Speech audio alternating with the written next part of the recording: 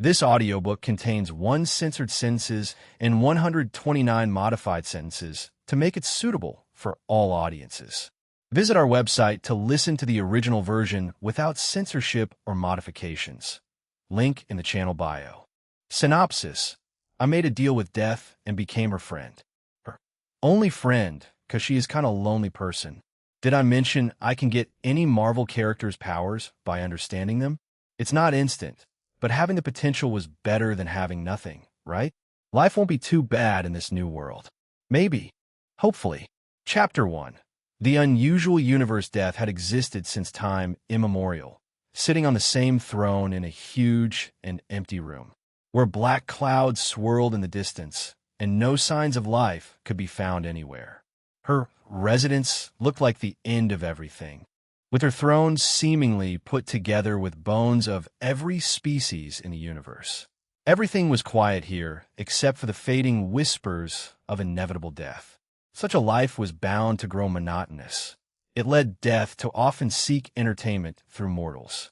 Today, too, was another dull day of death, looking through the multiverse for some amusement.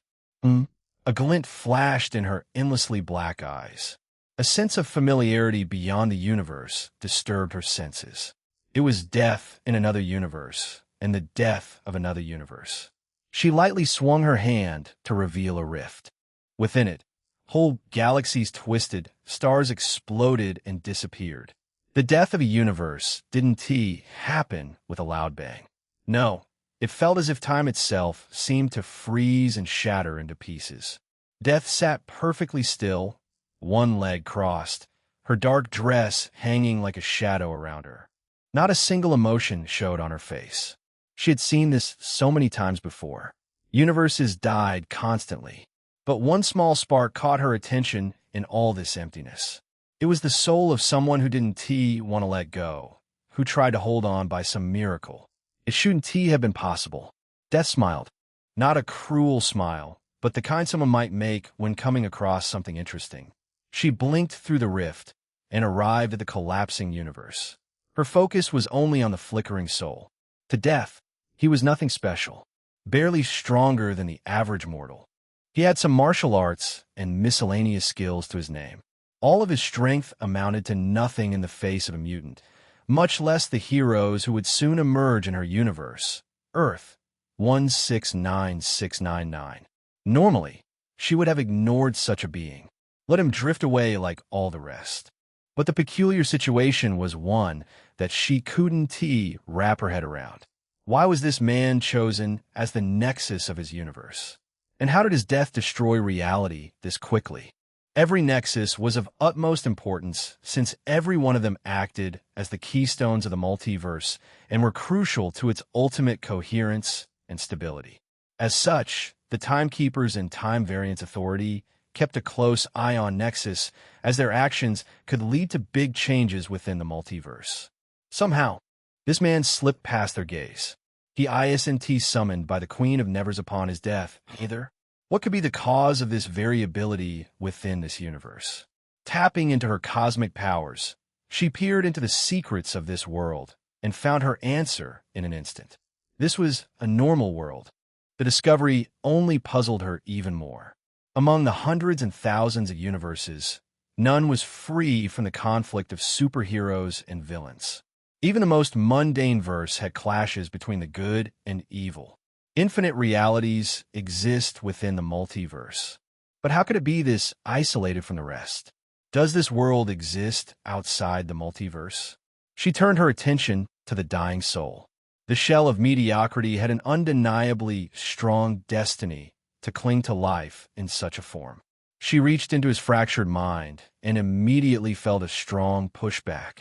What? She felt a pulse beneath the soul, a tremor of dormant power, a power so deep and vast that it made her shiver. It can't be. Is this universe devoid of heroes and villains? Because of him, the power of an entire universe and all of its beings focused into one person, the thought rattled Death's mind. For all her endless ages, Death had grown numb to novelty. Not even she could grasp the totality of power within this man, as it contained every ounce of talent countless heroes and villains were supposed to share. At its peak, it would be vastly above hers, only matched by no more than 5 entities across the multiverse. Such a power existed harmoniously with one mortal soul. Her sense of logic slipped away momentarily in the face of such a hypothetical. Then a slow, ecstatic smile touched her lips. It would be a waste to let you perish here. Reaching forward, she slipped her pale fingers through his immaterial chest. Flesh and bone meant nothing to her. She touched the core of him and shivered in the face of his restless power. Black runes flowed from her fingertips and coiled across him like serpents. They twisted and sank into every part of him, sealing the power so it wouldn't randomly explode. She would not let it run free and claim every soul in the universe she was about to drag him into. She caressed his featureless face. Your universe is gone. Your life is over. And you belong to me now. Chapter 2. The situation. Dante woke up with a gasp. It was as if someone had squeezed every breath out of his lungs. His heart was pounding hard, each beat drumming in his ears. After several deep breaths, he collected himself. The last thing he remembered was playing Marvel Rivals after a day of boring office work. Nothing unusual. A figure began to form in his vision. A person that should not be present in his apartment. More shadow than flesh. Pale face glowing like moonlight, yet somehow brighter than anything he'd seen. She sat nonchalantly on a throne of bones, exuding the aura of a queen as she silently judged, or rather appraised him with those calm eyes. This vessel is quite sturdy for 1 week of incubation, she said, speaking to herself more than to him. A speck of my cosmic powers should ease his burden. Where am I? His throat was dry, making his voice barely audible. Who are you? Despite never meeting her in his life, he felt a strange connection with her. A thought nearly made him burst into laughter. He was definitely having the strangest lucid dream, probably the result of not having sex for nearly a year. In his defense, he was too busy working his ass off. He was wealthy enough to survive decades, but he lived the life of a workaholic anyway. A faint smile curved the woman's lips. I rarely intervene in mortal affairs, and when I do, it is to ferry a very special soul. Tell me, do you still wish to know my name? The combination of her ethereal beauty and strange obsession with death invoked a name in his mind. A name that should only exist as a character name within the pages of comic books. He truly didn't want to believe it, yet something told him he was right. That the beauty before him was one of cosmic beings and the very personification of death. Death.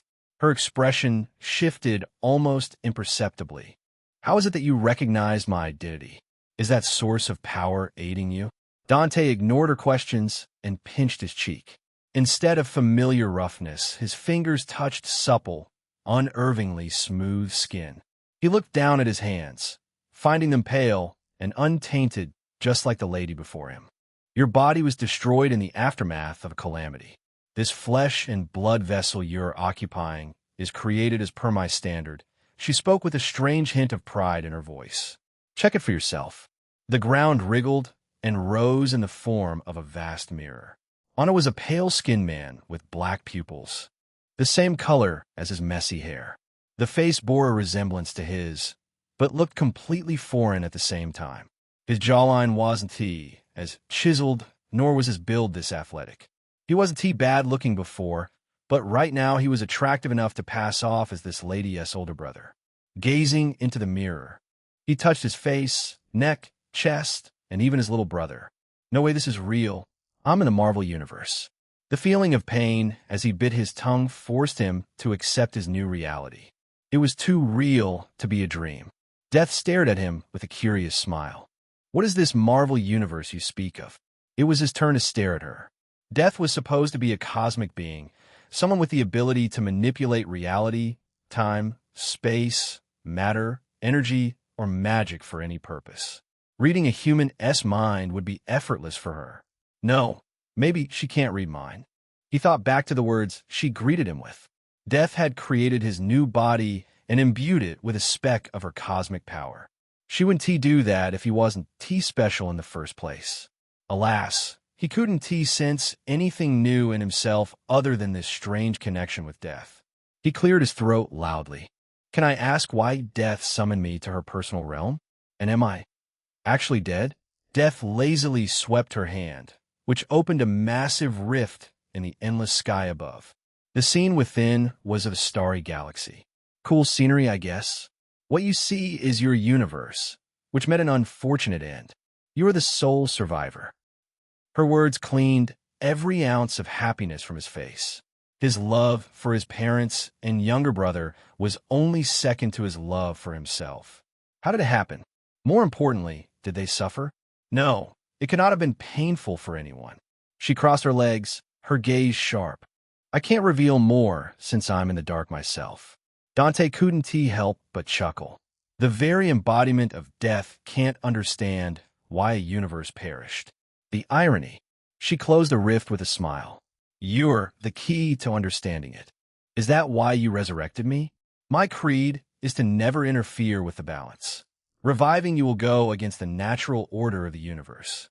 Propping her right elbow on the throne's armrest, she looked at him with a smile. A very gentle smile. But this very smile sent a shiver down his spine. Why must I defy the natural order I have upheld for eons for you?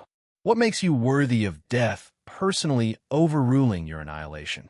He clenched his fists. There was a very good chance death was simply toying with him. She was patient enough to create a body for him and even give him some of her power. It would make any sense for her to kill him after all that effort. But there was still a chance she would. He was facing a normal being, after all. The very personification of death wasn't someone a human could comprehend. However, he had a secret weapon to turn the situation around the knowledge from his previous world. He closed his eyes and sank into thoughts. There was no reason to rush, since death set no time limit. Suddenly, golden and blue letters surfaced in his mind. Accessing Universe X's null repository. Searching for data related to death. Search complete.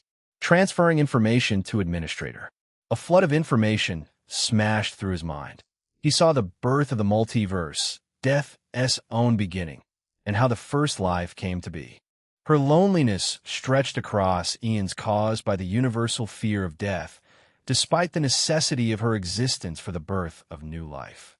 Information that shouldn't be known to a human continued flowing in him. His mind buckled under the weight. That brought agony. It felt like his head would explode. Warm blood began flowing from his nose.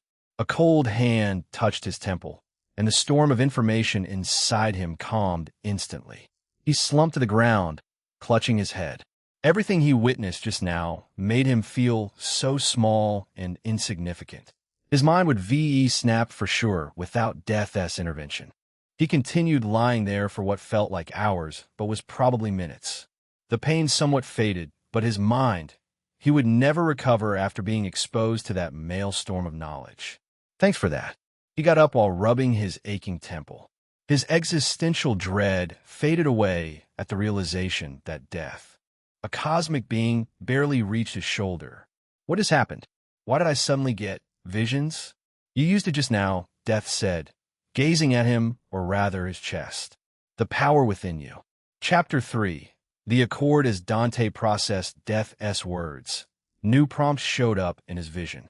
Character Death data resonation has reached 1, achieved level 1 resonance. With character Death, new abilities can be acquired through resonance link. 9. Would you like to establish a resonance link? He blinked once. Twice. Was he actually getting a portion of Death's power through this system, the null repository? And it seemed related to his understanding of death through those visions. That S just busted.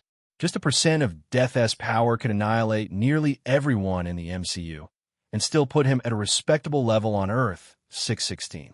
This was too great of a starting gift. Death noticed his dazed expression. Did you feel something? He unconsciously nodded at her somewhat concerned question. The easy line no sat on his tongue, but it felt wrong. She would have never revived him if she wanted to seize his ability. The reality was that she gave him a body even a hint of her cosmic power, and just save him from torment. From his comics knowledge, he knew Death didn't typically crave power, nor did she have any ambitions. She was a sucker for maintaining the cosmic balance. As such, Dante decided to be honest with her and himself. Well, you see, there's something called a null repository inside my mind. It shows me things. He described his very little experience with the null repository to the best of his ability. Death's eyes shimmered with a hint of intrigue. The null repository. Such an unfathomable name. It's very unexpected that this has some means to communicate with you. Dante didn't agree with her since he had grown accustomed to reading such stories. It was quite an experience to be part of one. I'm not part of some story, right? Death touched his chest, only for her hand to phase through him. Whoa, what the show? Close your eyes and feel it. He might have blushed if not for the sensation in his chest. Something rippled, quite foreign yet familiar to his senses. What you felt is the cosmic energy I used to bridge you and the null repository. It acts as a limiter to stop you from overdrawing strength in your fragile body. I used it to save your mind earlier. Thanks for that. His mind might have collapsed without her help. He was a bit grateful for her help. Do you want to see how the link works? What I gave is not enough to bring out its full power. Still, I'd love to see what it can do with what it's been given. Would you show me? He cleared his throat, averting his eyes from the childlike anticipation on her face. Death manifested differently for everyone. That was what he had learned from comics. For Deadpool, Death appeared as a playful lover, always teasing him for what he could never have. For Thanos, Death took on the form of an untouchable queen, one who made him worship her. The Death in front of him was curious and supportive. He didn't understand her enough to pinpoint her personality. Promise to save me if something goes wrong. Death giggled softly. I promise. He took a deep breath and focused, the way he usually did before a heavy lift. Null repo ILL, just call you Null, he thought out loud. Establish resonance link with Death. Permission acquired. Level 1 resonance link created. New abilities added to Administrator's archive. 9. The change rolled over him in an absolute manner. His senses opened to a new level. He could see subtle textures on the bones. He could hear a faint hum in the air he hadn't noticed before. His heartbeat slowed in a steady but powerful rhythm. His arms felt full of power, like he could double or triple all of his personal bests. Wow, I feel different. Death stepped closer and touched his cheek. Her skin wasn't warm, but the gesture was. It is real, she said softly. Your existence has completely shifted at its base. In the Prime Universe, you might be mistaken for a minor death god. Prime Universe? He already knew what she meant, and he wasn't ready to admit it. She might not believe it, even if he told her. Another universe, she said dismissively. I'll have you know that a single % of my strength is enough to annihilate stars. You clearly can't achieve that in this state, which indicates that this vessel can't handle your power. That's fair, he said. Can't be too greedy for power, or it'll bite me in the ass. Dante was plenty thankful for being the sole survivor, which still made his heart ache. Moving forward, he just had to put in the effort to reach Null Repository's maximum potential. Null, can you analyze my current status and quantify it? The answer arrived in neat rows of text. Core attributes under Resonance Link: Death, Intelligence, 25 class, Gifted effects, above average in creativity, adaptability, and applying knowledge between fields with insight. Able to intuitively comprehend knowledge related to death manipulation. Pattern recognition and strategic planning operate at accelerated rates. Vitality cannot be measured class. Unknown effects. Body sustains existence state rather than life state. Unable to perish without death as permission. Strength varies from 12 to 75 class. Normal to mid-class superhuman effects. Normal. Can be enhanced by death aura to higher tiers. Agility varies from 10 to 50 class. Normal to peak speed of sound effects. Normal can be enhanced by death aura and can reach extreme levels under the effect of death denial. Endurance 100 class. Virtually indestructible effects. You will endlessly regenerate until death denial ability continues working. This allows you to function in extreme environments. Willpower, 25 class. Iron Will effects. As a byproduct of glimpsing what mortals should never, your willpower has reached greater heights. You can stare down terror, fight through severe pain and exhaustion, shrug off standard fear compulsion effects, and resist mind corruption. Energy capacity, 35 class. Advanced effects. You can unleash a large amount of death aura. Abilities acquired through resonance, physical resistance, abnormal resistance, death, arbiter, universal terror, death, denial, borrowed side, death, aura, soothing visage, transcend, Dante, scan the status report. Try not to laugh. Am I a raid boss or what? It felt hard to believe these crazy stats and seemingly powerful abilities belonged to him. The gap between numbers and reality would take time to bridge. Null, he said. Can you provide details on abilities? Death's smile returned, small and polite. You still owe me an answer. There will be no point to it if I don't find your answer satisfactory. He silently looked up at her. The safe route would be to bargain, to offer his service, to promise her entertainment, essentially serving as her dog. But the images from the repository still remained bright in his mind. He remembered the loneliness in her memories, the emptiness that stretched longer than stars, and most importantly, the responsibility of being necessary but never wanted by anyone. Taking a deep breath, he made a bold decision. You should let me live, he said, and then stepped forward. He placed one hand behind his back and gave a small bow, extending his other hand to her, as if requesting a dance. Because I'll be your companion. Death's only companion. Was it reckless? Of course. Foolish, even. It could be read as a joke, or it could get him erased from existence. The choice was reckless, but it was honest. He knew Death needed something else more than entertainment. A companion. Someone who understood her without fearing her on an instinctive level. Could he look Death in the eye and say he wasn't afraid of it? The answer would been a deafening no. Until yesterday. But not today. Not in his current form, at least. Death watched his hand for a long minute. The wait was excruciating. The anticipation wasn't any different for what he felt after his terrible confession in high school. Except his very life hinged on nailing this performance. There was no fear on his face, however. Only confidence. Death covered her mouth and laughed as her fingers rested in his open palm. Not the answer I expected, but an answer I'm willing to accept. He breathed out a deep sigh before revealing a smile. I want to let you down. You certainly have the qualifications to walk by my side. Death nodded slowly. There was a distinct glow in his eyes as she gazed at their clasped hands. Then we have an accord. Yeah, Dante replied, still unsure about what he had signed up for. Do you want to dance? We'll save that for another day, she said with a soft giggle. You don't have much time, I'm afraid. Huh? He suddenly felt lightheaded, strength draining from his body like a torrent. Barely holding on her hand, he finally fell forward in Death's embrace. What's going on? She lowered him to the ground and let him lay on her lap. Her left hand reached for his chest, caressing it with a gentle touch. Your vessel is still weak to hold my power. Resonance link severed due to an external factor. Shit. He recalled seeing abnormal resistance under his ability section.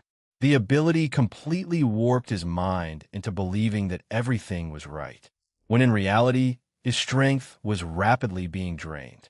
His body wasn't strong enough. Death caressed his face. I regret spending very little time on your vessel. Then again, you're the man who glimpsed at the primordial chaos and lived.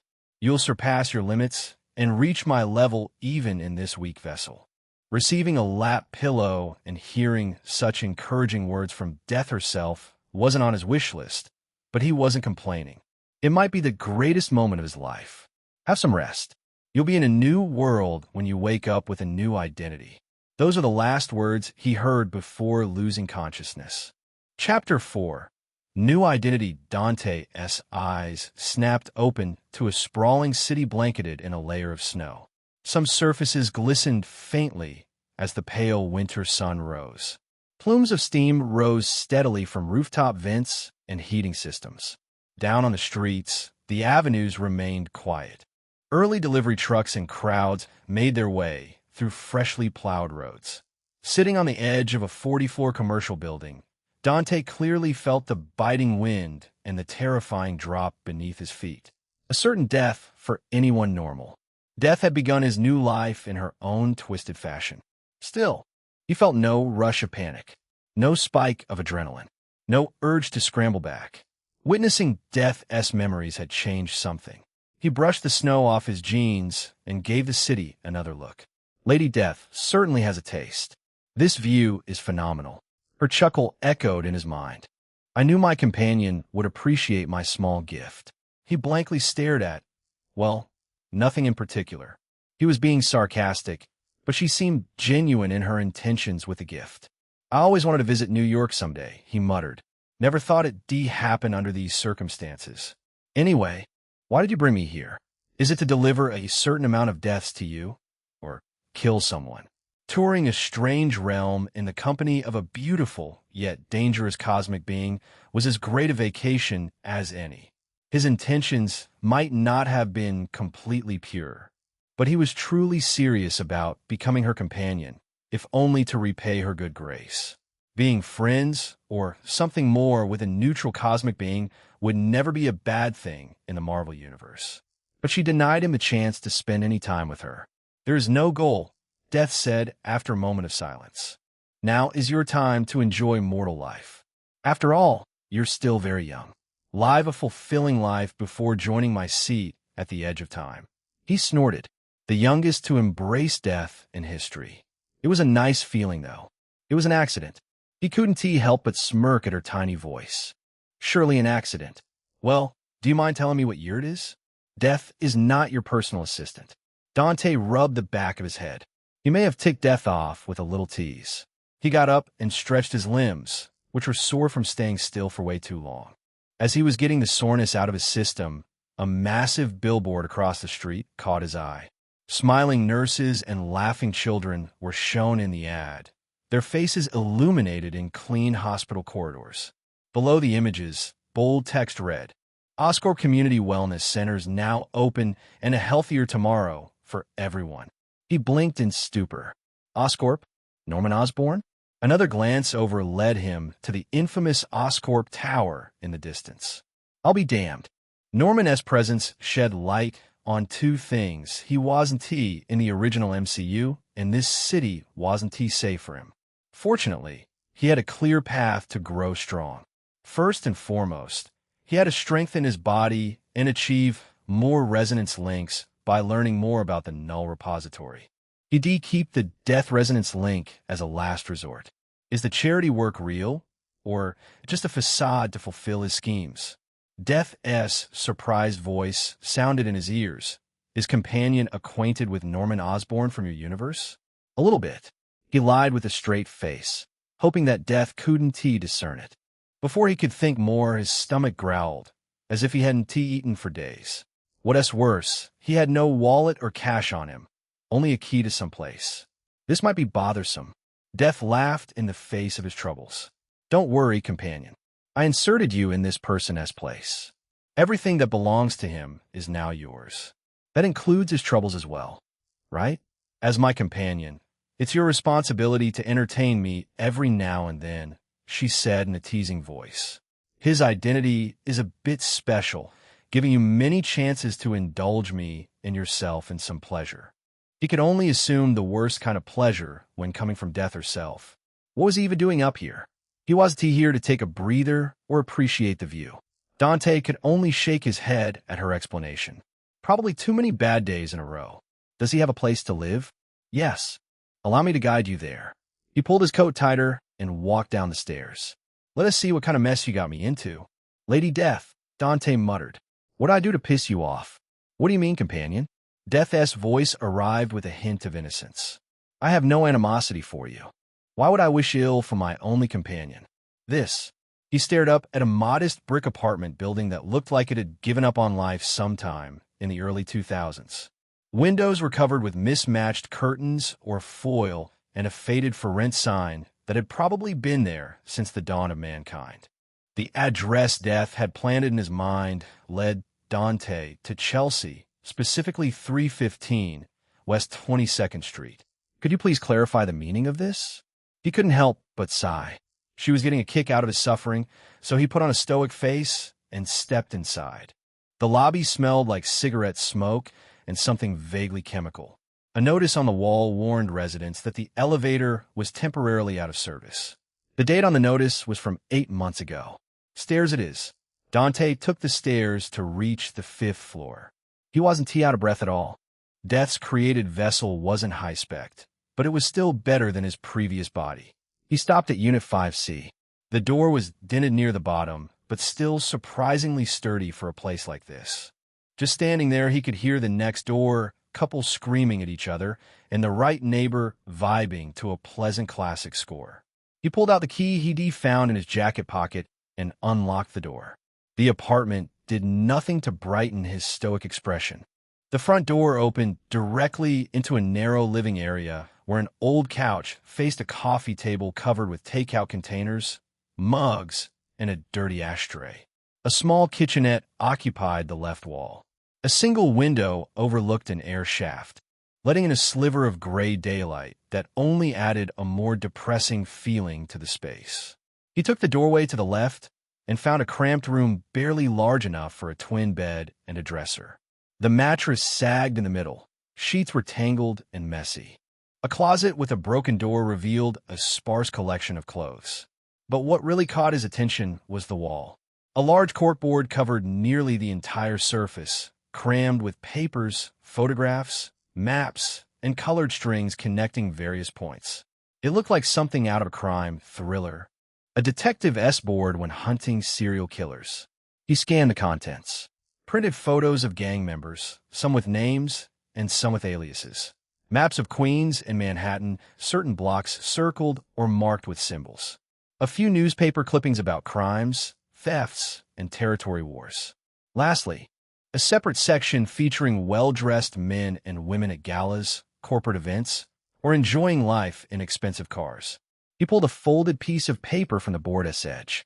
Inside was a handwritten price list, surveillance work, bodyguard gigs, retrieval services, and information brokering. The rates were nothing mind-blowing for the risk involved. There was a business card attached with red-eye alias, a phone number, and email address. An information specialist. A rather thorough one, Death said. He gathered intelligence and connected people who needed things with those who could provide them. Not very skilled in combat, however.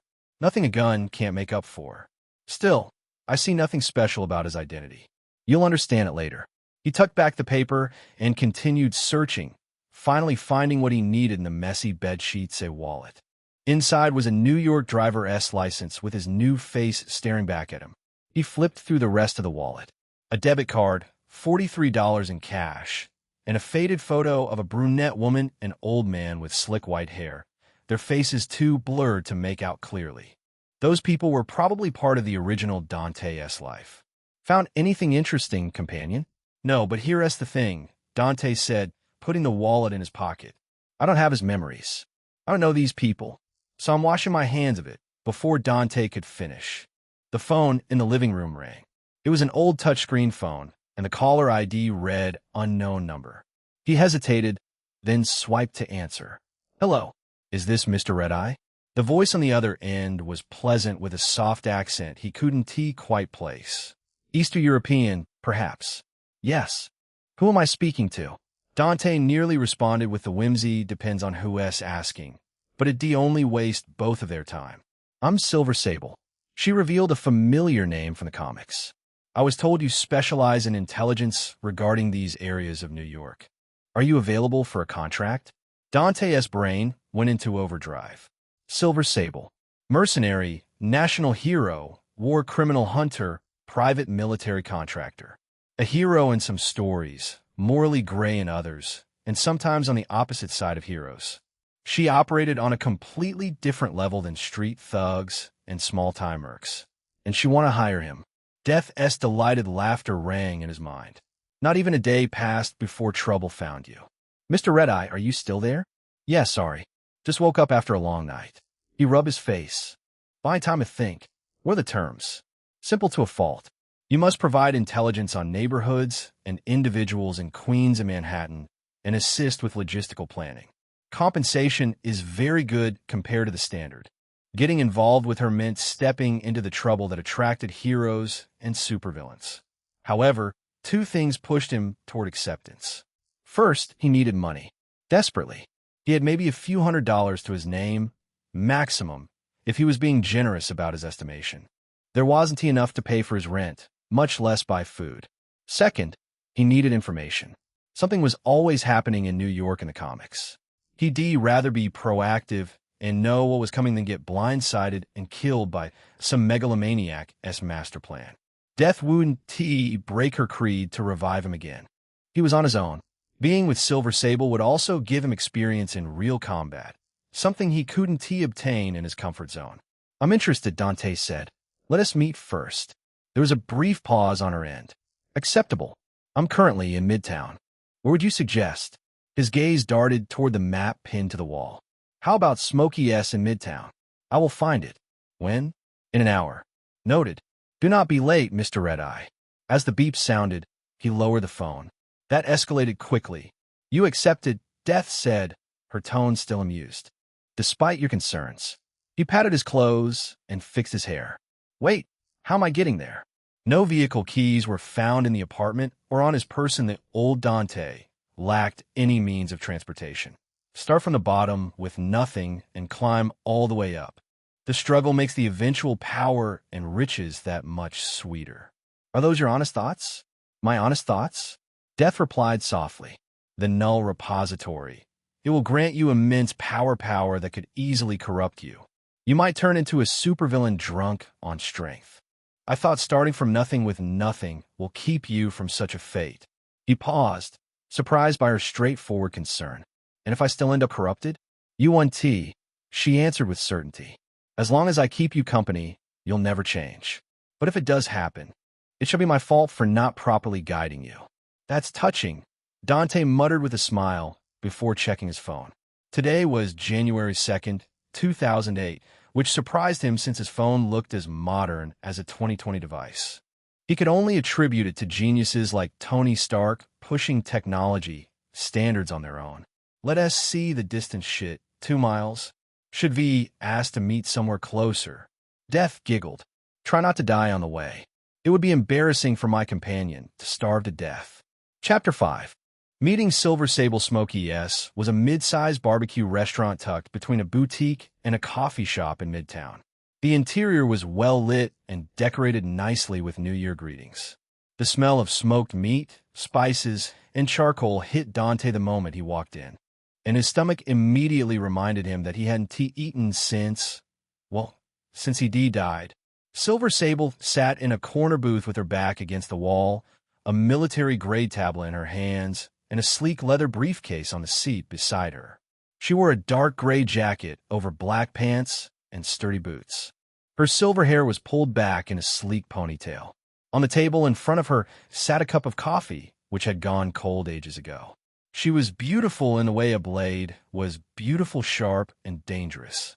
Despite everyone eyeing her, she had a calm expression. Symkaria S, national hero, was quite used to being the center of attention. The same level of attention shifted to Dante the moment he stepped inside, and for a good reason. Death had given him pale white skin and sharpened his features to the point of perfection that, combined with his towering, muscular figure, easily made him eye-catching. Even Silver Sable held an appreciative gaze for a moment. "Do I need to remind you," Death teased, "that I do not perform half-heartedly?" Dante smiled faintly and walked over, sliding into the seat across from her. "Ms. Sable?" She didn't smile, didn't frown, or offered him any greetings. Her expression was perfectly neutral as she observed him, clearly not expecting her information broker to be an attractive man, much less being the most attractive man in the whole world, debatably. "Red-Eye?" He gave a small nod. "Am I too late?" "No, you were right on time."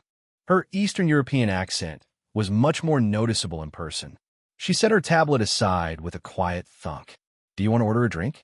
"Yes." He called down a server and ordered a couple of chicken sandwiches, soft drinks, steak, and some fries on the side, the most American order he could be made. "Do you want anything?" me fine. Let us discuss business. He leaned back, matching her calm demeanor 1-to-1. So what intel do you require?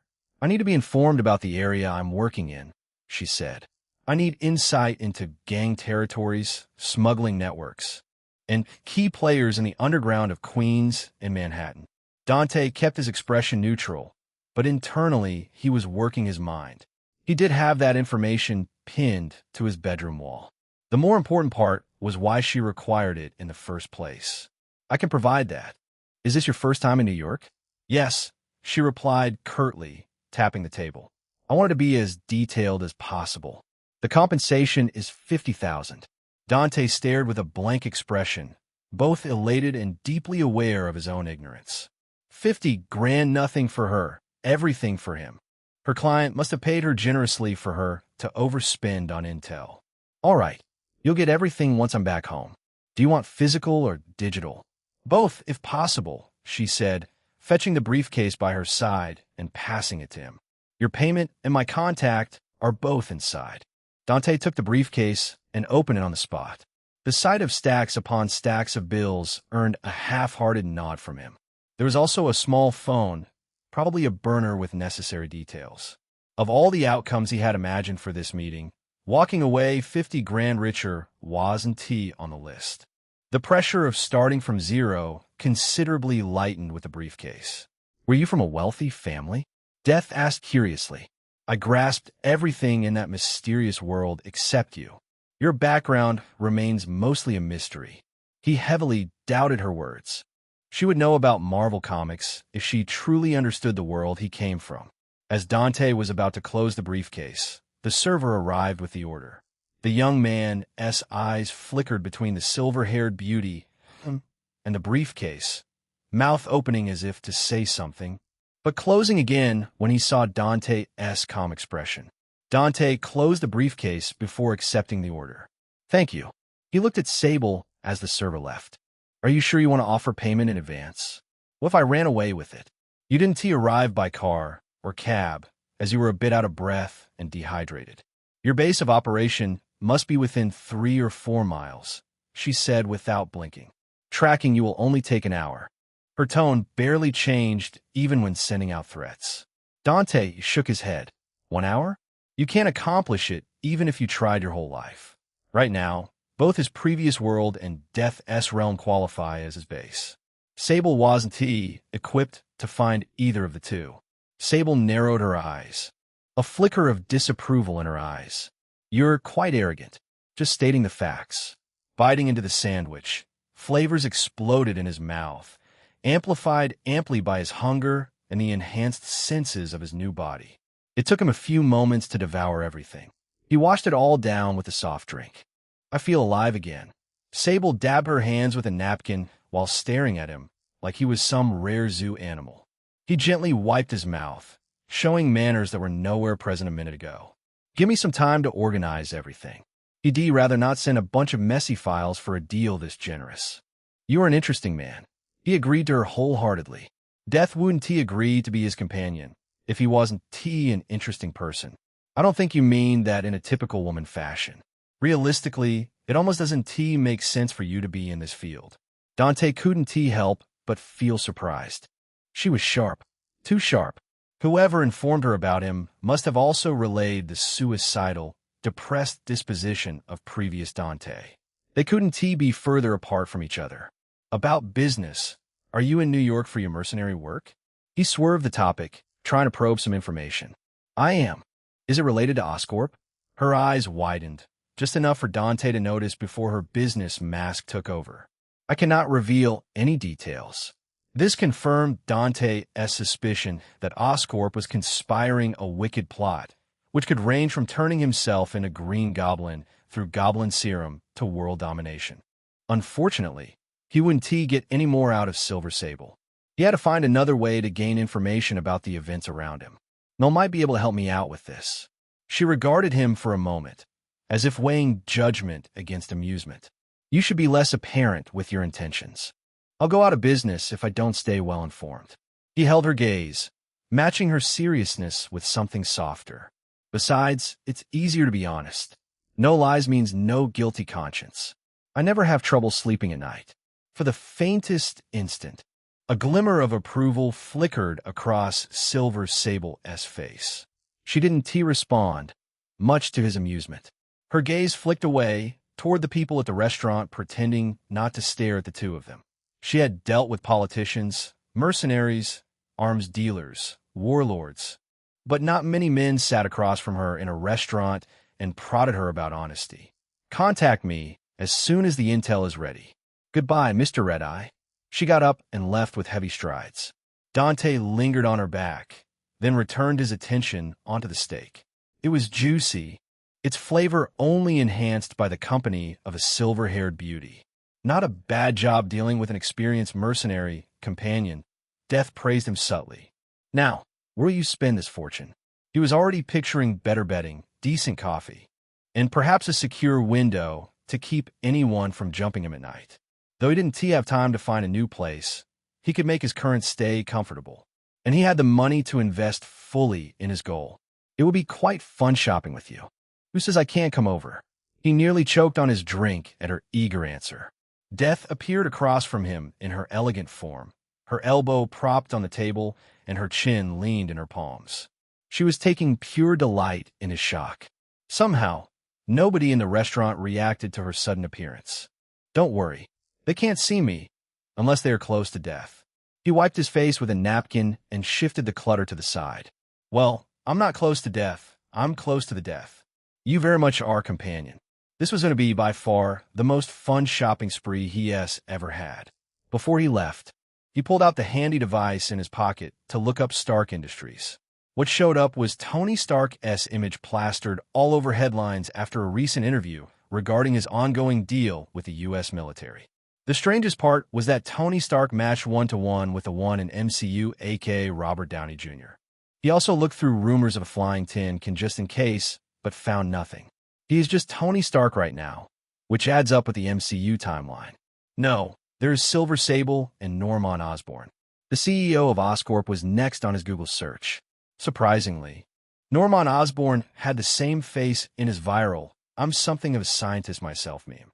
After some furious typing over the internet, he was left more confused than he had ever been in his entire life. Baxter Building also existed in this universe, and so did Roxanne Energy Corporation and Frost International. What in the fucked up timeline did I end up in? Chapter 6. Felicia's encounter. The day after 2008 started, Felicia Hardy stood before a flower shop in the bustling mall.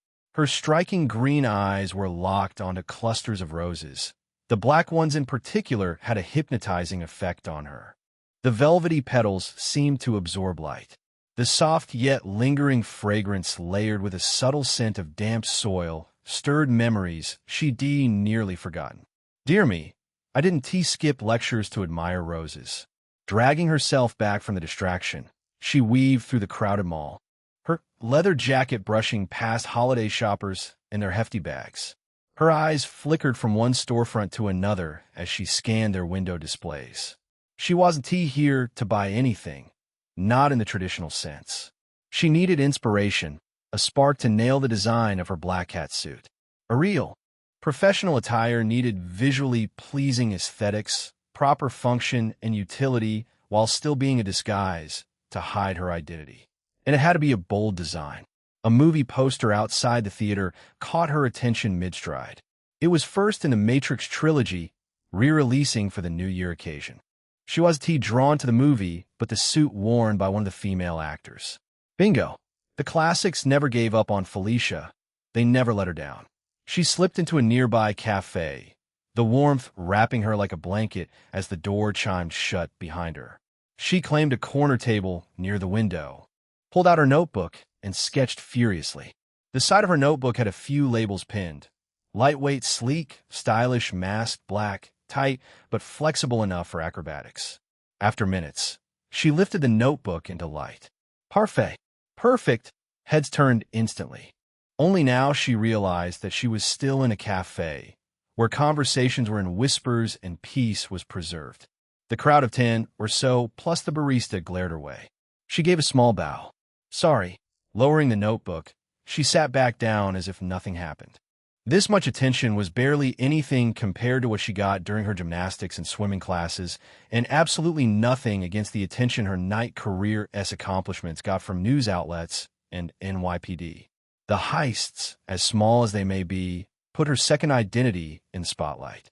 She never stole for money. No, such pedestrian reasons tainted her craft. Yes, craft. She was an artist, sharpening her craft so that one day she would free her father from prison. So that one day the father and daughter could make every rich, loathsome fellow shiver. Have patience, dearie me. That day will come soon. A confident smirk tugged at her lips. Very soon, as she tucked away her notebook, her focus turned to a couple entering the cafe. The surroundings seemed to freeze over in that second. Her eyes were drawn first to the woman, whose black dress trailed the floor, yet remained completely free of dust. Long raven hair framed features that seemed timeless snow-pale skin, dark eyes, and an expression of serene detachment. She looked like she stepped out of a fairy tale. The man beside her matched her in his own way-sharp jaw. Perfectly sculpted features, a lean, muscular build beneath a dark coat, and posture oozing calm confidence. Together, they looked unreal. Picture perfect. Too perfect. That raised every red flag Felicia had. A movie shoot? She quickly scanned outside through the glass panels. No crew. No cameras. No lights or equipment. Yet the odd prickling didn't go away. Something was off about the couple. Something she couldn't put into words, but her sharp senses felt it vividly. Then the man's gaze swept the cafe and landed on her. That alone wouldn't trigger any red flag, as men tend to check her out quite often.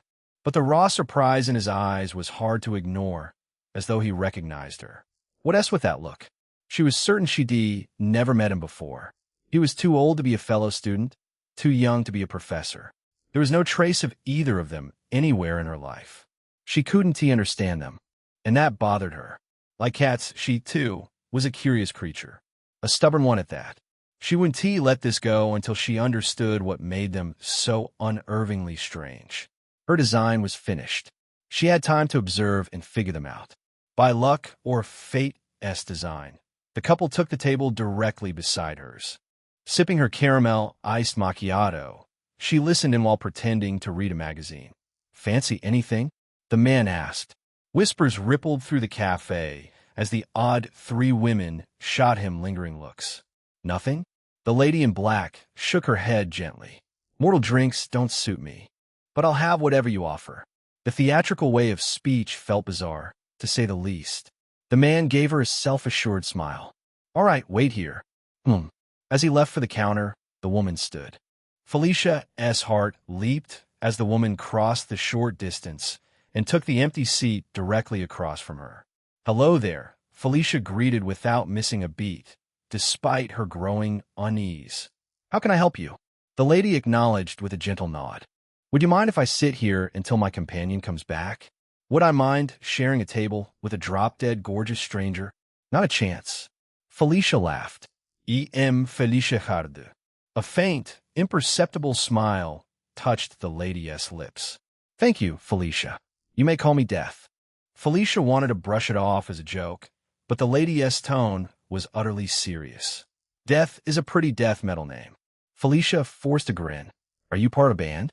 Her common sense dictated that no one would actually be named Death or proud of having such a name. The bullying alone at schools would break them. Death tilted her head innocently.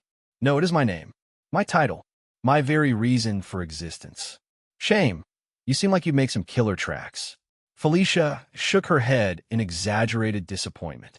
But I still gotta ask why that name? Why Death? Death crossed her arms as her face revealed an annoyed frown. Do you ever question why the sun and moon are called such? No, you simply accept. In the same vein, death is death, the inevitable end of all living beings. Felicia stared, momentarily stunned, speechless. This woman was either too deep in fantasy or completely serious. And something deep in Felicia's gut told her that it was the latter. Lady, do you need therapy? I can recommend someone good. Death could only sigh as though fed up with her foolishness. Turning her head, Death looked at her approaching partner. Companion, you're here. The black-haired man glanced between them with a puzzled look. He put down the tray and dragged a chair to sit beside Death. Everyone stared at him weirdly, even those girls who were sending him starry-eyed looks before. They looked disturbed, as if they were looking at someone who lost his mind. Death accepted the offered drink and took a small sip. Her expression softened immediately. Sweet. I like it. The man nodded, satisfied, and looked at Felicia with an awkward smile. I hope Death didn't bother you much. Felicia raised a brow. Is her name really Death? It bothered her. It bothered her too much that this ethereal beauty had a couple screws loose. It bothered her that she couldn't shake off the strange feeling of inferiority before Death. Not the better face, body, or smarts type of inferiority, but a primal kind. It was as if standing before someone vast and immeasurable. Someone so significant that Felicia was barely worth noticing. And it really ticked her off. Cats were petty by and curious nature, and so was Felicia Hardy. Yes, Dante replied, sipping through a straw, his calm gaze never leaving hers. Would you trust me if I told you she's really the living embodiment of Death? Felicia stared at Death, who was happily sipping on her drink with the happiness of a child. Would you if you were me? I wouldn't either, he said, pausing as a grave expression appeared on his face. But do you know what it means to see her? Now you're making it all weird. Felicia leaned back and crossed her arms, looking a bit fed up. You tell me what it means, handsome. Death patted Dante's shoulder. Companion, you shouldn't change fate? Dante chuckled, though his eyes remained serious. My presence alone changes everything. What difference would one life make? What you speak of is different from turning an inevitable death into an avoidable one. This will have rippling effects across this universe. He revealed a confident, almost reckless smile. Then I'll become strong enough to handle whatever comes. Death looked ready to argue, but he reached over and gently took her hand. The lady sighed, as if it couldn't be helped, and returned to her drink with quiet acceptance. Felicia listened to the exchange, but every word and meaning flew over her head. Nothing made sense. Are you one of those fortune tellers with arcana cards? Because miss me with that mystical, Felicia Hardy, be quiet for a second. Her eyes widened. How do you know my name? She'd only introduced herself to Death when Dante was at the counter, well outside range of hearing their conversation. Even her sharper-than-average hearing wouldn't have caught a word they were saying. I know more than your name. I know about your dual identities, your father, and what you do at night. He paused, took a long sip of his drink, then put the cup away. You might think I'm here to blackmail you or manipulate you. Let me be clear. I'm not. Felicia's composure nearly fell away as her fingers tightened around her cup. Dual identities, not a single person was made aware of this truth, yet except for the man who trained her. And as annoying as Black Fox could be, she knew he'd never betray her. Why do you know that? That is not important right now, Dante said, leaning forward with a serious expression. What is important is that you're about to die. Chapter 7. Uninvited guest. Felicia sat in the cafe, staring at the magazine. Dante's words echoed in her mind like a favorite song on repeat, even after the couple departed. Were they con artists? No, they knew too much for that. They couldn't be undercover cops, as they just throw her in prison without any of these mind games. Maybe death is what she claims, Felicia. What if the greatest heist you prepared for years will kill you? Felicia slapped her cheeks to shake off the thought. Get your head out of there. She had worked too hard to stop now. She had to see this through, even if there was a chance of death. The barista arrived at her table. She was no longer in her uniform, which signified the end of her shift. Hey, were you and that guy, acquainted? Felicia noticed a great deal of adoration in the young barista's eyes, probably a university student like herself. What baffled Felicia was the eagerness, as though the girl didn't see the gorgeous woman at the guy's side. Although the barista was pretty, she couldn't match Death. Were acquaintances kind of... The barista girl's eyes lit up. Oh, do you have his contact? Nope. All her excitement deflated away. She scratched her head. Please tell me if you meet again. He was so fine. But kinda, Out his head? What do you mean out his head? He looked normal enough. The barista gasped. How did you not see him talking to himself? He was right beside you. No, wait. Felicia jumped up in shock. He was talking to a woman in black. The question earned a puzzled and rather concerned look from the barista. Are you sure you didn't tea party too hard last night? Agitated, Felicia scanned the cafe and questioned those who'd been around since her arrival. The barista wasn't lying. Nobody saw death. Nobody except herself. It'd be one thing if death was invisible to everyone, but death showed up to her and Dante. I have to get to the bottom of this. Heart pounding, she dashed out as fast as an Olympic sprinter. The mall was crowded, but finding those two shouldn't be too hard. Felicia put on her charming smile and asked around. The leads took her around the mall and then through other shopping centers in Manhattan until the sky turned to orange. Shit, I fumbled my chance at something insane. She clutched her hair, her left fist clenched. How do I find them? Wait. She took out her phone and sent a text to an acquaintance. Someone who dealt in murky dealings around the area. Give me information brokers around Manhattan. Soon, a list of contact cards arrived in her inbox. Sleep peacefully tonight. Bad luck will knock at your door tomorrow. She took a cab to her dorm before the curfew started. Voices drifted from inside, which was odd since the room belonged to Felicia alone. Intruders? Her curiosity wrestled with caution until curiosity won. She pressed her ear to the door to eavesdrop. Say, Sai, did you attend university? No, the hand never let me. I feel for you. You know, I was a top student thanks to telepathy. The confident voice continued. Back then, I may have been a dumb girl humiliating others for pleasure. It was fun, though, it always is. As if you don't do it now, the other voice replied dryly. How long will we wait here? We don't have to anymore. Felicia, you don't need permission to enter your own room. Felicia's heart slammed against her ribs. That last line was heard directly in her mind, or was it just her imagination? Regardless, her cover was blown. She had the skill to wipe the floor with two ordinary women. Things might get tricky if they carried firearms.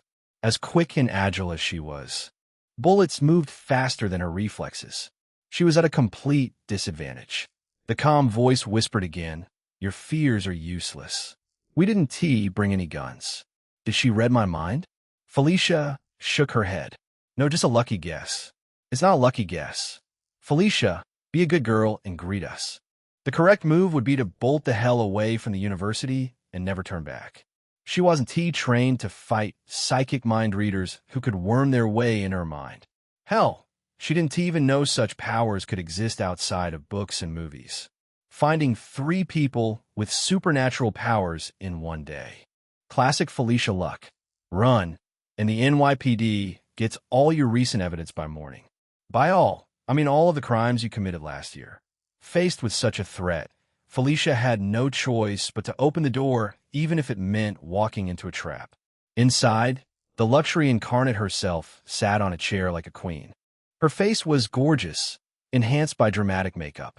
Blonde hair spilled over her white fur coat. The expensive jewels around her neck winked at Felicia. She exuded wealth and luxury. So much wealth that Felicia's fingers tingled with greed, even in this situation. The blonde wasn't alone, however. A black-haired woman stood guard right next to the blonde, wearing a sleek, deep navy bodysuit with a high-cut, leotard-style bottom. The red flowy sash around her waist nicely contrasted with her black.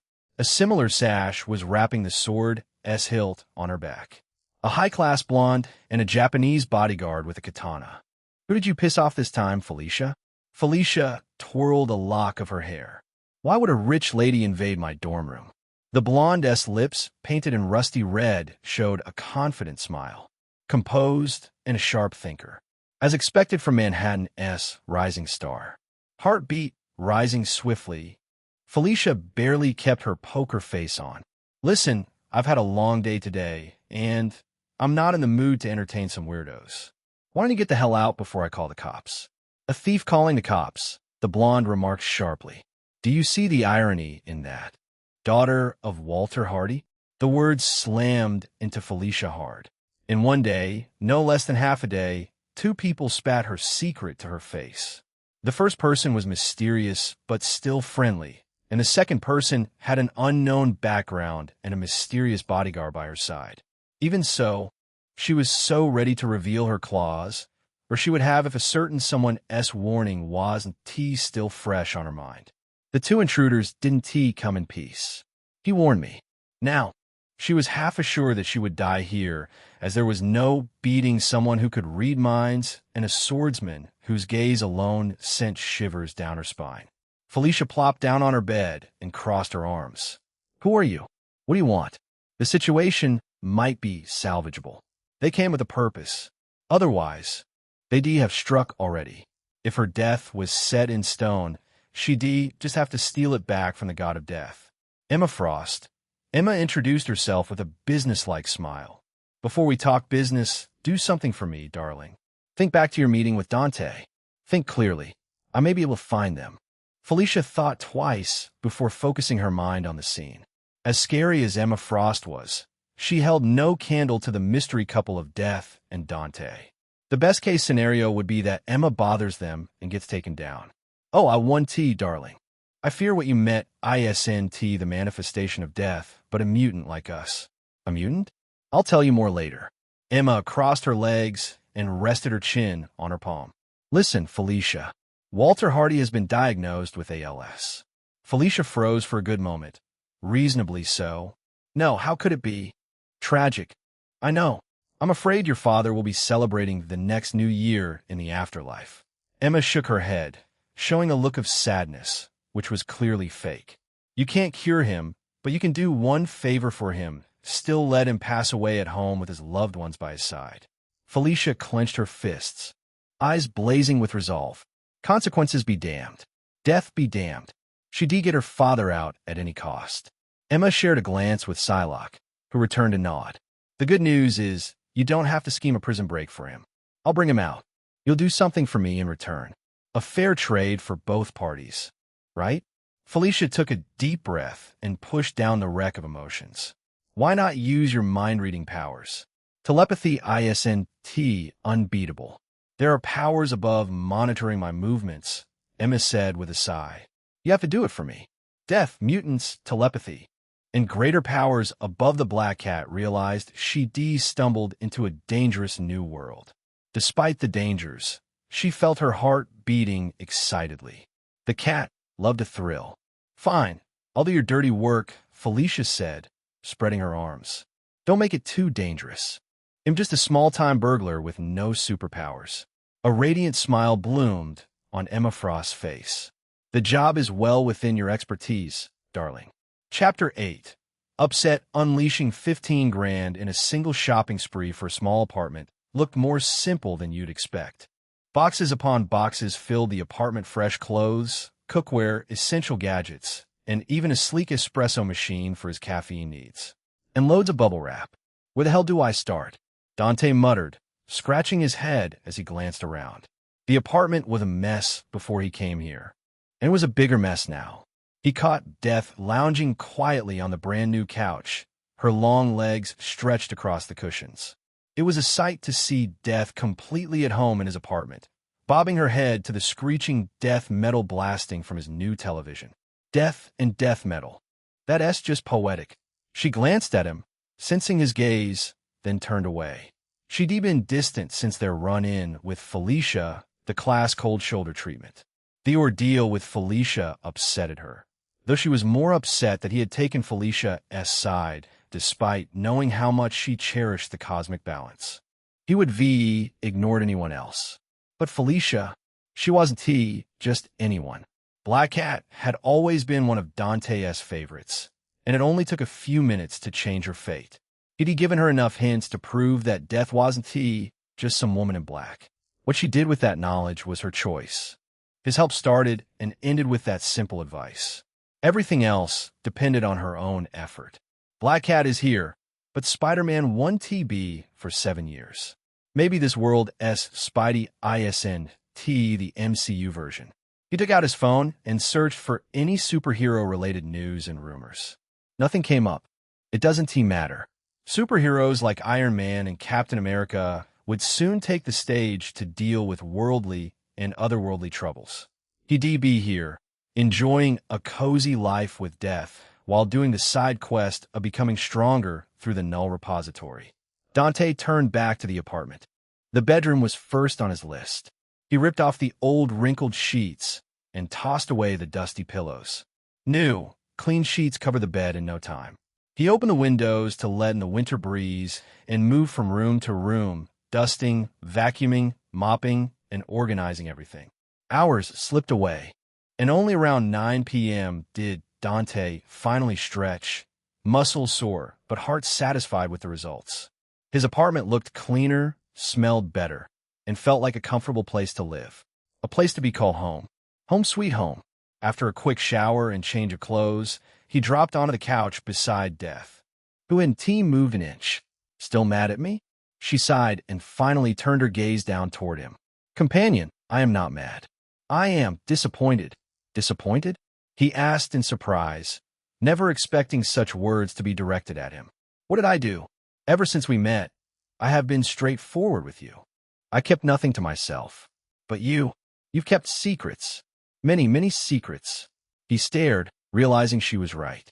Maybe he hurt her trust without meaning to. This is about Felicia. Isn't it? Yes, she said with a slow nod. You acted like you knew her.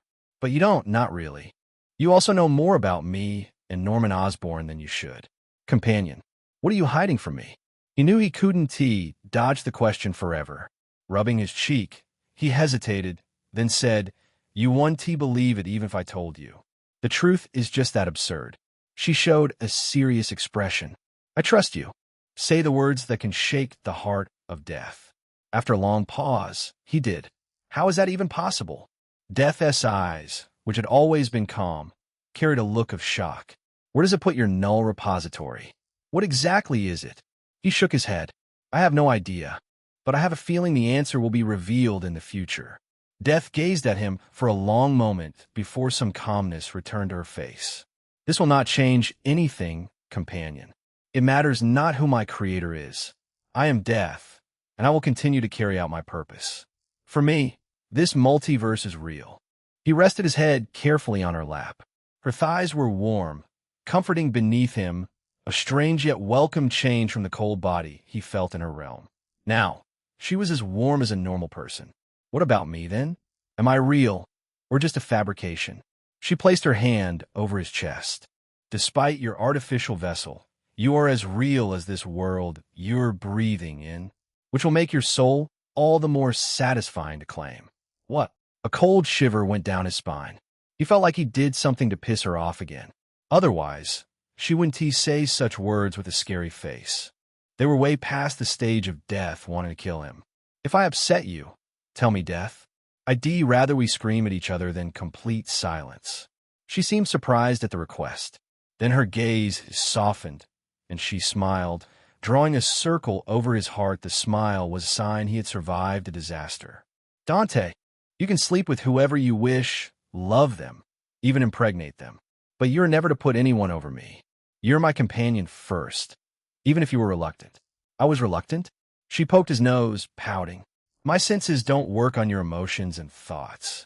But even I can tell your offer was an attempt to save your skin. Death is not that stupid. He never thought he'd see Death pout over a trivial matter. Yet here he was, watching her pout over a trivial matter. I was a bit unwilling at first, but now, I like spending time with my beautiful companion. Wouldn't give it up for anything. He took her hand, kissed it softly. You know, jealous Death is just so cute. You are the first man to call Death cute. I wonder if you would feel the same when I come to claim your life. He winked. You can check it now. You have yet fulfilled your responsibilities as my companion. She crossed her arms and looked out the window. That said, I hope that moment doesn't come anytime soon. I'd rather not die if living is an option. He stretched his legs and made himself comfortable. I'm going to sleep now, and you'll stay like this all night. This is my reward for doing everything while you were lazing on the couch. She arched her brow, but a soft laugh escaped her. Rest to your heart as content. This vessel is more than prepared for such hardship. A few minutes after he closed his eyes, he felt something soft and wet pressing against his lips. He had a tiny bit of impulse to tease her for sneaking a kiss when he was sleeping and calling her the shyest cosmic being. She has got a human side. It relieved him to see that she wasn't immune to desire. She got jealous and cared, but he couldn't rush the relationship. Death wasn't someone you pushed. One wrong step, and he might vanish, erased from existence. Besides, there were other desirable women in this world. The first one to cross his mind was Silver Sable, and the second was Felicia Hardy. One with a steady and mature mindset about life and responsibilities, and the other whimsical and chaotic. Mingling with them was inviting trouble. Sable had the burden of a whole nation as its sovereign, and Felicia had her fated death to defy. Let us stick with death for now. Dante woke to the quietest morning he'd ever known in this world. The clock on the wall had ticked a little after 5. He shifted and realized his head still rested on Death's lap. She leaned back against the cushions, eyes closed with a peaceful expression. Her breathing was so soft it almost disappeared. He found himself watching her for a long while. The embodiment of death had no business being this beautiful. Is she actually sleeping? His fingers brushed his lips, recalling her gentle kiss. He eased up, careful not to disturb Death's sleep, and pecked her lips. A faint blush colored her cheeks. She woke up. He couldn't help himself with a second kiss, then a third, each one longer than the last. That was enough teasing to make her beet red. Peeking out the window, Dante saw the city wrapped in the stillness of early morning. He still found it hard to believe that this world, these people, everything came from the pages of comic books and movies. Grabbing a towel, he headed for the shower. The cold water pelted his skin like needles, waking every sense and clearing the leftover sleep from his system. Back in the bedroom, he unpacked the laptop Sable had paid for. She had made good on her payment, so it was time to deliver. He scanned the files and sorted everything into neat folders. It took nearly 3 hours, but by the end, the information was packaged just the way a professional like Sable would prefer. When Dante returned to the living room, Death was gone. The only sign she'd been there was the impression on the cushions. Death? Her voice reached him like a distant echo. I'm still here, just not by your side. What happened? A minor disturbance in another universe. He rubbed the back of his neck. Anything I can help with? It's a mad titan. He is obsessed with me and wants to impress me, to make me his. He is claiming lives to do so, which is ruining the balance here, she explained. You're still too weak to interfere. Dante arched a brow.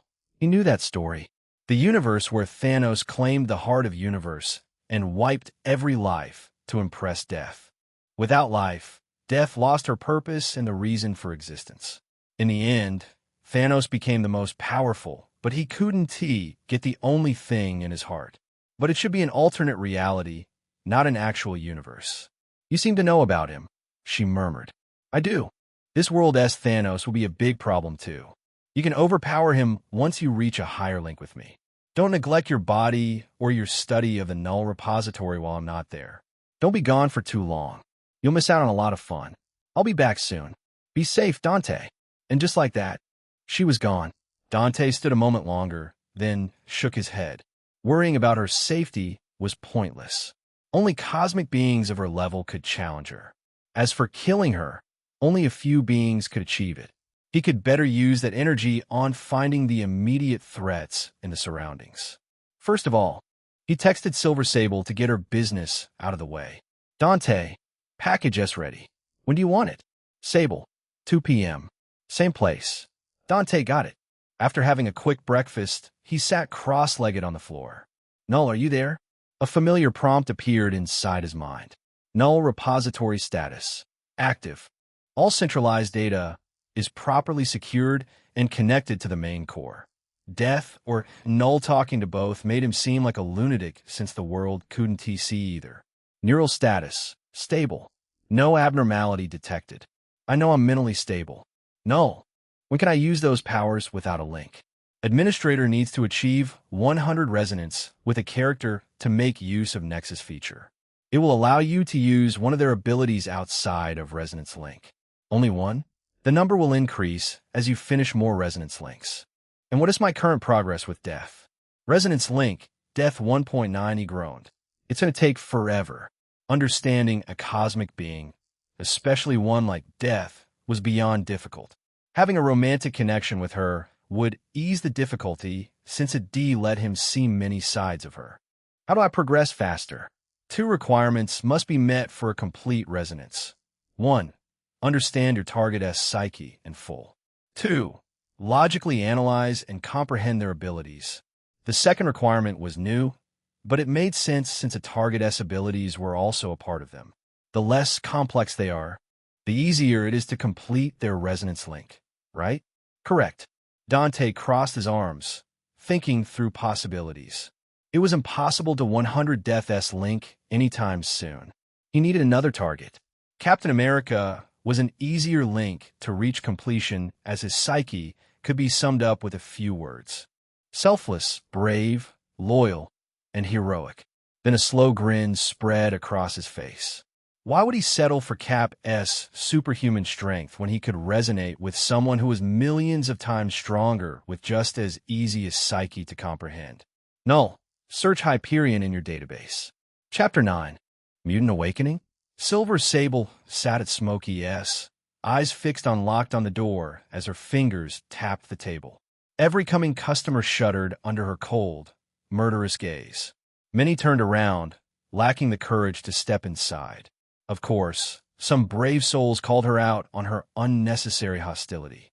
She silenced them by placing a cold sniper rifle on the table. As Symkaria's sovereign, she operated beyond most laws here. A stunt like this might earn a warning, maybe a fine. Even if it didn't, frankly, she couldn't care about it at the moment. 4 p.m. 92 minutes past her assigned meeting with Red Eye. The man himself had yet to arrive or send an update via text. She paid him up front on professional trust. Now, she looked like a fool. Her wild pack, her nation looked like a fool. She clenched her fist. I will carve into his bones the ruthlessness of my wild pack. Without hesitation, she dialed the one man who could track Red Eye within seconds. Phil Coulson speaking. I handed you that abomination in Symkaria. Do you still remember that? Yes, duh. You must also remember my words from that time then. There was a brief pause from the other side. You will owe me the wild pack a favor for this. Correct, she said with a satisfied nod. I'm cashing half of it now. I need every detail on a merc in Manhattan. Codename Red Eye. Black eyes, black hair, around 6 in height, and a sharp face. Did he dump? One more word. And I will make sure Symkaria never cooperates with your organization in the future, Silver Sable warned. Send me the intel ASAP. Using the favor on a low-level merc, Phil's response came, skeptical and somewhat annoyed. It doesn't seem like a smart move, sovereign of Symkaria. I will still keep half the favor in my pocket. This wasn't about her and Red Eye anymore. She had to send a clear message that Symkaria and her wild packs were not to be played for fools under any circumstances. Is this because of your new client? He doesn't seem like the nicest guy to cooperate with. Again, it's not your concern, she said flatly before ending the call. She stared at her tablet until it finally pinged. Dante. He was seen leaving his apartment today. She brushed a strand of her hair back and picked up her rifle before heading out. The cold rage she held in her chest vanished the moment she broke into Dante's apartment. The target of her vengeance lay motionless on the floor, shirtless, and his jeans a bunch of rags clinging to his legs. His breathing was so shallow he might as well have been dead. What the hell? She crouched beside him and reached out carefully to check his pulse, only to jerk back. His skin burned with heat far beyond fever. The intense heat had melted most of his clothes into tattered, barely recognizable rags. A mutant awakening? Her hand hovered over her phone to summon her team immediately. Her rational mind quickly shook off that impulse. None of her mercenaries had any knowledge about mutants. She, however, possessed at least some knowledge passed down through her heritage and her father's teachings about mutants. Technically speaking, this marked her second time encountering a mutant in the flesh, and she genuinely wished she hadn't been forced to witness the first one. Green Moon, that grotesque abomination who had once run rampant through Symkaria S outskirts. He was barely any stronger than average humans, and his power was an ugly third eye on his chest, capable of shooting psionic beams. The impact was barely stronger than a Nerf gun. Useless absolutely, and utterly useless was the only way to accurately describe Green Moon's pathetic abilities. Although she wasn't a mutant expert, Dante's powers seemed to be on an entirely different level, judging from the ruckus he caused in his unconscious state. Any power related to extreme heat or flames would be made useful in combat. I should kill him, save him from the inevitable trouble of being hunted, and save the world from a potential supervillain. A clean solution made even easier by the fact that this man had no family to speak of. However, it wasn't a choice Sylvija Sablinova would make. He hadn't hurt her. Rather, the laptop on the couch and the bundled files stacked on top of it showed his diligence in accomplishing his work. I can walk away, not be a part of this. Her intel sat right there waiting for her to collect it, and absolutely nothing would stop her from leaving with both the laptop and the files. Nothing except her own morals and her greed. Where others saw endless future troubles and complications, Silver Sable's eye recognized an opportunity. The opportunity to increase her Wild Pack's overall firepower while simultaneously scoring a skilled intel operative. She rubbed the back of her head before muttering aloud. How exactly do I help him then? Water might work, I suppose. Scanning the apartment quickly, she located a bucket and filled it to the brim with cold water before dumping it over his overheated body. Steam immediately hissed upward as the water made contact with his burning skin, vaporizing almost instantly. Oh, come on. She repeated the process again and again. 5 trips, 5 buckets, and nearly 100-liter water to settle him back in a reasonable temperature. Now his body seemed pleasantly warm to the touch rather than dangerously scorching, which she took as a positive sign of improvement. She carried him to the bed and tucked him under a blanket. Now what do? She fought warlords, mercenaries, and many other dangerous monsters lurking in Symkaria. Yet this particular situation represented new territory that her training hadn't fully prepared her to handle. One thing is certain. I can't let S.H.I.E.L.D. discover his existence. As the sovereign of Symkaria, she possessed enough power and influence to protect him from almost everyone. The one glaring exception to that rule was S.H.I.E.L.D. The superorganization had an insatiable hunger for acquiring and controlling mutants from the information her Wild Pack had acquired. They wouldn't strike openly, but would instead quietly extract him from right under her watchful eyes. They had the skilled agents and resources to do so. She planted a small surveillance camera in the corner of the bedroom where it would capture everything, then returned to the living room and dropped down onto the couch. Her sharp nose caught a feminine scent that didn't belong to either her or Dante, but she couldn't particularly care about it. Not the worst place to live. The apartment wasn't particularly large, but he had clearly taken excellent care of it recently. And judging by the sheer quantity of shiny new purchases scattered throughout the space, she could easily calculate exactly how much of her $50,000 Dante had enthusiastically spent upgrading his living conditions. He is different from what my security consultant told me.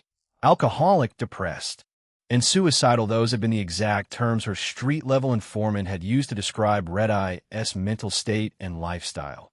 None had turned out to be even remotely accurate. No alcohol bottles or smell around the apartment. No obvious signs of depression in him during their brief face-to-face meeting at the restaurant.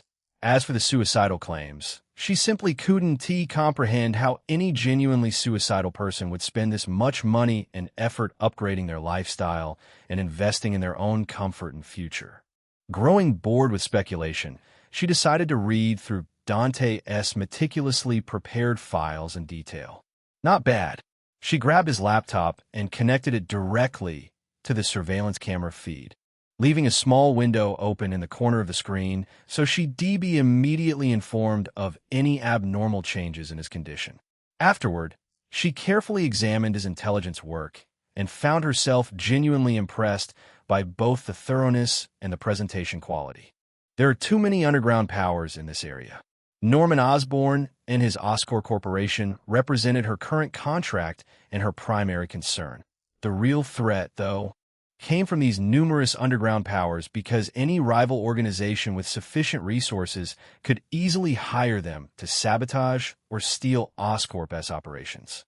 Two active Maggia families, several dangerous gangs and crews, and The Hand, a global cult with history dating back to the 1800s and before. She suddenly understood why Oscorp had offered her such an unexpectedly generous contract for what should be been relatively straightforward security work. They were being pinched from multiple sides simultaneously, with everyone eyeing apparently wanting whatever secrets Oscorp's research facility was hiding behind its walls. A small smile curved her lips. Easy jobs R&T for my wild pack. She glanced at the small video window, showing Dante sleeping peacefully in the bedroom. Her primary objective of protecting Oscorp's interests would become significantly easier with another superpowered individual fighting at her side, provided his abilities lived up to her hopes. She still felt her ace was stronger than him. Time passed slowly as she alternated between watching the city through the window and occasionally communicating via encrypted messages with her mercenary team to ensure they continued their regular patrols around the research facility as perimeter. Around 5:30 p.m., her stomach rumbled loudly to remind her that she hadn't consumed a single bite of food since early morning. She originally planned to share a meal with Red Eye at their scheduled meeting as a courtesy gesture between comrades. Her plan had completely fallen apart when he never showed up at the restaurant.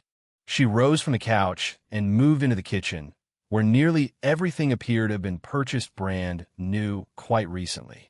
Even the shiny refrigerator looked fully stocked with a wide variety of fresh supplies. Chicken, turkey, bacon, more chicken, steak. This man is obsessed with meat. She couldn't help but smile in amusement. His single-minded protein focus might also explain his impressively muscular physique, which she noticed immediately during their first meeting.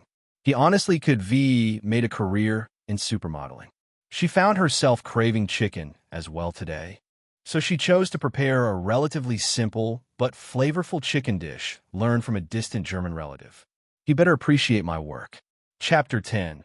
Mutate. Dante woke with a groan, his entire body protesting the simple act of staying alive.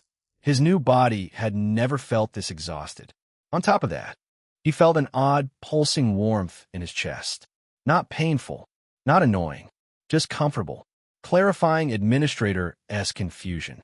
You have developed new physical characteristics through mutagenic cellular adaptation triggered by sustained exposure to extreme solar radiation. Classification: Mutate type enhancement. His brows furrowed as fragmented memories surfaced. Then it all came back to him the moment everything went catastrophically wrong. 6 hours earlier, the apartment was filled with cold air, yet sweat cascaded down Dante's face, dripping from his jaw onto already soaked clothing. Images steadily poured into his consciousness, memories from a past that had never belonged to him, memories of flying through skies, of feeling the godlike strength given by solar radiation, of loneliness that stretched across decades. Hyperion's memory tour was far less strenuous than death. No pain didn't mean an easy ride. Hyperion's century-plus of experiences tested him differently. Without his prior experience to strengthen his willpower, he'd have been changed forever into Hyperion. After an hour, his eyes opened with a strange sense of clarity. I feel old. Character Hyperion data resonation has reached 51.5, achieved level 4 resonance. With character Hyperion, new abilities can be acquired through Resonance Link 3. Would you like to establish a Resonance Link? He wiped the sweat from his eyes to clear his vision. Barely past half. The progress wouldn't be smooth sailing until he figured out Hyperion's hyperintelligence aspect. Marvel Superman's mind operated on a different spectrum than Dante. Worse, the man himself hadn't fully grasped his atomic vision and solar energy absorption abilities on a fundamental level. He was born with the instinct to use them. Still incredible progress. His gaze lingered on the percentage. Null, how long can I endure Hyperion Resonance Link? Insufficient data for accurate calculation. What happens if I die during it? Resonance Link would be forcefully terminated if it poses a risk to Administrator S life. Reassuring. He laughed. What happens if I actually die? Would you choose a new admin? The null repository transferal would require Administrator S authorization. The straightforward answer came as a surprise since he expected Null to reply with something like answer not found or worse a yes. Then fuck it. He pushed himself to his feet and rolled his shoulders. Hit me with 50% of Marvel S Superman. It can't be worse than 1% of my dead girlfriend. Permission acquired. Level 4 Resonance Link created. New abilities added to Administrator S archive. 3. The sensation hit him like a nuke going off inside his skull. Pure, overwhelming, all-consuming heat that was solar radiation, the raw energy from the sun, coursed through every cell simultaneously. His mouth opened in a scream that never emerged. His body was unprepared to handle half of Hyperion S solar energy. He made a catastrophic miscalculation in the Resonance S requirements. Death S power was authority over the concept of death itself. Her abilities didn't demand physical endurance, existing on a conceptual level that his vessel could accommodate with relative ease. But Hyperion was the extreme opposite. The man was a living weapon, an alien whose entire cellular structure had evolved specifically to absorb and manipulate solar radiation, to achieve feats that violated every physics itself. Null forcibly terminated the link in 5 seconds. The damage in that small span of time had been catastrophic. Critical warning. As this prompt surfaced, darkness took over his consciousness. Null really saved me, he muttered. How did a mutation occur if the link was severed quickly? The null repository channeled excess solar radiation into Universe X to cellular breakdown of Administrator S body. However, recognizing Administrator S goal, null repository initiated controlled exposure. Administrator S body was gradually saturated with manageable levels of solar radiation over 5 hours, triggering its adaptive evolution mechanisms. Result: creation of a semi-stable bioreactor capable of generating, storing, and regulating solar radiation independently. This thing in my chest is the solar radiation core? Affirmative. Preliminary designation for the solar radiation core. Helioreactor.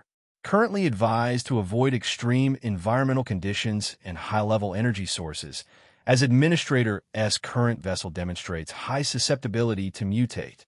He thought back to Death S claim of creating his body in a week, then imbuing it with a speck of her cosmic power. Could that cosmic energy be the reason he could adapt to extreme conditions? I'll admit it was stupid to try without Death, but I can't rely on her for everything. He trailed off, feeling a sudden hollowness in his chest. He already missed Death. Wait, did Death bring me to the bedroom? A smile formed, then vanished. Death wouldn't do such a sloppy job. She would have dressed him properly and then stayed by his side. She'd been meticulous about everything, perhaps because she'd lived for such a long time. Someone else tucked him under the bed. Dante selected fresh clothes, jeans, and a simple white shirt. As he dressed, a savory, rich aroma hit him. Then came the soft clatter of cookware, the gentle sizzle of something in a pan, and the faint humming of a familiar feminine voice. He froze just as he stepped out of the bedroom. Nothing could prepared him for Silver Sable in his kitchen. Her silver hair had been pulled back in a loose ponytail, swaying captivatingly to her cheerful steps. She looked less like the ruthless sovereign of Symkaria and more like a mother preparing a family meal. She had lived up to her promise of tracking him down if he tried to run away, except she had found him sprawled on the floor, adapting to solar radiation. Instead of abandoning him, she had stayed to protect him, even cooking a meal for him. How sweet. Sable must have sensed his presence because she turned, a smile brightening her usually stern features. The moon shone only for a moment. Her eyes widened as that sweet smile disappeared. She cleared her throat and assumed her dignified posture. Wait over there. I'll serve you when it's prepared. Dante moved toward the refrigerator, retrieving a bottle of chilled water. You should stay like that. It was cute. Sable's hand flinched visibly at his words. Don't drink cold water in winter. You will. Dante looked at her, one eyebrow arched. I will. She blinked as her expression became that of pure embarrassment. I forgot you're a walking furnace. That I am, he said softly. I don't know why you're doing this, but thank you for staying around. She stared at him for a long moment, clearly taken aback by his straightforward honesty. I didn't do it out of kindness, she said finally, though her voice lacked its cold edge. There were strategic considerations. I'll explain later. Dante ignored her cold front and moved closer, drawn by the rich aroma wafting from the stove. Creamy sauce coated tender chicken. The scent of herbs and citrus made his stomach growl with fierce hunger. This looks incredible. She seemed to shrink next to him, his broad shoulders and height making the already petite woman appear almost delicate. She squared up immediately and nudged him firmly with her elbow. Move. I still need to prepare side dishes. Dante laughed and retreated to the couch. No, show me my current attributes. The familiar display materialized in his mind, and his eyes widened slightly at the changes. Core attributes: non-resonant state, intelligence, 27, 2 class, gifted effects, above average creativity and adaptability. Intuitively comprehends death manipulation and solar energy mechanics. Accelerated pattern recognition and strategic planning. Vitality, 16, 5 class, near peak human effects. Sustained activity for 2 to 3 hours without fatigue. Accelerated recovery. Minor injuries heal in half normal time. Helioreactor passively supplements cellular energy, extending endurance thresholds. Strength, 15, 3 class, near peak human effects. Maximum lifting capacity of 600 pounds under optimal conditions. Speed, 12, 2 class, peak normal effects. Speed is amplified to near the highest human potential. Able to sprint at 24 miles per hour for extended periods. Capable of complex parkour maneuvers. Coordination equivalent to trained acrobats.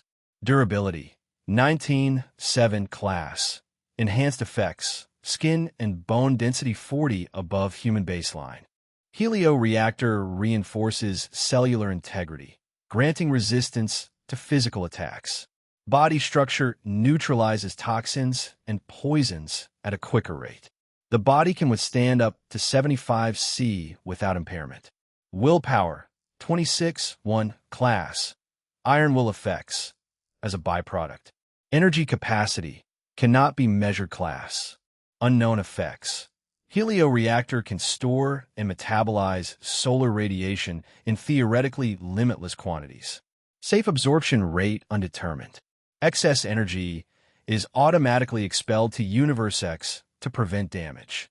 All physical attributes can be further amplified through solar radiation. Maximum enhancement potential unknown. Core abilities: solar radiation absorption. Helioreactor, no pain, no gain. Dante whispered to himself, suppressing a shudder at the memory of that soul-tearing pain. The power had nearly destroyed him, and might have succeeded if not for Null's emergency protocols. It's insane, I'm nearing peak human stats. He might reach superhuman class using solar radiation. However, he was missing one crucial ability: solar energy manipulation, which he could siphon from Hyperion's experience. Though, he was too starved to take up the challenge at the moment. Lounging on the couch, he turned on the television to pass time. After a few minutes, Silver Sable emerged from the kitchen carrying a large tray loaded with multiple dishes. She set everything on the glass table before him. Wow, this is a feast. She slapped his wrist sharply before he could grab anything. Settling onto the couch beside him, she gave him the "don't you dare disobey me" look. Satisfied with his reaction, she picked up a plate and began serving him properly. This is Hanshin in Zitron and dill sauce, MIT gherkin, dill reese, and gherkin salad. Lemon dill chicken with cucumber rice and salad for you Americans. Her German pronunciation was flawless and natural. He scratched his cheek. Can I eat now? Puffed. She burst into unexpected laughter. Go ahead. Dante took his first bite. The savory lemon dill sauce exploded across his tongue. The mix of tanginess and creaminess made him close his eyes in appreciation. Wow. Sable nodded heavily, clearly satisfied by his reaction, and prepared her own plate. They ate in silence for several minutes, or so it should have been. Dante loved a good meal, and he never not showed his genuine appreciation for it. Well, he did it too enthusiastically, prompting Sable to shove a chicken breast in his mouth.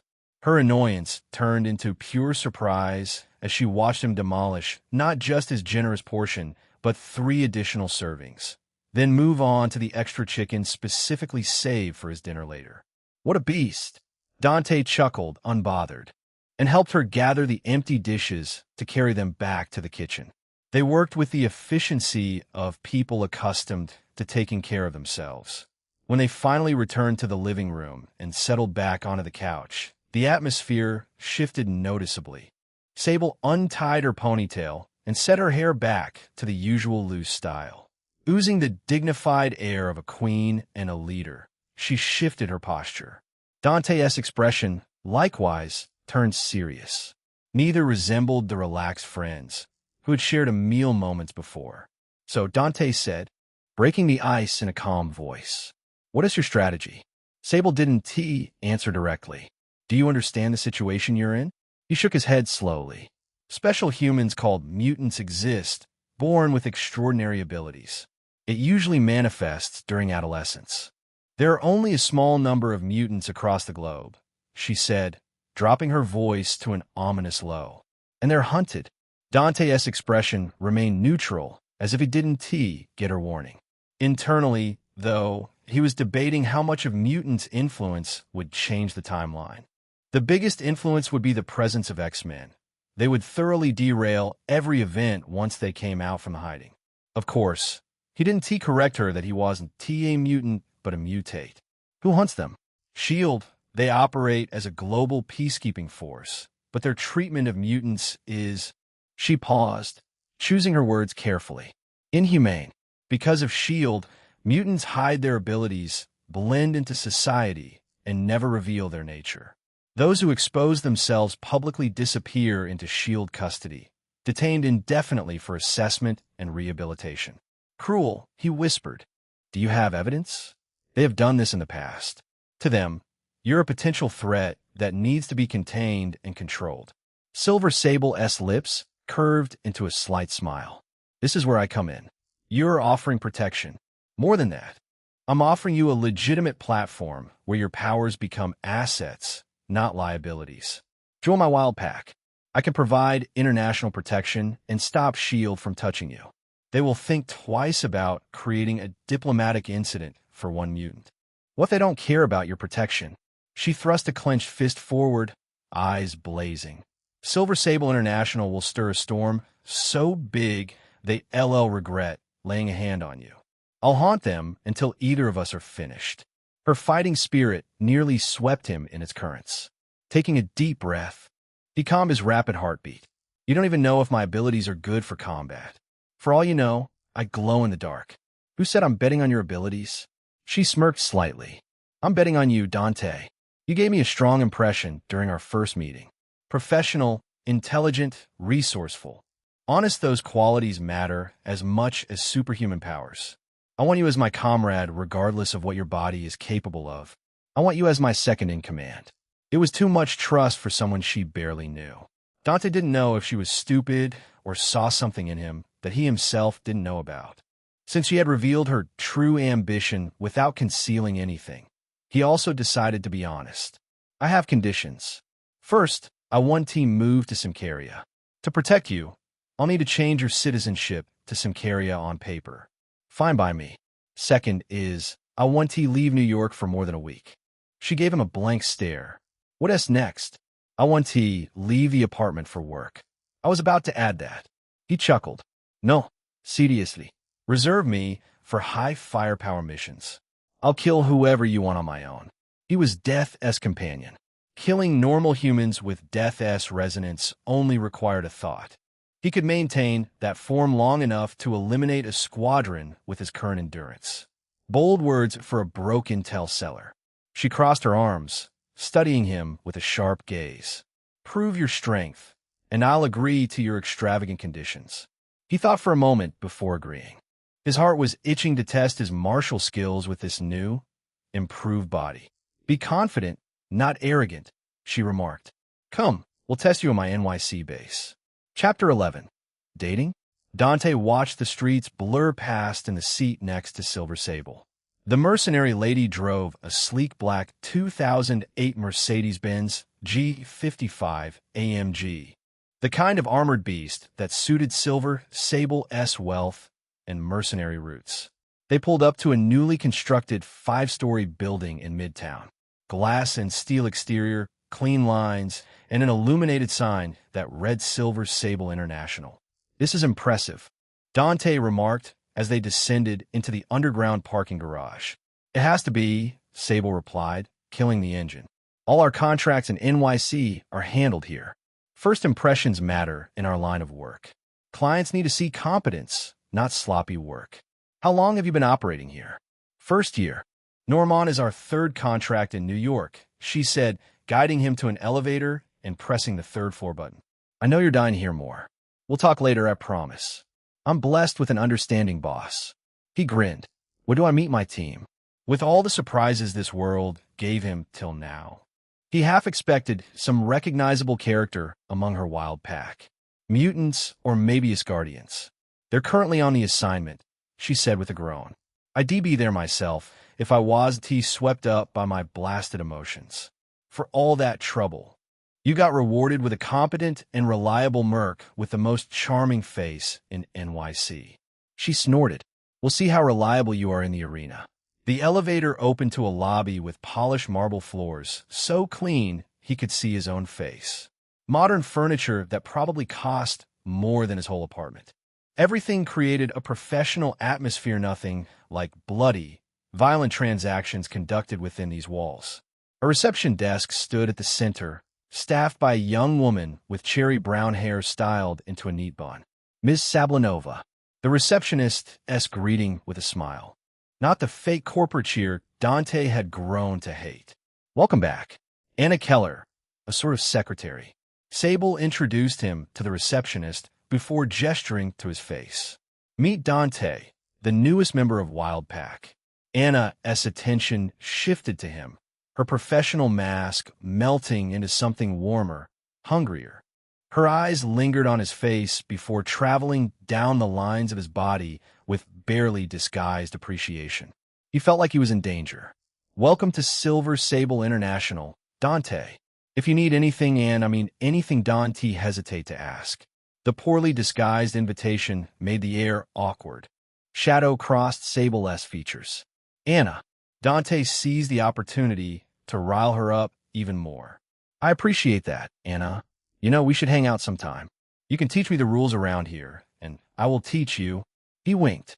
How I got into your boss good graces. Red bloomed across Anna's cheeks.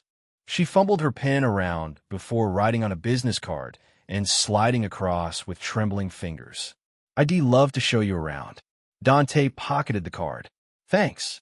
Sable's expression died completely, her eyes going flat and lifeless, the kind of dead stare that gives people chills. You animal.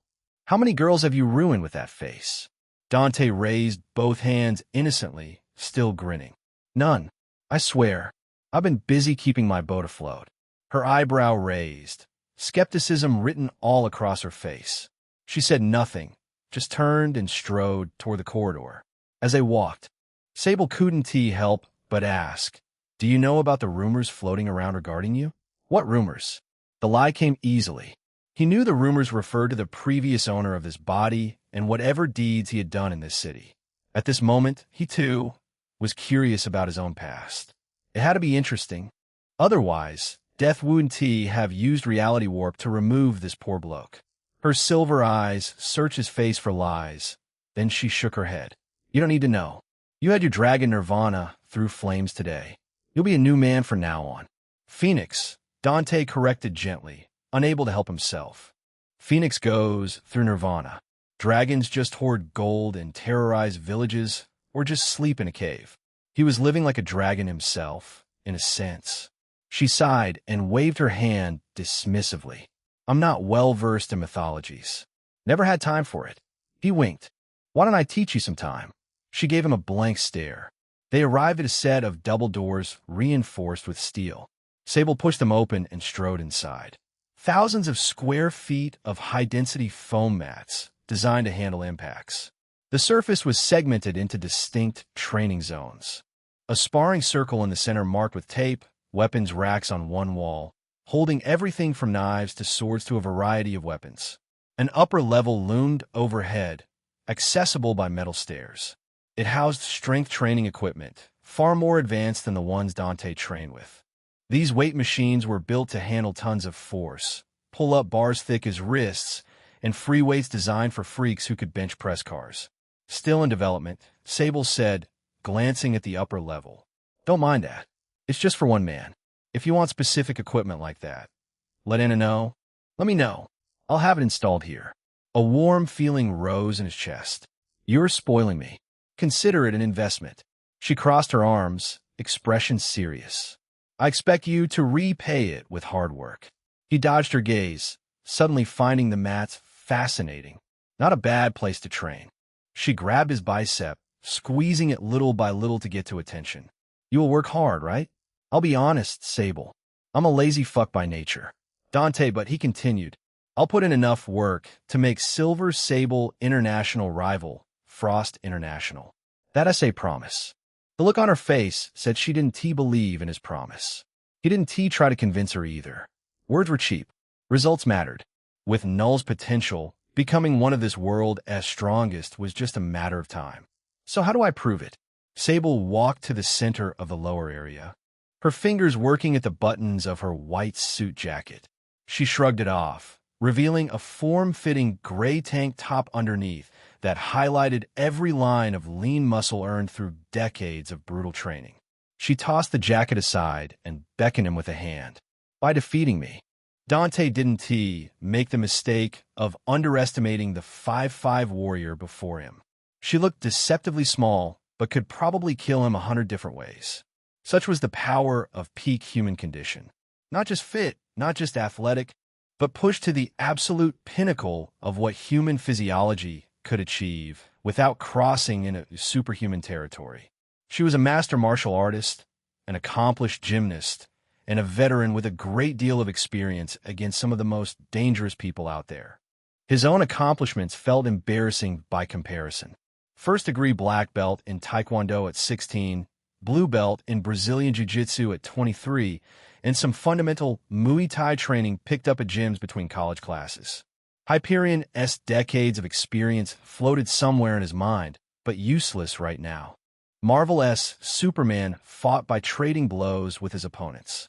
That experience would come in handy later, when he could channel Hyperion's resonance link without dying. For now, he had to rely only on himself. I need to play it smart. As much as he respected Silver Sable's skills and tenacity, his pride wouldn't let him lose to her. Now when he held the absolute advantage in weight class, reach, and physical power. Give me 10 minutes, he said, turning toward the stairs leading to the upper floor. Her gaze prickled his back, but he ignored it. He needed to acclimate to his new strength, both to improve his coordination and, more importantly, to avoid accidentally delivering a lethal blow. Accidents happened in fights. Better safe than sorry.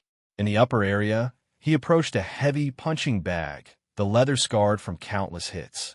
He took a familiar Taekwondo stance. It felt natural, comfortable, until he threw a basic front kick. Enhanced speed blurred his movement. The bag ruptured with a thunderous bomph, and sand spilled out. Damn, you've trained before.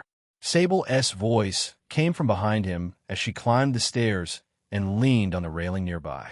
It's not mentioned anywhere in your bio. A man needs trump cards to survive, he said with a shrug. The real question is, why do you have my bio? The shield happily sent to me when I cashed in a favor. Her smile took on a dangerous edge.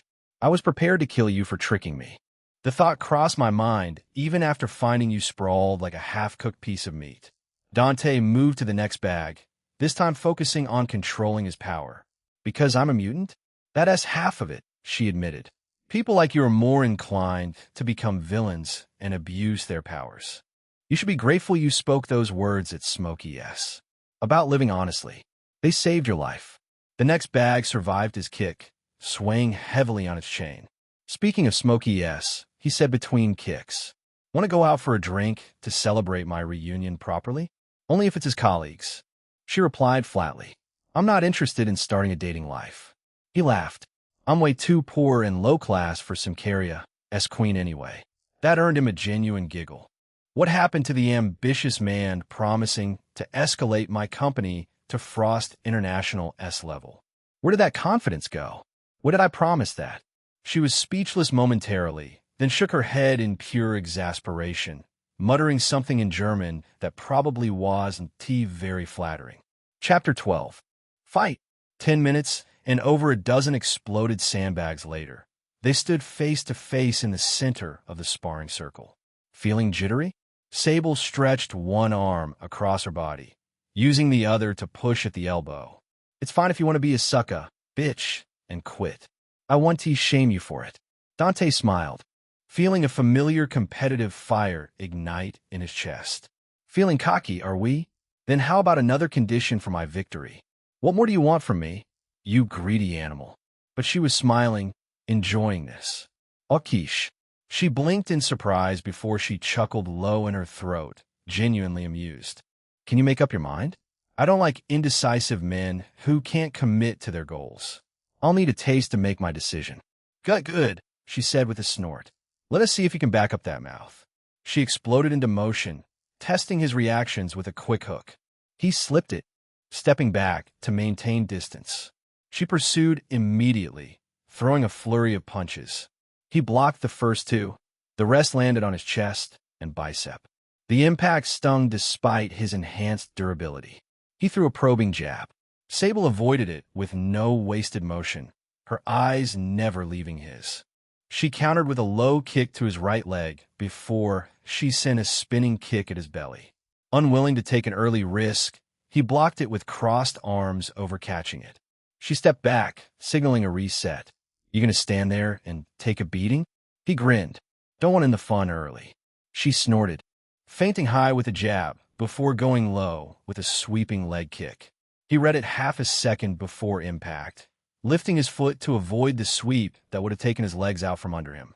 She flowed seamlessly into a spinning back fist that whistled through the air where his head had been a moment before. He ducked under it and responded with a taekwondo side kick aimed at her midsection. The kick was a blur to his own eyes, yet she caught his ankle between her forearm and bicep in a textbook hold with her sheer experience. He retracted before she could secure it and drag him into submission. "Good reflexes," she said with approval in her voice. "You aren't a greenhorn. You're still better." He meant it. Despite her obvious advantage, she continued trading strikes with him. His powerful but comparatively slower strikes met her lightning-fast combinations. His kicks were either blocked with her own or whistled through empty air as she evaded.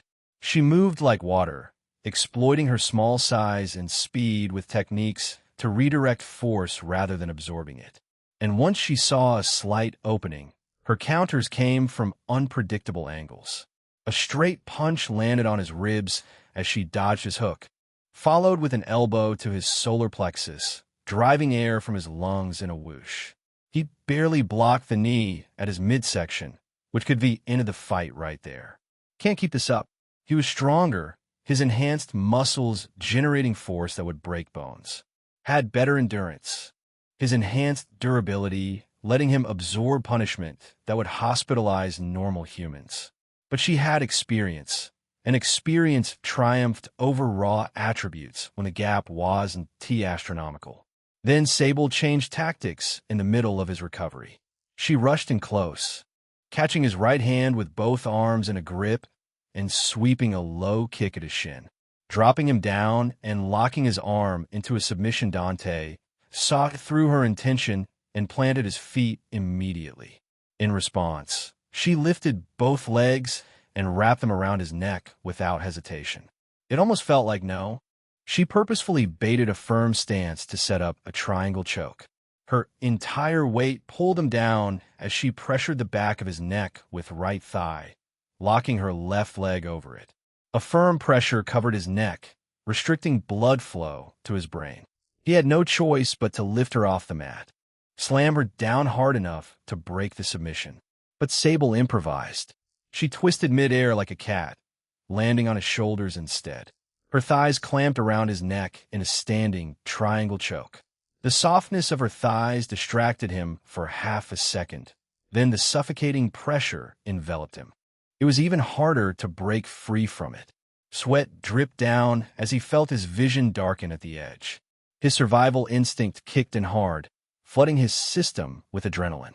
She gritted her teeth, leaning forward to increase leverage, using her body weight and core strength to multiply the pressure. Surrender. Don't be too prideful. You're losing to one of the best in the business. No shame in tapping out. Pride was exactly what kept him conscious and let him pry her thighs apart through sheer power. She fought to keep control, but he simply overpowered her and hurled her. Silver Sable rotated midair, landing in a crouch, right hand on the floor. Giving him no time to breathe, she rushed him again, pressing her advantage to end the fight. This time she didn't T-engage directly in striking exchanges where his reach and power favored him. She circled around him instead, using her superior agility to dance around him, striking from his blind spots. A kick to the back of his knee made his leg buckle. She slipped under his reckless back elbow and delivered a punch to his ribs, followed with a quick palm strike on his chest. He tumbled backward, barely keeping balance. She was toying with him now, laughing, enjoying herself. Closing in again, she ducked under a wild swing and kicked him in the back. Big boy, you've got big ambitions. Circling him, she tapped his butt, but you need to work hard for them. Let me school you properly after this. Frustration showed on his face. His swings grew wilder, telegraphed, and obvious. Every time he tried to grab her, she slipped away like water through his fingers. Every time he kicked, she was already moving, already somewhere else, reading him effortlessly. Her small size disadvantaged raw exchanges where strength and reach mattered, but granted supreme advantage in mobility and evasion. She fit spaces he couldn't T-occupy, moved ways his larger frame couldn't replicate, exploited angles he couldn't T-defend. Dante continued his reckless way of combat, pushing her confidence higher. She was too preoccupied with her dominance to see the calmness in his eyes. Like a hunter waiting for his prey to walk into the trap. Walking into the trap she did. Sable rushed at his back with a powerful high kick, meant to knock him down on his face and end the fight. But Dante turned around. His hand shot out and caught the kick, yanking her hard to use her own momentum against her. She fell, hitting the mat with a hard thud. Sable tried to get up, but Dante had her leg in control. He was on top of her in an instant, catching both her wrists and pinning them above her head with one hand, the other wrapping firmly around her slender neck. Their faces hovered just inches apart, silence broken only by their ragged breaths. Her silver hair had come partially loose, strands clinging to her face in disarray. Despite their ambiguous position, her wide eyes stayed on him. Her mind still processed the sudden reversal of power. One moment, she was dominating. The next moment, she was pinned under him. Dante couldn't help but steal her lips while they were still parted in surprise. For a moment, the world narrowed to the warmth of her mouth, the rapid pulse under his fingers, and the way her body tensed beneath him. The kiss was brief yet electric, more of a statement and a reward than for his own pleasure. He didn't want to push her further, not for a victory he wasn't quite proud of. A fluke resulting from exploiting emotions rather than defeating her through pure skill. He'd be long dead if it was a real fight to death. Still, not bad for my second day here. He released her and collapsed on the mat beside her. My victory tastes like mint. Sable laid there, emotions flickering across her face too fast to track. Then, slowly, a smile spread across her face. Not the professional one she wore for him during their first meeting, but the genuine one she showed in his apartment. Duh. You win, she said softly before bursting into laughter. I feel stupid falling for your trick. Seriously, good job. He shook his head. Do you mind training me while you're here? Silvija, she said in a firm voice before turning to him. Only if you call me Silvija from now on. Illustrations for all main characters so far. Dante, protagonist. Yes, that's you. Junghyuk from ORV, LOL. Lady Death, Silver Sable. Silvija Sablanova. Felicia Hardy, Mask. Felicia Hardy, No Mask. Emma Frost, Psylocke, Chapter 13. Hellmoon Club. Dante eyed Silvija with a soft smile. Falling for me already? Silvija stayed silent, too proud to lie, and too honest to deny. She pushed herself off the mat, collected her jacket, and slipped it over her shoulders. Waving her hand, she approached the door as if walking off into the sunset. Then the door closed with a soft click. Dante scratched his head. He felt like he was cheating on death, despite the fact she had given him the green light to love anyone as long as he prioritized her first. He would have been attracted to Silvija Sablanova even if death had denied him. The lady was a cold, mercenary queen. But underneath that exterior was a straightforward woman with plenty of care. A real sweetheart for her people and the embodiment of vengeance for her enemies. Still, he couldn't help but think it was all happening too fast, especially when Silvija wasn't the type to fall for good looks. Silvija preferred someone bold, ambitious, yet honest and genuine. On the other side, Death preferred someone who saw her for who she was without fearing her. Two extraordinary women. Two completely different flavors of beauty. He ticked all of their desired qualities one way or another. Am I really building a harem here? The thought struck him as absurd, but he couldn't deny its appeal. It would be troublesome managing multiple extraordinary women who could each kill him in creative ways if they felt sufficiently motivated. The danger of dating such women was a thrill in itself. All will be solved with time. The immediate problem was Norman Osborn. No Caped Crusaders or masked vigilantes had emerged. The age of heroes like the Avengers and X-Men had yet to arrive, which meant if Osborn as plans threatened Silvija or anyone else, Dante would need to handle it. Not that he minded ruining a billionaire's schemes. He had nothing else to do besides training the Resonance or messing around with Silvija. Rising from mat, he felt his muscles still sore from the sparring session, a reminder of how much punishment Silvija had inflicted on his body. I want to lose next time. With a conviction of his own, he made his way back to the reception area. Anna sat behind her desk, typing away at her computer. He tapped the desk lightly. Hey, Anna, any chance you could give me a ride back to my apartment? The receptionist bit her lower lip. Boss just messaged me, she said, and I'm quoting directly here. He is not allowed to leave until I return. Dante stared at her, momentarily speechless. What the hell am I now? Her mistress on standby? Anna burst into laughter. Honestly, I never thought I'd see the day Madame Sablanova would act this way about a man. She has always been so. Focused on the business. You're quite a special man. The last words came with an upturned glance that would tug at any man's heart. A depressed sigh escaped him. She shot me down earlier. Do you know what that means? She want me to be her secret guy on the side.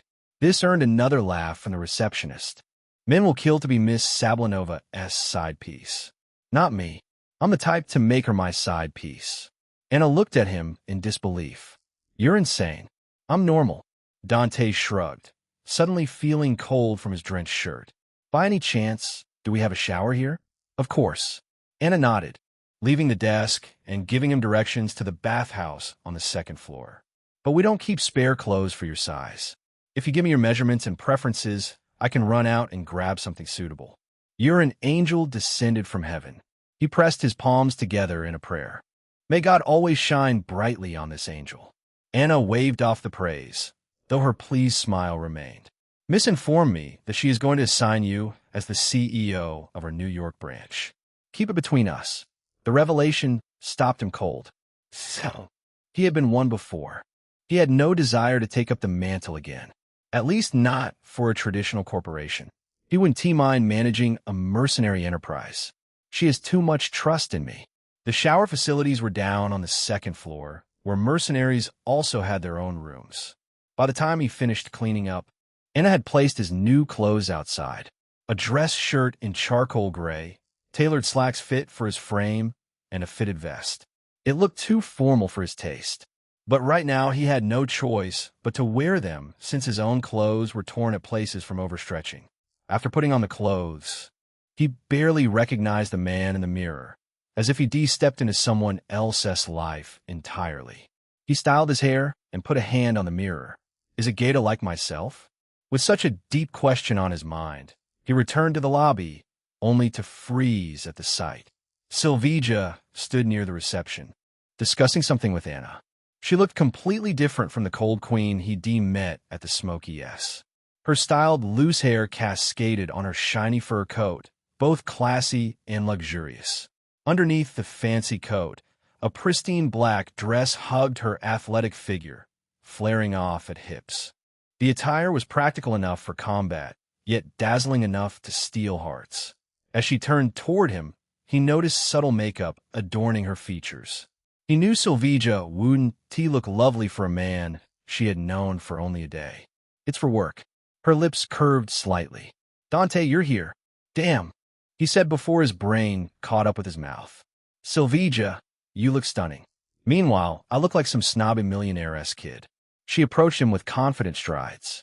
Her fingers went to his collar, adjusting it with the smoothness of someone who'd done this 1,000 times before, or someone who wanted the excuse to touch him. You look dashing, she whispered. Exactly my type. The attraction wasn't even subtle anymore. Not with the way her gaze lingered on him, or how her touch remained even after his collar was perfectly straight. Anna cleared her throat. Boss, I reserved a table at that place. Thank you, Anna. Silvija gave some tasks to her secretary before she extended her hand toward Dante. Shall we? He took it, feeling the callous spots of her palm. Where to? A surprise date. Dante once again found himself gazing at the city while Silvija drove her favorite tank of a SUV. He was out cold till 5, yet today turned out to be one of the most memorable days of his new life. Dante, she called without taking her eyes from the road. Not going to say something romantic? He considered several teasing responses before settling on honesty. I mean, we just met today. Properly, anyway. I'll need to learn more about you first. Otherwise, it'll all be fake. Her tense brows loosened. I appreciate your honesty. I want everyone in my wild pack to be like you. No schemers, no manipulators, just real people trying to make a living. Her fingers gripped the steering wheel with just a bit more force. I hate traitors most of all. He felt like it was a warning specifically for him, that she'd haunt him to the end of time for betraying him. Speaking of traitors, Dante said, Norman Osborn is exactly the type who'd sell out his own mother for the right price. My clients can be the most vile creatures walking this earth for all I care. Money is money. Does that mean you take a contract to nuke a city for money? There's still a line in our work. She glanced at him briefly, like he was an idiot. I want to cross into truly heinous territory. Better. Anyway, what is this contract about? I fear that dumbass is scheming something evil. I know nothing about it. I'm contracted to guard a research facility. Whatever happens inside those walls is his headache, not mine. She stopped the car on the side and faced him solemn. But I've seen many groups eyeing that place like hyenas. It won't be long before they get impatient. He felt an ominous chill. The crisis might be no. It definitely was on a bigger scale. A scale where his non-resonance form would be mowed down in an instant. He had to learn how to control the helioreactor as soon as possible. Otherwise, he might perish in his first week here. A war is coming. She gave him a heavy nod. Only Wildpack are standing between them and Norman S. research facility. Will be the first priority to be removed. He couldn't help but ask, aren't you afraid? Every major contract is a tug of war with death itself. If I win, my company and country prosper. If I lose, I'm probably returning to my homeland in a coffin. She was still grinning like her death was just another business risk to calculate and manage. Are you having second thoughts? He leaned back comfortably, revealing a confident smirk. Those small fries can't even force out my trump card. Her blue eyes gleamed with interest, the calculating kind. Now I'm really curious what your trump cards are. Is it related to your mutant power? Not now, but I can promise one thing. I won't let you die. I'll fight Death herself to bring you back if I have to. Death liked him enough to bring back a few people for him, even if she deep out a day or two in the aftermath. Sylvia unbuckled her seatbelt. Before he could ask what she was doing, she shifted onto his lap in one smooth motion, bringing the subtle scent of expensive perfume with her. She gripped his collars and kissed him before he could respond. Despite her forceful approach, her kiss was tame. After a moment of surprise, his hands found her, but pulling her closer as he pried open her mouth. Sylvia pulled back as if struck by electricity, a trail of saliva forming an intimate connection between their mouths. Her breathing was uneven, cheeks flushed beneath her makeup. Noticing people's strange glances, he reluctantly shifted his hands to her waist. Sylvia had yet to notice they were in the middle of a street, where everybody saw them through the windshield and front side windows. She wiped her lips and fixed his collars. Fighting death for me. It's the most romantic thing any man has ever said to me. You know it could be been a lie. To impress you and lower your guard around me. I have seen enough of the world to know when someone lies. She found a comfortable spot on his lap, rather than going back to the driver's seat. Then there is Shield's report, which depicts you as a completely different man. All this weirdness makes me question, who exactly are you? Was this a honey trap to bait out my secrets? She pressed her hands against his chest and drew closer to his ears, whispering, what if it was? I'd gladly fall for it. He gently kissed her neck, making her tremble. The queen is irresistible. Sylvia swallowed hard. As he drew back, he saw something heated flared in her gaze, a look of raw lust he'd seen many times before. His heartbeat still jumped by dozens. Just as he touched her face, she pressed both hands against his chest and scampered back into the driver's seat. Dante sat frozen, hands still outstretched, finally understanding the phrase left hanging in its full, agonizing glory. He would expect such an action from Death, not Sylvia. She was too bold and fearless to be backing out on him like this. No, not here, she muttered, smoothing her dress. I don't want my first time in a car. Cold realization poured over his burning lust.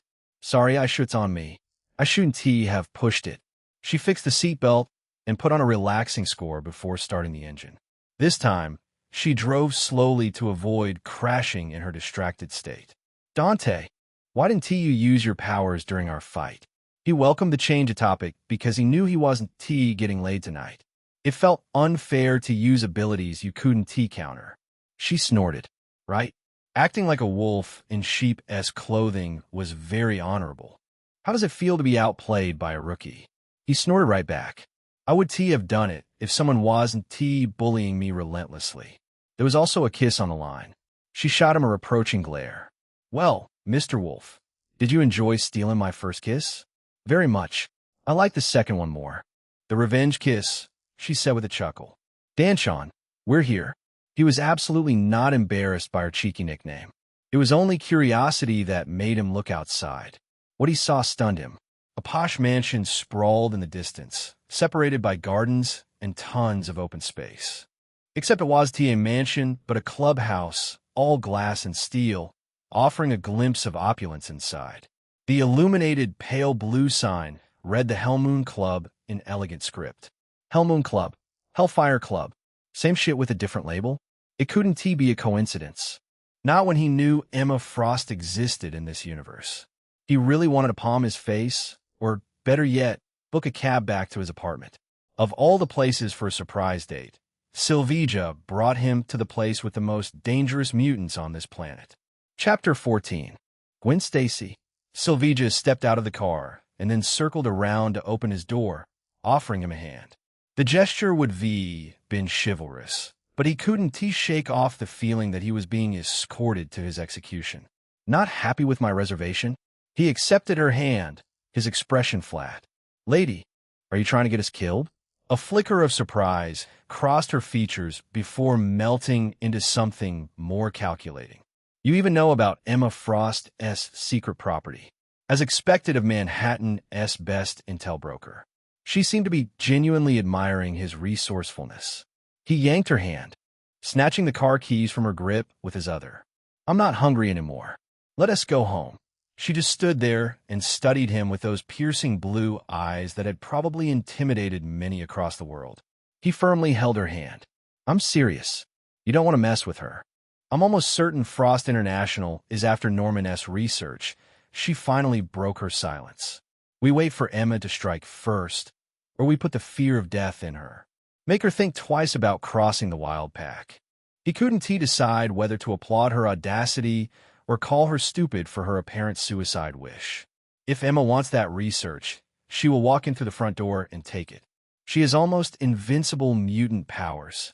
Telepathy and diamond form made her physically and mentally invulnerable. One of the toughest mutants to fight. Her telepathy alone solo Sylveja and Wild Pack. Sylveja lowered her head, one hand rising to cup her chin in that contemplative gesture. The queen wasn't giving up even after knowing Emma's strength. The silence stretched between them, filled only by the distant hum of New York's traffic and the muffled bass from inside the club. After what felt like an eternity, but was probably closer to a minute, she lifted her gaze to meet his directly. If Emma is as strong as you described, she should be taken the high-value asset already. Yup, he couldn't argue with that logic. But she hasn't which means she doesn't want it, or... Sylveja paused deliberately, showing that calculated businesswoman smile. She can't make a move herself. The implication made him stop for a moment. You're saying, shield? Exactly.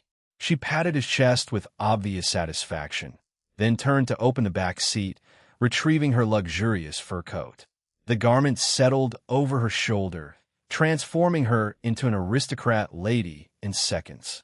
We'll have a fine meal together, and then politely ask Emma if she is after Norman S. research. Her plan had so many flaws that he didn't know where to start criticizing it. She offered her hand with the etiquette of European nobility. We'll change her mind. She also wouldn't want the world to learn about her mutant identity. Threatening Emma Frost, one of the strongest mutants, should be a terrible idea by every conceivable metric, and it absolutely was. This was also one of the most daring moves a man could make, the kind of bold move that led to glorious victory or glorious death, with no middle ground. What is a life without some insanity? He took her hand, resigned to accompanying this impossibly stubborn mercenary queen straight through the gates of hell itself.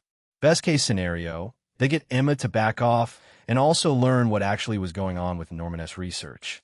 Worst case scenario, he deactivate Death's resonance link and kill Emma. Only on one condition.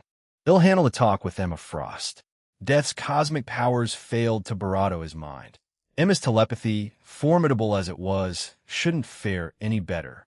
Revealing his immunity to her mutant abilities was a double-edged sword that put him on Emma's radar and also make her cautious. I thought you were scared of her. I'm not scared. I'm terrified of the White Queen. You'd be too if you knew half as much as me, he thought to himself. Just let me do it, okay? Only on one condition. She threw his words right back at him, though her expression was more chilling than the wintry gale. You are not to seduce her. Sylveja smoothly extracted her hand from his grasp and hooked her arm through his instead, like they were attending some high society gala. The position pressed her against his side, and he became acutely aware of softness wrapping him, partially from her fur coat, and mostly from exceptionally soft breasts beneath it. Big, fluffy, and warm. The bouncers stationed at the entrance were exactly what he expected. Mountains of muscle fitted into expensive black suits. Currently, they were discussing something with a group of young people, 6 or 7 of them, all dressed in clothes suited for parties.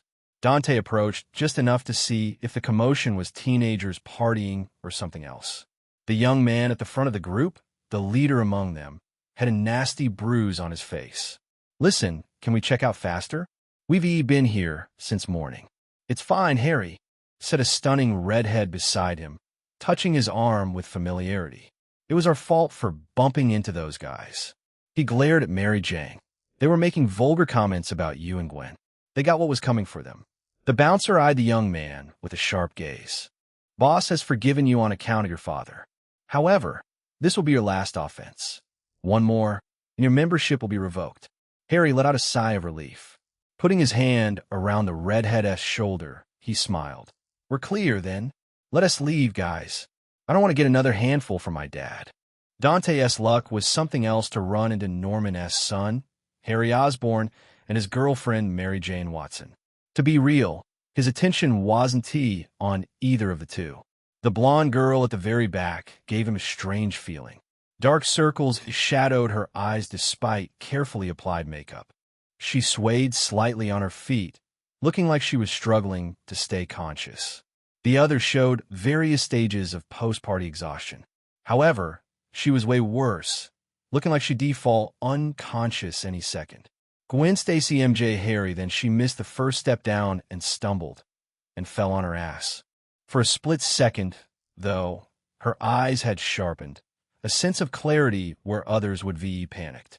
Even he nearly missed with his enhanced reflexes. There's something going on with her. Gwen. Mary Jane broke away from Harry and rushed to her, helping her up. I'm not letting you drink like that again. The blonde Gwen rubbed her, but with an awkward smile. Sorry, wasn't he paying attention? Dante narrowed his eyes and thoughts. Gwen Stacy, huh? Either she had been bitten by the radioactive spider or something else had happened. Because one thing was certain, she had some type of superpower. Sylvia pinched his waist, revealing a forced smile. It's getting a little late. I assent it. He almost groaned. She clearly misunderstood that he was interested in Gwen, which, given his lingering stare, was understandable. The lead bouncer, who previously held back Harry, suddenly spoke, Miss Sablinova. Harry turned at the name, and his eyes widened in surprise. His gaze traveled to Dante, taking in his complete profile, especially the arm linked with Sylvia. His expression shifted from surprise to something between curiosity and disbelief. Ms. Sablinova, Mr. Osborn. Sylvia acknowledged with professional courtesy. What a coincidence running into you here. We were just leaving. We've been here since noon. Amazing place. Something about Sylvia had clearly loosened Harry's normally careful social controls. Harry gestured to his group to leave, which they did. Only Mary Jane remained stuck to Gwen, eyes locked on Sylvia and Dante. Harry could only shake his head. Miss Sablinova, he is my boyfriend, Sylvia said with an amused smile. We only met recently. Wow, I didn't think you would. Mary Jane slapped Harry's back while holding back a chuckle at her boyfriend's behavior. What he means is, it's nice to see you here. Sylvia nodded politely. And you are? Mary Jane stepped forward and offered her hand. I'm Mary Jane Watson. MJ is fine.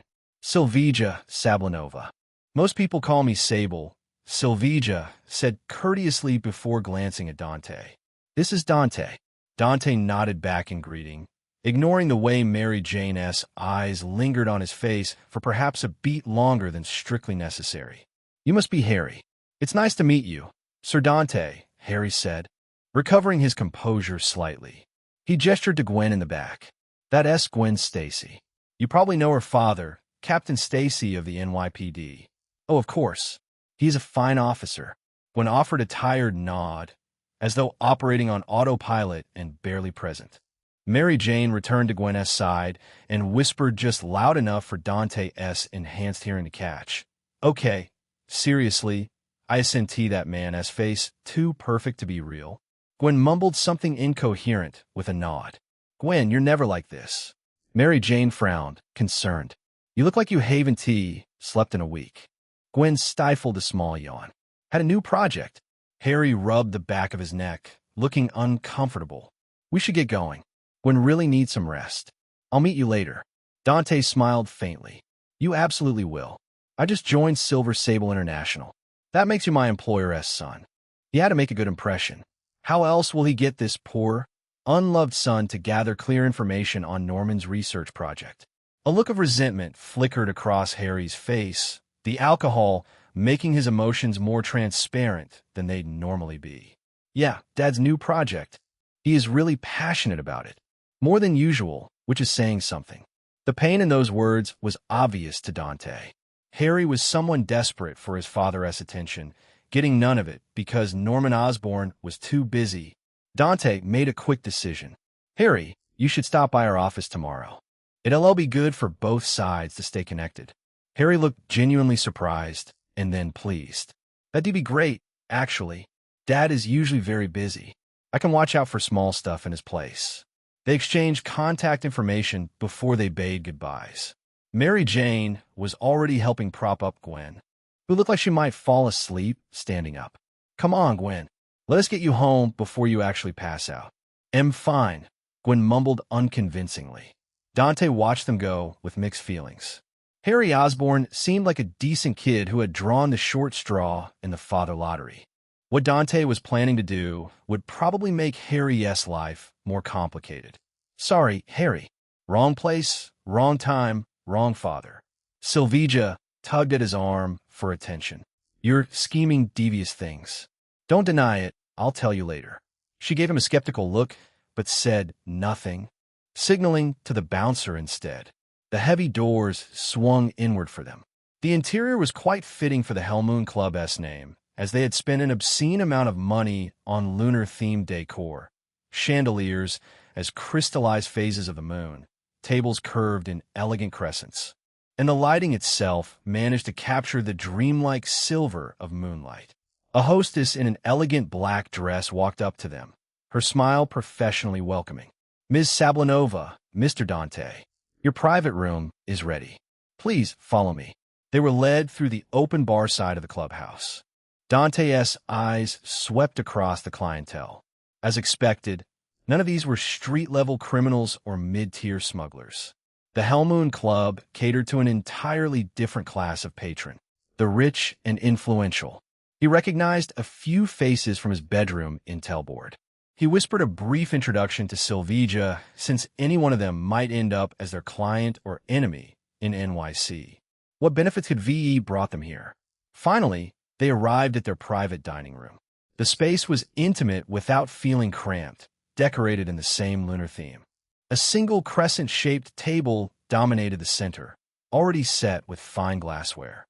Your server will be with you momentarily, the hostess said, withdrawing with a slight bow. Sylvia settled into her seat with natural grace and gestured to him to sit across. Don't let my money go to waste. The order arrived soon. Top-tier presentation and taste. Objectively speaking, it was some of the best he'd ever had. With fine delicacies and a surprisingly quiet beauty, he found himself relaxing slightly, enjoying the moment. This is incredible, Sylvia commented, savoring the steak. Is this up to your standards, Mr. Meat Lover? Good. Honestly, I'd be happier eating your German chicken every day over this.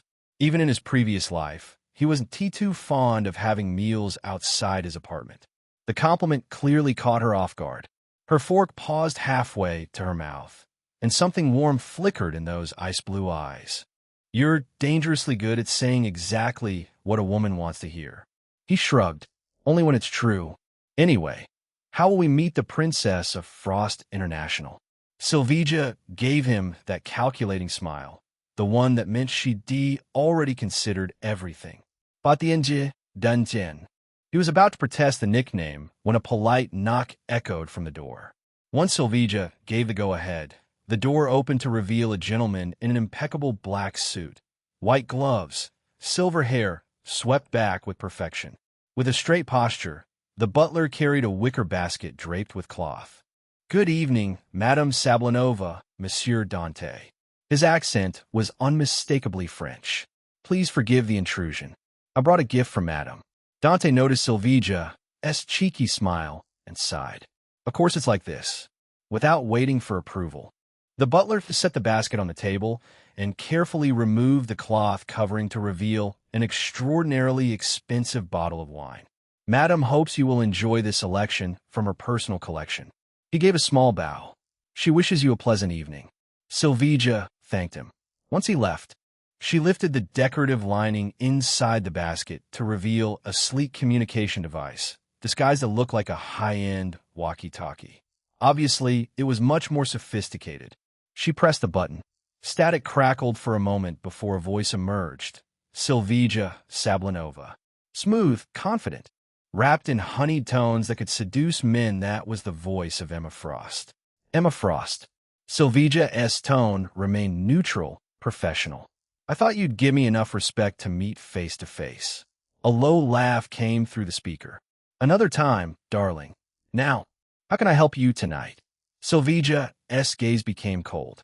Drag your ass over here, Emma Frost, or I'll go public with your mutant identity. Every major news outlet will know exactly what you are. No sugarcoating, no diplomatic phrasing. Just a raw, brutal threat delivered with even more brutal directness. Wait for me. Emma left 3 words without a trace of warmth before cutting the line. Dante stared at the device, then at Sylvia. You know, you could been nicer. She tossed the device back in a basket and picked up the wine glass, as though she and T just threatened one of the most dangerous mutants in existence. My life, 1T be in danger, she said calmly, taking a sip, showing a delighted expression at the taste. If something happens to me, S.H.I.E.L.D. will bury her in red tape. I'm a foreign queen, here to bolster relationships between nations. But you did it on purpose, so she took it out on me. One of the few times he wanted to give someone a middle finger. Surprisingly, she was the woman he almost slept with in public earlier. You're unbelievably petty. He could think of 3 reasons for her pettiness. Payback for leading her about his secrets without revealing anything, taking the lead in negotiations with Emma, or the misunderstanding with Gwen. Fret not, lover. The affectionate word off Sylvia's tongue with ease. Should something happen to you, I will mourn you properly and live as your widow. No other man will touch me. She had unbelievable loyalty for her line of work, hence her title mercenary with a heart of gold. I'm willing to fight death for you, and you're sending me to my grave, he said dramatically. Is this the trial a commoner must go through to date a queen? She planted a kiss on the edge of her glass. Since the dawn of time, men have died for beauty and glory. Where is this beauty you mentioned? Sylvia put down the glass and took the steak knife. And in a gesture that was simultaneously seductive and menacing, she slowly licked the blade clean. There's one right here, a proud daughter of Symkaria. Chapter 15. Emma Frost. The White Queen, a sleek white Maserati Quattroporte, screeched to a halt directly in front of Hellmoon Club's entrance. Emma Frost wasn't in the mood to be a well-mannered citizen. She didn't have to, either. The establishment was hers, at least 60% of it. The guards nodded respectfully as she passed. Forget me. One single command removed the last 30 seconds from their minds. At this point, wiping memories had become as natural as breathing. She strode through the main club area without acknowledging anyone. Patrons glanced her way like they always did. However, she had no time for her admirers tonight. The door to her private room opened before she reached it. Her personal residence here was spacious and elegant, dominated by white and silver tones, the superior colors. Her French maid, Blanche, took off her coat, while her French butler, Blanc, held a silver tray bearing a cappuccino cup prepared exactly to Emma's taste. Emma accepted the cappuccino from Blanc and settled into her chair. A large display on the wall showed multiple camera feeds from throughout the club. Focus on Silver Sable's room. She nearly spat out her coffee. The table had been pushed aside to make room, and soft music played from speakers. And there they were, moving together with surprising grace. Dante was leading with subtle confidence, his hand firm on Sylvia's lower back. The perfect synchronization of their slow waltz deserved to be in the center of a high-class ballroom. To have the audacity, Emma muttered, setting down her cup with an audible clank. She threatens me, and then enjoys a moment with her lover. Silver Sable's sheer boldness was almost admirable. Wait, he is him. She had seen him in Felicia's memories. The man who told Felicia about her fated death. Dante and Death, both of whom were most likely mutants. Blanc cleared his throat softly. Madam, shall I brief you on the guests? Emma waved her hand dismissively, eyes on the screen. Go ahead. Sylvia Sablinova, age 27, sovereign of Symkaria and CEO of Silver Sable International. Impeccable reputation in the mercenary circle. Nothing new here. Blanc paused, consulting his tablet. However, her companion is interesting. Interesting how? Although she knew about his mutant identity, she didn't think Blanc would be aware of this fact. His name is Dante. No last name on record.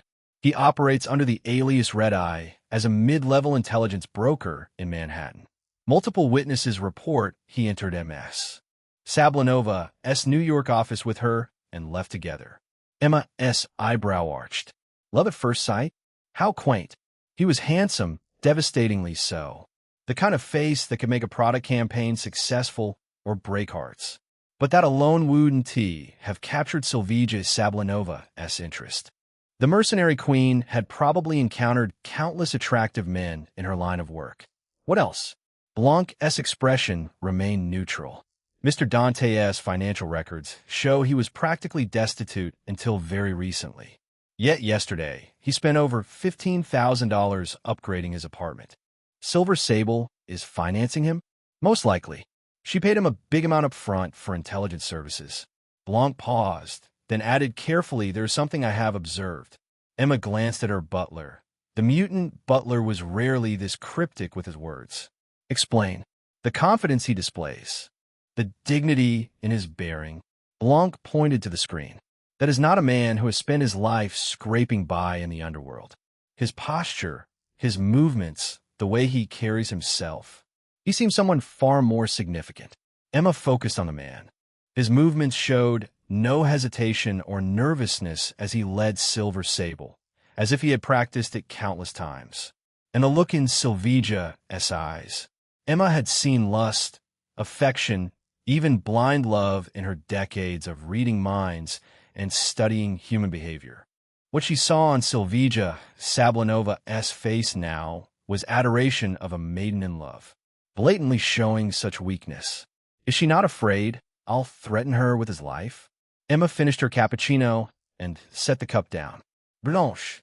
The maid arrived swiftly, holding a different coat. White fur to suit her dress. Impossibly soft. Time to see for myself who gave Silver Sable her information. When she reached Sable's private dining room, she simply pushed the door open with no regards to their privacy. The couple glanced at her before completely disregarding her. Their performance had become more important than whatever they came here to accomplish. Emma leaned against the doorframe, arms crossed, and watched.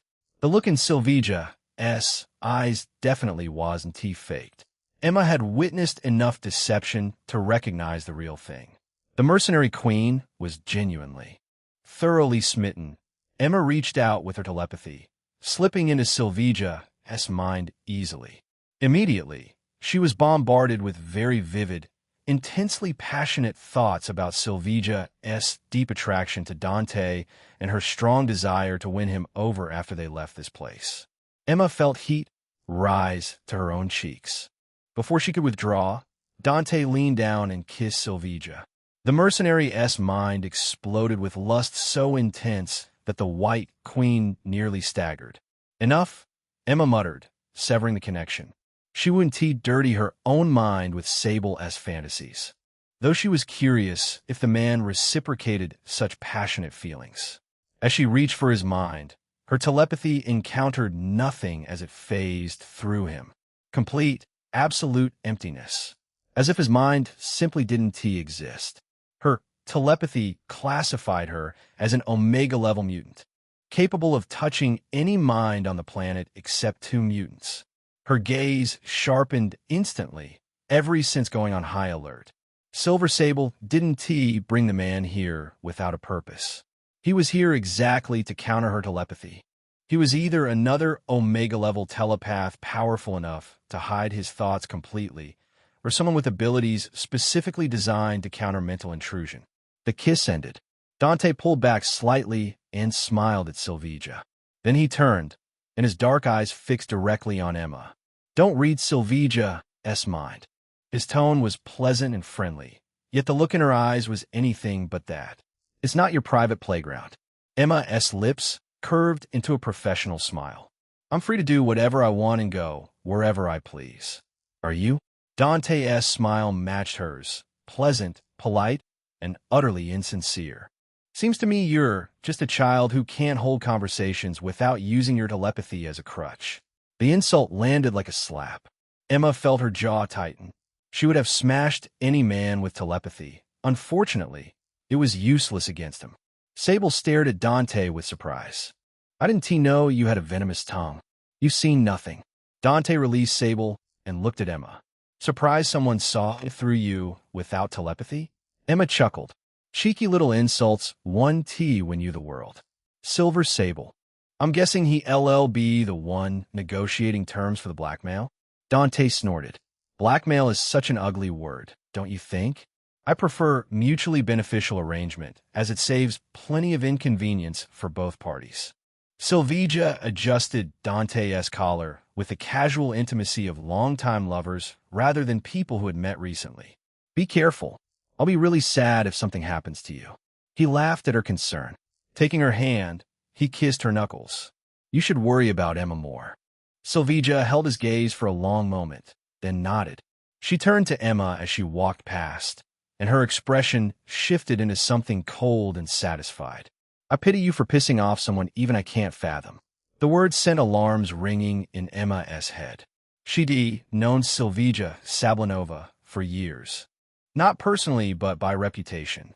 Emma read with her telepathy that the mercenary queen wasn't exaggerating, believing every word she said. Emma watched the door close behind Silver Sable, then turned her attention back to Dante. He'd already made himself comfortable, settling into a chair and propping his feet up on the table with utter disrespect. You should sit, he said casually, though I really don't care if you keep standing. Emma remained standing, unwilling to sit across from someone else's shoes. Do you think you're invulnerable just because you're immune to my telepathy? Dante looked a lot stronger and faster than ordinary people. He probably was. However, it meant nothing. She had Hellions, a group of young mutants who could kill normal people in an instant. He set his feet down and sat properly. What I'm capable of is irrelevant. I'll make it simple. You stop going after Norman Osborn's research. In exchange, we bury your mutant identity. Everyone's happy. Emma laughed. She couldn't help it. How would you even prove I'm a mutant? I'm sure Sylvia can think of something creative. Please. Emma waved dismissively. I have lawyers and enough money to bury any accusation under a mountain of defamation lawsuits. Dante tilted his head. What is even in that research that's worth all this trouble? A cure for all human diseases. Emma had a feverish, almost hungry gaze. Cancer and everything.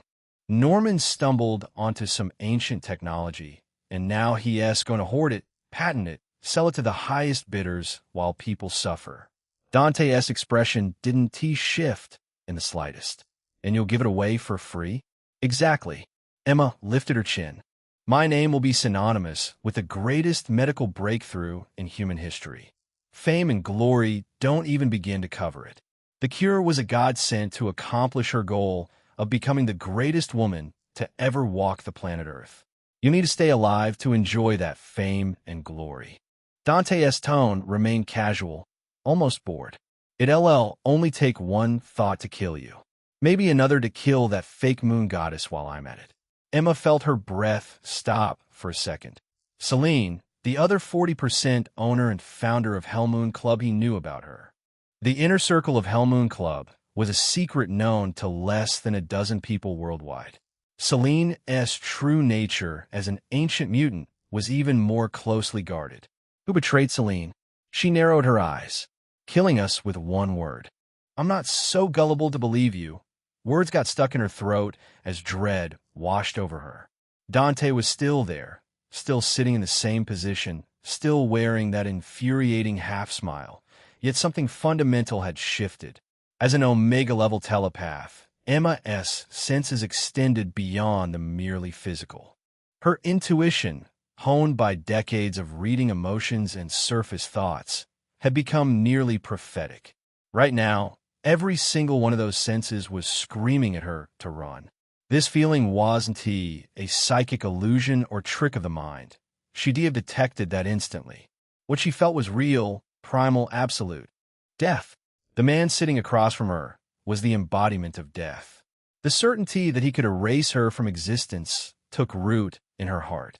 Not even Selene at the height of her power had radiated this level of threat. However, Emma Frost hadn't built an empire by cowering. She forced herself to straighten, to meet his gaze directly.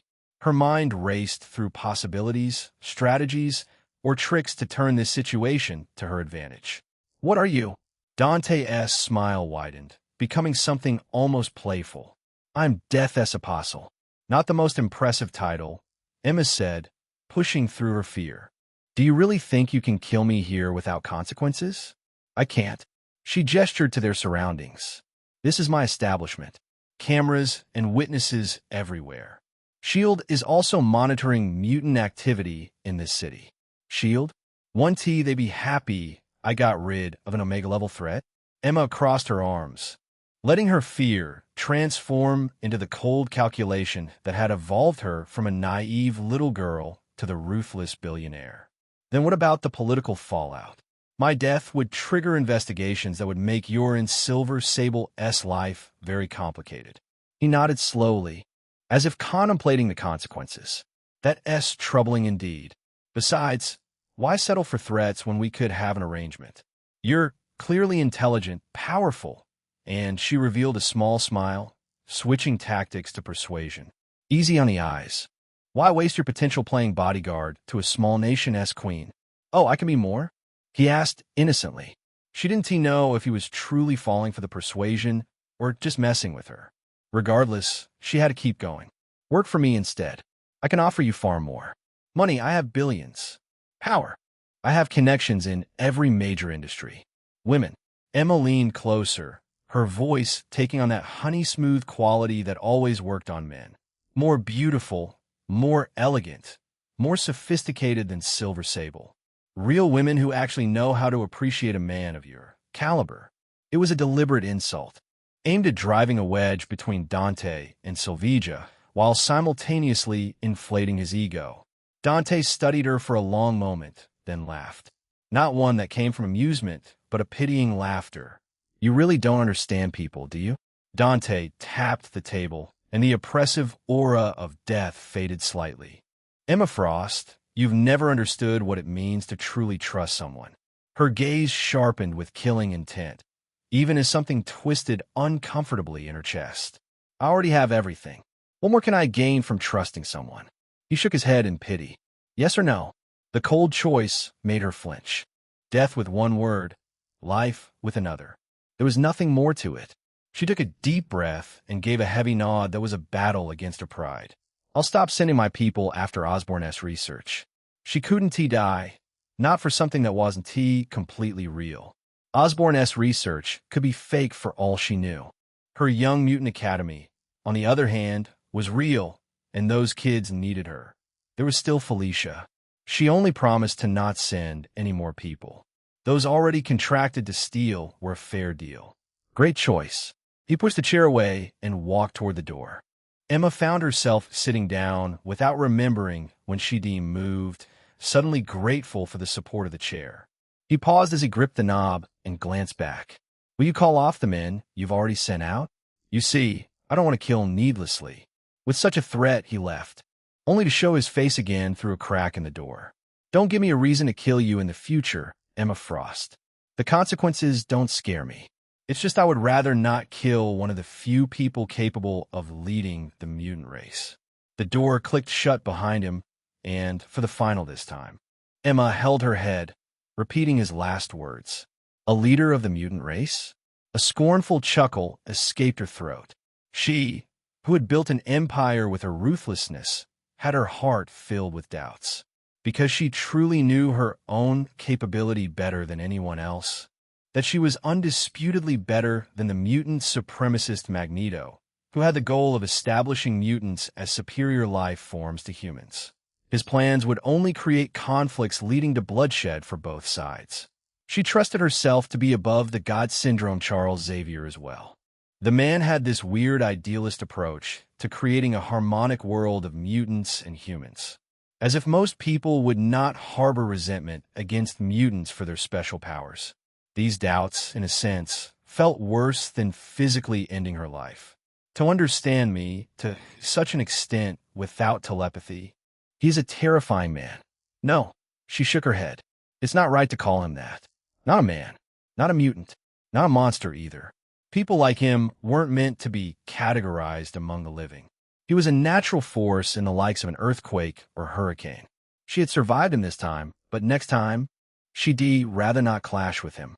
At least not until she found some means to deny him of his terrifying ability to kill someone with a thought. Because the White Queen Emma Frost utterly despised this feeling of utter defeat. Chapter 16. Selfish Care. Sylvija stood in the hallways just outside the private room, where a nerve-wracking negotiation played out. Her position gave her a clear view of the door, while allowing her to monitor for threats from either direction. Just her professional habit to never let her guard down. With her arms crossed, she tapped her fingers against her bicep. What's taking so long? Did he? She forced herself to stop that thought. Dwelling on worst-case scenarios was unprofessional. Yet her mind kept circling back. She had built her reputation on honesty, on being a mercenary with a heart of gold. But today, she felt like she betrayed her own code. She had used Dante. Not entirely, of course. Her attraction to him was genuine. However, she couldn't deny the calculated reasons that had drawn her to him in the first place. For one thing, he was incredibly resourceful.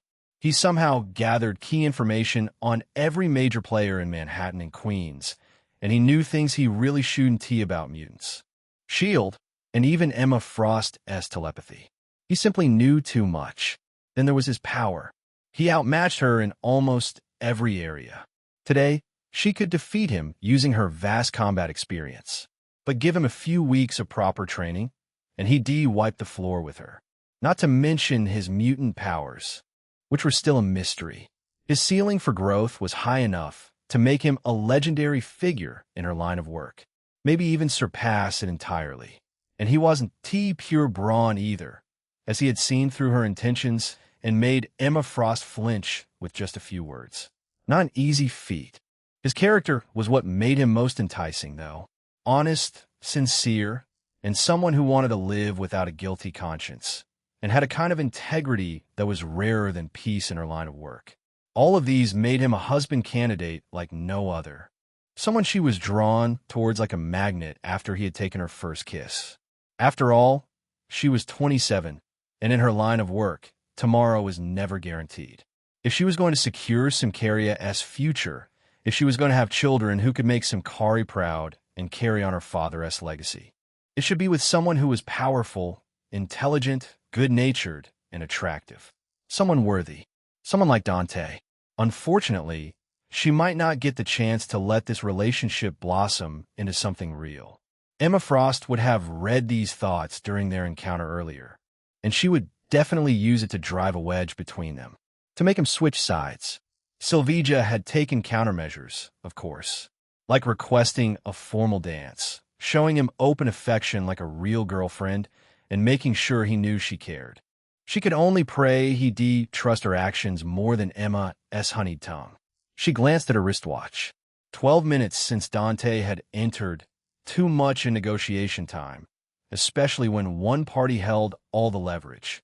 Then again, he was up against someone who could literally read people's minds.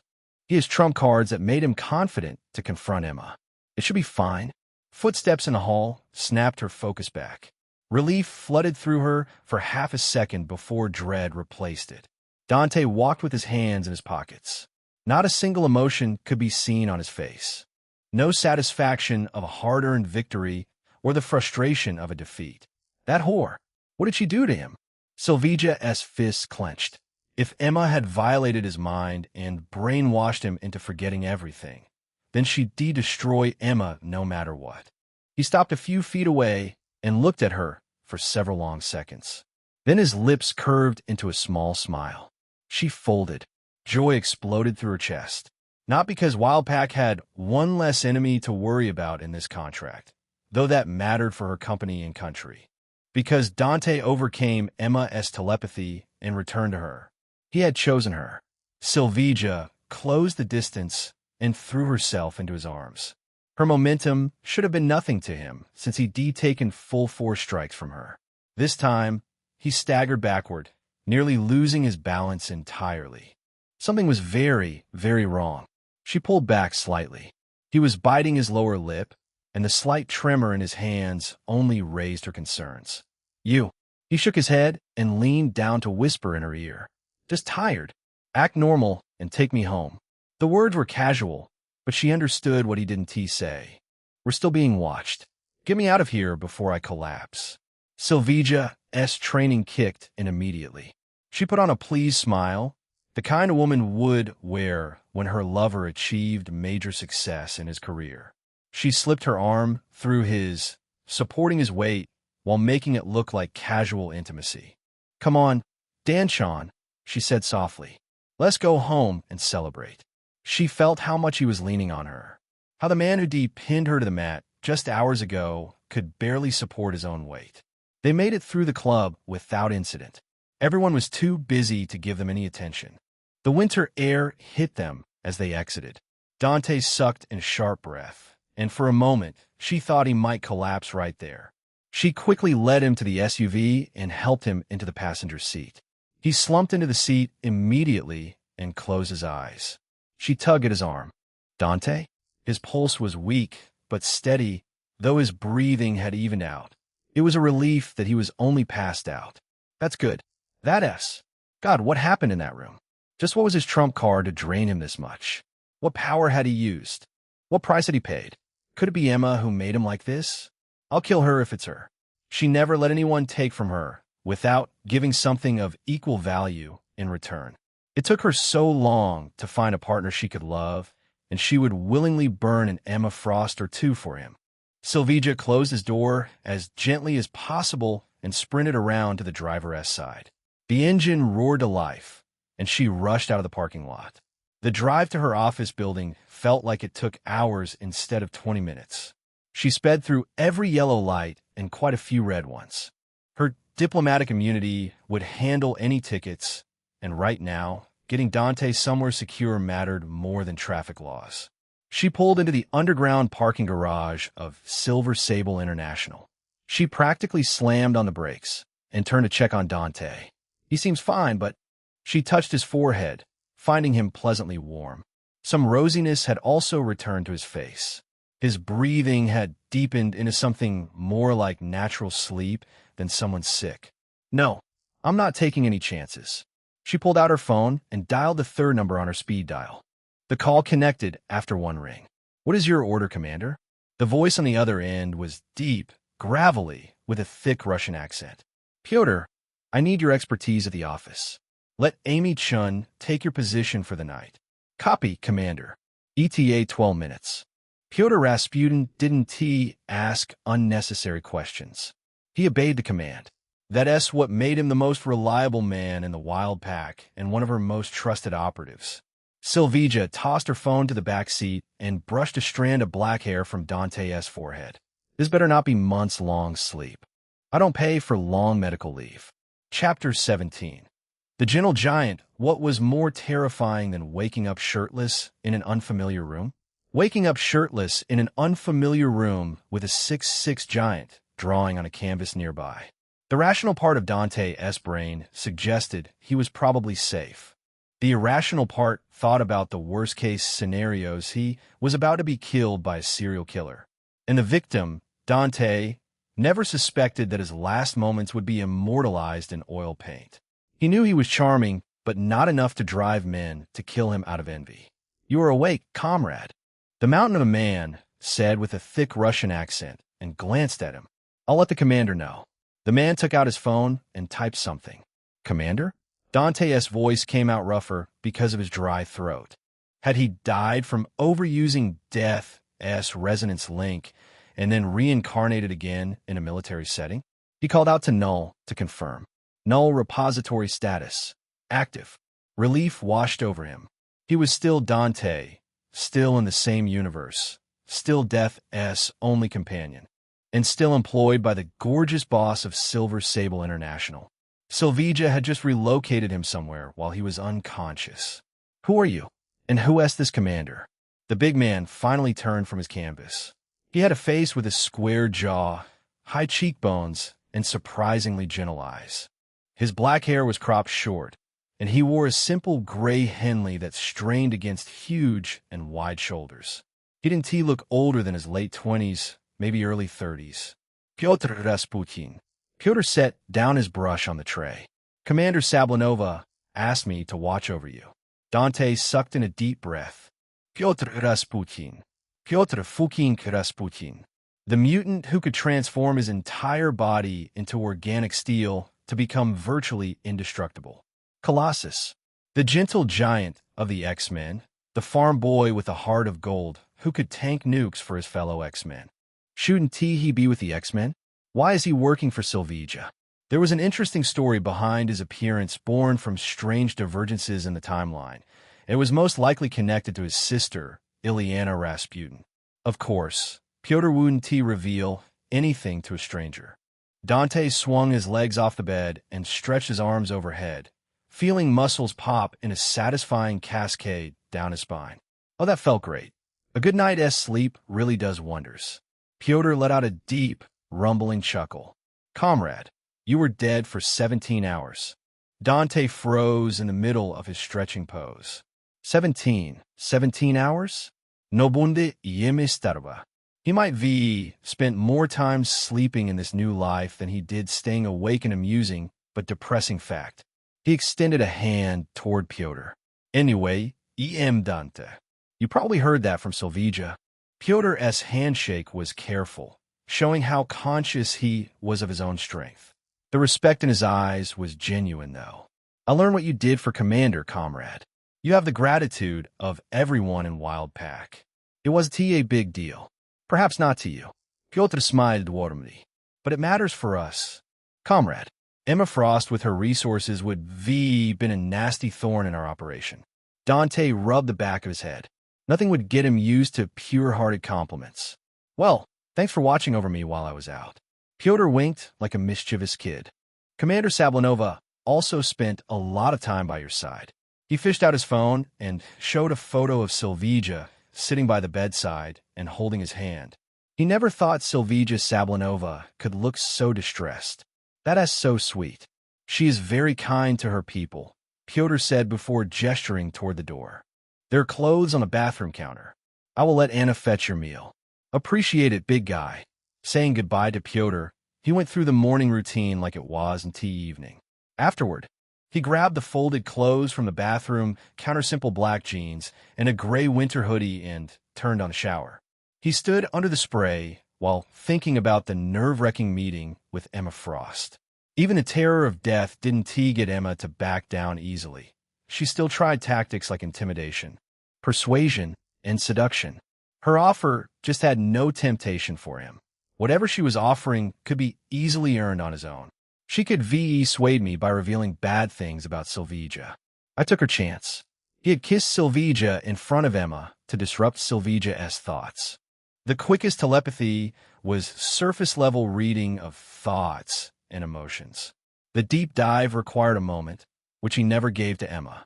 He had also shifted Emma's focus to himself with a shot at her ego, allowing Sylvija to leave without being exposed to the telepathy. It's a good thing, but I'm a bit disappointed. He didn't want to hear Sylvija's opinion of him. Not to the extent of wanting telepathy for it. He would still get it from Emma Frost's resonance link later, as it was an amazing survival tool. As for Emma Frost herself, he was quite certain this wasn't their last meeting. No. Did I suffer any backlash? Prolonged rest allowed for full recovery. Administrator's vitals and neural pathways are in optimal condition. He nodded, dried off, and dressed quickly. Running his fingers through his still damp hair, he gave it some semblance of style. Good enough. When he stepped back into the main room, Sylvija was sitting on the couch, gulping down water like she had been thirsty for days. She looked absolutely wrecked. Her silver hair hung in loose, messy waves around her face. Her ice-blue eyes carried a redness from a lack of sleep. She looked like she hadn't caught a break since they went to Hellmoon Club. He dropped onto the couch beside her. Hey, you're awake. She sounded relieved, like a heavy weight had been lifted off her chest. Sorry I didn't have time to look after you myself or cook for you. The facility got attacked last night. The apology hit him harder than it should have. She had probably spent the last 17 hours dealing with her mercenary operation, yet she was apologizing for not personally preparing his meal. What was the scale?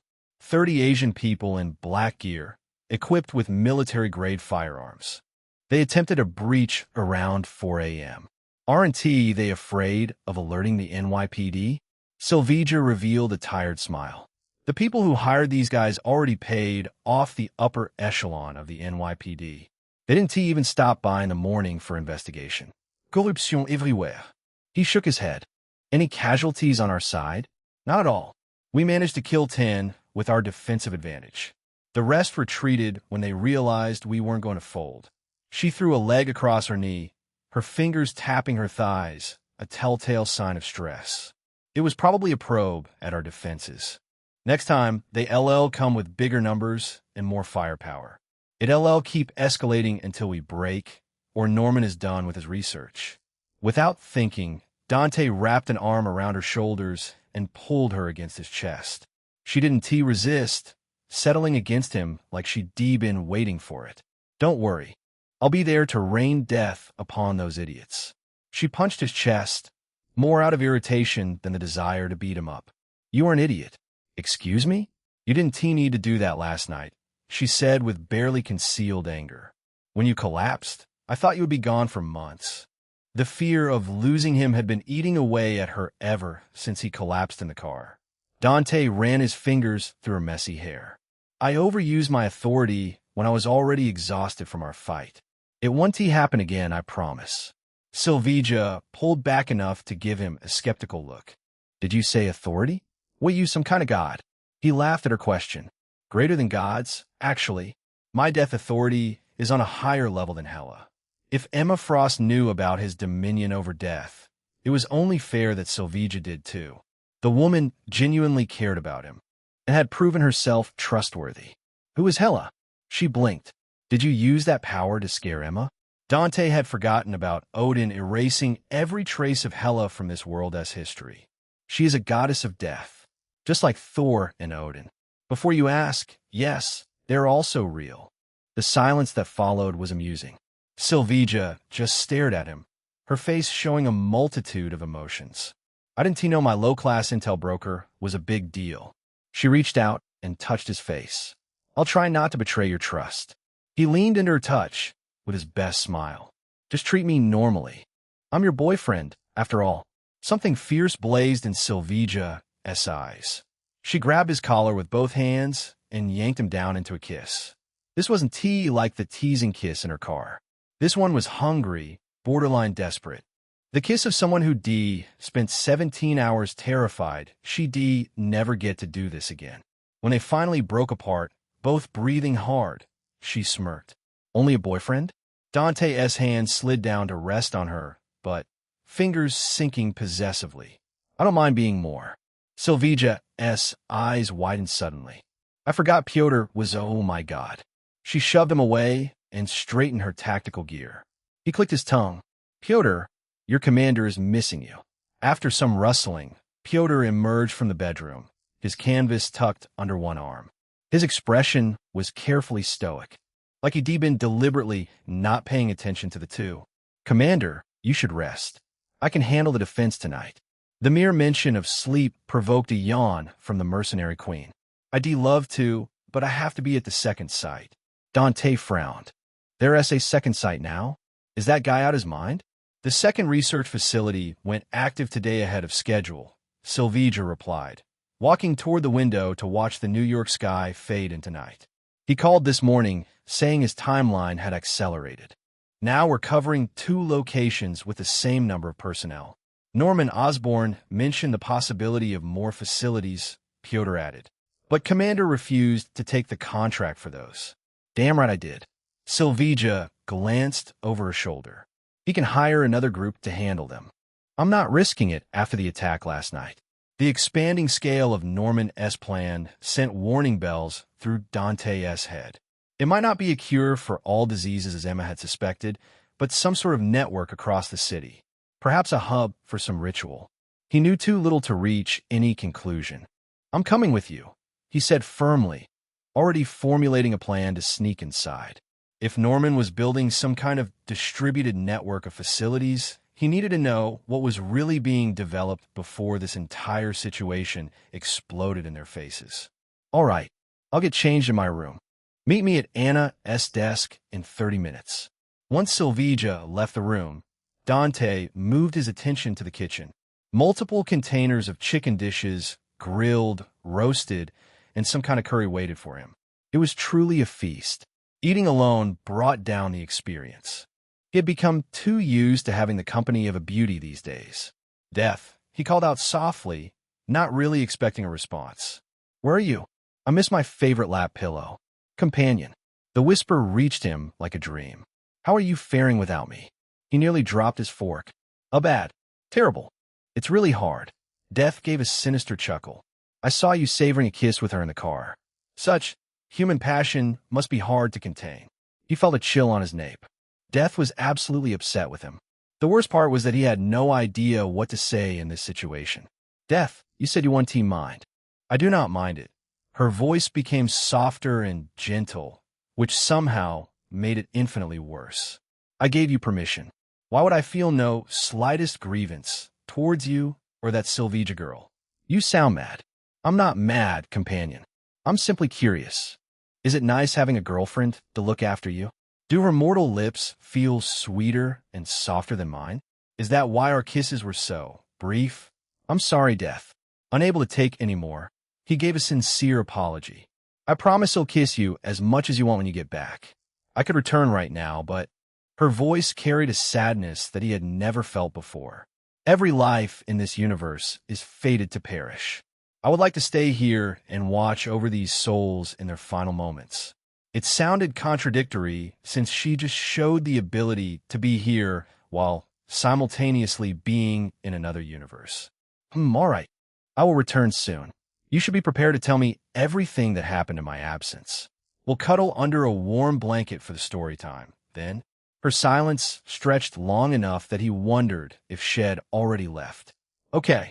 The shy agreement sounded nothing like the cosmic entity who de-resurrected him. It sounded like a nervous girl accepting her first date invitation. He was overcome with the urge to hug her. Unfortunately, she wasn't here, and that made him depressed. I'll chat with you later, companion. See you. He quickly finished the dinner and found Pyotr in the bedroom, who was carefully adding shading to the sleeping tiger on the canvas.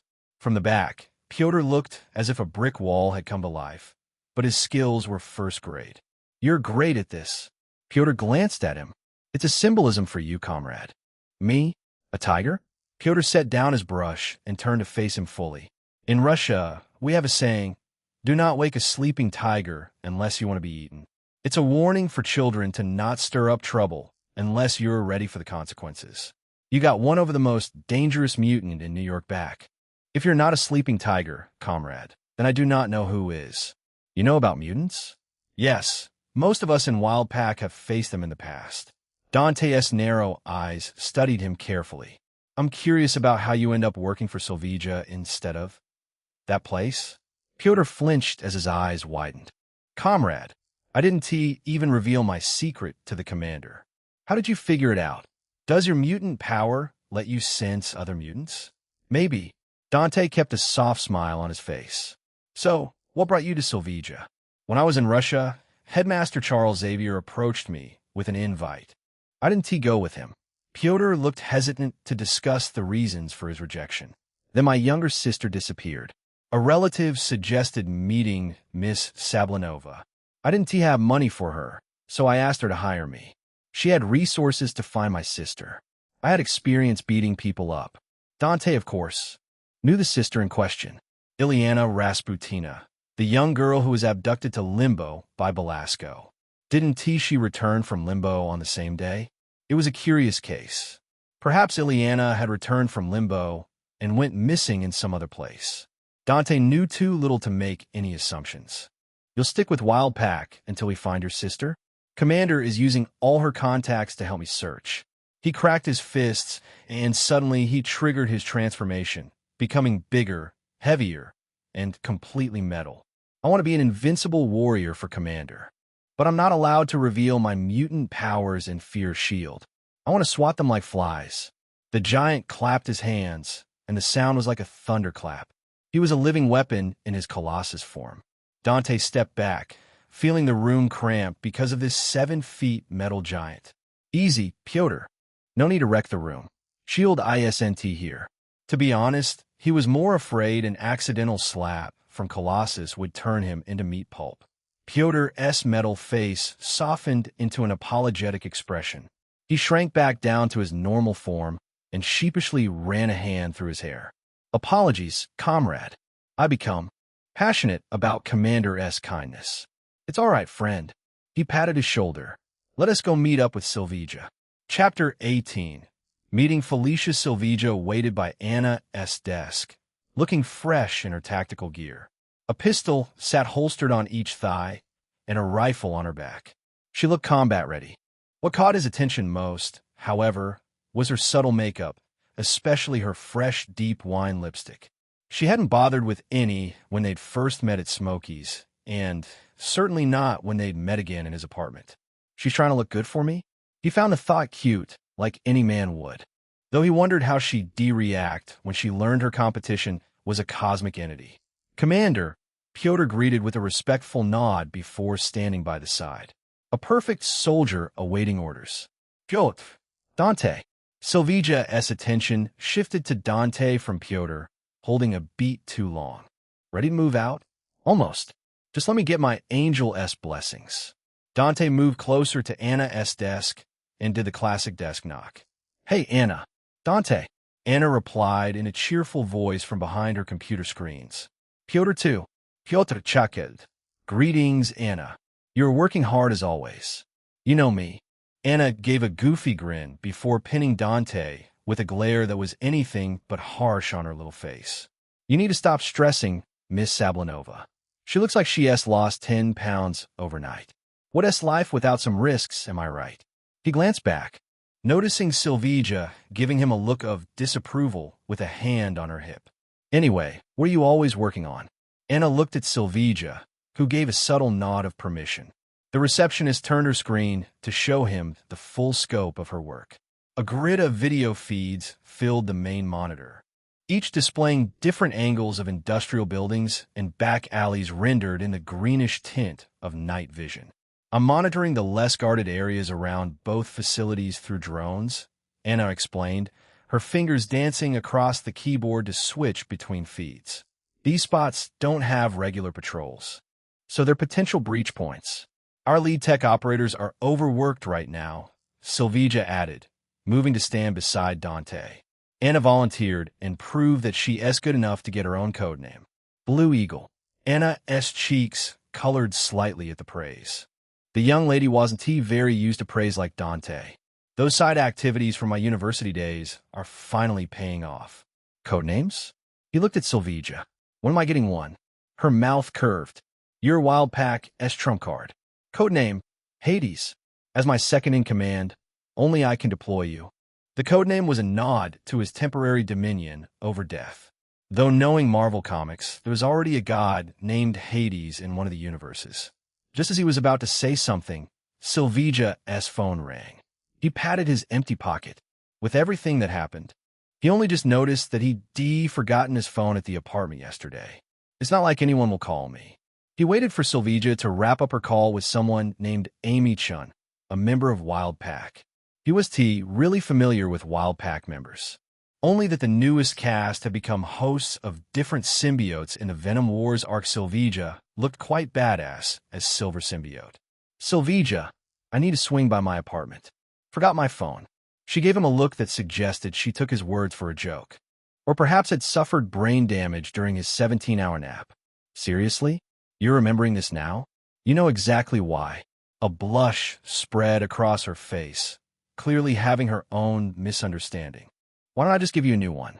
I have several spares in my office with above military-grade encryption and tracking.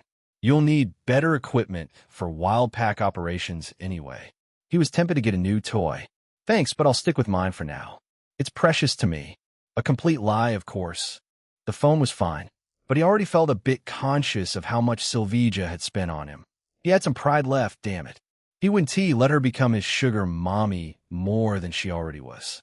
That kind of dynamic created dependency and resentment, neither of which he wanted in this relationship. Sylvija gazed at him as if appraising him. Whatever she saw must have satisfied her, because she nodded with a small smile. Fine, we'll make a quick stop.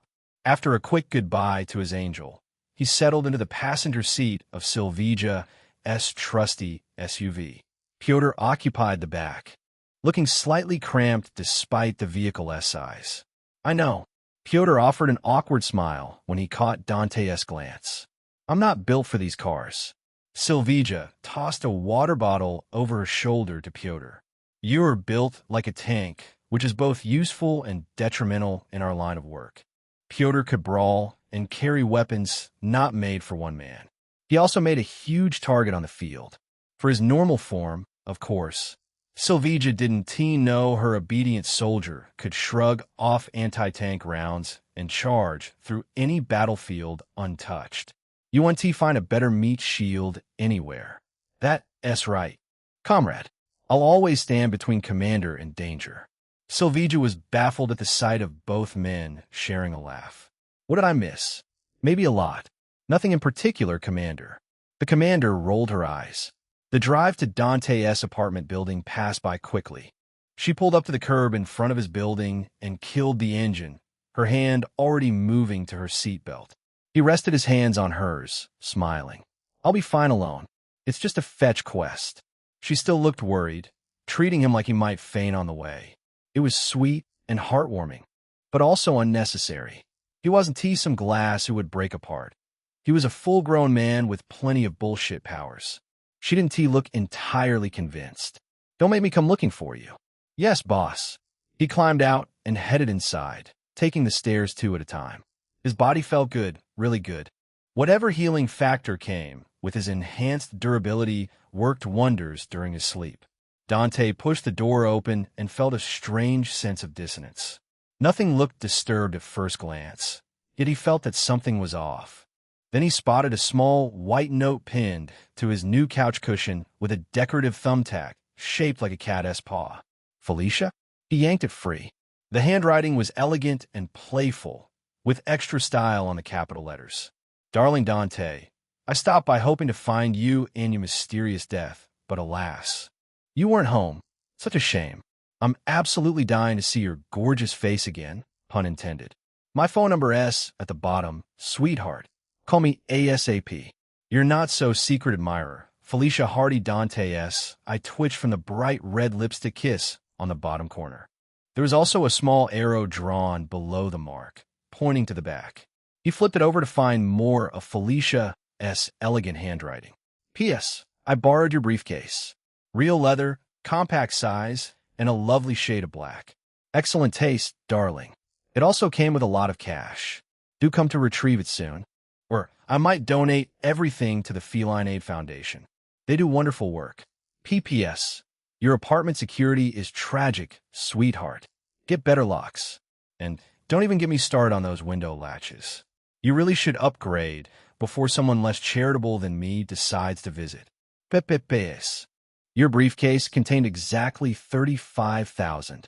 I counted on your new couch just so there's no confusion. I may be a thief, darling, but I'm an honest one. Dante stood there, speechless.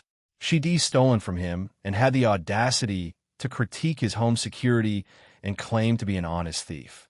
Should be an honor to be robbed by Black Cat. He crumpled the note and shoved it in his pocket before grabbing his phone from the table where he'd left it yesterday. The screen showed 13 missed calls from Felicia, time-stamped from yesterday to earlier morning today. Felicia. He could ignore her and let her keep the money since he wasn't in a tight spot anymore. Or he could do what she clearly wanted and call her back. The decision wasn't really a decision at all when he considered the bigger picture. Felicia Hardy had skills that could prove invaluable to him in infiltrating Norman's research facilities. He had 2 resonance links in mind to help him with invisibility and scouting, but her expertise with locks and security measures would make things 10 times easier. Worth a shot. He dialed her number and waited. It rang 3 times. Hello, Dante. A sultry voice purred through the speaker. I see you found my lovely little note. Did you love it? Of course you did, sweetheart. Why are you stealing from your benefactor? Red-Eye, tell me, are your eyes actually red when you're angry? You seem so calm at the cafe. But I imagine you must have a temper hiding under all that charm. All men have one. I'm starting to think your fated Death 1T come from an accident, he said coldly. It LLB from me, strangling you with my bare hands. Slowly, watching life fade from your eyes as you realize, I shouldn't have messed with this man. Oh my, that gave me shivers. She giggled, completely unfazed by his threat. If anything, she sounded more excited. Darling, you could choke me to death. I'll still have 8 more lives in the bank. Felicia, what do you really want? Many things. From you and death, she said, her tone shifting to a little more serious. I'm feeling awfully lazy right now. Why don't you come to my place? I'll text you my address. We can discuss the return of your briefcase over drinks. Or coffee, if you're more civilized. Or, she lowered her voice into a sweet whisper. We could skip the drinks entirely and move on to whatever else you'd like to do with little me. The line went dead before he could say anything. Does she never feel tired? His phone buzzed with a text message. 240 West 46th Street, Midtown Manhattan, near Theater District. It was one of the upper-class areas around Manhattan. Cry pays pretty well. He pocketed his phone and headed downstairs.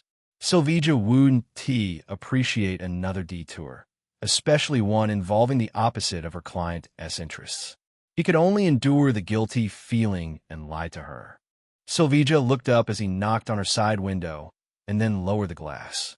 You know you can use the other side, right? You got to go somewhere.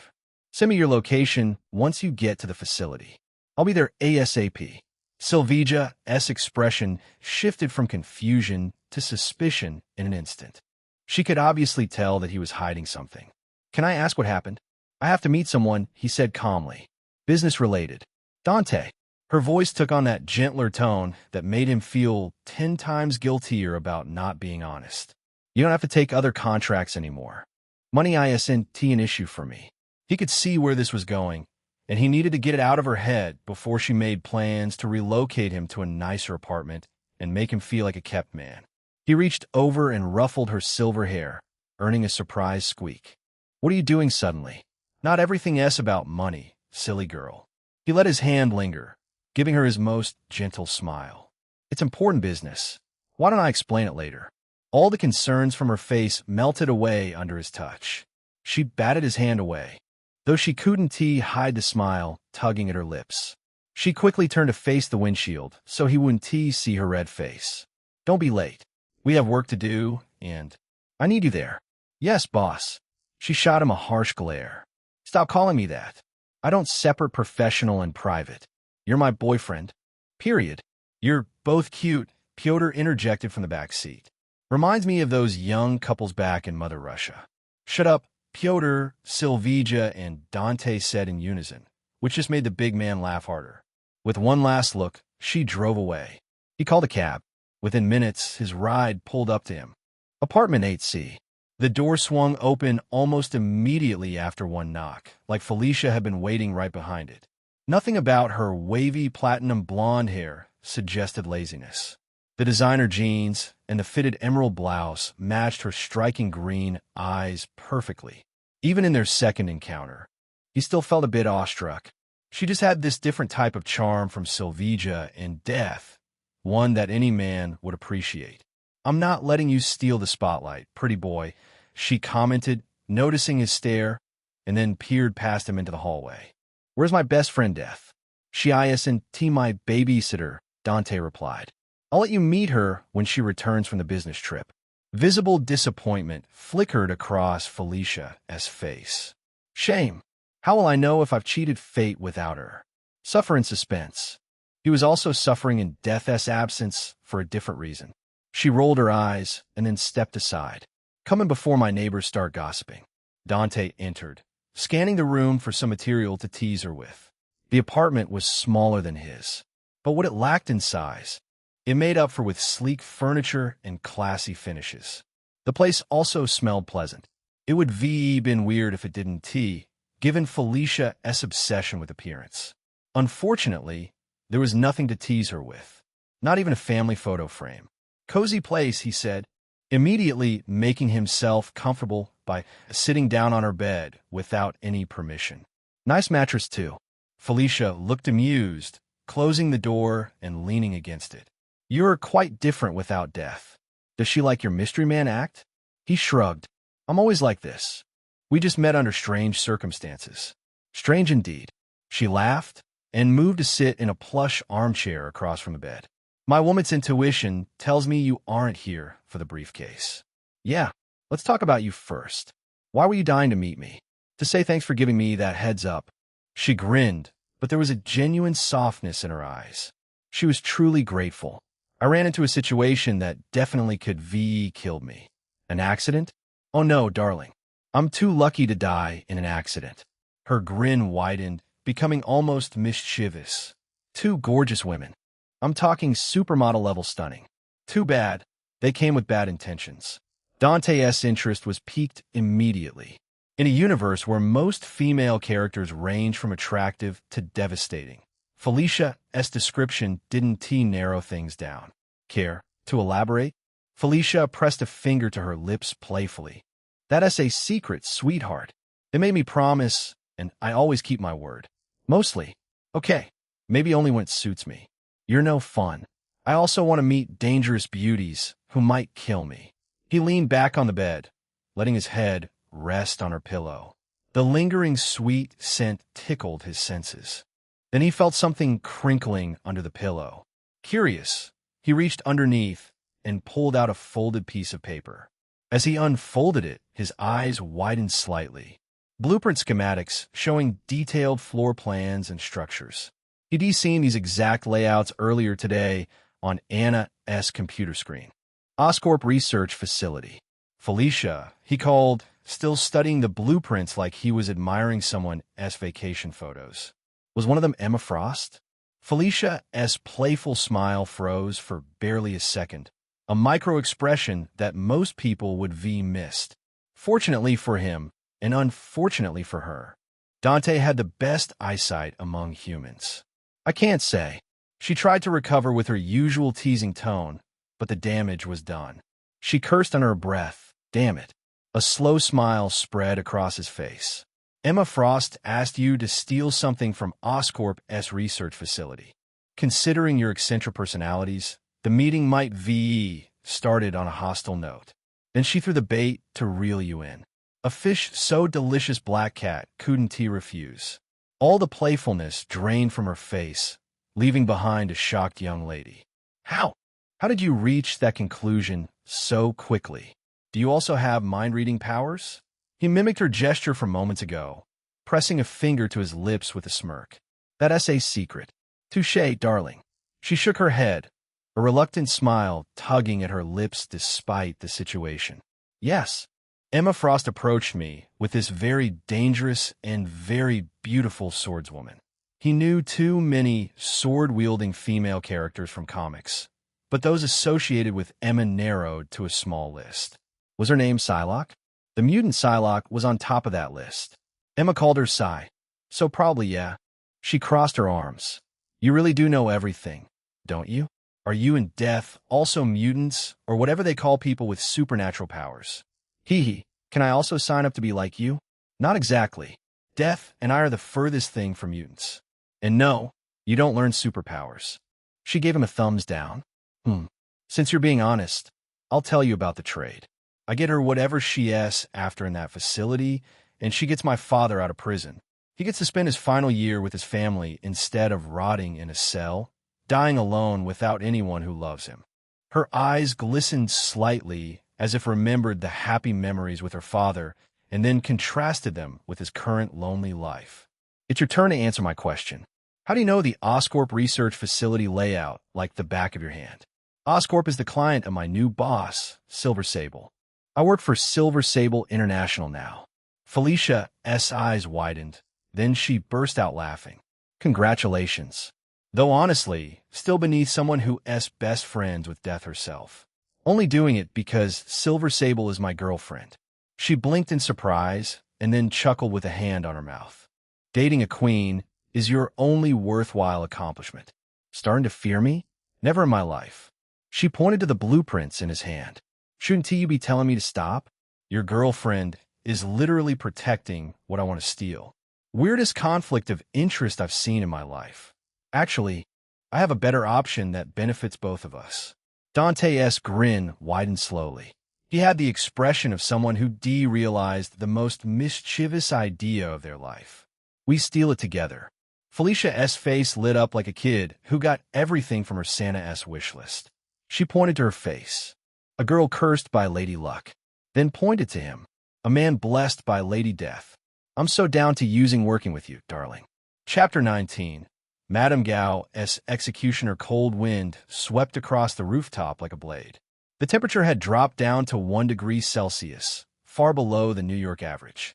This biting cold didn't stop Madame Gao and her associates from setting up a corporate-style meeting on a rooftop of a 20-story office tower. Madame Gao sat still on a simple wooden chair, with her aged hands folded in her lap. Behind her stood 6 hand operatives, each wearing black-colored suits.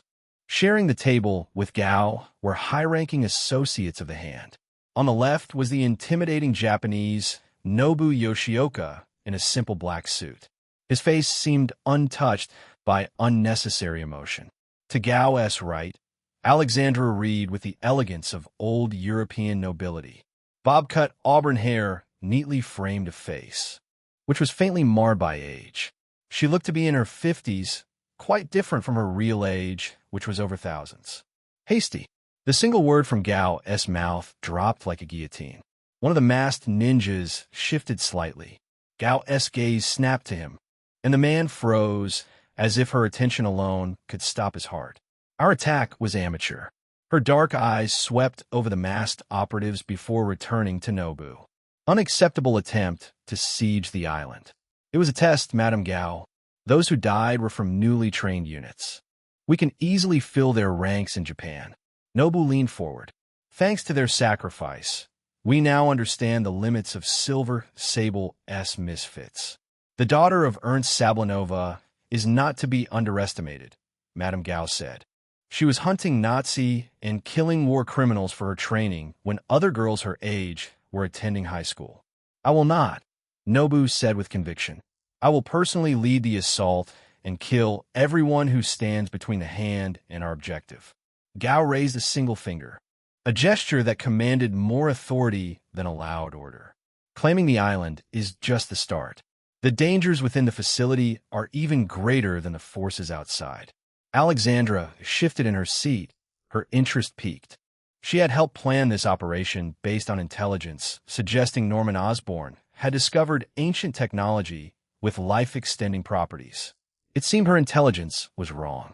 Gao's eyes reflected the distant city lights as she remembered her meeting with Norman Osborn. The CEO of Oscorp had shut her out, despite her attempts to trade. Norman Osborn didn't reveal it, but I sensed it clinging to him.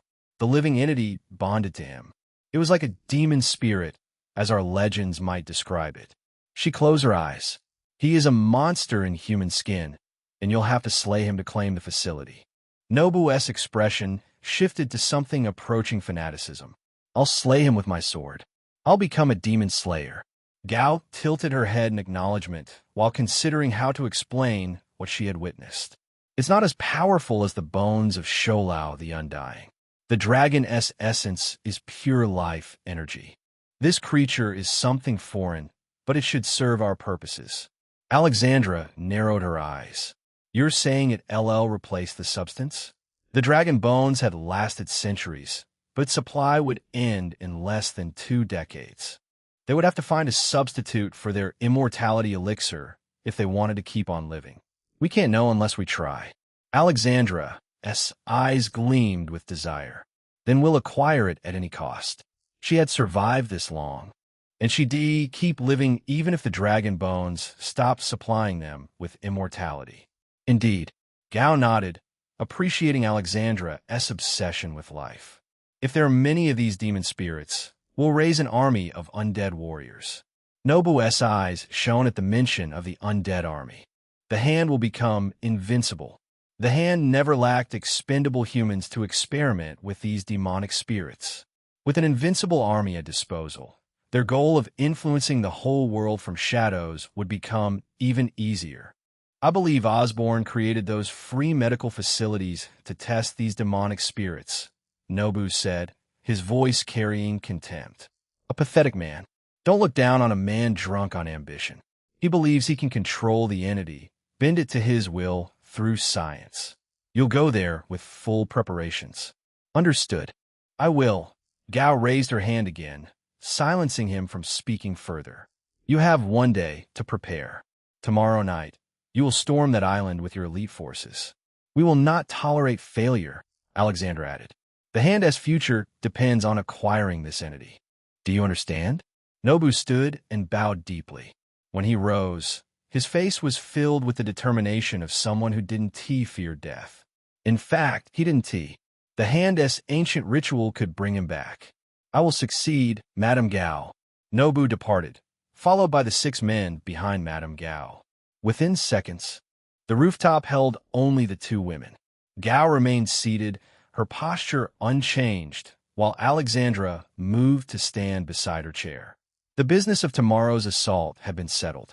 Now, they could turn their attention to longer-term concerns. For a long moment, neither spoke. The wind continued its lonely song across the empty rooftop, carrying with it distant sirens, the rumbled traffic, and hubbub of urban life. All those people, going about their small lives, completely unaware of the war brewing in the shadows. Quan Non. Gao broke the silence with a name.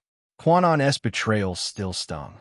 Not because of the personal slight, but because it represented a failure in the Hand's conditioning process.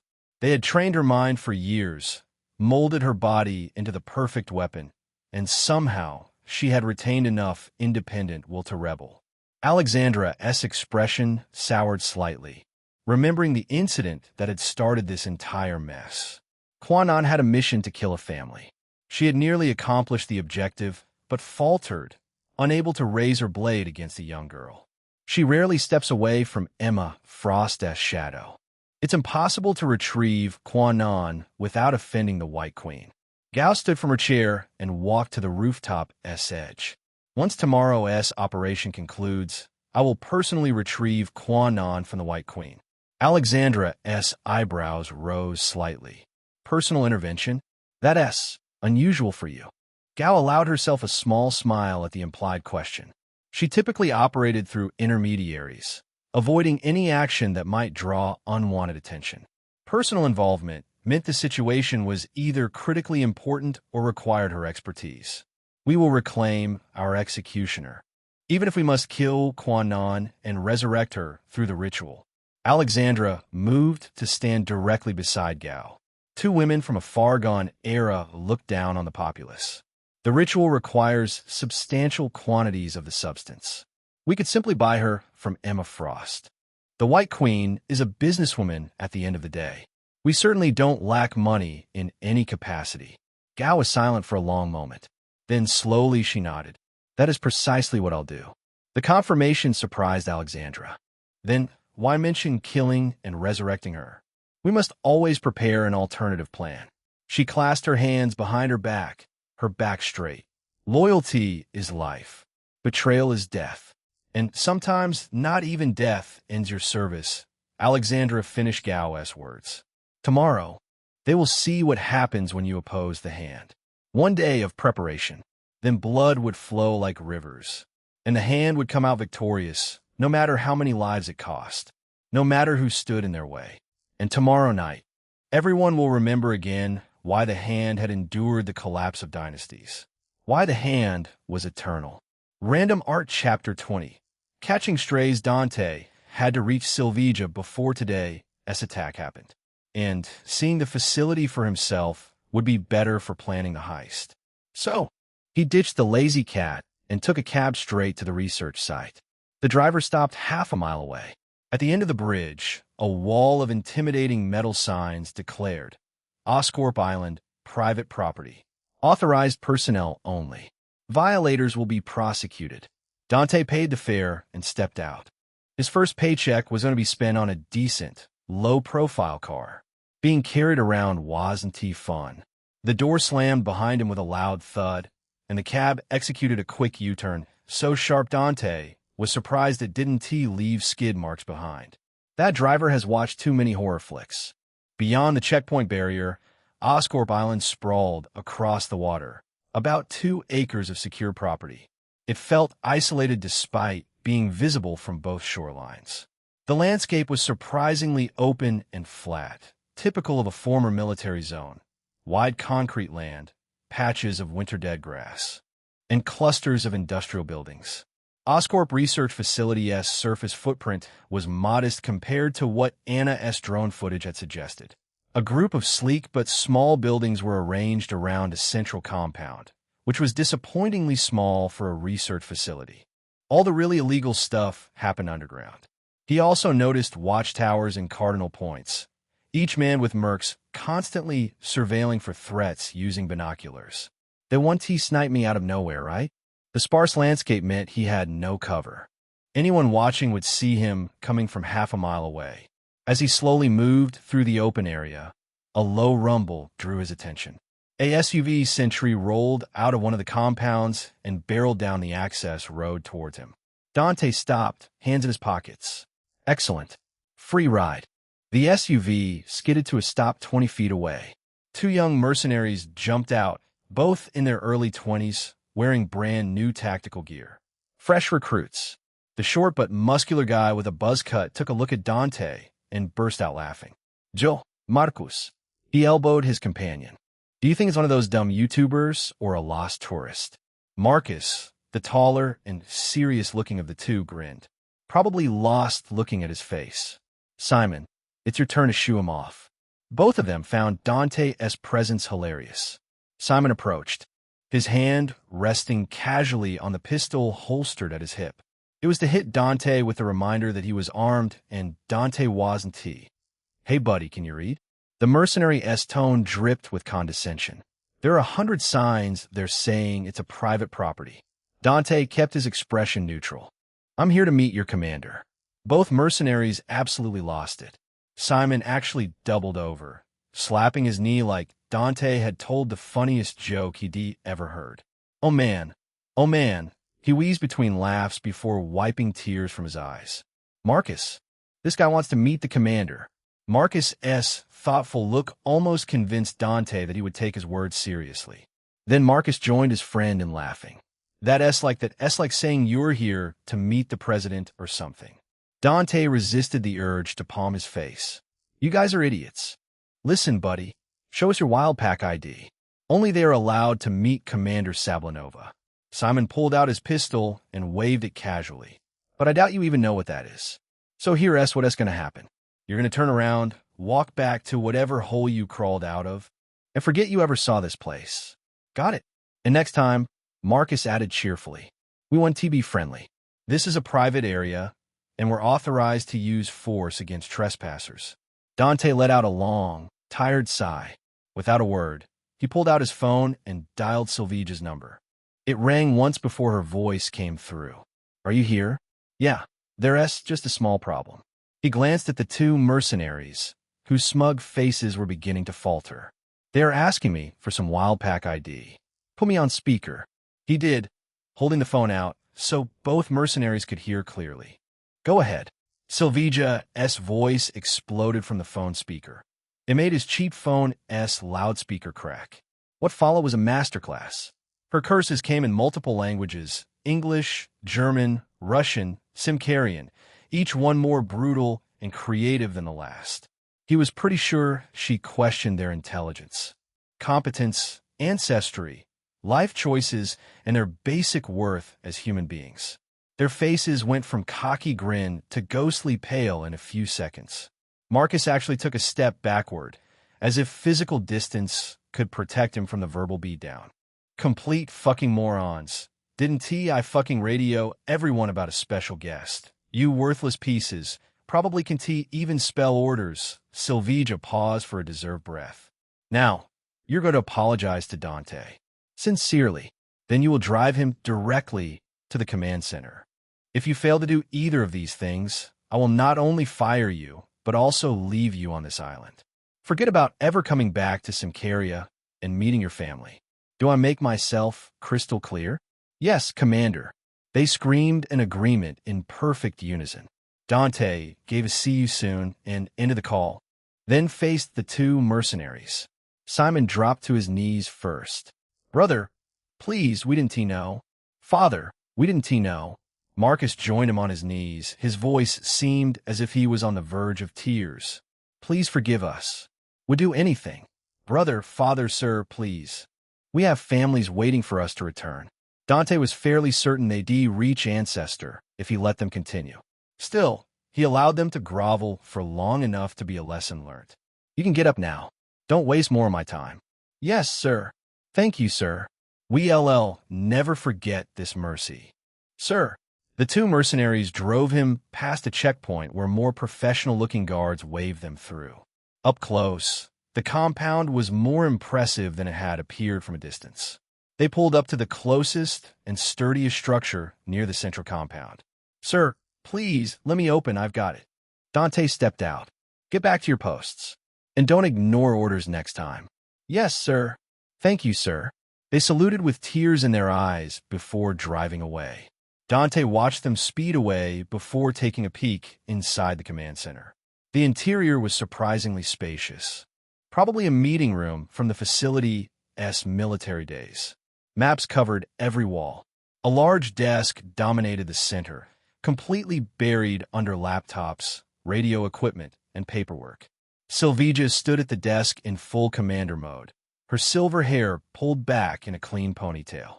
To her left was a young Asian woman with sleek black hair, who couldn't be older than 30. A red-black tactical gear covered her athletic build. She carried both a rifle and a sheathed katana. On Sylvija's right loomed a bulky man who was just a bit smaller than Pyotr, with a thick chin-strap-style beard and strong arms covered in thick hair. The third man was leaner and shorter in comparison. Hispanic features, maybe early 30s, with a neat beard and observant eyes, a man who'd seen a lot in his life. His gear looked light in comparison to the other three. Probably a non-combat specialist. Sylvija pointed to a spot on one of the maps. They will most likely approach from the north. So here's the plan.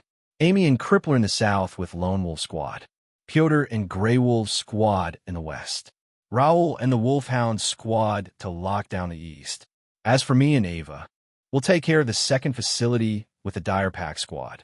A great plan, Commander, Crippler said cynically. Except you forgot to tell us who LL defend north here. You know the most likely place to be attacked tonight. Sylvija laughed. Hades will take care of north. Lady, are you out of your mind? Amy Chun asked with a frown. I know he shut down Emma and all, but are we really trusting the new guy? What if he got killed? Then I'll take full responsibility. Sylvija's clear-cut response showed her trust in him. Just when he thought he couldn't like her more. She gave him another reason to love her. Crippler slapped Amy Chun's back. Come on, little girl. The orders are in. Amy Chun didn't look convinced. Working with this pervert will be the death of me. Her words made Crippler grunt, while Raoul chuckled. Dante saw this as the best moment to step inside and introduce himself. Sylvija. Sylvija's head turned toward the door. The moment she saw him, her expression softened into something warm. Lady? Amy Chin's voice carried a note of teasing affection as she followed Sylvija's gaze. Then her eyes landed on Dante. The warmth vanished instantly, replaced by hostility that gave him more shivers than New York's winter. Just as quickly, she masked it with a sweet smile that was somehow more terrifying. She approached, circling him like checking out a dress placed on a mannequin. Pretty faces are the bane of princesses everywhere. Sylvija shoved Amy's face aside and scanned his body as if looking for any injuries. Her nose suddenly twitched, so subtly that he almost missed it. Shit, not even a day went by, and you're already meeting women behind my back. Her teasing voice was a stark contrast to her judging glare. Gods really are different from us mortals. Dante sniffed his own hoodie, immediately picking up the scent Sylvija had detected. Felicia's perfume was on his hoodie and jeans from when he enjoyed some rest on Felicia's bed. This subtle scent was too obvious for a woman in love. Her near-human peak-s senses also helped a lot. This is fine. I can clear it up later. Click-clack. The unmistakable sound of a rifle being chambered. Amy Chun had her rifle up and aimed at his chest faster than most people could blink. Her expression was purely murderous. Why do all the pretty ones have rotten cores? Amy's voice dripped with venom. He is also a mutant. Double the red flags. Double the execution. Behind her, Crippler's hand rested on his high-caliber pistol. Breaking Leader's heart is a crime worthy of execution, son. Both guns were aimed casually. These were people who killed before and wouldn't lose sleep over doing it a dozen times again. Dante sent Silveja a meaningful glance to let him handle the situation. His authority would always be in question if he continued hiding behind Silveja. Raul gave an exasperated look. What the actual fuck? Guys, since when do we shoot people for relationship drama? Let the couple handle their own mess. The only voice of reason in the room. Crippler laughed and lowered his pistol slightly. You're right. It'll be more satisfying to let Leader shoot him. The fucking balls to cheat on her. Just then, the door burst open and Pyotr squeezed through. He saw Amy's rifle and Crippler's lowered but ready pistol. He immediately moved to block Dante from their line of fire. Put that gun down or shoot me. His voice carried absolute conviction, the kind of loyalty that came from genuine friendship rather than duty. I won't let you harm Comrade Dante. Amy glanced at Silveja, growing even more confident from her silence. Step aside, Pyotr. No. Dante stared at Pyotr's massive back. He'd barely known the man for a day, exchanged maybe 20 minutes of conversation, and Pyotr was ready to take a bullet for him. The big man touched his heart with his actions. But the irritation was still there, and it was growing. He'd come here to help Silveja to support Wild Pack's defense. And within minutes of arrival, he had 2 guns pointed at him over a misunderstanding. He hadn't cheated on Silveja. Everything was to save New York from a lunatic billionaire. No wonder supervillains pop up every day in this universe. Dante placed a hand on Pyotr's shoulder, intending to gently move him aside.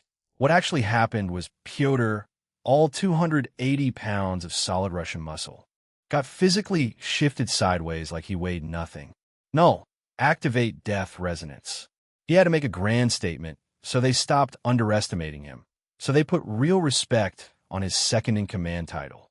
Silveja had put him in the position, but he had to show that he fully deserved it. Otherwise, they'd always think of him as an incompetent man. The atmosphere in the room changed immediately. Crippler and Amy clenched their firearms, fingers hovering near triggers.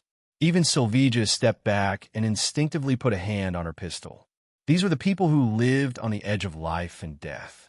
They recognized the real thing when it stared them in the face. What happened to bullying the new guy? I'm standing right here. Why aren't you bullying me now? Dante tilted his head with a calm smile. You know what? I fucking dare you to pull that trigger. Bang! Amy Chun fired. You asked for. She froze mid-sentence. Clink. Dante opened his fingers, letting the bullet drop to the floor. Death denial was one of his abilities under Death Resonance Link. It had kicked in a moment his life was threatened, giving him bullet time perception and the speed to pluck a bullet out of the air. Did Amy Chun plan to kill him out of sheer hostility? Far from it, actually. She had meant it to be a warning shot that harmlessly grazed his hair.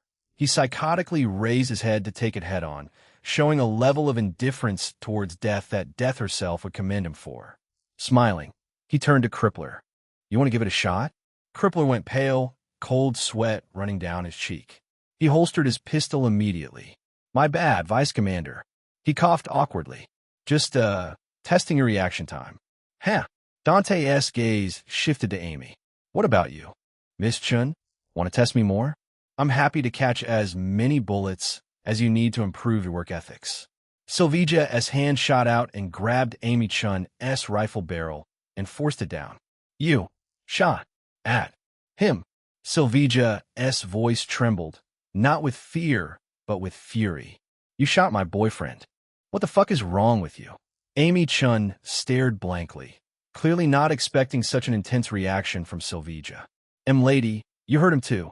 He dared me. I don't care. Silvija whirled on Crippler, who raised his hands with a goofy grin. What kind of amateur bullshit is this? Commander Sablanova, we were just out. Both of you. Now. Silvija's finger pointed at the door like it was a death sentence. Get the fuck out of my operations center before I shoot you dead myself. Amy Chun's mouth opened, closed, then opened again. But Silvija's death glare stopped the swordswoman from arguing any further. She fled. Crippler moved slower, genuine regret on his face as he glanced at Dante. I was just playing along with Amy Chun. Still wasn't he cool? Sorry, Vice Commander. I'll never question you or Commander ever again. Damn right you will, Silvija growled. Who even are you to point your gun at your Vice Commander? I'll bury you 6 feet under if you dare to touch Dante. Raoul, who'd been watching the entire spectacle like a bystander, also headed for the door. Come on, big guy. He grabbed Pyotr's arm. Let them cool off. But Comrade Dante just caught a bullet with bare hands. I think he'll be fine. Raoul pulled Pyotr toward the exit, the big Russian casting worried glances back at Dante. Dante had a few words of warning for the two, but Silvija had already done the job. He just waved at Pyotr with a smile. See you later, friend. Yes, comrade. The door closed with a heavy thunk. Silence. Dante deactivated death resonance. Even this little duration felt taxing on his mind. The growth of his physical endurance couldn't keep up with the growth of Death's resonance link, which had already reached 4.2. What a warm welcome they had for their vice commander. Really felt the team's spirit there.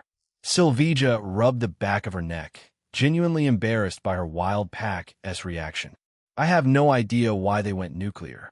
Amy's usually professional, and Crippler, he was probably being an idiot.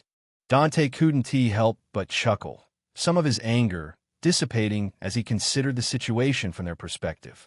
They thought I was some con artist who seduced you for money and power.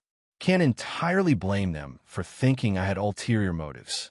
Silvija flinched at that. I decided to bring you in. You didn't even contact me first. At first, you probably thought of me as a stupid cash cow, didn't you? He looked away and whistled. Seriously, she said in an exasperated tone before laughing. I fucking dare you to pull the trigger. Gosh, the arrogance and pride is on another level. He did his best not to cringe. Had to stand up for myself since my girlfriend let her subordinates bully poor, defenseless me. She stepped closer and wrapped her arm around his waist, leaning her head against his chest. They won. Tried again. He stroked the back of her head, which she clearly enjoyed. It's actually kind of sweet.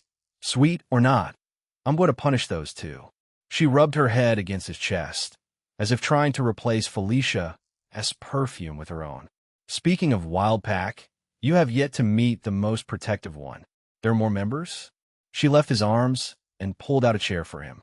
My best trump card before you joined. Codename, White Tiger. I took her in when her family was murdered. We've been together for 5 years now. Her face showed clear fondness when she talked about this White Tiger. Dante's eyebrows rose. Is her name Ava? Silvija looked at the ceiling for a moment. Lips pressed together, then back down at him. Can my godly boyfriend please stop being mysteriously omniscient every 10 minutes? It's too much for my heart. Her weary acceptance made him chuckle. You signed up for this. Yeah. You probably knew powers too. White Tiger amulet. She can dodge bullets, punch through walls, and has claws that can slash through metal. Classic superpowered cat stuff. Silvija just sighed. Chapter 21. Hades. The North Watchtower came with a spectacular view of absolutely nothing interesting. Just dead grass, concrete, and the dark waters of the bay reflecting the city lights across the bridge. This island alone had 3 bridges connecting it to Manhattan, and this research facility was the only structure worth noticing.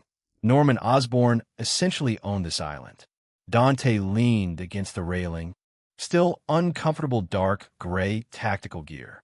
He just couldn't deny Silvija's gift, not when she had that don't you dare get a single scratch look on her face. That hadn't been her only parting gift.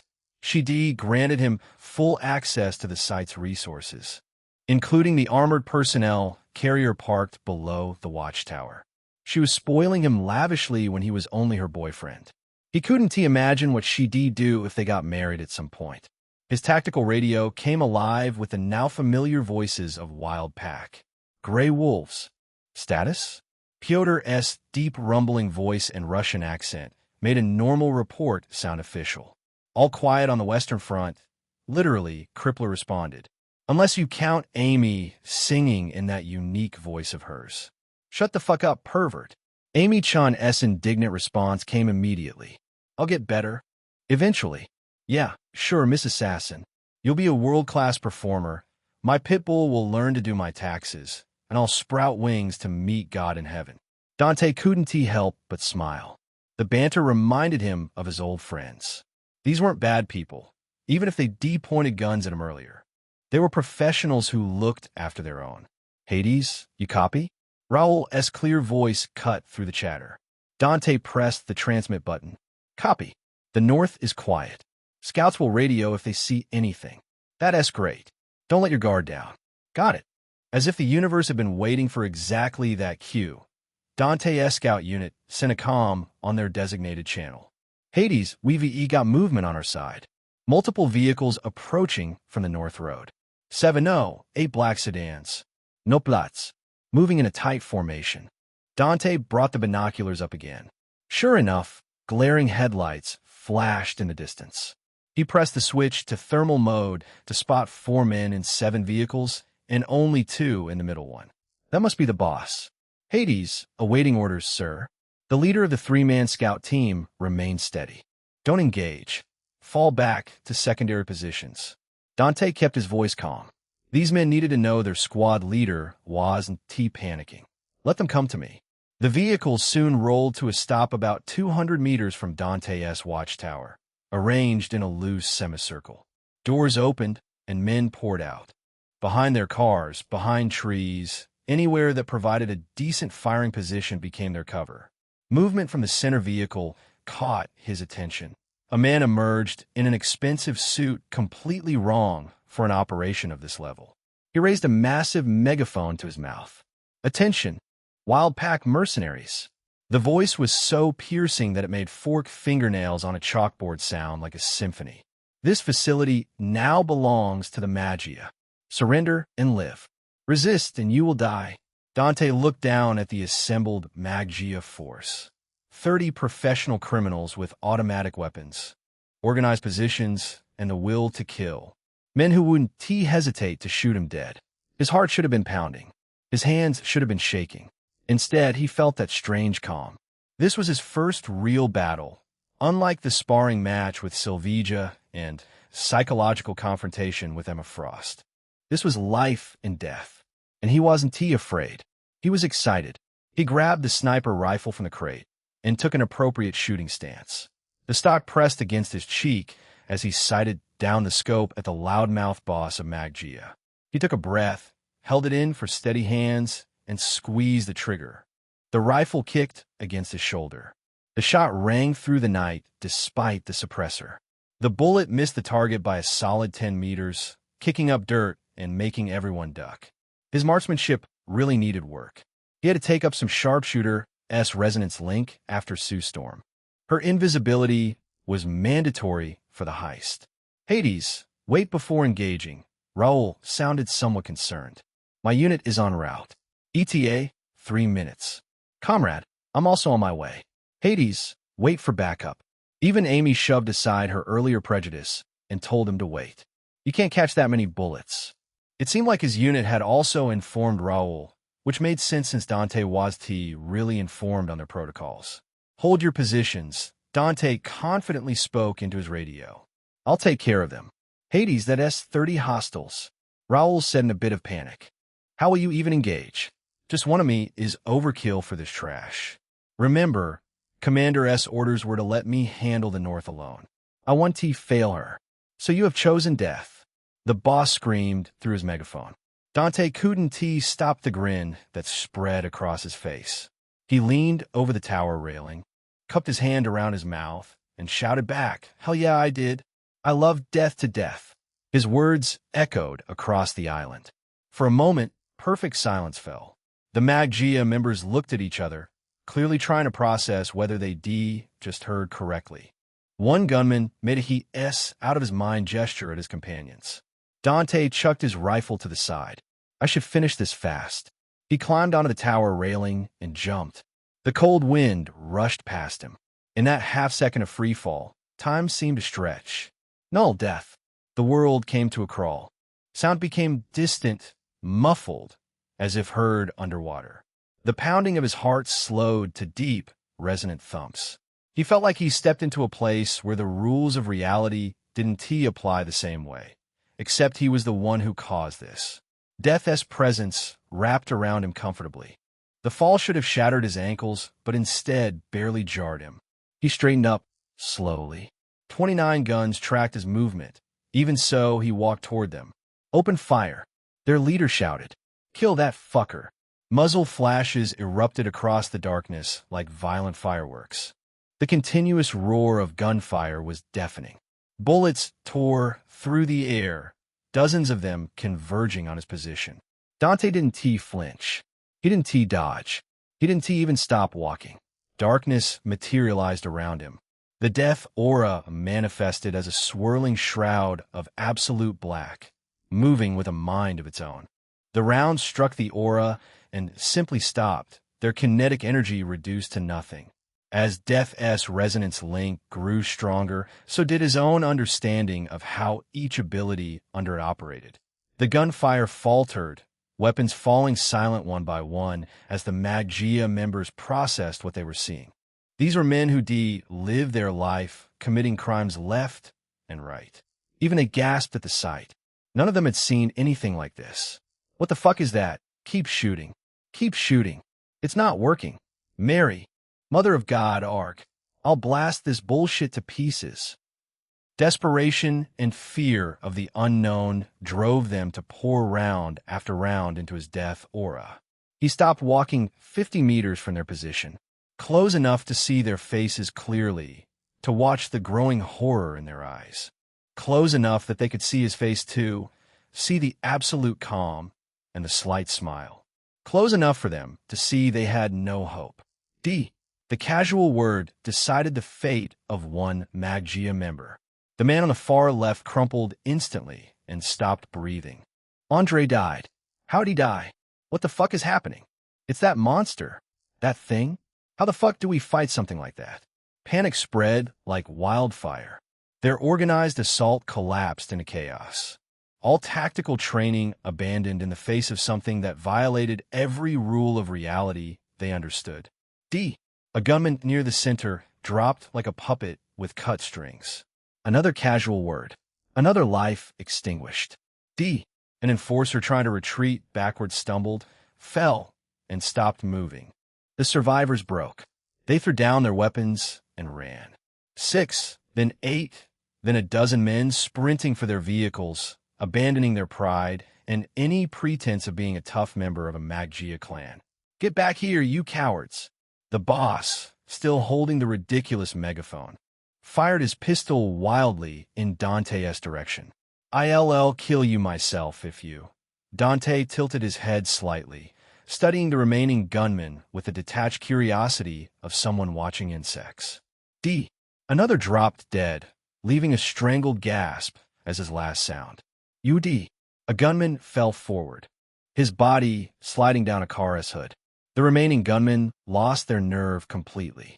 Weapons clattered to the ground as they fled on foot, not having the courage to stay long enough to start the engine. The boss fired a few more desperate shots, screaming threats at his retreating men, before realizing he was utterly, completely alone. The pistol slipped from his fingers. His legs gave out, and then a dark stain spread across the front of his expensive suit pants, clearly visible to Dante's sharp eyes. Please. His voice came out as a broken whimper. Please, I'm just a contractor. Roxxon Corporation hired me. I'm just doing their dirty work. I'm no one. Please, God Devil, whoever you are, please have mercy. Interesting. Even Roxxon want a piece of Norman S. pie. His lips parted, preparing to grant a merciful death to the sobbing man. "Stop!" A voice came from above. Dante looked up as someone swung through the air, carried by white webbings attached to a tree. "Spider-Man?" A figure landed between Dante and the sobbing Mag-Gia boss in a graceful crouch, and a hand extended toward him in a clear stop gesture. The sleek white-hooded suit immediately revealed her identity. Gwen Stacy in her iconic suit, years before Peter Parker would be bitten by his radioactive arachnid. This timeline was completely off the rails. "It's you." Just as he recognized the lady under the mask, she also recognized the man who praised her father outside Hellmoon Club yesterday. Dante tilted his head. "Do I know you?" "No." She started breathing harder, noticeable shivers running through her legs as she struggled against every instinct screaming at her to run. The sharper your perception, the more clearly you'd feel the presence of death from him. "Then move. This is private property, and you're trespassing. You can't kill him." She shifted her stance again, trying to position herself more fully between him and the Mag-Gia boss. "You can't just... Look, he is a criminal. Yes, but you can't execute him. The law will decide his punishment by trial." Dante really wanted to get this over with and disengage Death's Link. But here was Gwen Stacy giving him the hero speech about law and justice and due process. He could fight her. He could kill her.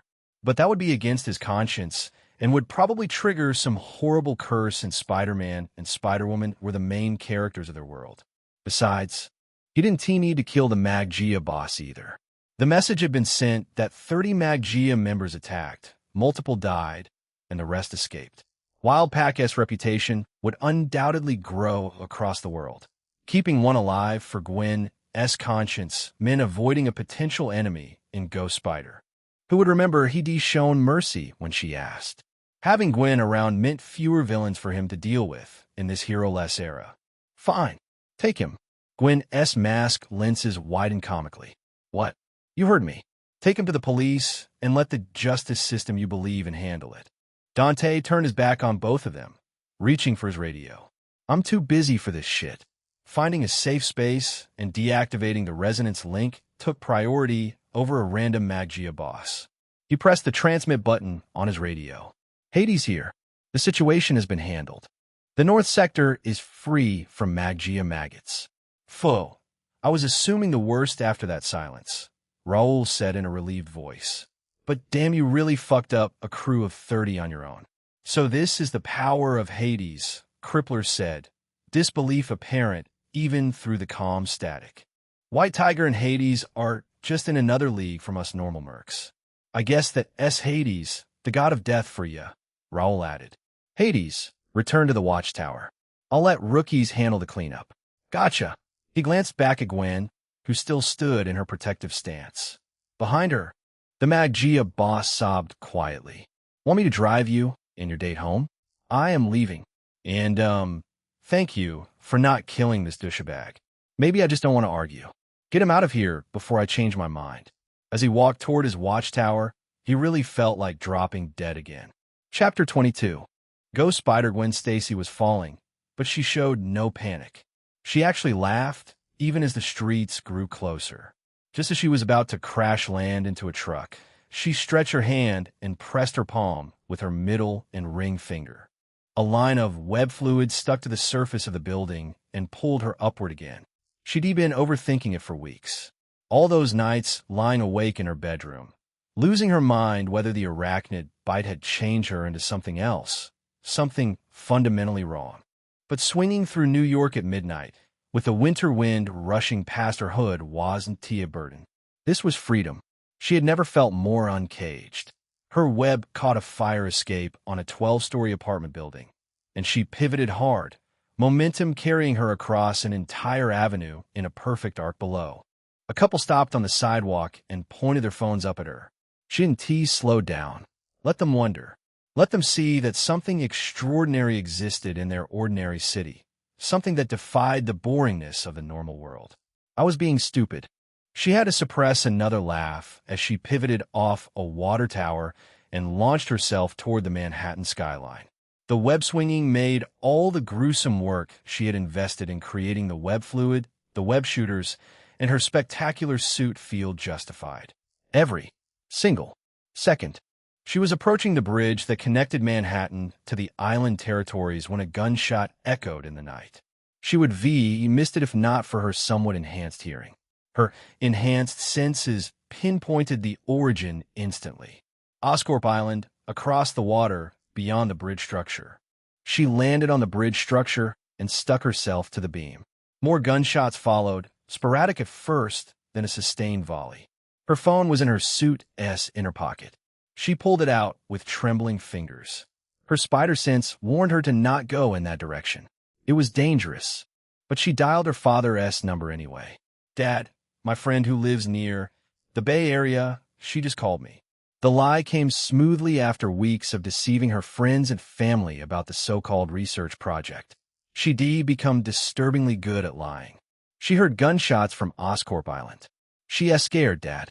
Her father's sigh came through the speaker. "Gwen," he said in a weaker voice than she'd ever heard from him. "We're not authorized to investigate that location." This wasn't right. Captain George Stacy was persistent in doing the right thing, seeing the good in people, and a stubborn no-quitter. He didn't get tired. He never bent the knee. The man on the phone sounded so defeated and so exhausted, like he'd given up on something. "Dad?" Her confusion was genuine, authentic, because nothing about this made sense. "Why?" For a moment there was silence and the sound of doors opening in a series. Her father was leaving his office. Higher orders came down directly from Captain. His voice dropped lower, and she could hear the shame in it. "It's private property outside our jurisdiction. The NYPD is not to act there."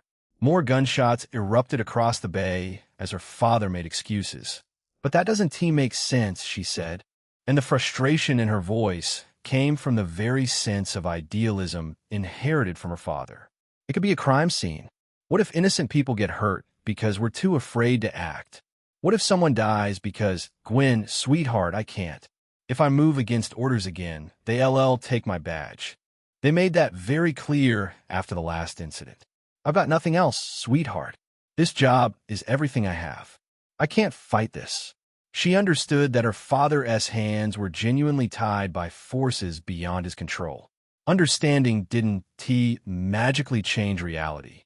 It certainly didn't erase the gunshots in the distance, which made her next decision not just easy, but inevitable.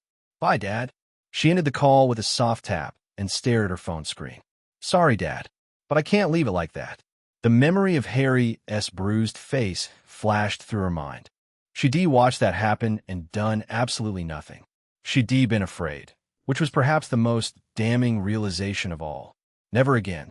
She pulled her hood tighter and tested her web shooters on a metal beam. After seeing the web come out in perfect condition, she launched herself toward Oscorp Island without another moment of hesitation. Her momentum carried her from bridge support to bridge support. She was fast, efficient, and by the time she landed on a tree on Oscorp's perimeter, the gunfire had stopped. That silence was somehow worse than the violence had been. Silence after chaos always was. Silence meant someone had won. Silence meant people were dead. She slingshot through the air using her web shooters on the tree and saw men coming towards her in panic, running, limping, some barely able to move their legs. These weren't ordinary criminals. All of them were well built, many bearing visible scars of people very used to violence. She narrowed her eyes in the direction these men came from. These men were fleeing from the danger her spider sense warned her about. Another slingshot sent her zooming through the air. Then she saw him. He stood alone in a clearing surrounded by cars, fallen bodies, and weapons. His presence generated a kind of danger that made her skin prickle. Her spider sense transformed from warning into actively screaming at her. He was walking toward someone on his knees. A man dressed expensively, clearly a criminal of some rank, judging by the designer suit. The man was pleading in words. A shout left her mouth without thought, without planning, without any real strategy beyond the instinct that she had to stop him.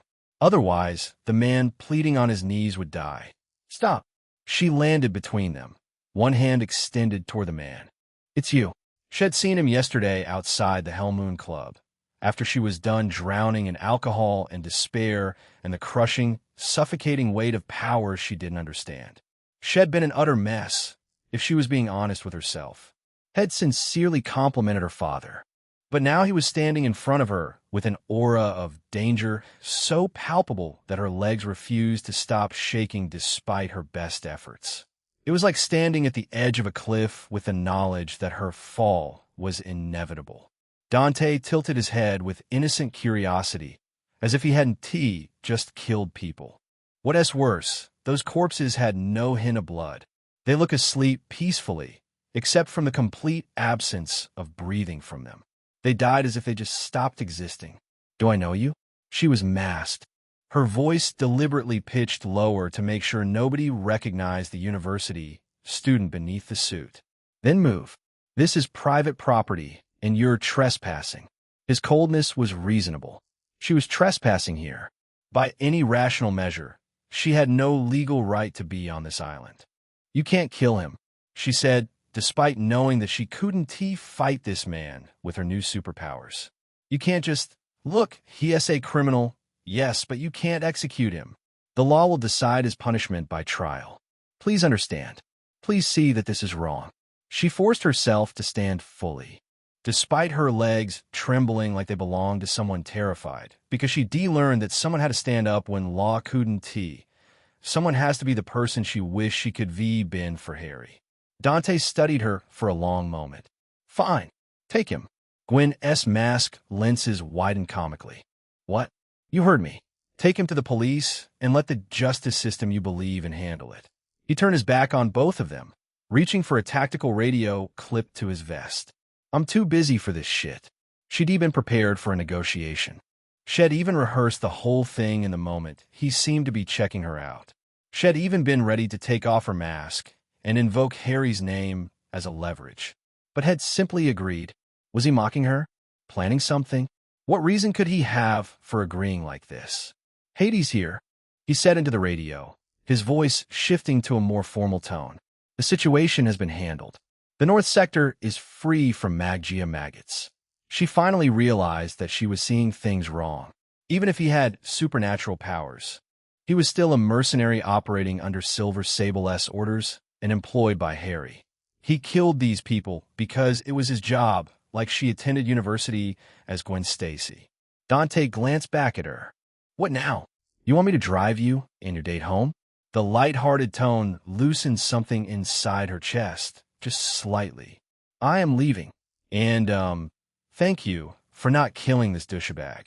Maybe I just don't want to argue. Get him out of here before I change my mind. Gwen bound the criminal's wrists and ankles and zipped his mouth with a strand of webbing, then wound another cord around his torso. She left the island with the criminal swinging alongside her. She webbed him outside the police station's front door and leaned in close to his terrified face. You're going to confess to every crime you've ever committed. I'm bringing you back to that man if you don't. We both know what happens then. He nodded frantically. Good. Then she disappeared into the night before the first patrol officer could respond to the frantic banging and muffled screaming. They would see her on the security footage later anyway. By the time she made it back to her apartment and peeled off the suit, her hands were still shaking. She collapsed on her bed, her mind more exhausted than her body. The man on that island, Dante, tested her willpower just by standing in front of him. He looked so friendly and charming outside Hell Moon Club, enough to get MJ interested. Hades. He couldn't have found a more fitting title. A smile bloomed across her face despite her exhaustion. Like Hades used his powers for mercenary work, she would use hers for what she believed in. She would protect the people her father couldn't reach. She would deliver justice to places where the system failed, zipping to a crime scene before innocents got hurt. Someone has to. She sat up on her bed and looked at her reflection in the nearby mirror. The girl looking back at her wasn't the same person who left this apartment hours ago, not after refusing to yield in the face of death. A woman with spider powers. I'm Spider-Woman. The name felt small and insufficient for such a huge responsibility. It's too childish. She slipped into her suit and stood before the mirror, checking herself out in various poses. I'm White Spider. Not bad. She rubbed the back of her head. Why not Ghost Spider? Because I'm as pale as one. It felt the most fitting and far cooler to be used for introductions. She zipped herself up to the ceiling and hung upside down, arms crossed, operating within the boundaries of light and darkness. I'm New York's first superhero, Ghost Spider. The moment the declaration left her mouth, she wanted to crawl out of her own skin. She threw herself on the bed and covered her face with a pillow, as if it would allow her to escape her own embarrassment. The clock ticked on hour by hour, but sleep didn't come for her. It wasn't just her embarrassing moment, though that certainly haunted her, but the entire night. The Maggia corpses, the criminal boss, her strange confrontation with the terrifying god of death, and the weight of what she'd chosen to become. By morning, she wished her powers also made her immune to dark circles. I look like a zombie. MJ was definitely going to chew her out over this. Chapter 23. Wildpack's Ace the Morning Sun had painted the watchtower in shades of amber and gold, but Silvija Sablinova was not admiring the view. Just standing there, thinking. The past 2 days had been eventful. Too eventful. Every moment had been about one person. Her thoughts moved in circles, around and around him as the gravitational center, pulling her deeper and deeper. She had to relax and process things. It was better to be composed and not to be caught up by desperate emotions. Except she kept missing him terribly.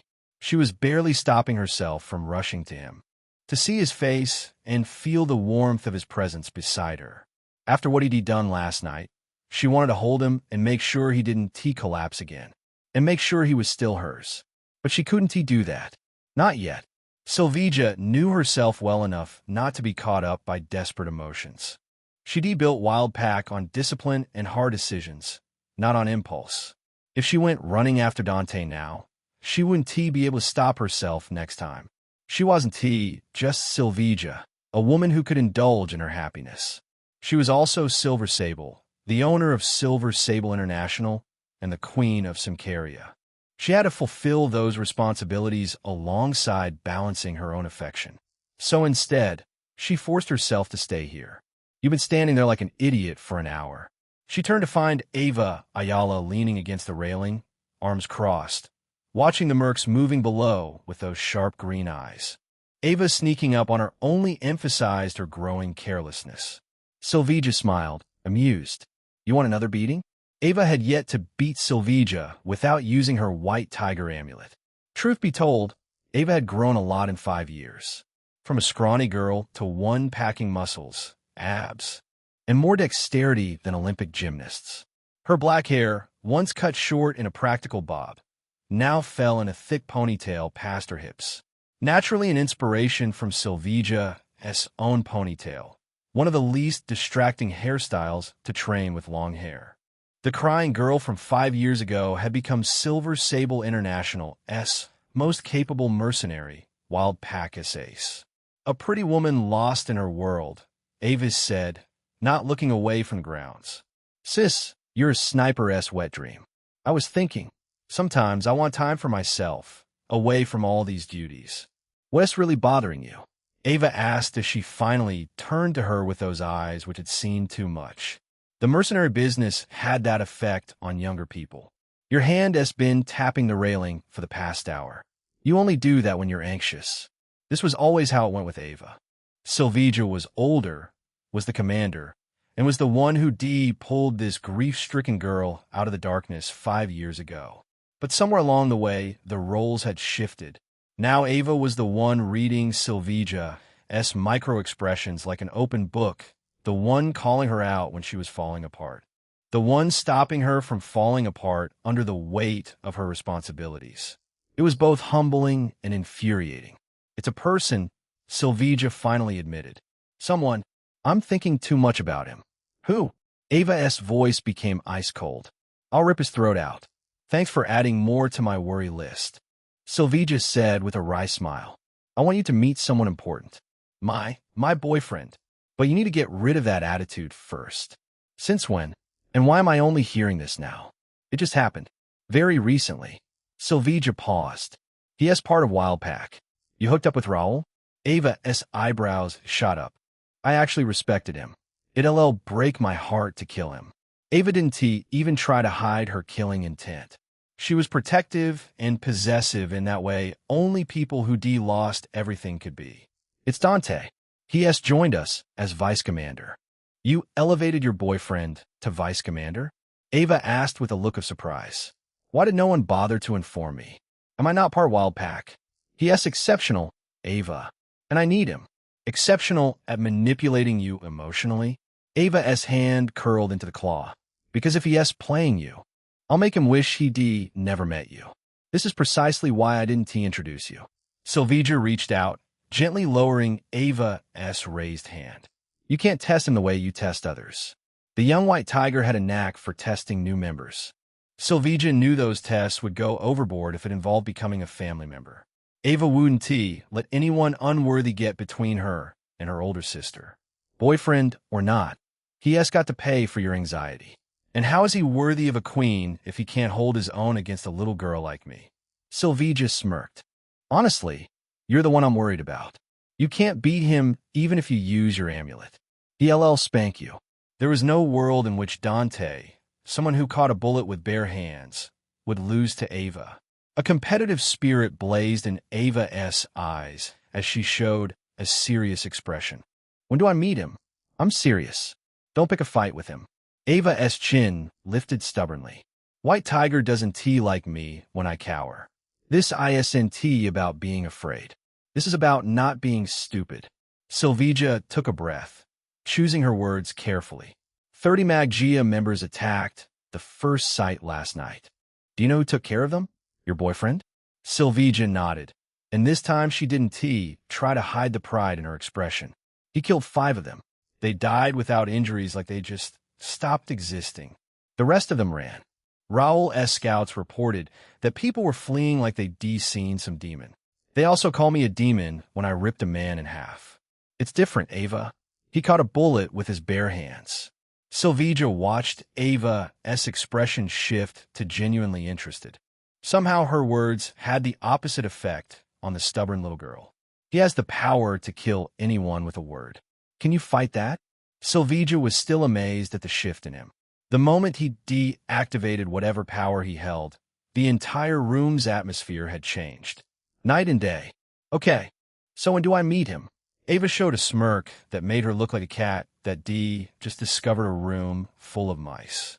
Her hand was still curled in a claw shape, and her fingers were twitching. This time it wasn't from aggression, but pure excitement.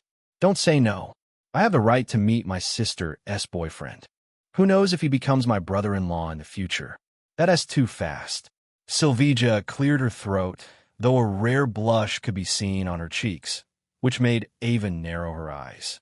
I'm briefing Raul first. We need to discuss Roxanne's involvement in all of this. Then I'll get some rest. She'd allow herself to spend some time with Dante after the briefing. Take me along. I also need a nap. Ava stubbornly kept finding excuses to tag along, and Sylvija kept making excuses to not bring her along. Stop lying. Ava finally had enough and called Sylvija out. I can see that muscle under your left eye twitching. It happens when you lie in Sylvija mode. I have different modes now. Am I a mecha now? Ava raised 3 fingers.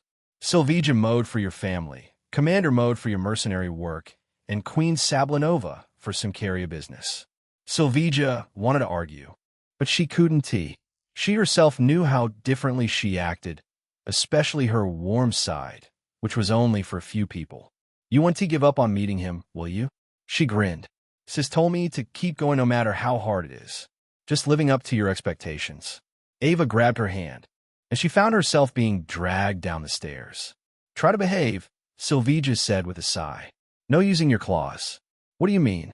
That's White Tiger's way of saying hello. Ha. Ava was holding her stomach, laughing nonstop. Oh, my God. You said he'll kick my ass. Em shivering. He.s. so terrifying. Sylvija felt heat creep up her neck. She hadn't gone to Raul and came here because of excited Ava, only to find Dante lay sprawled across a tactical chair surrounded by a mountain of takeout containers. Everything was meat because he just loved it. For a moment, She wondered how Mag-Gia survivors from last night would react to the current sight. Ava, no, wait. Ava crouched beside Dante's sleeping form, studying him with exaggerated seriousness. He has got a decent face and body, I'll give you that, but zero awareness. Such a professional merc you fell in love with. He was an intel broker. He can't even shoot. And you brought him into the wild pack and gave him the vice commander position. Silvija became even more embarrassed. It seemed like she made him vice commander out of favoritism, not for his competence. He was hungry, Silvija said weakly, already knowing how pathetic that sounded. Let's stop it at that. I'm sure no delivery driver comes to Oscorp Island. Ava picked up a still-warm pizza box, checking the seal. This was meant to be eaten in the house. How did he get them here? I don't know, Silvija said, a bit distracted watching Dante's peaceful expression. Maybe he teleported them here. Even though he looked like an utter dork at the moment, she really couldn't count any miracle out when this man was involved. He was the same man who made Emma Frost back down, caught bullets midair, and terrified a Mag-Gia family. She couldn't help the small smile tugging at her lips. The contrast was almost endearing. Ava's eyes widened to comical proportions. Did he teleport food? I don't know. Silvija's gaze softened despite her embarrassment. He is a god or something greater. You're smiling at him like he pulled down the moon for you. Ava looked annoyed. It's creepy, like he got brainwashed or something. Help me carry him to the car, Silvija said, ignoring the comment. He can't sleep here properly. She would do it herself. But the lack of any sleep in the past 40 hours dropped her strength below an ordinary woman. Dante was exactly someone she could handle in her current state. Why? He looks comfortable. Ava grabbed Dante's shoulders anyway, effortlessly lifting him despite his muscular frame. Wow, he is heavy. The man was completely oblivious to his undignified appearance as they carried him down the watchtower. You're doing it again, Ava said, noticing Silvija's soft expression. The smiling thing. It's truly nauseating when you do it for him. Shut up and keep moving. No promises about the shutting up part. Ava replied cheerfully. But I'll help. That's what family does. Chapter 24. New resonance links, random art. Contrary to what Silvija and Ava might have believed, Dante wasn't actually sleeping at all. He had entrusted his physical safety to Null, allowing his consciousness to descend into the labyrinth of Dr. Stephen Strange's mind. A journey that proved far more distressing than he could have possibly anticipated. Hyperion's lifetime of isolation and suffering, as devastating as those experiences had been to witness and feel secondhand through the connection, paled in comparison to what Dante encountered in the fractured psyche of Dr. Stephen Strange. His mind resembled a vast ocean composed entirely of shattered mirrors, each fragment distorting different moments of triumph and failure, each shard reflecting a choice made and a price paid. It was a kaleidoscope of suffering and sacrifice stretching across dimensions and timelines. Dante went through them one by one, a necessary precaution to avoid losing his mind in the process. First was Stephen Strange at the absolute peak of his career. He was wealthy, celebrated, and unchallengeable in his field, filled with pride and the arrogance that he was better than everyone else. That perfection crumbled after the car crash. Despair. The sensation was absolute. Dante understood for the first time what it meant to lose yourself, not through death, but through everything that made you who you were. What it meant to be consumed by despair. The man who defined himself by precision could no longer hold a coffee cup without spilling it. He felt Strange's desperation as he went from one doctor to another, accumulating more and more debt, only to realize that money couldn't buy back what was lost. That was the moment when a brilliant man became desperate enough to chase rumors and legends, grasping at anything to return to his former glory. One moment, Strange was broken and hopeless on the streets of New York. Next, he stood in Tibet, face to face with an old man with long, white hair and a beard, wearing traditional mystical robes. The Ancient One. The training under the Ancient One was brutal.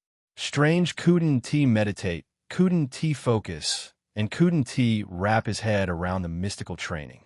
Each failure chipped away at his remaining confidence, grinding him down through repetition and frustration. Then came the breakthrough that changed everything. The moment when Strange finally understood. When he stopped trying to force magic and let it work through him instead. His consciousness expanded outward, touching the world and reality in ways his previous worldview could never accommodate. The sensation was transcendent, even for Dante, who had experienced the cosmos through his deep dive into Death's memories. I can replicate it. Then, through the eyes of Strange, Dante saw, or rather lived, the encounter with none other than death. The test of death, where Stephen had to confront death in an astral duel in order to prove that he could confront mortality without fear.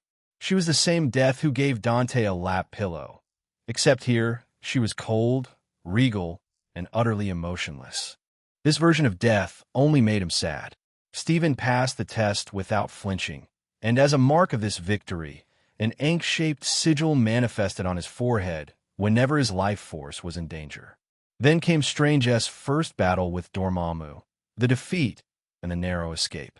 More helplessness from the Ancient One's death, a death brought upon by corruption.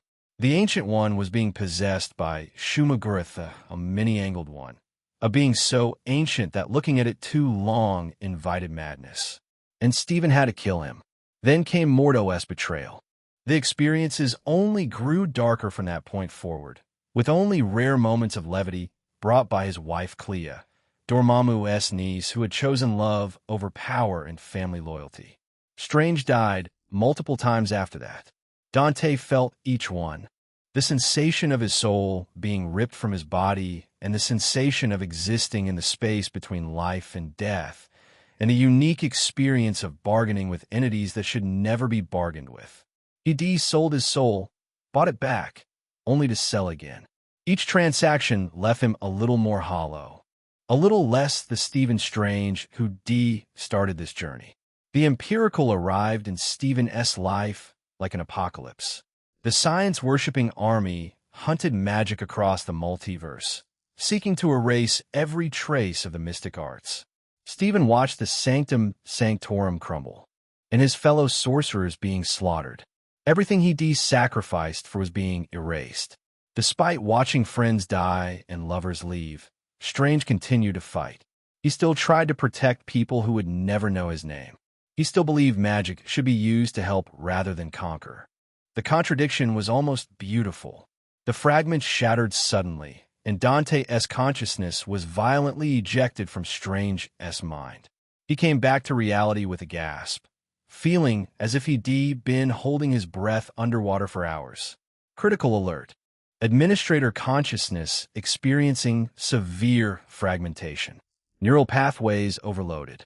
Data resonation has been terminated as per Administrator's previous command. Advised not to attempt data resonation while Administrator's mind recovers. Thanks, that was intense. Character Doctor Strange data resonation has reached 47.1, achieved level 3 resonance. With character Doctor Strange, new abilities can be acquired through Resonance Link 4, the 47. One progress came mostly from understanding the man's mind, rather than understanding his abilities, because he had barely started Stephen Strange's story. It was good enough progress for the day. They said a woman's mind is a maze. No, this guy is 100 times more complicated than Sue Storm. Gradually his awareness of his physical surroundings returned. Dante suddenly became aware of the soft pillow under his head, and very aware of the weight on his chest. So it's like this. He was in Sylvia's apartment in her NYC branch, apparently here by Her Majesty herself, who was currently curled up against him like a content cat. Her silver hair spilled across his shoulder, and her left arm draped possessively over his chest. We didn't, right? He dismissed the thought immediately. His tactical gear was still on. He wouldn't be with someone in these clothes, even if he was drunk. He lifted the blanket to check Sylvia's state just in case, and almost laughed. Sylvia's clothes were just that unexpected, a loose gray tee and simple white cotton pajama pants. Apparently, Sylvia Sablinova owned pajamas and also wore them to bed. The revelation was almost as shocking as finding a pink plushie somewhere in her closet.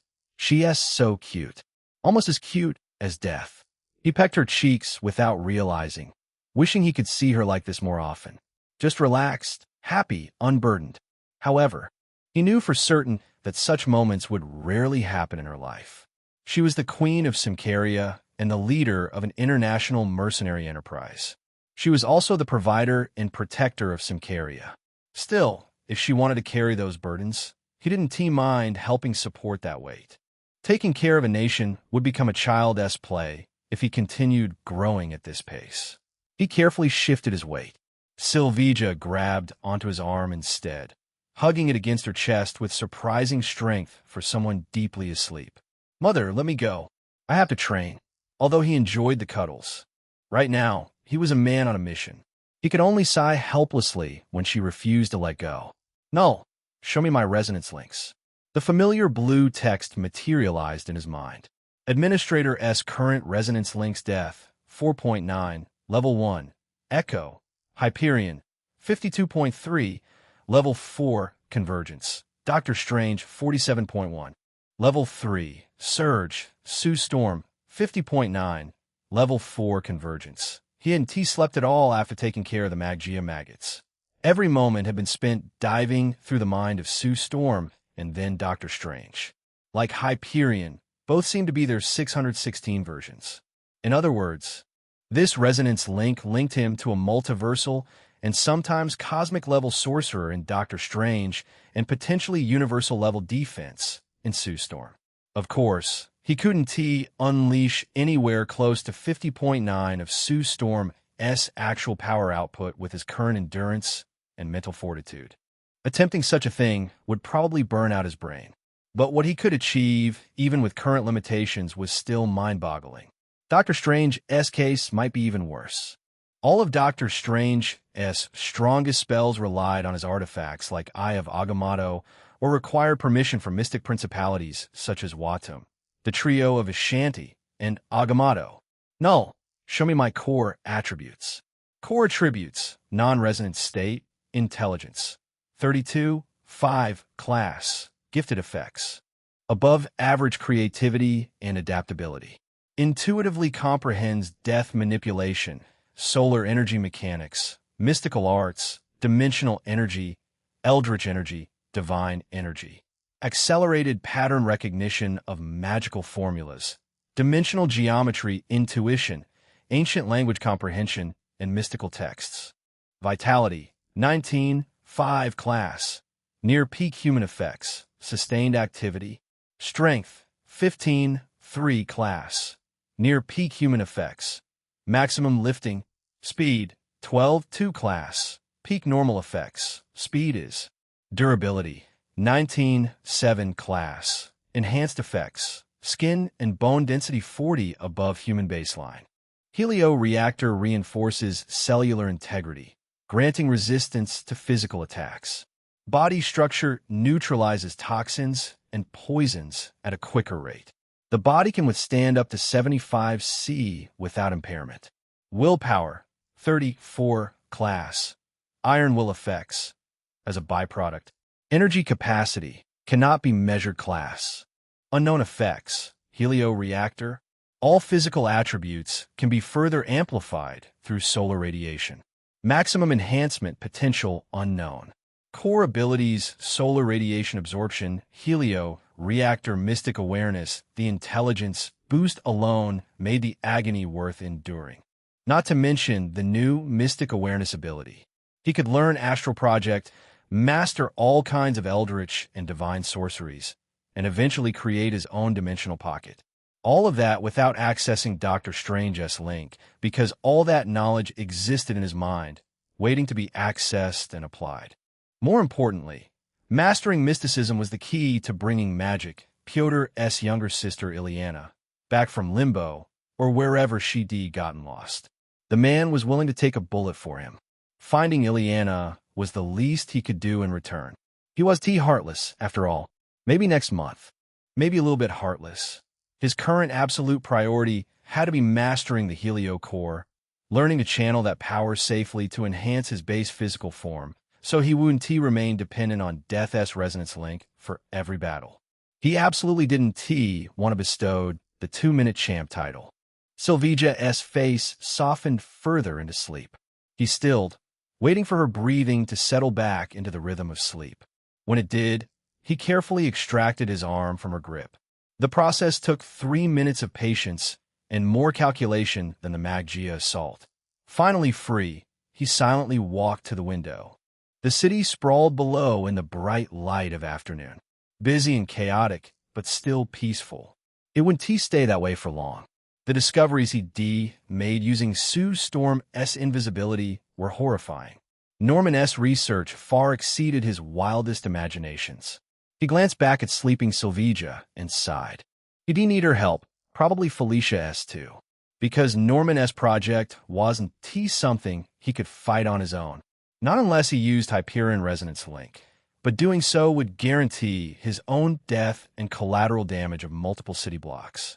Because Norman had most likely bred an entire army of symbiote soldiers at the first research site. Later, Dante sat cross-legged in the center of the training area's lower floor, specifically choosing the exact spot where he had pinned Sylvia during their sparring match and claimed her first kiss. Of course, he wasn't here to relive that moment. He sat in complete meditation, his breathing deep and regular, another boon gained from Dr. Strange's experience.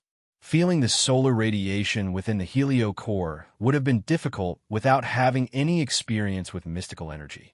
Regardless of class and nature, both of them were types of energy at the end of day. However, perceiving the energy was only the first step, and then manipulating it, making it course throughout his body to strengthen every cell systematically, was a different matter entirely. Well, not that hard with his enhanced intelligence. The breakthrough came within 20 minutes. The solution was quite simple, really. He just had to focus his willpower like a spear and use that concentrated willpower to dominate the solar radiation contained within the Helio reactor. He deliberately started small, choosing a controlled release rather than allowing the energy to overflow immediately. Starting small carried significantly less risk of catastrophic failure, like the last attempt. Humans learn from failures. Wait, am I even human anymore? Administrator's DNA has been altered by Death's cosmic power and then further modified by solar radiation. Currently, Administrator and Homo sapien are 24.2 identical in DNA structure. Thanks for the vote of confidence. He sighed.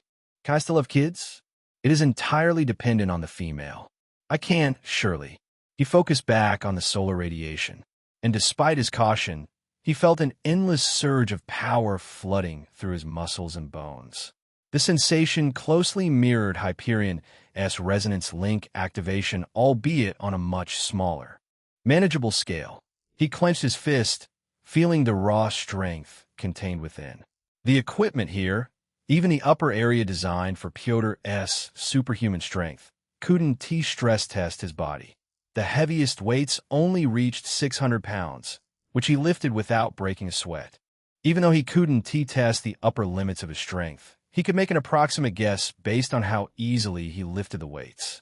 At least 1.5 tons of lifting capacity. I'm officially a superhuman now. To test his enhanced speed, he marked a 100-meter line on the floor with chalk and timed his sprint using his smartphone as stopwatch. A crude method, but sufficient enough for a rough estimate. The conclusion made him burst into laughter. His strength and speed were amplified by approximately 5 times their baseline values while channeling solar radiation. By his rough estimations, he could maintain this state for at least an hour. He could also amplify further by burning through stamina faster, but that would leave him completely vulnerable in the aftermath.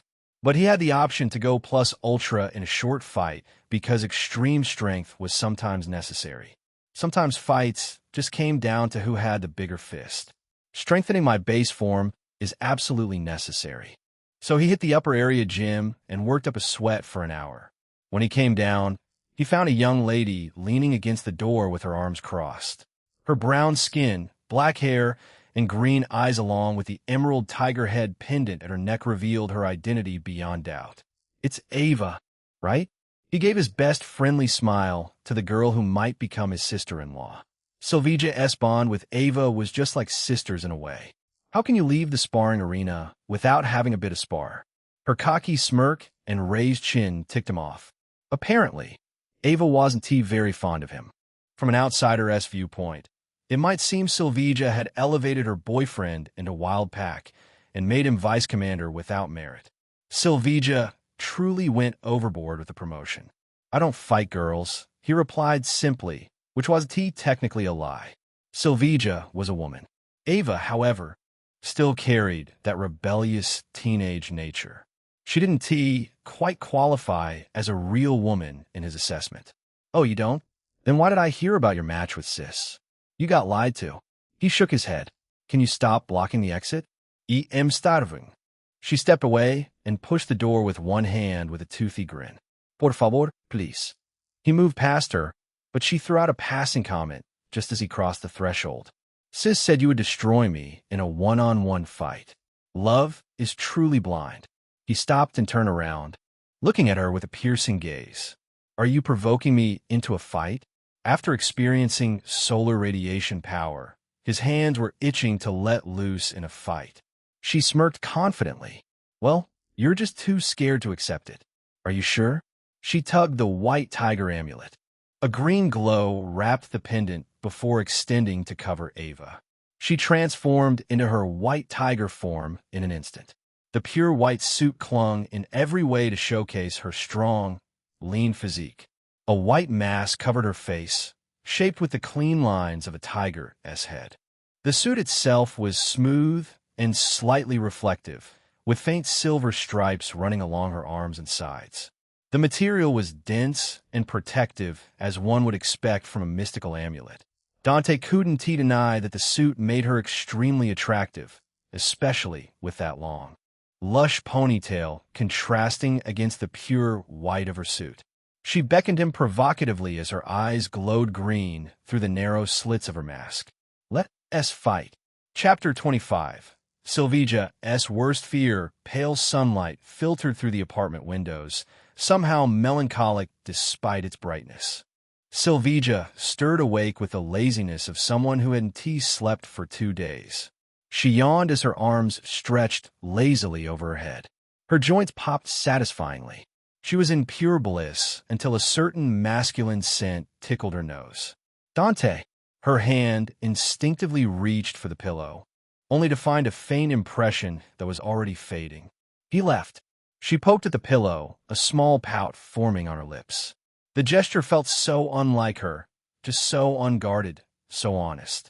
When had she become the kind of woman who pouted over an empty bed? The realization pulled her in deep thoughts. Over the past 2 days, Dante had stripped away her defenses layer by layer and exposed the vulnerable woman under all the responsibilities. Her father would have criticized her for this softness, calling it a weakness. Then again, Ernst Sablinova had been her father long before he was the mercenary leader. He would be understood and perhaps even approved of choosing love alongside duty, because he had done the same. Is this ticklish feeling called love? She wondered, pulling her knees against her chest and hugging them. She felt like she could fight a whole squad to rescue Dante, yet so weak that she would be throwing a tantrum over a perfume scent on his clothes. She had no answer for herself, only the growing certainty that the woman she was becoming might be irreversibly different from the woman she had been. Did she regret it? Not even a bit. Especially not when she had met someone as brilliant and powerful as Dante. Her phone's sharp ring cut through her daydreaming. Mississippi Anna's voice came slightly breathless, as if the young receptionist was panicking. Dante and Ava, they're going to fight. The words splashed cold water on her fuzzy happiness, reminding her that she had both a tiger and a dragon under the same roof. That stupid girl. I told her not to pick a fight with him. She didn't bother ending the call. The phone flew to the bed as her body bolted out of the door, then dashed upstairs. The training area's door exploded open under the force of her kick. The scene that greeted her was exactly what she feared. Dante and Ava stood facing each other across the sparring floor. Ava was already in her white tiger suit. Dante wore his hoodie and pants from yesterday, a faint sheen of perspiration on his face. They both turned toward her simultaneously. "Sis, you finally wore those pajamas." Ava's voice carried that particular tone of teasing satisfaction that only a younger sibling could manage. The girl was absolutely grinning behind her white tiger mask. Dante tilted his head with that curious yet innocent look. "What do you mean, finally? She never wore them before?" "No, idiot. She probably did it for you." Ava crossed her arms, shaking her head like she was disappointed in her older sister. Women in love, they are a different breed. Heat crept up Sylvia's cheeks, flushing her neck in shades of crimson that no willpower could suppress. It was exactly as Ava said. She'd chosen those pajamas specifically because they felt comfortable and also sent a signal that beneath the tactical gear was a woman with heart, a woman capable of love. "It's cute, though," Dante said. "Imagine someone you love did it for you. Wouldn't you find it cute?" White Tiger held her chin, contemplating seriously. Then she nodded her head. "It's sweet." "Shut up, both of you." Both of them answered with a synchronized no. The two had stopped their fight just to tease her. It was both infuriating and endearing. "Ava, are you jealous?" Dante asked. "I'm getting more attention from your sis. It must get on your nerves. She will always be my sis. You want to take her from me." The sound that escaped Ava was more animalistic than human. Before Sylvia could tell Ava to stop, Ava lunged forward explosively and swiped her right claw at him. Dante's response was almost lazy. He tilted his right shoulder just far enough that Ava's claws whistled past his face with centimeters to spare. It wasn't the reaction of someone panicking from a surprise attack. "Stop," Sylvia ordered. "Don't fight." Both fighters turned to look at her, and without any prior agreement or discussion, they both said simultaneously no. Sylvia found herself standing speechless, watching two people she cared about ignore her authority. Under different circumstances, it would have been funny, but not now.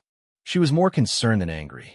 Ava pressed forward with relentless aggression, performing her favorite combo of left claw strike, right claw follow-up, and a spinning kick. Each attack was separated with microseconds, a move mastered to overwhelm through sheer pressure. She hadn't learned it through sparring, but through perfecting violence in underground fights. Dante dodged the first two strikes with minimal effort, but the spinning kick caught him square in the ribs. Sylvia's breath stopped entirely. She could imagine the trajectory of his body flying backward and colliding with the wall. But instead of being thrown across the arena, Dante rolled, converting the kinetic energy into distance. He wouldn't have done in their spar. Her boyfriend was almost always within her reach, yet she could hardly track his growth. "That it," Ava roared, and the hunger in those two words was palpable. "Let us see what you're actually made of." "I was testing your limits," Dante replied with a faint smile. "Come at me now." Ava's eyes widened behind her mask. "You just became stronger. Aren't you full of surprises?" "Amped up my output. Just a heads up, it's barely 50% of my peak." He winked at Sylvia. "That's all I need to kick your ass." White Tiger laughed. "I'll make you eat those words, mi amigo, my friend." They pounced at each other, and Sylvia couldn't believe what she was witnessing. Dante was significantly faster than before. He achieved a speed that was superhuman without using his authority. Ava's claws swiped through empty air again and again. White Tiger, who had been unparalleled in speed within the mercenary circle, was being toyed with. She looked like a kid chasing an adult, completely outmaneuvered. But Sylvia's sharp eye caught the faint glow on the White Tiger amulet. Ava had yet to fully unleash her power. The amulet had only burned at maximum intensity once before, the day Ava had nearly lost herself to bloodlust. A 15-year-old was barely contained by Wild Pack. She isn't acting rash anymore. She has complete control over the White Tiger. Sylvia also understood why Dante didn't agree to her request. Dante had experienced a breakthrough in his strength and needed to test his abilities against a strong opponent. Ava needed a worthy fighter to surpass her current limits, the only way she honored her brother Hector's legacy, measured her own worth, and repaid Silvija for helping her in the darkest moments of her life. Silvija crossed her arms and observed the battle with a settled heart. Her heart leapt back up when Ava started laughing ferally, a laughter of pure joy that probably only came out during her underground matches, where Ava fought without the White Tiger suit. She's having fun. The Bloody Beast, as they called her in the underground networks, was a young warrior who decarved a bloody path tournament after tournament through instinct and violence. Someone who had nothing left to lose but everything to prove to her new family. But never, in all her years of fighting, had Ava gone all out against someone while using the White Tiger amulet. Never had she found someone who could match her pace, her strength, her intensity. Until today, Dante wasn't trying to match her. He was using her as a grindstone to sharpen his footstep, his punches, his kicks, and his combat awareness. Only after he grew bored did he stop leading Ava around and, threw a punch, putting weight and intention behind it. Ava matched it with her own punch, as the amulet's glow reached a bright glow. The young Latina had stopped holding back. The collision sent a shockwave that rippled through the arena, shaking loose equipment like a fierce gust of wind. Again, Ava yelled, throwing a straight with her right hand. Dante obliged with another equally powerful straight punch, making the equipment on the racks tremble again. A punching bag exploded, and a support beam dented visibly. The arena was taking visible damage from just shockwaves. They stood face to face now, trying to overpower each other like sumo wrestlers. The result was surprising. The one wielding the mystical amulet was pushed back in raw strength. Was he holding back against me? No, he grew strong. Silvija felt something stir in her chest. As a mercenary, she had a deep appreciation for power. She'd always hoped for a companion whose power existed on the same spectrum as her own or surpassed it. Dante far surpassed her expectations, and he would only grow stronger from now on. Ava slipped out of Dante's grip and kicked his chest, separating from him. For the first time, White Tiger's body language showed real surprise. You're strong. He smirked confidently. Want to throw the white flag? Chica, girl. I'm just getting started. Ava snarled and pounced at him like the name of her amulet. Now, with the knowledge that he could withstand serious force, Ava unleashed herself completely. This time Dante couldn't dodge every attack. He struggled as his hoodie was shredded, lines of blood appearing on his torso and arms from her claws. Each wound made Silvija's fists clench. On paper, he might be faster than her, but White Tiger's unpredictable, almost instinctual movements were hard to react to, especially when she had the initiative. Silvija wanted to end the fight there. The only reason she didn't intervene was because Dante's eyes never lost focus. There was no pain in his expression, no sign that the wounds were anything more than minor inconveniences.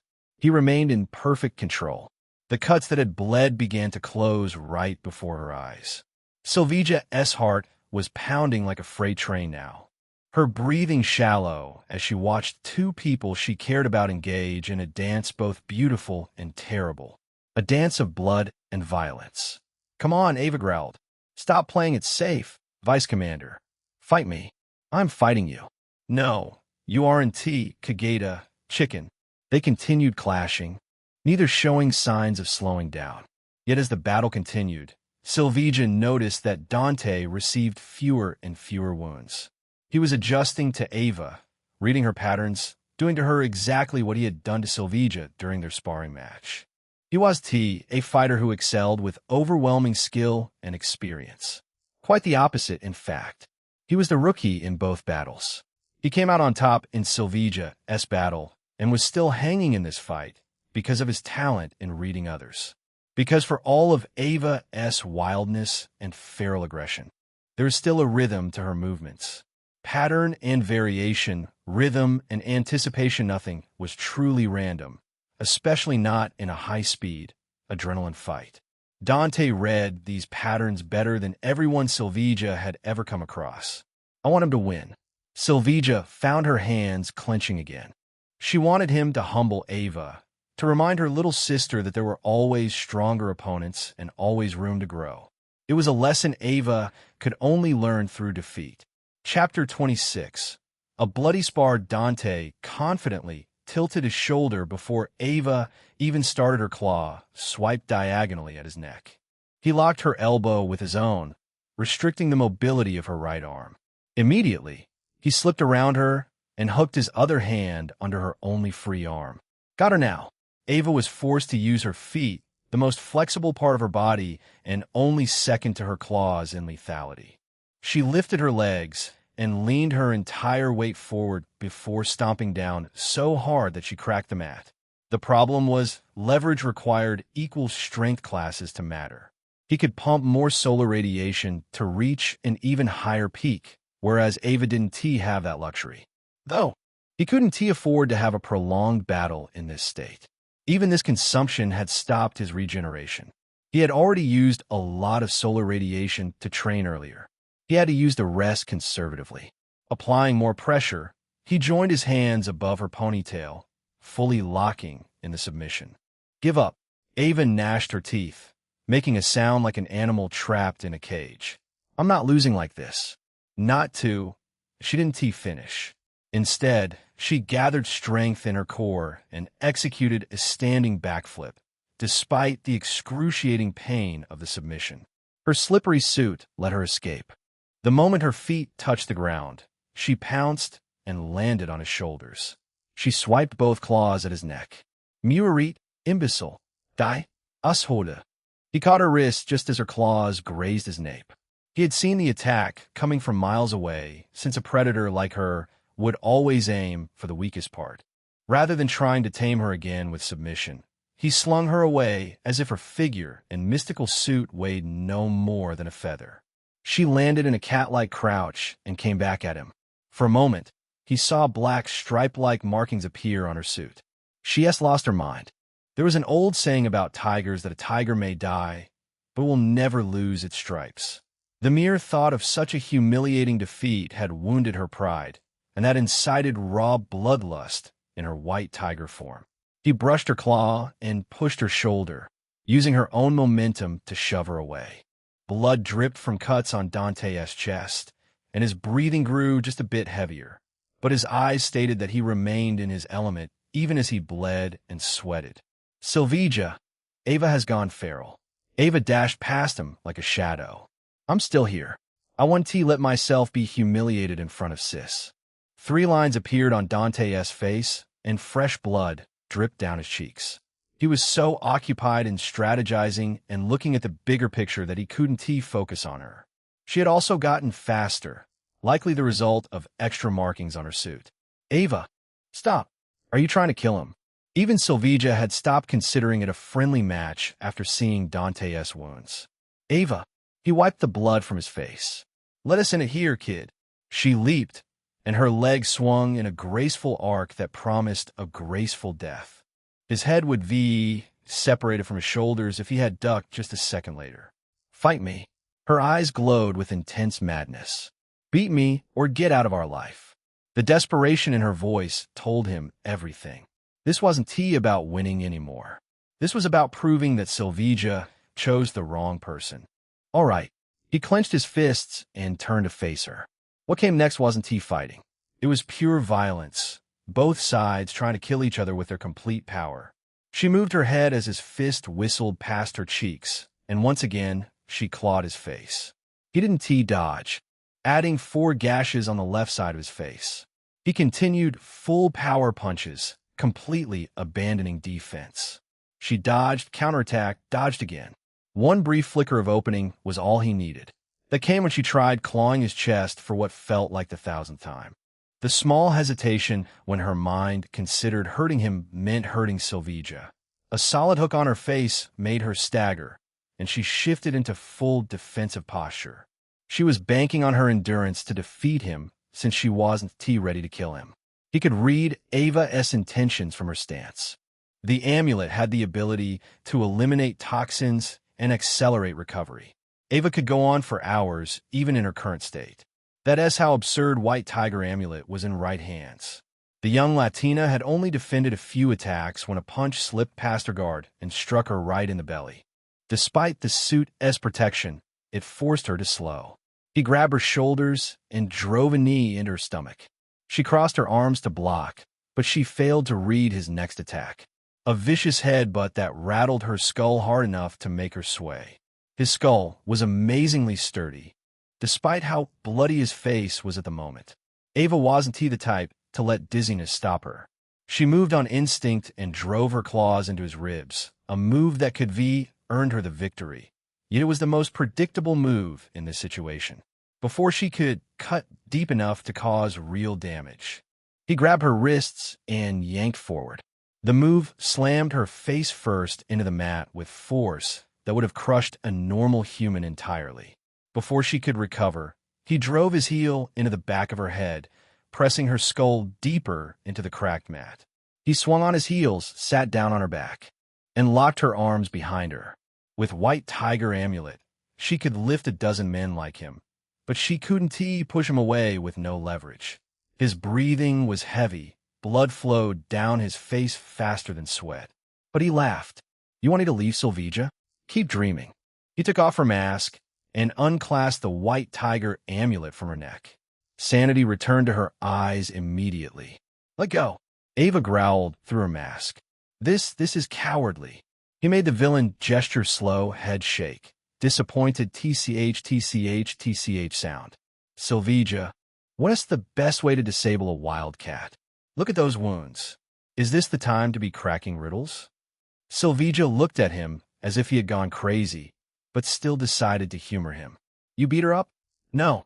You take them by surprise from behind." Ava gnashed her teeth. "When the hell did you sneak up on me from behind, pervert?" Dante smiled and raised his hand, letting it stay in the air with suspense. Then he landed a loud spank on Ava's butt. Like this. Ava's face turned crimson. "Why are you doing this?" The mercenary queen laughed at the sheer absurdity of everything. A genuine, unfiltered laughter until her ribs hurt and tears formed in her eyes. Saw thee, she apologized, holding her stomach. "I'll grab the medkit. Don't humiliate her anymore. Please." Dante nodded and rolled off Ava's back before sitting his ass on the mat. His face, riddled with claw marks, felt like it was on fire. Thankfully, he had regeneration from solar radiation to avoid surgery. "You're a brat. A fucking child." He rarely cursed like this, but the pain just pushed him to vent out some. Ava, who had tears at the corner of her eyes, glared daggers at him. She would have added more claw marks to his face if the amulet was still around her neck. "Fuck you too, amigo." "Why?" Dante asked, feeling a burning pain just from speaking. "We could had a friendly sparring match. You just had to become emotional." She didn't say anything. Just her jaw clenched, unclenched, clenched again. She was pissed enough to murder him. "You piss me off." He was quiet for a moment, going over everything about her in his mind. "I know your deal. You don't want to be treated like a kid. You want to share Sylvija's burden by becoming the vice commander. But she never trusted you with serious work, and that pisses you off." She was quiet for a moment before whispering, "Don't act like you know me." "I don't know, and I don't care either." He tossed the White Tiger Amulet back to her. "I'll kill you if you cross the line next time. Even your White Tiger God will die." She opened her mouth to argue, but he activated Death's resonance for exactly 3 seconds. The sudden, overwhelming presence shut down every survival instinct she had. She couldn't move, couldn't breathe, couldn't do anything except comprehend her inevitable end. When he released it, the pain in his face was gone too. He touched his face, only to feel smooth, unscarred skin. It had such a function. He had forgotten about Death's resonance link, removing his reliance on vitality and changing his body to an existent state. His existence itself became closer to a cosmic being in nature. It'd be weird for any physical injury to be present in that state. Dante wiped his face with the shreds of his hoodie and stood up to leave. The disappearance of pain also cheered him up. Ava was still processing the terror when Sylvija pushed through the door, followed by Anna. The receptionist took one look at the crater in the mat and the blood on the walls and didn't even blink. She had already observed everything through the CCTV in the corner. He shook his head. "Come to the room." Sylvija touched his bloody face, a little surprised to find no cut or scars under all the blood. I'll say sorry on her behalf. She isn't a bad child. Sis, Ava, Sylvia said coldly. You're suspended from Wild Pack until you reflect on your mistakes. Ava covered her face and started sobbing, her shoulders shaking. Not from pain, but from disappointing and shaming to the closest thing she had to an older sister. Her only family. Sylvia lost all anger in front of a crying Ava.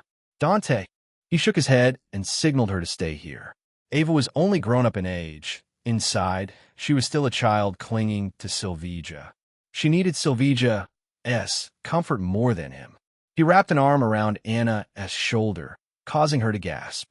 My little angel, can you grab me some clothes? And some food, too. I'm so hungry I can eat a whole cow. Igriegajis. Are you really okay? He laughed. 'Tis but a scratch, little angel. Chapter 27, Magic. Dante's wristwatch, a gift from Anna, showed 3 p.m. when he knocked on Felicia's apartment door. The door swung open almost immediately, just like the last time. Felicia leaned against the frame with a graceful smile that could sold anything from perfume to luxury cars. That was her charm. Here to deliver death to my doorstep? Felicia asked before frowning, a concerned one. Why do you look depressed? He regarded her for a moment. Winged eyeliner, deep red lipstick, and that classic perfumer makeup was immaculate. All that effort to sit pretty at home. She stepped aside, welcoming him into the apartment. I just came from my dorm room. He immediately noticed the photographs on her walls, showing a younger Felicia with an older gentleman with slick white hair and a middle-aged brunette. My makeup doesn't make me the prettiest in the university. Some dumb redhead has that title on lockdown. She paused, noticing his attention on the photo frames. Dug these out from my stash. I can finally look Dad in the eye. He was really listening to her. His brows creased in a frown before the spark of realization bloomed. He pulled out the nearly faded photo in his wallet. Felicia, look at this. She snatched the pic and stared in surprise. My parents, what is this doing in your wallet? I don't know. The previous Dante had some sort of connection with Felicia's family. That much had become clear. Felicia gave him a skeptical look. You don't know why you're carrying my parents' old photograph. Am I supposed to believe that? I basically don't remember anything that happened before last week. He put the photo back in his wallet and plopped down on her comfortable mattress. Let us leave the question to your old man when we get him out, all right? Sure. I don't think I can force the truth out of you anyway. This time she wasn't ungrateful. She actually served him coffee, a premium brew that came in sleek black packaging with Italian script. The coffee was exceptional with a bold, complex, and vaguely smoky flavor. Felicia sat down on the chair beside the desk, her grin suggesting that this generosity came with conditions. It's Kopi Luwak, $800 per pound, imported. Hope you don't mind indulging your secret lover-esque expenses, darling. He almost spat it out. Sister, why is your tiny mouth this talkative? Felicia set down her own cup with care and leaned her elbow on her desk, resting her chin in her palm. The playfulness vanished from her expression, replaced by something quieter, more honest, more real. Mom rarely meets me. Hasn't in months, actually. Her fingers drummed once against her cheek. I don't have friends either. Not real, close ones, anyway. You're the only person I've talked to these days who doesn't want something from me. Well, aside from our cooperation thing. So I'd be very grateful if you stopped ignoring my lovely text messages. He pulled out his phone. The screen lit up with notification after notification, each one from her. Cute emotes, cats with hearts, cat memes, cat gifs, and awkward greeting messages from yesterday evening to this afternoon. His phone had been on silent the whole time. Then again, he hadn't caught a real break since having time with Sylvia at the research site yesterday. Sorry. The word came easily when he meant it. Loneliness was a terrible, depressing thing. He switched silent mode off. I'll try to respond from now on. He also knew she was appealing to his emotions, trying to secure him as an ally for future schemes. Fate had thrown death and her companion in her lap, and she meant to make full use of them. That's just how Felicia was. But that didn't make her loneliness any less real. She blinked, taken aback, then chuckled. Have I ever told you that you're really sweet for someone associated with death? He smiled. Death might be the sweetest woman in this universe. I'm only alive because of her. Oh, Felicia's eyes sparkled with genuine curiosity as her playfulness returned with real interest. I sense a heart-throbbing story. Care to share with this lonely cat? He shook his head. Another time.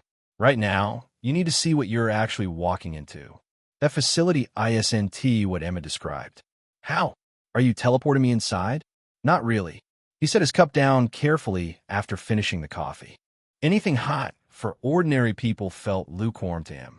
I need a few hours to prepare. He could learned astral projection in Silvia's apartment. But then Silvia would stayed with him, hovering around him to make sure he wasn't upset with her.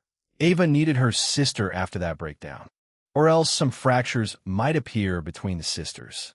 Dante spending time with Felicia was, in its own way, helping Silvia's relationship with Ava. He crossed his legs on her bed, hands resting on his knees in a meditative posture. Felicia didn't make it easy for him. She hopped around him like a fly. When he gave her no attention, she gave up with an angry humph. Men are such boring creatures. You have a gorgeous woman waiting to be flirted with, but you're thinking about whatever.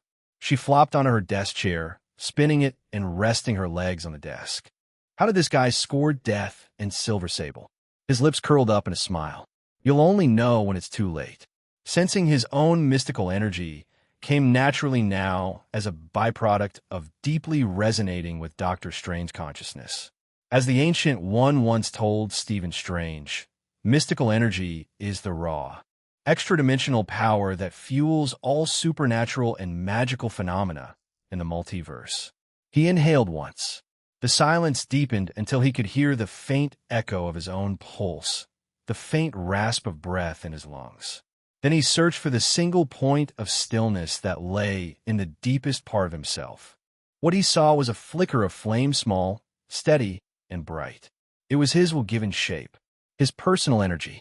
He felt it as warmth first, then as rhythm when he focused on it. The sensation spread through his body in gentle waves. His intent pushed the flame into muscle, bone, nerve, until his skin tingled. He raised a hand, and a thread of golden light emerged between his fingers. Mystical energy came from 3 sources, and this was the first method, drawing from 1's life force, as in the energy that sustains a sorcerer's body, mind, and soul. Casting a spell with 1's mystical energy was the same as using 1's blood, breath, and spirit as fuel. It was draining, and overusing it could kill a sorcerer. He slowed his breath again, moving on to master the second source of mystic energy. After all, a human's life force could burn only so long. The true art of sorcery was learning to let the universe breathe through you. He spread his mystical awareness outward. At first there was nothing, only the sound of Felicia's breathing, the sound of muffled music somewhere, and the sound of her feet making contact with the floor. Wait, is she? His concentration completely fell apart, forcing him to open his eyes. Felicia had her headphones as she danced in her own world. Her hips swayed and rolled in slow, hypnotic figure eights that would made a belly dancer jealous. She might started dancing to distract him, but ended up falling in the rhythm of moving her body and enjoying it too much. Her head isn't in the right place. He returned to his meditation, and this time consciously ignored her. Rather than her song, he narrowed his perception on the quietly humming energy underneath all the noise. The universe breathes. I breathe. The 2 rhythms merged, and a cool sensation brushed the edges of his mind. Ambient mystical energy was the energy that flowed through space, matter, and thought, the energy created through the universe's natural field. This energy existed everywhere like invisible currents. The energy most preferred by sorcerers to cast spells, and a necessity for large-scale magic. If his personal energy was a spark of flame, this was an endless ocean. Drawing from this energy required a sorcerer to attune their mind through willpower and intent.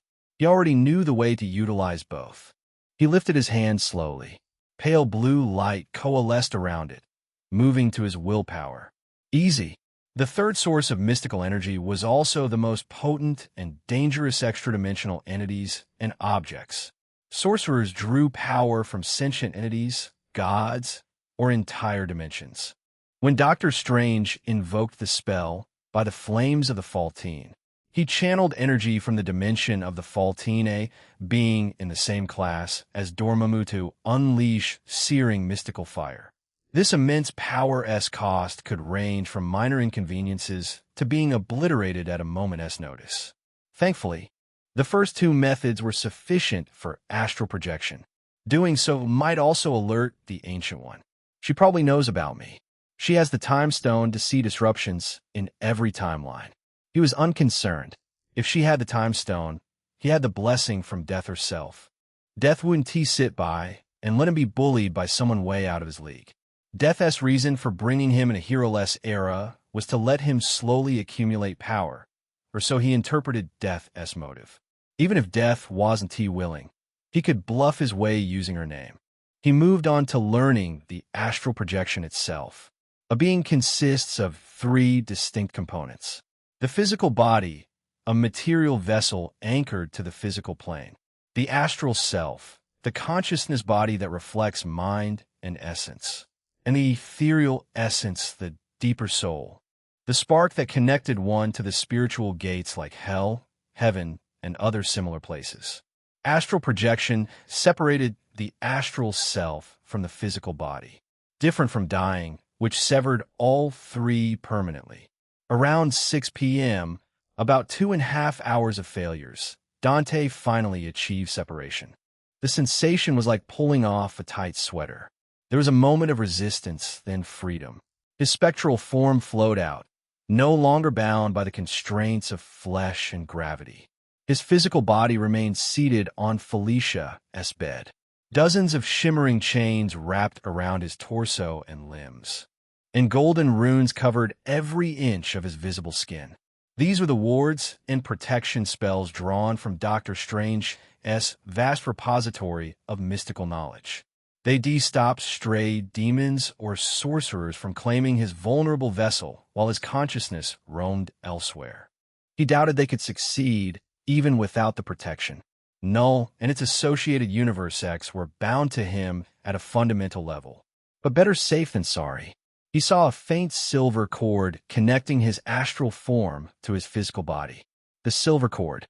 Ancient texts called it the lifeline between incarnated consciousness and flesh. As long as it remained intact, he could return. He could wander the astral plane indefinitely and still find his way home.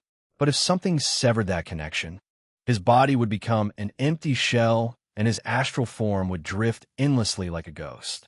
Flying in this form was as easy as breathing. He moved through Felicia's room and then phased through the wall before coming back. He just drifted through the room, relishing the sensation of absolute freedom. His astral form could move in any direction simultaneously. He could stop on a dime or accelerate to impossible speeds. The laws that govern physical existence held no power here. He flew outside and followed a flock of birds. Flying is so fun. I should learn to fly through solar radiation like Hyperion. Hyperion achieved flight through manipulating gravitational and inertia forces through a force field, which was fueled by solar radiation. The force field worked on calculations, possibly hundreds and thousands of micro-adjustments per second. Marvel's Superman did it by instinct. If Dante wanted to replicate it without the resonance link, he'd need to calculate manually and practice until it became second nature.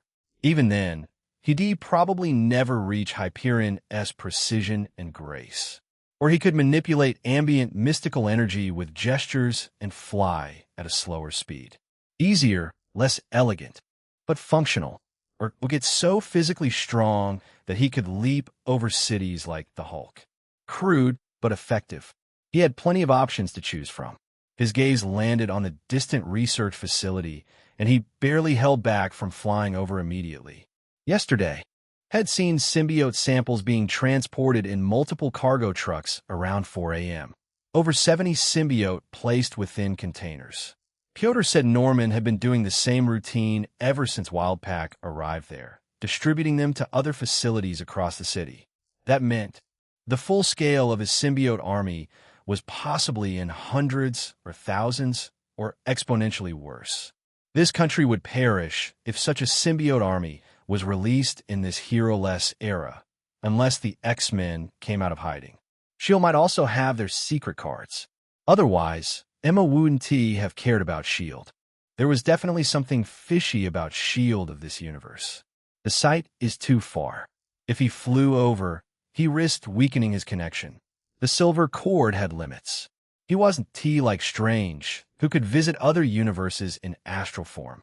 Strange had trained diligently on top of having the talent of becoming a Sorcerer Supreme. Dante was a baby sorcerer with a Sorcerer Supreme's theoretical knowledge and experience.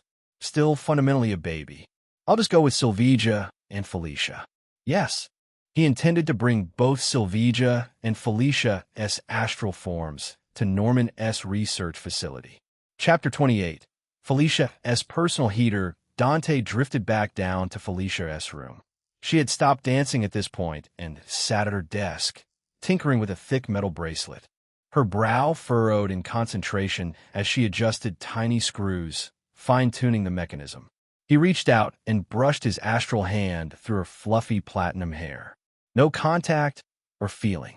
Astral projection only allowed interaction through spells. He barely knew any spells aside from basic whips and shields. Felicia suddenly glanced up, eyes scanning the room. She looked directly at his astral form, as if she could feel him.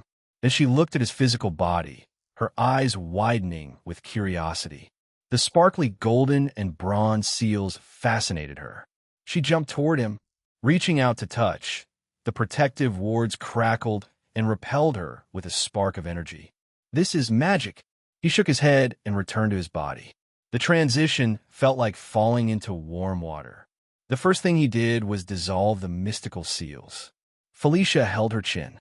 The inquisitiveness hadn't faded from her eyes. No, it had only grown. "You accomplished something. How do you know? You don't look depressed, as if your favorite cat passed away." She put a knee on the bed, crawling toward him one seductive step at a time before settling onto his lap. Her arms wrapped around his neck before she pressed herself against him. The warmth of her body against his, the scent of her perfume mixed with her shampoo, and the softness of her breasts against him was intentional seduction, and her mischievous eyes knew it. "Darling, what were those chains? Aren't you going to educate your secret lover?" He really wanted to roll his eyes at the way she wielded her femininity like a weapon. He grabbed her, but fingers sinking into supple flesh. She released an exaggerated, seductive moan, which turned into a yelp when he put her on the bed. She blinked innocently. "Are you secretly gay?" He clenched his fist, which silenced her. The seductress knew a punch from him would put her in a world of hurt. "Listen, cross your legs, and close your eyes like you're meditating." "You're going to teach me?" She gasped and held his hands, her excitement palpable. "I knew you had a shred of kindness in your heart somewhere. I'll show you something cool. Just follow my instructions." Felicia arranged herself cross-legged with a straight spine. "I took a yoga class once. The instructor was terrible. She was more interested in talking chakras than actually teaching something. It's going to be like that at first." He fixed her posture by pressing against her shoulders and pushing her back, whispering softly, "Breathe in through your nose. Count to 4. Hold it. Count to 4. Release through your mouth." Felicia's eyes fluttered closed. "Is this what seduction sounds like, darling?" "Because I'm feeling properly seduced." He knew she was teasing him deliberately, using playfulness as a shield to stop herself from feeling vulnerable in this position. If she truly started meditating, he would only need a pencil to end her life. Felicia Hardy never liked being powerless. "Are you sure you're not using magic already?" She continued, peeking one eye open. "Because I feel like I'm under a spell, and I'm not even mad about it."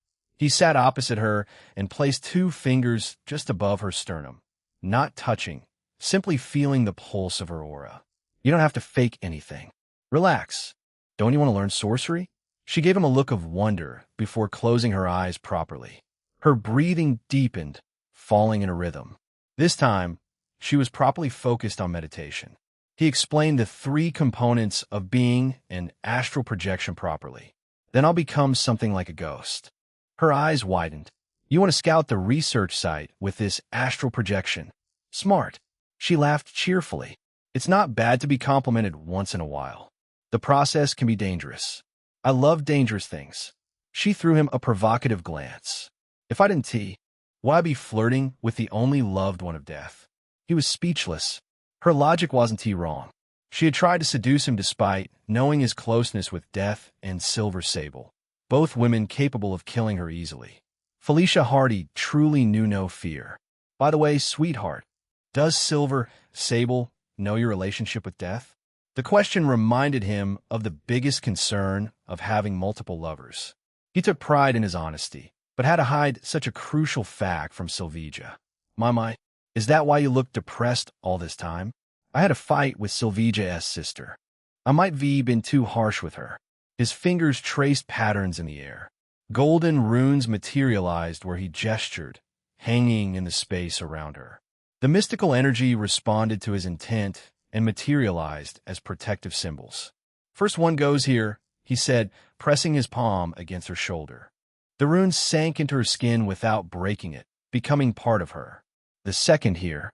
Felicia turned her head slightly at his gesture, letting him place another rune on her face. Want to talk about it? He thought for a second before nodding. Getting the matter off his chest wouldn't be bad before the big operation. Besides, Felicia would be meeting everyone in Wildpack soon, because she'd have to work with Silvija. Well, she tried to kill me during our spar. She didn't break eye contact, even as he placed runes on forehead and face. She must be pretty strong to give that a try. I can't imagine the limits of your power as Death's only beloved. I'm pretty weak. He drew another rune across her collarbone. Silvija's sister, Ava, has a mystical object that lets borrow the power of the mythical tiger god. Let us just say she can punch through walls and outrun a cheetah. Baihu, the guardian of the West in Chinese mythology? Her lips parted with surprise when he nodded. A cosmic being, a magician, mutants, mind control freaks, and now people with mythology power? I thought I was special until I met you. He chuckled. You're still special in my heart. Ah, I feel so much better. She rolled her eyes. Anyway, what's the deal with Ava? Why did she try to kill you? She lost control. All that rage and pain she's been carrying, it just exploded today. But why did she go that far? You must be done something to make her mad. Silvija is the only family Ava has left.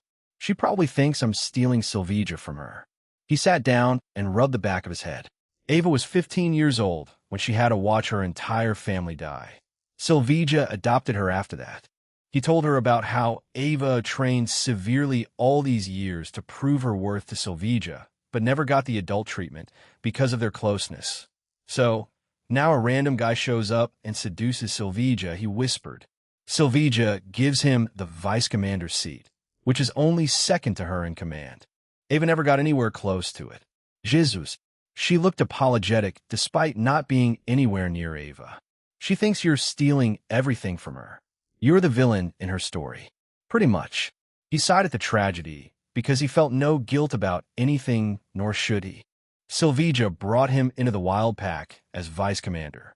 She probably wanted to prove that her hard work still made her stronger than me. So when she was close to losing, she couldn't accept it and went berserk. Felicia finished with narrowed eyes. This is just... I don't know what to say. Neither of you are in fault. Blame S on Silver Sable. She shouldn't have trained a child to be a soldier. Silvija started training at an even younger age. I'm sure Ava asked for it to honor her brother's legacy as White Tiger. It was pleasant taking the load off his chest, sharing things with someone who listened intently and offered advice. Felicia looked speechless from the information that Silvija somehow had an even harder childhood than Ava. Her usual playfulness faded as she assumed a thoughtful expression. I get what Ava feels. Honoring a legacy can make you obsessed like nothing else. My father has a great legacy too. I might actually be able to cure your father. No promises, though. The resonance link with death might allow him to push Walter's death date by a year or two. Healing was part of life's domain, and death governed all transitions of life. He was only doing it for her. The old man knew things about the previous Dante. Better to learn his background once, and for all then to let it distract him every now and then. Thanks. Just those words make me want to kiss you. Touch you in ways death and Sylvia could never. Her seductive words and dreamy expression made him gulp. It was hard to decide when Felicia was serious and when she was being her flirty self. Perhaps the mask and the person beneath it existed simultaneously, neither more real than the other. Anyway, let us get back to business. No, darling, why don't you lend me a mystical artifact like Ava's? I also want to be strong, so I can repay your generous favors. He flicked her forehead gently, a gesture more affectionate than painful. They don't grow on trees. I wish they did.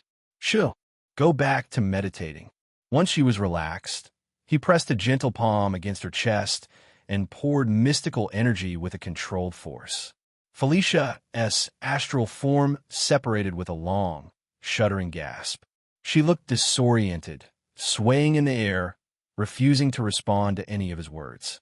Shit, was it too much for her? He didn't want to accidentally kill her. Not after she'd become something like a friend. She recovered after a moment, blinking rapidly. She looked at her physical body, still seated on the bed, then examined her astral hands in detail. Hey, can you see me? I separated you in the first place, idiot. He gestured around the room. Get used to this form, and don't even think about leaving to see your father. She pursed her lips at his threatening tone. Why not? I'll just see if he's doing all right. He pointed to the silver cord trailing from her astral chest. She tugged at it before giving it a lick. Salty?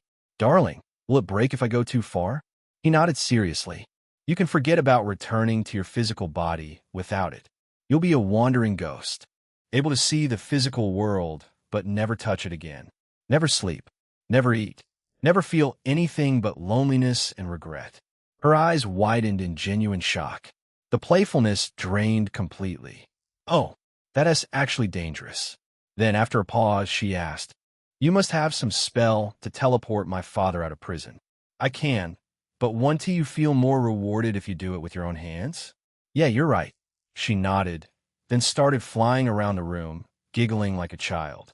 The astral form followed its own physics. She could move at any angle without effort. She could accelerate and decelerate instantly. She could hover. Her curiosity only lasted a few minutes before she was back to her mischievous self. She tried to move into him from behind, only to be pushed back by an ancient seal. I knew a pervert like you wouldn't be able to resist, so I protected myself with a ward. She crossed her astral arms with a pouty glare. You aren't a girl. What are you even worried about? Ignoring her pouty question, he sat on her desk and picked up the metal bracelet she'd been working on earlier. Is this a grappling hook? Yup. She floated beside him in the air, sitting cross-legged in meditation pose. Got the prototype from a friend. I've been tweaking it for my work. Spring-loaded mechanism here. Tensile cord made from synthetic polymer they use in climbing equipment. So smart. Felicia pursed her lips. Technology is for the weak. Godlike beings like you can just say abracadabra to do anything. There was real dissatisfaction in her voice. She had to work years to get to her current skill, but 2 mutants had completely crushed her. She had no fighting chance. He revealed a faint smile. I'll give you some gifts later. You might need them for the heist. She looked surprised, but also thrilled. As long as it's fun, I'm down. Around 7:30 p.m., when Dante was enjoying some pepperoni pizza and crime thriller, his phone rang in his pocket. Of course, it was Sylvia. She would have called him hours earlier if Ava's fight didn't make her ashamed. Felicia flew over and snuck a peek at his screen. Your girlfriend. He warned her with a glare not to try anything stupid and took the call. Hey, Dante. Sylvia sounded less energetic than usual, her concern bleeding through the phone. Are you all right? Where are you now? At a friend's house. Is that the friend you had business with last time? Sylvija still sounded suspicious over the perfume, which made him sigh. Come to the research site. I'm bringing this dumbass friend over. You can meet her face to face. Felicia threw her fist up in victory. I'm going to meet Silver Sable. Sylvija's voice brightened immediately. I'm already here.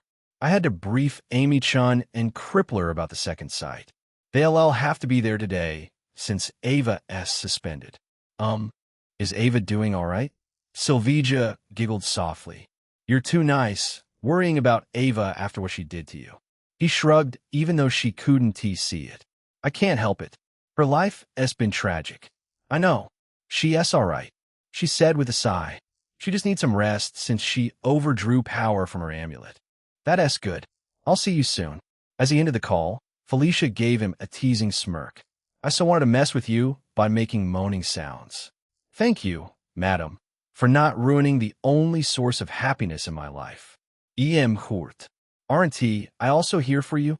He shook his head and put her back in her body. The return process was gentler than the separation. She gasped, eyes snapping open in her physical form. Her body convulsed slightly as consciousness settled back into flesh. That was amazing, she whispered, moving her fingers as if everything was new. Shall we go see your girlfriend? They left for the site 15 minutes later. He finally got to drive a vehicle in this world. Thankfully, he had experience with bikes. Otherwise, he'd have embarrassed himself thoroughly with Felicia's sleek Ducati model. Felicia found a way to embarrass him in a different way by clinging to him like her life depended on it. She did it all silently without her flirtatious act, making him feel all awkward. Hey, Felicia, he called out as soon as he stopped at the red light. Feeling sleepy? Yeah, she whispered, pressing her head deeper against his back. Why are you so warm? It's unfair Silver Sable gets to have you as her personal heater, and I don't. Chapter 29, a catfight. Dante's bike zoomed through the facility without any problem. Sylvija had received his message and ordered everyone to let him pass. Nobody wanted to test her patience after the verbal abuse she had handed to two rookies. He cut the Ducati's engine in front of the command center, the bike's growl fading in the whispers of winter gale. Sylvija was sitting on an APC, waiting for him and his friend. She sat with one leg extended along the armored chassis and the other bent at the knee. The silver tactical gear shone beautifully in the moonlight, taking nothing from her confidence. Everything came together to form an image you would find in military recruitment posters to lure in young, horny soldiers. A trap, so to speak. Felicia got off the bike and rubbed her, but my ass is numb. Dante held back a chuckle. He walked over to his girlfriend and extended a hand, which she accepted without batting an eye. Unlike Felicia's smooth hands, Sylvija's was calloused from years of weapon handling. Sylvija's gaze never left Felicia. She tracked the platinum blonde like a predator, recording every detail about her. Then she released his hand and walked towards Felicia. Dante, is she really just a friend? The question came off as casual and unconcerned, but may as well have been wrapped in barbed wires for Dante. He should be known there would be a bloodbath after Sylvija saw Felicia clinging to him like a panda. He had tried to get Felicia to behave, but she remained glued to Sylvija's personal heater. He is for now. Felicia extended a hand with a friendly smile. Nice to meet you too, Your Majesty, the Queen of Symkaria. There was proper grace and etiquette in Felicia's gestures, but her reverence was blatantly fake. She made mockery of Sylvija's status as Symkaria's queen. Just Sylvija will do. The handshake lasted exactly long enough to be polite and not a moment longer. What do you mean by for now? Felicia's eyes glittered mischievously. About half of all first marriages end in separation or divorce. He is still just at the boyfriend stage. Free real estate for others. Dante could see Sylvija's gaze becoming colder and colder. Felicia truly loved stealing things. She might not have shown any interest in him if he wasn't already taken by a queen and a cosmic being. He gave Felicia's forehead a light flick, consciously holding his strength to not hurt her. Death's not here. I can still use her powers, including curses. His heart was prepared for Sylvia's wrath for his relationship with death, but not for Felicia. As much as he found her attractive, he had to sort things out with Sylvia first. Felicia covered her forehead with a look of betrayal. You explored every inch and crevice of my body in bed. Now you want to kill me. The words landed like an explosive, one that could easily brought down Lady Liberty. Dante felt at a moment's loss. Technically, he had touched her in bed, but only to cover her in mystical protection. It was 100% professionalism and 0% lust. Maybe 10% lust. Sylvia pulled out her pistol and pointed its barrel at Felicia's head. Don't make me put one in his friend's skull. Felicia's hands rose with palms facing Sylvia in the universal gesture of please don't shoot me as she blinked innocently. Her act could convinced anyone if she wasn't grinning. Darling, save me. Dante blocked the pistol's barrel with his palm. I swear she's just messing around. There is nothing between us. She said for now. Let me blast her ambitions in their infancy. Sylvia's eyes, glacial blue and filled with coldness, swept across Felicia from head to toe. You aren't panicking in front of a loaded gun. Either you're very skilled or very stupid. I'm betting on the former cause very stupid people panic. Is pointing guns a standard silver sable international greeting protocol?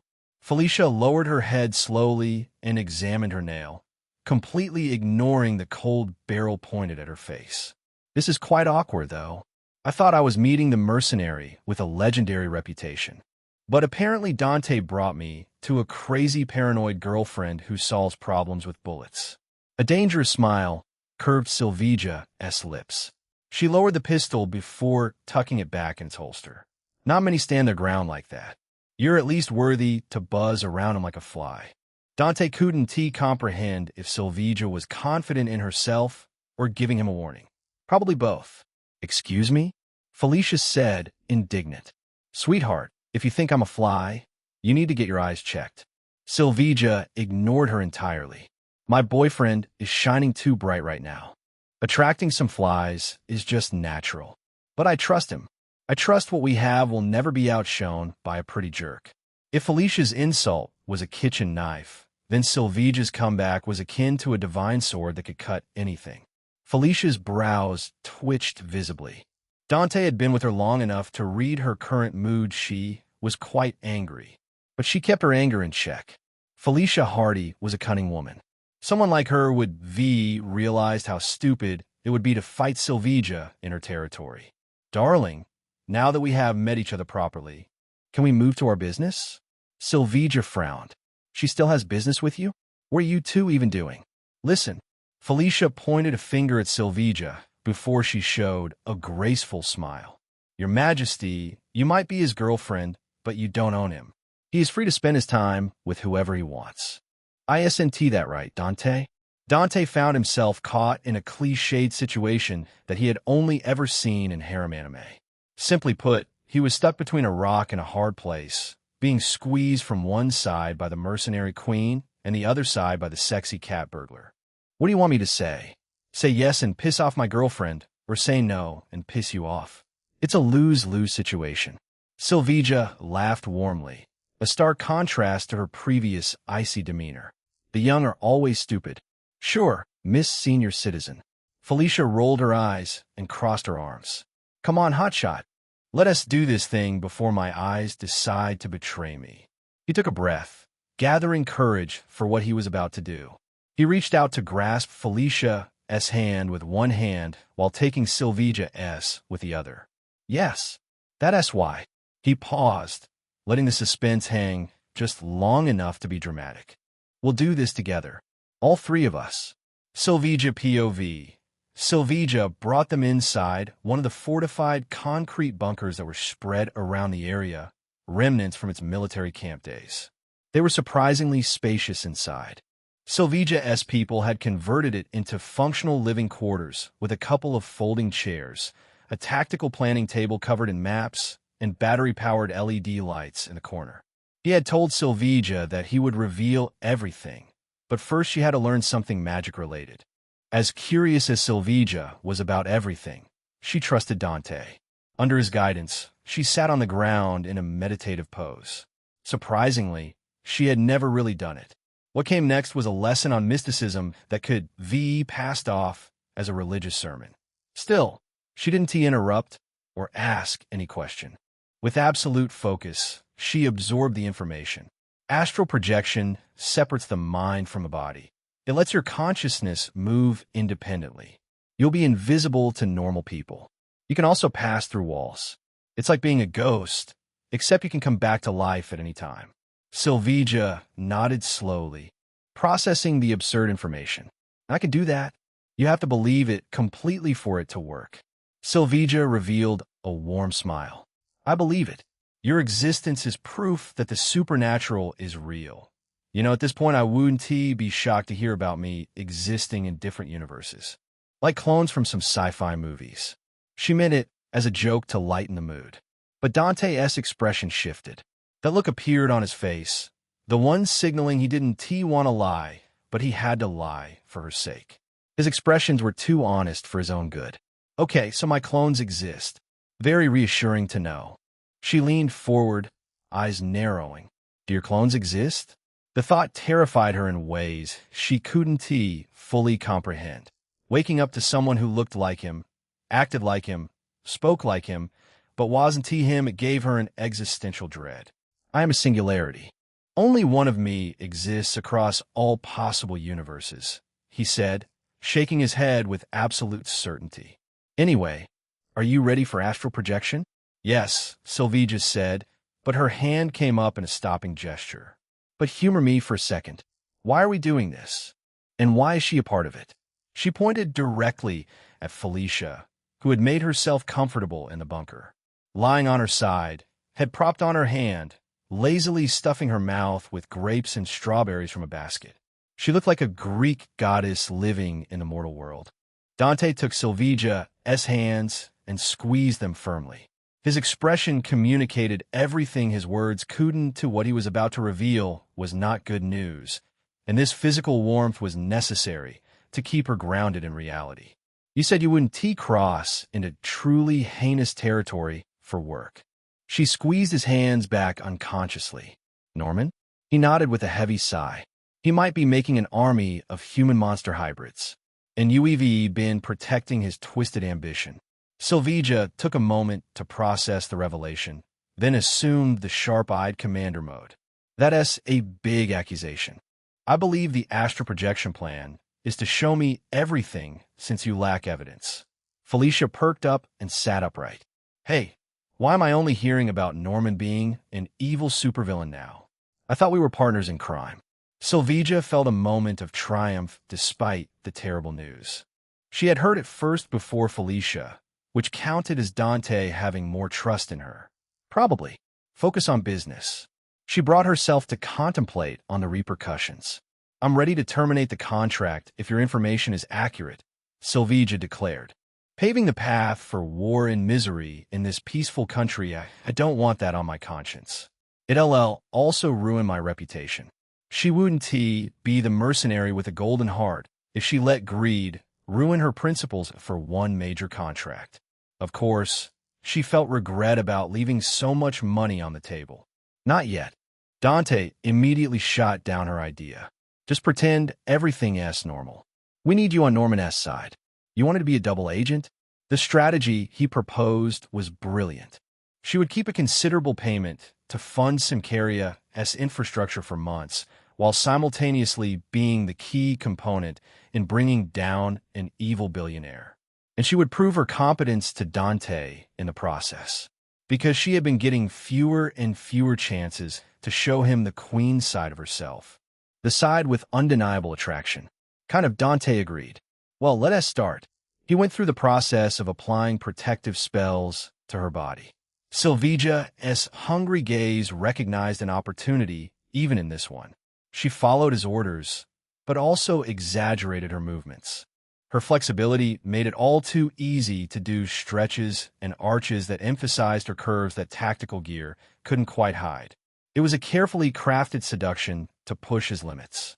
And when he would be alone with her in the morning, Silvija felt her heart pounding at the brilliant idea. I need to take that step, or this slut will steal him. She couldn't fall stagnant when she had a rival, who was almost as pretty and confident as her except younger. Her plan didn't change the fact that her boyfriend would suffer in the present. He was trying to stay serious for serious business, which was quite hard in the face of her obvious attempts to win him over. For the finale, she gently guided his right hand and pressed it against her side. A breath left his lips as he shifted through the tactical gear. The skin-tight suit showed the outline of her figure.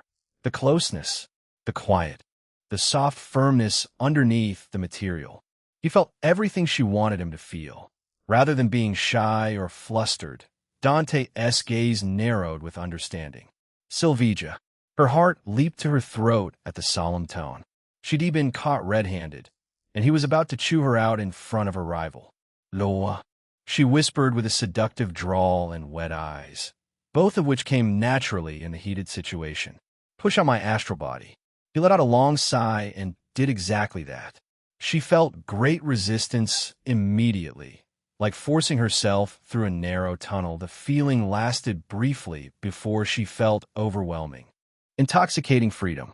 Like nothing could tie her down. Probably because she was literally floating. She looked back at her physical body, which was frozen in a weird pose. Then at her translucent hands. Her entire body was spectral, glowing faintly with silvery light. No, you aren't dead, Dante said, reading her mind with disturbing accuracy. Felicia, it's your turn. Felicia nodded and assumed the meditation pose. The seriousness on her face felt fundamentally incompatible with her personality. It took him several minutes to apply the runes and spells, then perform the separation. Felicia's astral form emerged, floating upward like a balloon someone had forgotten to tie down. Sylvija immediately tried punching Felicia in the face. Her fist phased through harmlessly. TCH, Felicia stuck out her tongue. What a child. You're a hag, Felicia retorted. Darling, do it fast. I'm dying to see what Norman is hiding in his bag.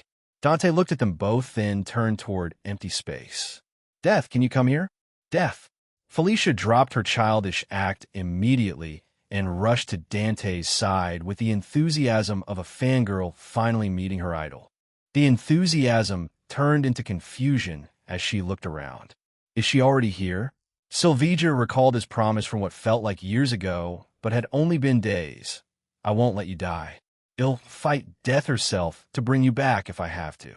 Death? Who is this death, Dante? Sylvija asked casually, despite knowing that the answer would involve another godlike being or something equally ridiculous. Felicia looked between Dante and Sylvija, clearly deciding whether spilling the beans would violate the trust between them. She chose silence, which somehow made it worse. She can't be. Dante wouldn't. Dante didn't even acknowledge Sylvija's question, just kept staring at empty space like he was fascinated by the wall. Sylvija had a sinking feeling he was talking to this so-called death. She drifted around the bunker, but couldn't find anyone else. In the end, she waved her hands in his face. Are you still there? He looked at Sylvija and then nodded to Death, whom neither Felicia or Sylvija could perceive. Butterflies fluttered in her stomach, not the good kind. Suddenly, a woman materialized where nothing had been a second before. A devastatingly beautiful woman. Sylvija's brain short-circuited trying to describe her. All 5 languages she had mastered simultaneously failed. It was like someone had taken perfection as a concept and turned it into a woman. Death. Felicia rushed forward and hugged the lady like they were best friends reuniting after a long time. The moment shouldn't have been possible. Astral bodies couldn't interact with each other or with a person. Sylvija had just proven that by trying to punch Felicia and trying to touch Dante. Yet here was Felicia's platinum blonde intertwining with Death's black waves like some poetic union of light and darkness. It only meant one thing: this woman, Death, existed beyond the restrictions of astral laws. She was the Death, the goddess responsible behind the concept of death across the universe. Someone like Hades from Greek mythologies, except real. This complicated things, but also warmed her heart. Dante's promise, the very reason her attraction to him became both emotional and physical, was sincere. His affection was genuine. Felicia, Death said, pushing her away gently but firmly, holding her shoulders. You overcame your fate. Felicia laughed awkwardly, rubbing the back of her head. It's thanks to him over there. The conversation completely flew over Silvia's head. Death nodded at Felicia, then turned to Dante. The look in her eyes made Silvia's throat tighten. She only needed a glance to recognize their bond. This was a connection born from actual significance. Death approached Dante, embraced him, and kissed him like they were in a romantic drama-esque climactic reunion scene. It wasn't forced. It was awkward. It was purely intimate. Companion, Death murmured. You become stronger. I'm proud of your growth. Dante's smile was genuine and warm in ways he usually reserved for Silvia. It absolutely was not reserved for her anymore. I'll be at your level before you know it. Anyway, that's for the future.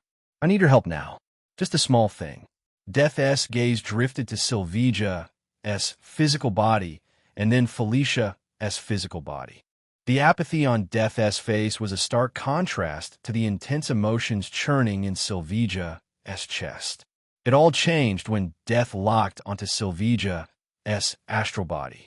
Companion, you had the conviction to fight me for this woman. She paused, maintaining steady eye contact with Silvia. She isn't worthy. Death smirked condescendingly, and the message was clear. Give it up. You don't deserve him. This man is out of your league. She is worth everything. Dante gave Silvia with an apologetic smile. I should have told her about you from the start.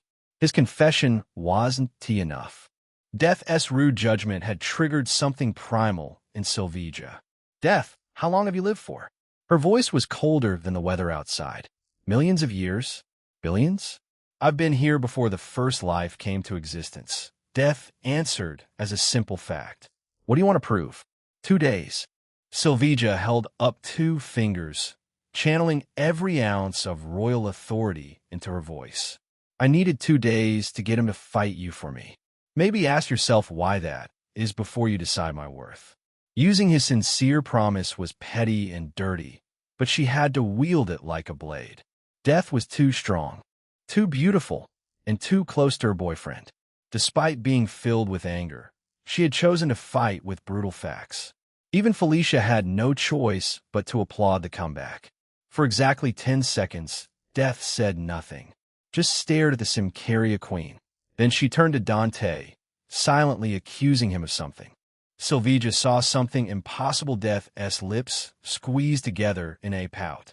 Dante actually looked embarrassed, as if he wasn't ready for this war of words or Death's tantrum. He tightly hugged Death, rubbing her back and whispering something to Death that Silvia couldn't hear, which was probably for the best, given her current mood. The unexpected scenario poured cold water over Silvia's fury. It forced her to realize that Death had known about their relationship from the start and only called her unworthy. Death hadn't asserted dominance like a goddess would. No declaration for Dante to stop loving her. No threat about killing her either. It's impossible. Death couldn't have. She refused to accept the reality before her eyes, that Death allowed Dante to have more women. Maybe Death did it for reasons a mortal like her couldn't comprehend. Astral projection will exhaust you mentally and emotionally, Dante said, eagerly diverting this from getting worse. Let's finish the reconnaissance job before we have a private talk. Silvia nodded with a smile that felt like victory. The small triumph over Death had freed her of immediate concerns. Besides, he wouldn't have chosen to be with her if he was fully satisfied with someone as extraordinary as Death. She still had a chance to snatch him away and make him hers. Oh God, I'm becoming that thieving cat. The realization made her want to groan out loud. But she had no choice but to persevere. The alternatives were either taking a wound to her pride by sharing her lover, or living a miserable and depressed life without Dante. She just wasn't ready for any. Chapter 30. Into the research facility, Dante traced golden symbols across his bare chest, repeating the process for the 5th time today. Just half a day of practice had cut down the time in half. Felicia drifted to Silvija, whispering something to her. Silvija gave him a narrow-eyed glance before both women flew straight through the wall. Dante blinked. Either Felicia wanted to give him privacy with death, or she planned to bond with Silvija over their shared frustration with him. He would bet his last dollar on the former. He finished the final rune on his shoulder and glanced up to see Death sitting across him on the cold bunker floor. "Companion, you're drowning in worry." She raised one finger and twirled it through the air. A miniature galaxy materialized, and the stars within it flowed with the movement of her finger. She clenched her fist and made this disappear. "With my cosmic power, one touch will make Silvija fall in your lap as a doll. Obedient, loving, and forever yours." He replied without hesitation. I'd rather lose her than ruin her. It would have been hard to explain his relationship with death to Silvija with words. Still, he had shown it to her early on, so she wouldn't feel betrayed and used. "You'd rather lose something than ruin it." Death repeated his words under her breath, an appreciative smile on her face. "You understand my struggle better than most people ever could." It took him a moment to grasp her meaning. Death cherished every soul that came to existence. But loving life meant letting go. A world without death wasn't a paradise, it was way worse than hell. Death isn't just necessary for new life. It's necessary for the universe to function at all. A universe where death lost the war against life was shown as an alternate reality in the comics. Earth 10011, also known as Cancerverse. Lovecraftian gods had corrupted every life and turned them into their twisted servants. Calling this universe horrific would be an understatement. Death's eyes gleamed. "You have glimpsed a universe without me? In your comics?" He nodded awkwardly. Death talking about comics, as one of comic characters, would never stop being weird. Then again, his death might not be exactly that death. She was prettier and far more loving. Since she showed childlike curiosity, he vividly described the Cancerverse, bringing the twisted world to life with his enhanced intelligence. Death listened like a child lost in a particularly dark fairy tale. "Fascinating. I'd love to visit such a place someday." "Nah, I'd rather not." She stood gracefully and extended a hand, which he accepted naturally. Thanks to Silvija, he had grown used to being on both sides of such courteous gestures. "My what if," Death whispered, pulling him to his feet. His companion having the ability to visit every comic universe once you reach your full potential. "My full potential?" he muttered with narrowed eyes. "No, search one above all in your database." Searching for data related to one above all. Search complete. Character one above all found in Universe X's database with a special tag, the creator. This character data contains endless information which is still classed as incomplete. Transferring it may have undetermined effects on Administrator S' mind and body. Requesting permission to begin the transfer process. "No, cancel it." Process canceled. He heaved a sigh of relief. A few moments in Death's mind had nearly shattered his sanity. Even 1 second in one above all's consciousness would have obliterated him completely. So one above all is my final resonance? Embracing that data meant becoming the creator of all realities in this universe. An omnipotent being. He cut off the thought before it consumed him. That day was too far in the future. Forget omnipotence. Right now, he barely qualified as cannon fodder in the Avengers' war against Thanos. Death squeezed his hand gently. "A new discovery in the Null repository?" "Yeah," he said, a cheeky smile curving his lips. "I'll explain when you return again." Death gave a soft laugh, amused that someone dared to bribe her.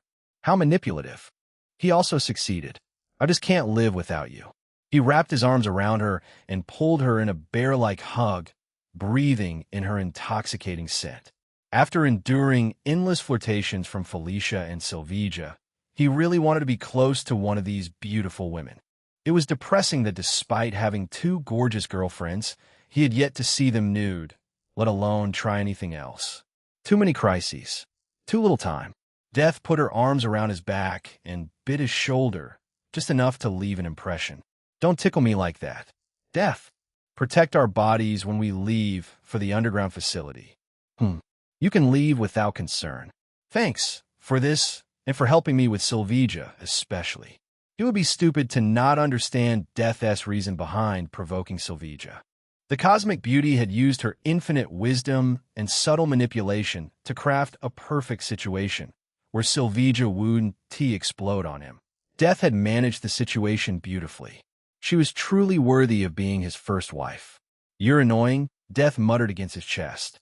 I already said I want to fight your mortal lovers. They're temporary. I am eternal. Yes, yes. She suddenly rose on her toes and pressed a lingering kiss to his right cheek, leaving wet warmth. Then she shoved him away and stepped aside, suddenly looking anywhere but at him. That look only meant revenge. Right then, Felicia and Sylvija flew back through the bunker wall. Felicia wore the biggest, most shit-eating grin he had ever seen on her as she pointed at his face. Sylvija glared daggers like she wanted to stab him. He touched his cheek and saw his fingers come away, stained with black lipstick. Death's affection also had a mischievous plot behind it. Sylvija crossed her arms and squeezed her eyes shut, and then turned away from him, refusing to acknowledge his existence. Her intentions were crystal clear. I'm not talking to you, cheater, two-timer. Dante sighed deeply. His harem ambitions would absolutely be the death of him. Not because he lacked charm or capability, but because he had fallen for possibly the worst woman for it. Sylvija Sablinova wouldn't easily agree to share her man, even if her competition was a cosmic goddess. Now, he could only work his ass off as he had started caring for this royal queen. Death leaned closer. A lover who can't leave is not yours, they are a prisoner. This is the consequence of your choice, companion. He met her gaze with a smirk. A lover, not a prisoner. It's exactly why you chose me. Before she could reply to having her own wisdom thrown back at her, he dashed through the bunker wall. You'll pay for this later. Death's voice echoed in his mind. She sounded angry, but he knew this cosmic goddess was blushing furiously. Worth it. Felicia and Sylvija followed him silently. The trio flew over the heavily guarded facility and drifted into the central compound. At its heart was a huge freight elevator with massive space. Norman had set it up to transport cargo trucks filled with symbiote samples and distribute them. Felicia went into the lift and gave him a frustrated expression. No panel here. It's control from down there. He is too cautious. Norman knew Sylvija's crew had technical geniuses. He had planted measures to make sure she couldn't visit the underground facility. How will we do the job if we can't access the area? He smiled. I have a way. Trust me. The trucks came and left at the same time every day. He could sneak in with them. Norman never allowed me to access the lower levels, Sylvija said, still a bit confused about the fuss. Why are you so obsessed about the elevator? Walls mean nothing in astral form. Felicia put on her haughtiest pose. Felicia Hardy, is this peasantess name? Your Majesty. I'm not just Dante's sidekick. I'm also a cat burglar. Someone paid me to steal something from your client. She laid it all out now that Sylvija had agreed to cooperate. Sylvija's help would make her job much easier. Sylvija looked like she wanted to put a bullet between Felicia's eyes. The anger was suddenly directed toward Dante. Working with her to sabotage my client. How deplorable. Is this a punishment for following my heart? Sylvija, listen to me for a second. I need her to stop Norman. She shook her head. Keep your explanations and sympathy. I mean nothing to you. You mean? She leaped and dove down the elevator shaft, leaving him with a stretched hand that was still reaching out for her. Everything. Felicia tried to offer a sympathetic pat on his shoulder, but astral form had limits. Give her space, darling. She needs time to think if this is what she wants. He let out a sigh. I know. The two followed Sylvija. Unbound by laws like gravity, an astral form could travel at any speed. They arrived at the elevator's next stop in a near instant. The elevator doors opened up to a massive underground garage, which stretched in both directions. A thick steel door sealed off the only entrance to the facility. The elevator controls weren't present even here, possibly managed from a command center elsewhere. Felicia poked her head through the door and stumbled back, eyes wide in horror. Jesus Christ, that thing is hideous. Sylvia seemed to be skeptical, thinking Felicia was exaggerating. She walked through the barrier, only to return quicker than Felicia. Her face seemed drained of color. You were right. She addressed Dante directly, even forgetting to maintain her cold act. Dante remained calm. He already knew what awaited them on the other side. He stepped directly through the reinforced steel. The stench made him recoil instantly. It was like chemicals mixed with swamp water. A well-lit corridor stretched ahead with multiple doors on both sides. Black, writhing material covered a good part of walls. Ceiling, even the floor. The source of Felicia and Sylvia's horror wasn't this corridor, but the hunchbacked figure patrolling the area. The creature's body was sleek and muscular, its black skin constantly rippling as muscles shifted underneath. The most horrifying part was its mouth. A wide, lipless maw stretched too far, almost splitting the face in half. Rows of teeth jutted from both upper and lower jaws, some as short as a finger, others as long as a dagger. A long tongue flickered beneath these vicious teeth, like a serpent tasting the air. It resembled venom, but smaller, leaner, and stripped of the iconic Spider-Man symbol. Felicia and Sylvia ventured closer once their fear subsided, observing every inch of the symbiote's alien skin. So what exactly am I looking at? Felicia asked. A lab experiment gone wrong? Sylvia muttered, scratching her head. Does a certain someone know anything about this monster? Dante didn't know whether to laugh or cry. Sylvia's childish act was completely unlike her reputation as the legendary mercenary queen. Showing this act in front of Felicia meant she had somewhat accepted the mischievous burglar as a friend. Symbiote, Dante explained. An alien life form. This is its state after it bonds with someone. Doesn't look like anything special, Felicia said dryly. Are those tentacles useful for anything besides fulfilling Norman's sexual fantasies? Sylvia frowned and turned to him for an answer. It was an instinctive reaction since she averted her gaze right away. Even Ava maintained better professional composure. Sylvia hadn't lied about keeping her personal and professional life one and the same. A normal symbiote host can lift a car, run faster than Olympic athletes, and shrug off bullets. It can also regenerate wounds and broken bones. He closely observed the symbiote's soldier-esque behavior and found an anomaly. It's not acting like a symbiote or human. Someone else must be controlling it. Norman. The implication was huge. Having an army of mini-venoms was one thing, and having complete control over the said army were two different levels of challenge. One could wreak havoc, and the other could conquer at Norman's command. You gotta be kidding me. Felicia took a sharp breath. Darling, you're a magician. Banish this freak to some distant dimension. Sylvia crossed her arms. Only Ava can fight something like this. Good thing it's the only one. The words had barely escaped his lips when another symbiote shambled out of the door L1, and then another from L5. Felicia peeked inside a couple of rooms and returned pale as snow. We're fucked, darling. Sylvia and Dante swept through the labs. Every room followed the same pattern. A scientist, sealed head to toe in hazmat gear, tested different compounds on symbiote samples and recorded the results under the watchful gaze of a symbiote soldier. These scientists obviously were forced by Norman to be here. The only alternative was joining the symbiote army. Dante read through the data from room to room. One file detailed enhanced metabolic absorption rates. One detailed improved cellular regeneration timeline, and another reported improvement in tentacle density. He understood most of it, thanks to Sue Storm's knowledge in biology and genetics. Norman was perfecting symbiotes through constant experimentation. The L section was the experimentation lab.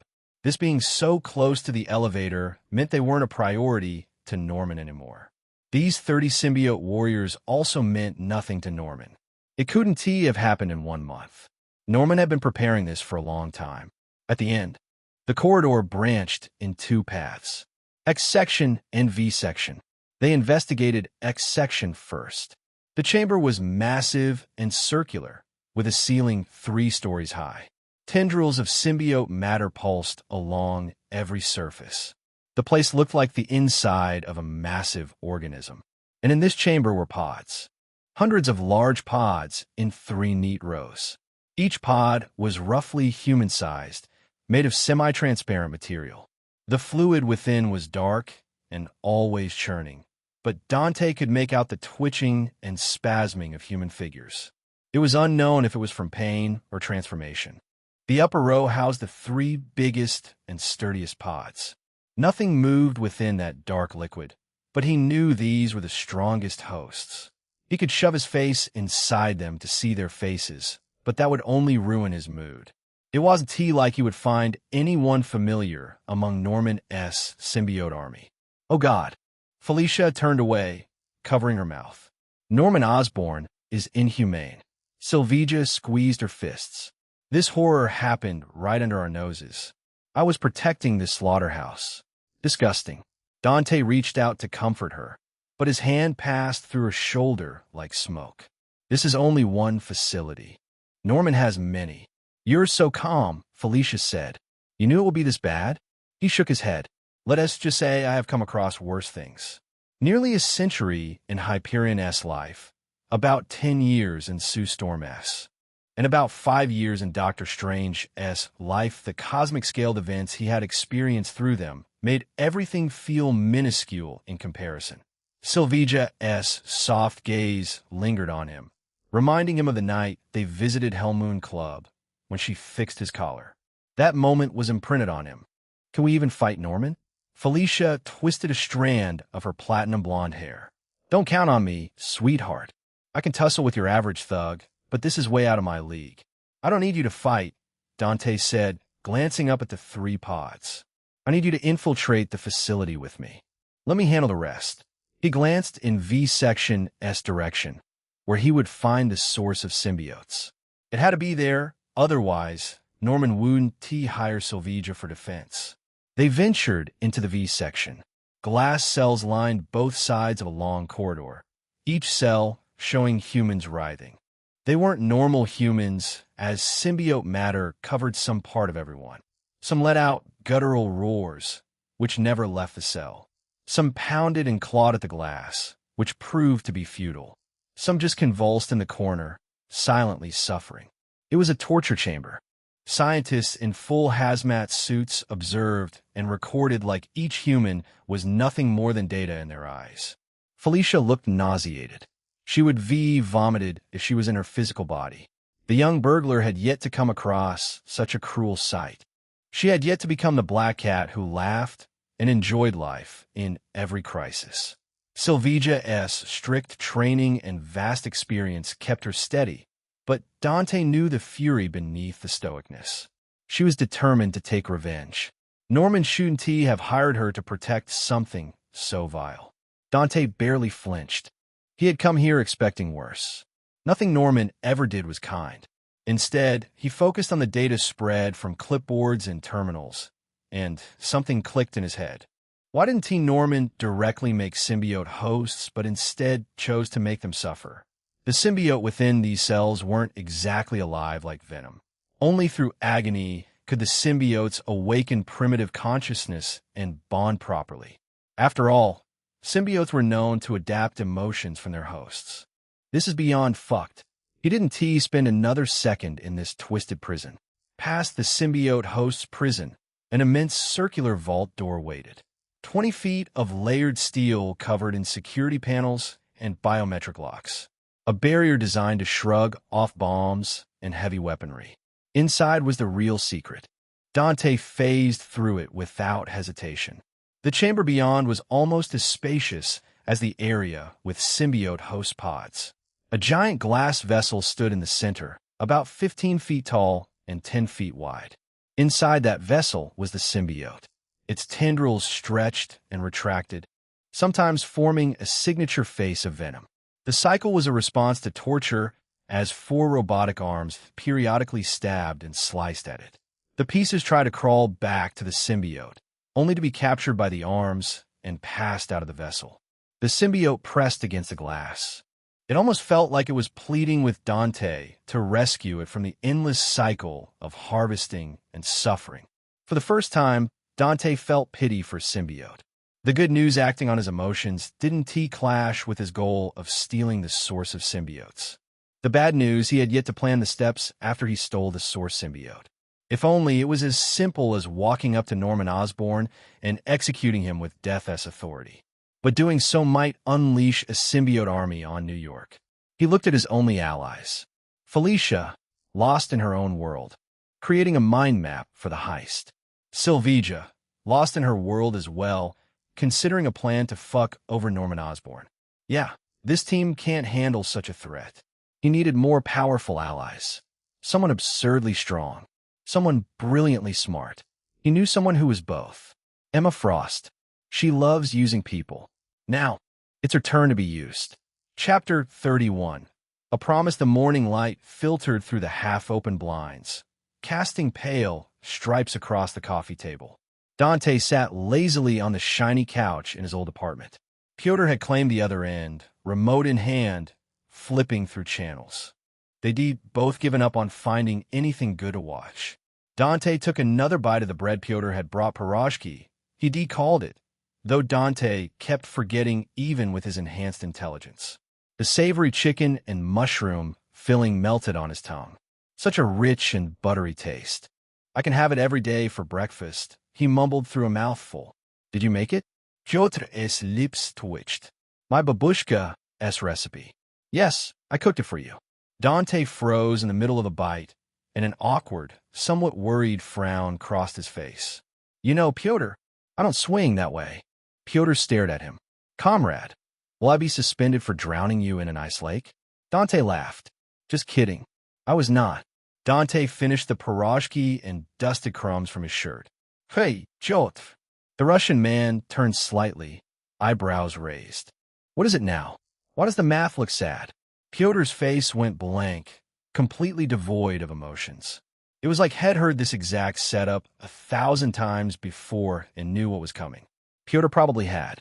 Crippler struck Dante as the type to torture others with dad jokes. Why? It had too many problems. The groan that escaped Pyotr sounded like he was being subjected to torture. He pressed his palm against his face and shook his head slowly. Please, comrade. It is too early for this. Come on, it could have been worse. It was better than Crippler, I'll give you that. Pyotr reached for the remote again and switched the channel again. Just like these TV shows today, wait. Dante caught a familiar figure on the television and said, go back. Pyotr did so. The logo in the corner read Daily Bugle in bold. In front and center, taking up the entire screen, was Jonah Jameson. The man looked exactly like Dante imagined he would, with his signature mustache, those rolled-up sleeves, and slightly loosened ties. At this moment, Jonah Jameson's face was red as veins popped on his forehead. Spit actually flew from his mouth as he jabbed his finger at the camera, as if pointing at the viewers at home. You have to decide soon.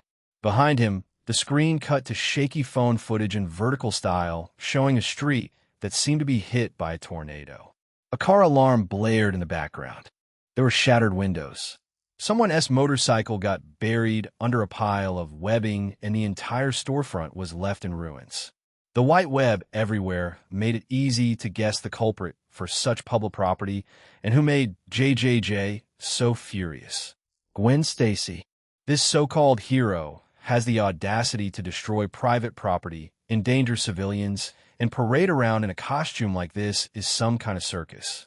JJJ, he slammed his fist on the desk, making the papers jump. We don't need mass freaks playing vigilante just because they stumbled into some superpowers, if you can even call them that. The camera cut to another clip. This one showed Gwen swinging through the streets and landing in the middle of a gunfight between two gangs. Over 20 people, and within minutes. She webbed them all to the walls. She was efficient, but the collateral damage was undeniable.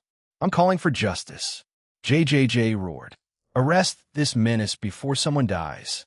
We have police. We have laws. We don't need masked freaks pretending to be above the laws. This menace needs TO. The segment cut off before JJJ started throwing slurs, or so it appeared to Dante. They showed a reporter on the street interviewing bystanders. Opinions were divided on the new heroine.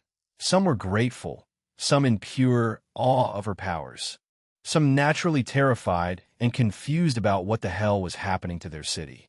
Of course, there were few fervently chanting Ghost Spider's name, her own devoted fanbase. Dante leaned back. Well, she's already making a name for herself. That's the same woman who came to the facility the other day. Pyotr said, eyes still on the screen. The one who tried to stop you. You saw her?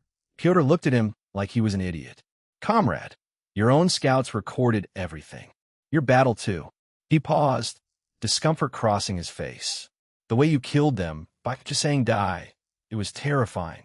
Dante had been so focused on ending the threat quickly that he hadn't considered how it would look to everyone watching through security feeds. Did that scare you? I don't want to be your enemy. How do you defend against someone who can kill me with one word? He frowned, as though trying to work his mind for a solution against Dante's powers. Sound isolation? If you can't speak, you can't activate the power, yes? Dante couldn't help but laugh. I only said it to break their spirits. I don't even need to move a finger. Just a thought is enough. Pyotr went very, very quiet as the color drained from his face, though he tried to hide it behind his usual stoic mask. Then, after a long moment, he nodded once. Duh. Then I am very glad Commander Sablinova recruited you, even if she had to win you over by unconventional means. Dante choked on nothing. Actually, that one S on me. His kiss after their sparring match had started everything. She'd even planning to keep things professional. He was the one who couldn't resist her. Pyotr's lips twitched. He was speechless. Dante's phone buzzed on the coffee table, and the screen lit up with a notification. It was a reply from Felicia, a cat with blushing cheeks. Felicia, sorry, just woke up.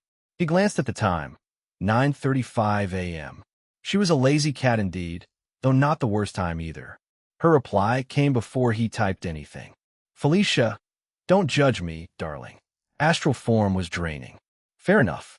She spent an extra hour in the astral plane last night to map out elevator controls in the small tucked-away control center and security checkpoints.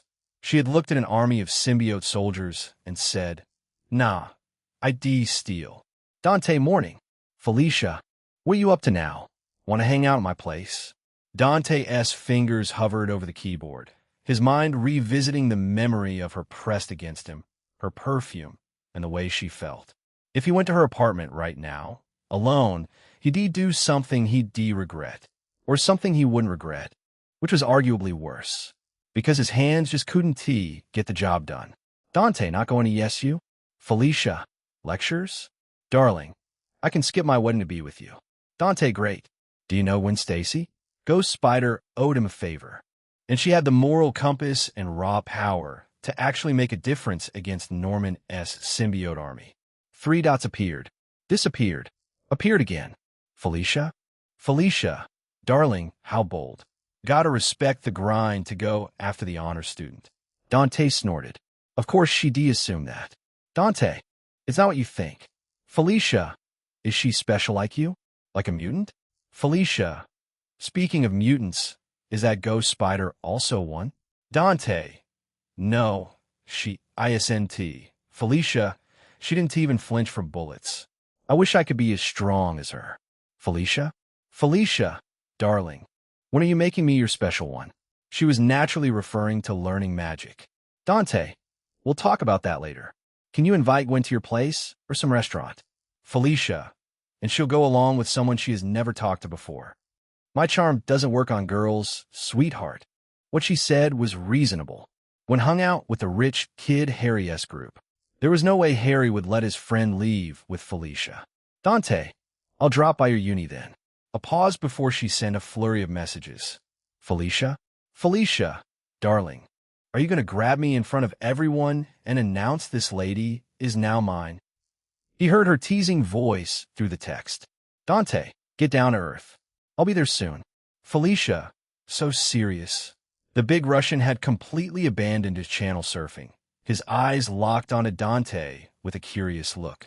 Commander doesn't text that much. Who was that? Dante winked. My contact. Forget texting. Sylvija had forgotten someone named Dante existed in her life at all. She had barely looked away from the mountain of paperwork when he met her in the morning. She was just busy.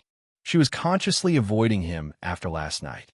He understood it was her way of sorting her thoughts and deciding if she wanted it or not. Still, her coldness stung a little. Pyotr, you got Ava's number? The Russian's eyebrows climbed toward his hairline. Why would I have it, comrade? Before I give it to you, you must answer a question. Commander suspended Ava out of nowhere yesterday. Why? Well, we had a fight, and she went feral. Dante spread his hands helplessly. That's the gist of it.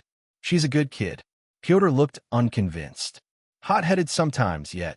But she's kind at her core. I hope she gets back soon. She will. Dante scrolled through the contacts on Pyotr's phone until he found her name. Ava Ayala, with a tiger emoji next to it, because of course there was. He hit the dial. The phone barely rang before she picked up, likely doom scrolling out of boredom. Hey, Tiger. Dead silence greeted him from the other end. She realized it was him, not Pyotr, on the other side. What do you want? Is that the attitude a loser should be taking? He let out an easygoing laughter like he wasn't twisting the knife in her wounds. Do one favor for me, and I'll ask Sylvija to reinstate you. What do you say? She thought about it for a few seconds before replying. You're being too nice for someone who wanted to kill me. Fair point. Head put his heel on her head hard enough to crater the mat beneath her skull. The memory was still fresh for both of them. A wise man once said losers dwell on the past. Champions write the future. Which one do you want to be? He roared out almost like a battle cry, filled with energy. You gonna let one single loss define your entire identity, or use this embarrassment as fuel to come back 10 times stronger? In some alternate life, he could made a killing as a motivational speaker. Winner. Ava's fierce voice cracked through the speaker. Of course I want to be a winner. I'm calling in for a rematch. Right now. Dante's enthusiasm deflated instantly. You've learned nothing. What? You just said losers dwell on the past. And to be a winner, I have to defeat you fairly. Winners also learn from the past, he said with a disappointed sigh. You think rushing back into the same fight will change the outcome? You'll get smoked. Then what the hell am I supposed to do? Frustration filled her voice. I've pushed my body as hard as it'll go. Any more muscle and I lose speed. Any less and I lose strength. I'm maxed out, and you saw what happened when I tried accepting more of the amulet's power. I almost lost myself. She wasn't wrong. The black stripes that had appeared on her suit, the feral madness in her eyes, and the beast-like instincts. She'd been only minutes away from becoming the White Tiger himself. There's still a way. A method that LL worked for sure. He'd read enough comics to know how the White Tiger amulet worked, and how she could amplify her strength and speed without sacrificing her sanity. What method? I'll tell you if you do me that favor first. I'll do anything. I swear I'll. The desperation and eagerness in her voice was almost sympathizing. I'll never give you my body. Dante stared into space for a long moment. Objectively speaking, Ava was attractive with all lean muscle and a striking figure. The bratty aggression was a big turn-off for him. Stay with Sylvija. Stop her from doing anything reckless while I'm away. He thought for a moment before continuing. Act like you were buttering her up to get yourself unsuspended. But really, you're watching her back. Of course I can do that for sis. Ava's voice had gone soft at the mere mention of Sylvija. Why are you asking me this? Where are you? You don't need to be concerned with it. Why won't you tell me? Now she sounded whiny and pouty. Almost like she was trying to behead him less than 24 hours ago. I'm not an idiot. If you need me protecting sis, that means you are in some danger. She was irritating as hell sometimes, but sharp. Maybe there was hope for Ava after all. Sure, I'm on a big mission. Okay, whatever. How long do you want me to stick to her? Just a week. Deal. Just like that he had secured Sylvija from rushing headfirst at Norman. Although she probably won he couldn't right off that even the smartest people did stupid things. All right. See you later, Tiger. You better not be lying about making me stronger, or I'll claw. He ended the call before she could finish the threat. The big man wasn't watching television anymore.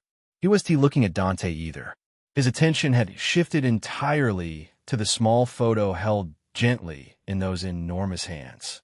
The photo was faded at the edges and a bit creased. It showed a little girl with blonde hair grinning at the camera. She wore an oversized winter coat and clutched a snowball bigger than her head. Dante punched Pyotr's bicep to pull him back to the present. Tell me about your sister. The good memories, not the sad stuff. Pyotr's thumb tenderly traced the edge of the photo. Ileana. She was fearless and strong. Once, she climbed onto the roof to rescue the neighbor's cat. She was only 6 years old. Our mother was screaming. Father was scrambling for a ladder. And Ileana, he chuckled, eyes full of nostalgia and affection.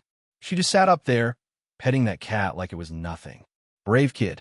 The cat scratched her face when she tried to carry it down. Pyotr shook his head, but the smile remained. She just laughed and handed it to the neighbor. Said the cat was scared, so she forgave it. Dante took the picture from Pyotr's hands. What about this picture? When was it taken? The week she disappeared. Pyotr's voice became hoarse, tight with emotions. She dragged me outside for a snowball fight. Made me promise to play seriously. I let her win anyway. She knew. Got so angry at me. Said she wanted to beat me for real, not because I was holding back. Not the smartest move to fight a Russian bear. 10 points for courage, though. Comrade, when Ileana wanted something, nothing stopped her. Nothing. Pyotr tucked the photo back into his wallet. She had an iron will, like someone forged her in the Siberian winter itself. The apartment fell quiet except for the low murmur of the television. Don't give up hope. Dante met Pyotr's eyes directly. I'm learning dimensional magic. If she's alive somewhere, I'll be able to reach her. Pyotr looked at him in surprise, not expecting to hear a promise from Dante. Comrade, is that true? I can't promise anything concrete, but I'll give it everything I have. He had the null repository, giving him the power to potentially learn any power. If he couldn't find magic in this universe, he'd just borrow one from another universe's limbo. Pyotr was quiet for a long moment. His massive chest rose and fell with a deep breath, then spoke in a heavy voice. In Mother Russia, we have a saying, hope dies last. I will never give up on her. Never. You're a good big brother. Dante stood and grabbed the motorcycle keys from the coffee table. I need to see someone. I'll be borrowing your bike. Pyotr blinked, then laughed. A deep and rumbling laugh. Not a big deal, comrade. I'll take a cab back to the facility. Chapter 32. At ESU, Dante had never frowned so much as he did in the last 10 minutes. Students crossing the main walkway turned to stare at him. Plenty stopped their conversations and began whispering. Some even openly pointed and took pictures of him. A professor in a tweed jacket nearly bumped into a lamppost. The biker jacket was a mistake. He was beginning to regret borrowing it without a second thought.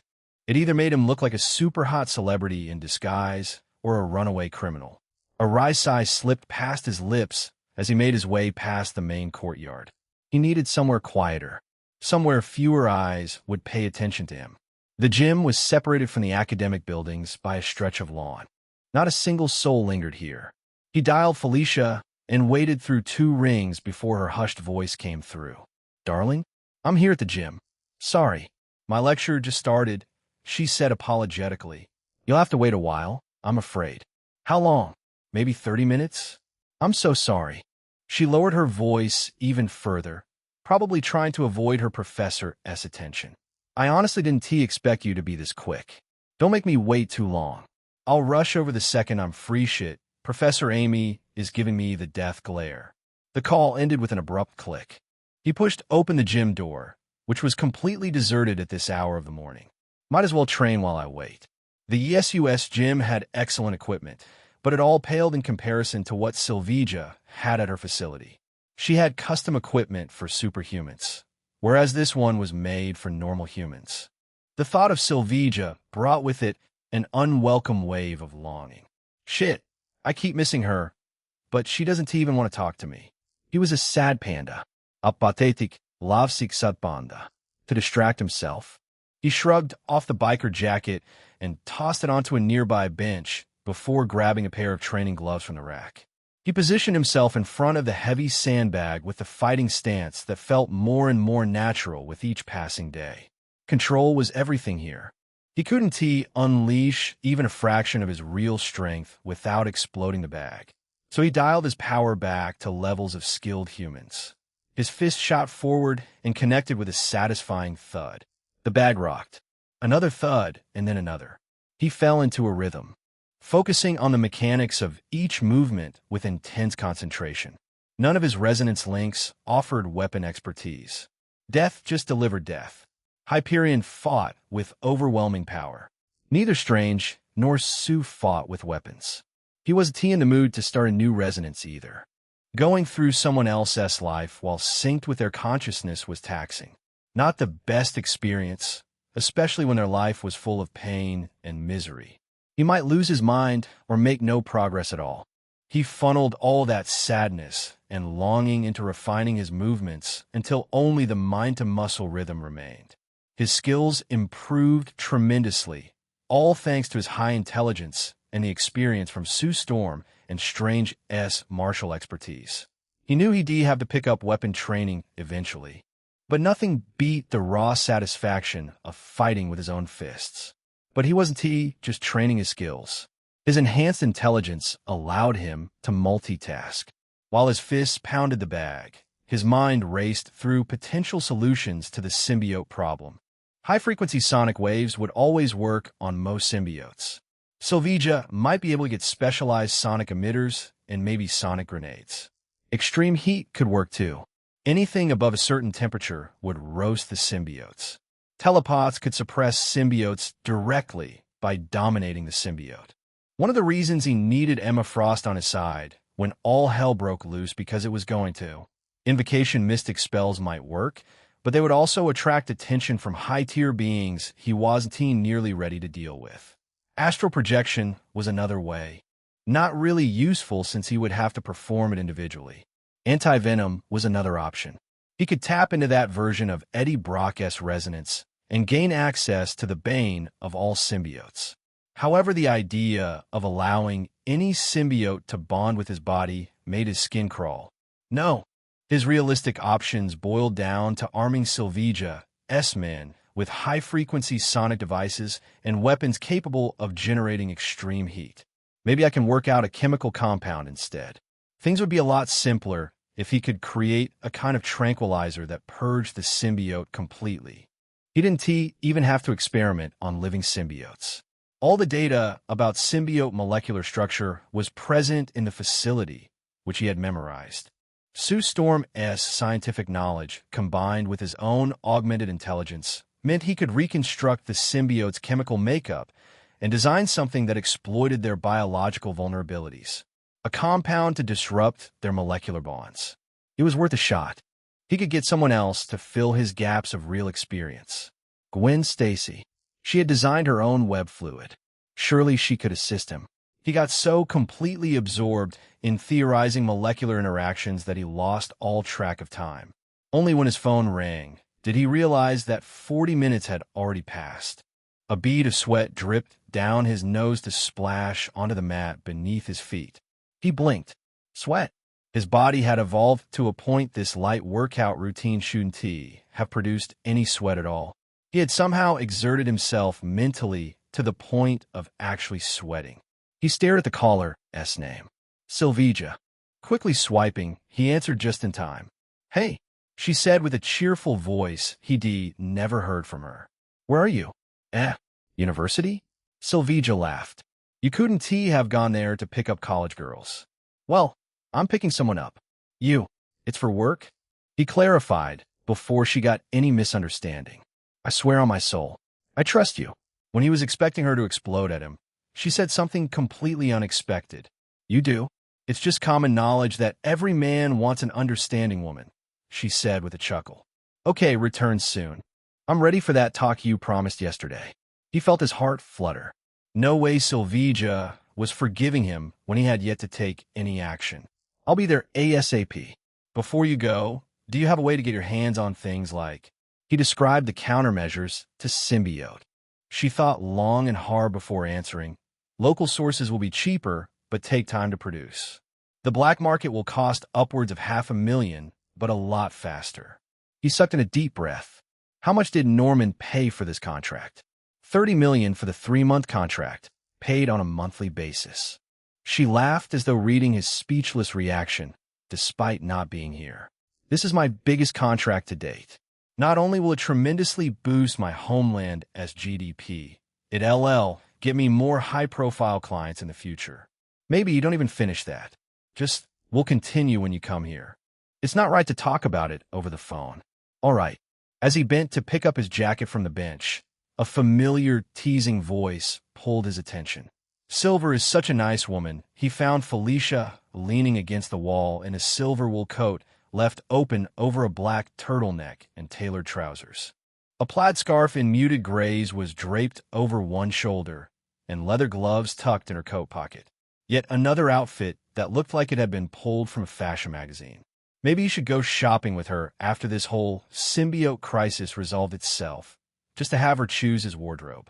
How long have you been stalking me? You ought to pay more attention to your surroundings.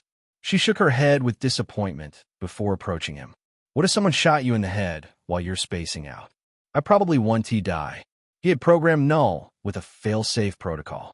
Any critical damage would start Death Resonance Link, and the injuries would heal instantly. Death's power operated on that high of a level. He had taken his first real step toward becoming truly invincible. Felicia's eyes widened slightly before she started clapping. Amazing. You're playing a game with cheats on while we're stuck on the death means game over difficulty. He chuckled and slid the jacket back on. Let's go visit Gwen. But Felicia made no move to follow him toward the door. Darling, you really don't understand how cats work, do you? We don't move without proper motivation. She stretched out one hand with her palm up. Where's my treat for being such a good, patient kitty? What do you want? A promise. She placed one finger against her lip as her head tilted innocently. He would believed her if she didn't have that calculated look in her eyes. Promise me that you'll break my father out of prison if our heist doesn't work out, or if something happens to me during it. The request caught him completely off guard. He had been expecting something impossible like magic powers or something even more absurd. It was easy to forget that underneath all that flirtatiousness and seductiveness was a loyal woman. A daughter trying to ensure that her father wouldn't die alone in a prison cell, even if she couldn't be there to celebrate it. The promise was her insurance policy to make sure Walter Hardy reunited with her mother during his final moments. She knew Emma Frost's deal might not work out, even if she successfully delivered the symbiote sample as promised, or a mistake would get her killed. So she asked the one person who might survive anything because of Death's favor. How could he possibly say no to such a sweet request? You have my word. Thank you. No extra flirtatiousness, no witty cynicism. Just a sincere word of gratitude. He didn't call out on it. Just chuckled softly and followed her out of the gym. Together, they began searching for Gwen across the sprawling campus. They found no signs of her anywhere. Felicia was genuinely puzzled by this point. I definitely saw her in our applied ethics lecture. Where the hell did she go? Dante knew exactly where Gwen had gone. He could picture her seeing news alerts on her phone, making some flimsy excuse to MJ before ducking into a bathroom to change in her ghost spider suit. But revealing that information to Felicia would put Gwen in a tough spot. He nudged Felicia's shoulder to get her attention. Harry is part of her friend group, right? Why don't you get Gwen's contact information from Harry? Harry would immediately assume Dante couldn't forget Gwen after that night and asked her number. Felicia alone gave him enough misunderstandings with Death and Sylvia. He didn't need more. Felicia pressed one hand dramatically to her chest. But, darling, how can you send me to another man so casually? Have I become disposable in your eyes? You're breaking my heart. She stopped mid-sentence and covered her forehead with both hands. Okay, I'll go. Don't flick me. You'll ruin my pretty forehead, and then I'll never find a rich husband to take care of me. He couldn't help but laugh as she scurried off. While Felicia was gone, he browsed social media. Ghost Spider was dominating the trending topics. He clicked on her dedicated hashtag and scrolled through clips of her swinging through Manhattan and posing for selfies with excited fans on the street. She was steadily building a fan base despite JJJ's vocal outbursts. As he hit the refresh button, the newest clip made him freeze. It showed Ghost Spider fighting two symbiotes. The location tag read, Chase Bank, Lower Manhattan. The two symbiote hosts moved fast. One lunged at Ghost Spider with its sharp claws. She flipped backward and fired webbing at its face. The symbiote tore through the webbing like tissue paper and continued its pursuit. The second host tried to flank her. She caught it with a web line and yanked it off balance. Behind them, the bank's front door was kicked open. About 8 armed men rushed out with bags stuffed full of cash. They weren't symbiotes. Run. I'll distract this dumb fuck. The symbiote screeched. The men hurriedly got in their cars and zoomed away. Ghost Spider could only watch. The implication of the scene sent a shiver down Dante's spine. Norman wasn't just building an army for himself. He was bringing criminals to his side as well with the bribery of superpowers. Or something more. If this continued, the entire power balance would shift. Police would be completely outmatched to handle these criminals. The city would burn while Norman sat back and watched the chaos. This was so much worse than he had anticipated. Footsteps approached him from behind. "Darling, I got it." She noticed his tight frown, and her smile faded. She grabbed his phone to see what made him so pale. All her skepticism evaporated as she stared at the screen. Oh wow. What does that psycho want? Why is he doing this? I don't know, honestly. Luckily, we have this Ghost Spider. She beat them without breaking a sweat. Felicia handed him the phone back. "I'm a fan of her work. What about you, darling? Don't you feel attracted to the mysteriousness?" He might have, if he didn't know who was under the suit. Still, yeah, a little. Gwen was an attractive woman by all standards. Felicia nudged him with a grin. "Bet you want to add her to your collection now that you have Silver's permission. What a devious fiend." He pinched her cheek hard enough to make her yelp. "If I'm really as ridiculously restless as you keep describing me, why exactly haven't I done anything to you?" She was struck completely speechless for a long moment, her mouth opening and closing as she tried to think of something. She just sighed, disappointed. "Guess I'm not that pretty. You can't be serious. You're a 9. Felicia laughed. "9 means I still have a chance." "Thanks, darling." He really couldn't tell if she was joking or being serious. Shaking his head, he pointed at her phone. "Call Gwen." She found Gwen's contact, tapped the call button, and put on speaker. The phone rang, and kept ringing. Of course Gwen didn't take the call. Felicia frowned. "I should asked her to come with me." "Sorry, darling." He brushed her shoulder lightly. "You can make up for it. Call Emma Frost." The name left Felicia frozen. The first meeting had left such an impression that she didn't want to see the blonde-ass face ever again. Being in the presence of someone who could read her mind was far too uncomfortable. The sinister grin on his face didn't make her feel any better. Darling, let us not. Let us go to my apartment. We'll watch Netflix and have some pudding." He put a hand around her shoulder and held her hand, using her thumb to unlock her phone. She was still hesitant to cooperate, so he had to throw the bait out. "Don't you want revenge for how she treated you?" "Revenge?" She whispered, looking at him skeptically. "She can read our minds. How can we one-up someone like that?" "She can read your mind." It took her a moment to grasp his meaning. When she did, she immediately dialed Emma Frost's number with a delightful little grin. "Then let us be stupid together, sweetheart." Chapter 33. The unyielding diamond Emma Frost had endured precisely one day worse than the day she had first met Dante. The day the phone call came about Christian. Her brother died by his own hand because their father couldn't stomach having a gay son. Winston Frost's cruelty had driven him to that final, irreversible choice. After that, she had amassed enough fortune to buy small nations, seized influence across many corporations and political offices, and taken significant power in Hellmoon Club, a secret mutant society. But all of that had meant absolutely nothing in front of one man. Today, he came again and occupied the comfiest chair in her private room. The platinum-haired burglar, Felicia Hardy, leaned comfortably against him on his lap.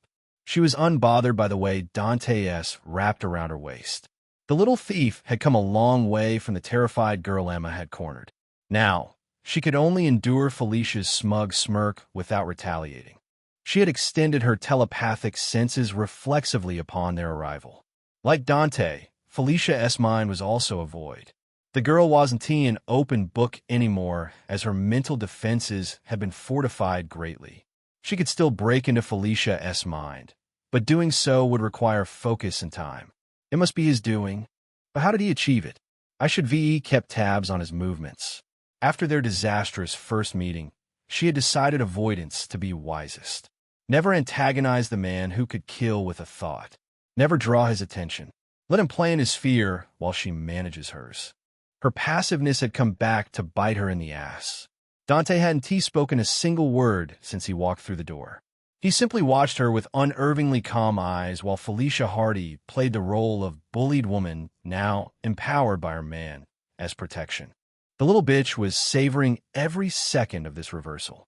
This silence stretched and stretched like a bowstring being pulled to its breaking point. Emma refused to fidget, refused to adjust her white suit jacket or smooth her platinum hair. She had learned long ago that the first person to speak revealed weakness. The strategy wouldn't work on these two. They had nowhere to be, unlike her, who had to manage many things. Felicia, darling, Emma said, injecting the warmth of the girl next door into her voice. How have you been treating yourself?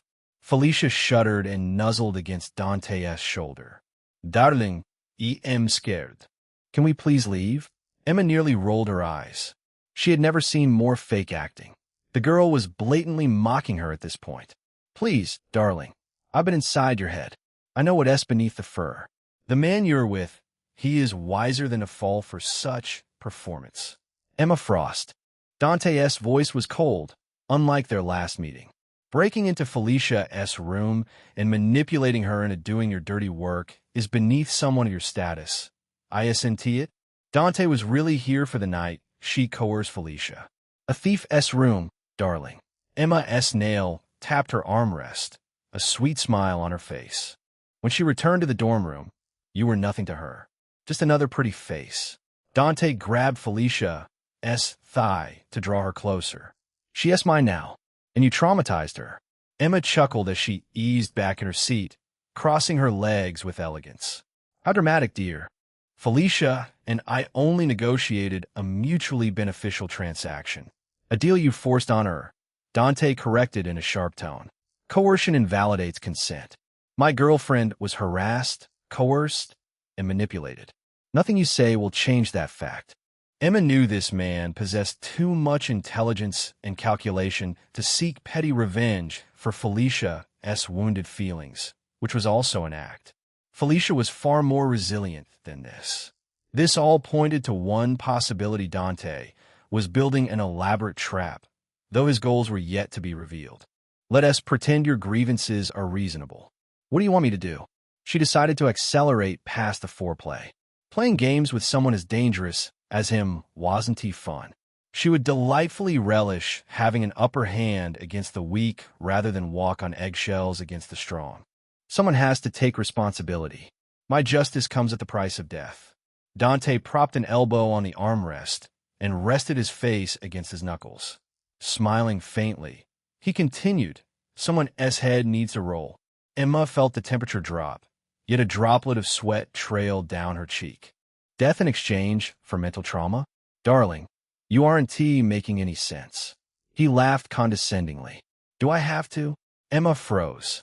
No, he had no reason to. She had her fair share of forcing people in helpless situations. Felicia was the most recent one. Today, she was on the other side of this treatment, and the man was blatantly letting her know about it. That everything she had built meant nothing to him. He could kill whenever he wanted. I'll make it easier for you. Your bodyguard was present in Felicia's room. She stood by and watched you abuse your powers. Complicity in a crime makes one equally guilty. He motioned with his open palm in the age-old hand-it-over gesture. Let me appease Felicia with her head. Felicia wrapped an arm around his neck and kissed his cheek. Darling, you're the best. Emma's heart lurched as her fingers dug into her armrest. Kwannon, one of the few people in Emma's life who treated her as a friend rather than a queen to be feared or a weak woman to be exploited. Kwannon had followed her loyally ever since their fateful encounter. No, the word came out firmer than Emma intended, as if it was her final decision. Dante tilted his head slightly, as though he hadn't quite heard correctly. "What did you say?" She said no. Felicia replied in a trembling voice before she buried her face in his shoulder. "Darling, maybe we shouldn't. She is powerful and wealthy. I can live with this pain. Let us just go home." By the end, Felicia had become a sobbing mess, as if she was reliving a traumatizing memory. Dante soothingly rubbed her back while whispering comforting words. Emma's stomach churned at the shameless display, but she had to applaud that this was an Oscar-winning level of melodrama. When nothing seemed to work, Dante's gaze swiveled toward Emma, and the atmosphere in the room changed. That sensation of impending death wrapped its arms around her. She could feel death's scythe suspended above her neck, ready to decide her fate at a moment's notice. This time, the pressure was on a different level. Either he had grown exponentially stronger or acquired better control over his powers. "It's a simple choice, Emma." Dante's voice showed no emotion, which somehow made it infinitely worse. "Your head or your bodyguardess. Choose wisely." Emma ground her teeth together hard enough that her jaw visibly clenched to both her guests. "Dear, you're traumatizing your little kitten. Surely that defeats the purpose of this?"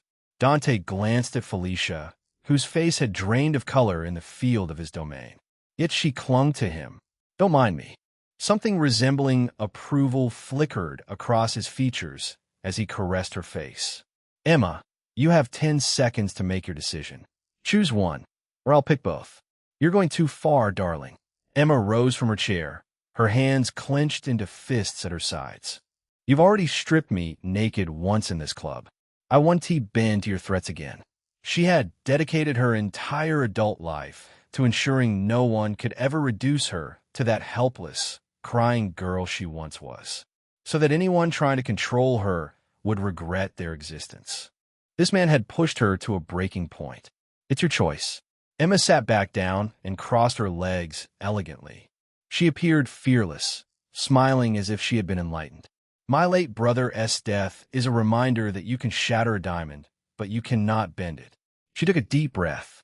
"I want to be your little bitch. So kill me, darling, but know this. The White Queen will not sacrifice a friend or kneel to you." Silence fell with her answer. Emma reclined in her chair and waited. She felt nothing at the moment, as if all her emotions had been purged. Finding peace with death was a strange state to be in. Contrary to her expectations, Dante laughed. "Good. You have guts and some semblance of loyalty." The laughter broke her trance. Her mind raced up to the present. A test. He was testing me. The calm winds turned into a raging tornado. "You bastard," Emma hissed. "Testing me? Do you take me for a desperate prostitute on the street?" Dante watched her with a calm gaze. The pressure around him had lifted. "Why are you so mad? Didn't you put Felicia through a similar situation?" As she recalled that day, Emma's emotions only grew more erratic. Although it was a different situation, she had exerted utter dominance while making Felicia powerless. Without that strange trance she felt, her fingers tremble. She had stood in the face of death without flinching. She took a slow breath and walked to the fridge to pour herself a drink. The cold, sharp taste gave her mind some clarity and put a lid on her anger. "He needs something from me." That meant leverage. That meant negotiation. That meant she was helpless after all. "Let me educate you on Emma Frost's worth." As she put down the glass, a grin spread on her face. She walked to the desk and spun the globe. Frost International is a multi-billion-dollar conglomerate with interests in electronics, transportation, aerospace, and shipping. Every decision moves economies. She leaned against the desk and examined her nails. "My current net worth sits between 5 and 11 billion, depending on market fluctuations." She always took pleasure in boasting about her wealth. She had to rub in Dante's face as he lived on the scraps of a small nation as queen. Quite impressive still, because it was a perfect cover to hide his identity, but he was doing a terrible job at staying low profile. Felicia whistled. Darling, we should VE just ask for $1 billion. Greedy, as expected of a thief's daughter. Impressive, Dante said apathetically. I don't remember asking it, though. I'm not finished. Emma continued with a cold smile. The Hellmoon Club, the real power brokers of this world, admits only the wealthiest and most influential individuals. I'm not just a member of this club. I'm their White Queen. To top it all off, I'm an Omega-level telepath. Who asked? I am, by every objective measurement, a perfect ally. She crossed her arms and pinned him with a sharp gaze. Dear, what gives you the right to test Emma Frost? All that wealth and power will mean nothing if you had sacrificed your friend to save yourself. Dante chuckled.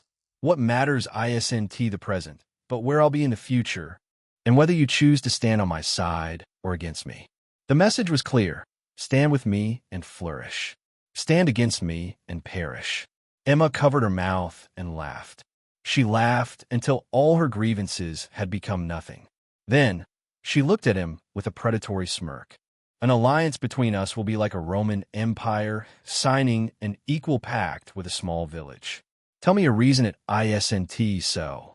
Felicia lazily looked at Emma. Is she high? We have her life on leash. Dante gently pinched her thigh. An alliance built on threats will crash.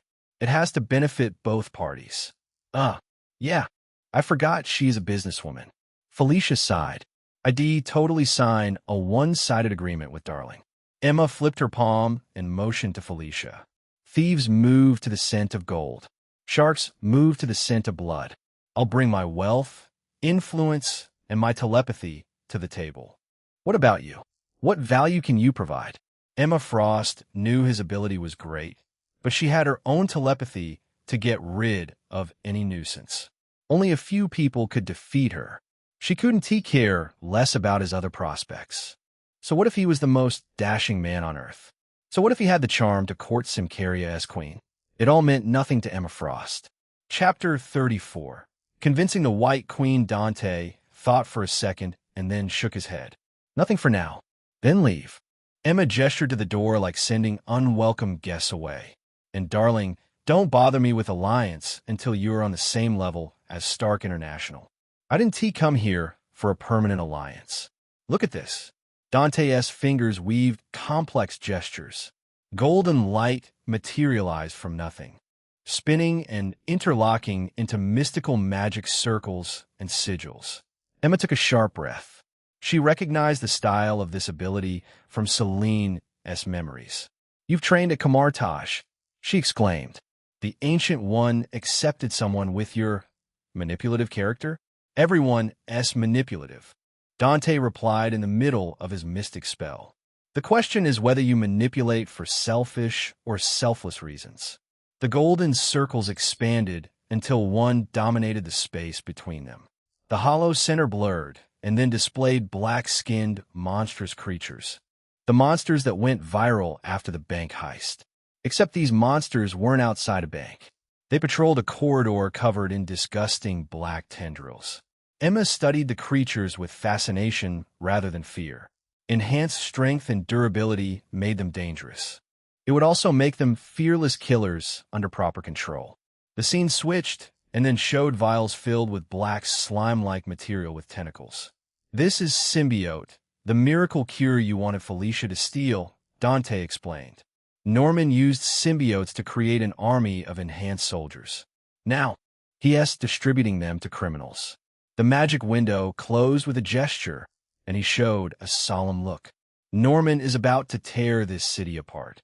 Want you lend a hand to Ghost Spider? Dear, you've knocked on the wrong door. I don't act for the greater good. She met his gaze steadily, though her mind already began calculating risks and rewards. What delicious compensation can you offer to move Emma Frost? Nothing, Dante said. And everything. Emma's eyebrow arched elegantly. Elaborate before I lose interest. Help me dismantle Norman's operation. And you eliminate Oscorp as a major competitor, he explained with the patience of someone who already won. You also put S.H.I.E.L.D. in an awkward spot. They can't prosecute someone fighting monsters without looking like villains. Public perception matters to them. Felicia clapped her hands together enthusiastically. You also gain his favor. The only man to steal Death's heart. You probably won't know its worth until you meet Death for yourself. Emma's mind spun with possibilities. The favor alone made this deal worth it. You keep mentioning Death as though I should recognize her. Tell me about her. Felicia put on her punchable smug face. Death is someone you can never meet during your life, only in death. But I've met her. Hug her. She even likes me. Dante's hand landed with a sharp smack on Felicia's, but making her yelp. It was a warning for Felicia to not reveal too much. Felicia gave him a pouty glare and slipped away from him. She dragged another to his side and put it with its back against him. Dante reached out and rubbed her head from behind before settling back comfortably on his seat. Death is a cosmic entity. Do you know about them? Emma shook her head slowly. The most ancient being in her knowledge was Selene, who was a 17,000 years old mutant. And Selene was already beyond Emma's ability to challenge directly. What followed was a brief lecture that shattered Emma's understanding of universal hierarchy. She had believed herself knowledgeable and informed about the hidden layers of reality most humans never glimpsed. But she knew nothing, less than nothing. Dante described entities who have existed before planets, beings who embodied fundamental concepts such as death, eternity, infinity, and oblivion. All of them made Selene seem like a child playing with building blocks. The scope of power Dante described defied human understanding. They are powerful, Dante confirmed, clearly reading her thoughts through her expression. I can say that with absolute certainty because Death is my girlfriend. Emma's mouth opened, closed, then opened again. No words emerged. After making all those impressive claims, she found herself utterly speechless. Usually, she was the one flexing superiority by flaunting her beauty, wealth, and influence to make others feel inadequate. Today, someone had turned those tables, and she had no counter. No clever comeback. Nothing. Why should I believe you? Dante touched the side of his head and muttered something under his breath. Emma let out a trembling breath, not because she fell for his words, but because she could finally sense his thoughts. I am not lying about Death or other cosmic beings. She sensed his thoughts agreeing in sync with his words. Lowering his mental defenses deliberately, that was Dante's final card to convince Emma. She stayed in a thinking pose while trying to pry deeper. His mind closed off before she saw anything else, leaving her utterly unsatisfied. It was the same feeling as building up to a breaking point, only to be interrupted at the worst moment. The worst feeling ever. What do you say now, Emma Frost? Dante's smile was gentle. A favor from me and all those other benefits. Is that enough to satisfy your hunger? She narrowed her eyes. If you're that powerful, why do you need me? Just snap your fingers and make them boom. My power lacks control on a large scale. The collateral damage will be 1,000 times worse than whatever Norman will accomplish. Felicia's jaw dropped as she turned to look at him. Darling, just how powerful is Death? He tilted his head and smiled. She said 1% of her power can erase stars. Felicia was left speechless. Again, his mind opened with just enough time for Emma to sense that he wasn't lying. She smirked. You're a cunning fox. The confirmation made the offer even more tempting. The connection with Death, such a powerful being, alone made him worth befriending. He laughed, taking the slight as a compliment instead. You'll go mad if you go deeper. The mysterious man splashed cold water on her plans. How could she not be tempted about his other secrets? I have conditions, Emma said in a short moment of contemplation. Her smile was like that of a shark smelling blood. First, a favor. You'll kill one person for me. No questions asked. He raised a finger. I want to kill my friends, allies, or my family. Acceptable limits. She walked over and sat across from him. I want samples of symbiotes, dead and alive. As long as you swear not to use them like Norman. She pursed her lips, always prepared with a condition for mine. Third, I'm an equal partner in this arrangement. No one orders me around. This is non-negotiable. I wouldn't want it any other way. He laughed. I'll need your mind to plan things. A pressure was lifted off her chest. The worst possibility was that she'd be used as a sharp sword. That just couldn't be the case. Lastly, you handle S.H.I.E.L.D. if they come sniffing around my activities during this collaboration. S.H.I.E.L.D. Dante frowned slightly. Why are you concerned about them specifically? This was also an opportunity for her children to sharpen their combat skills in actual field operations.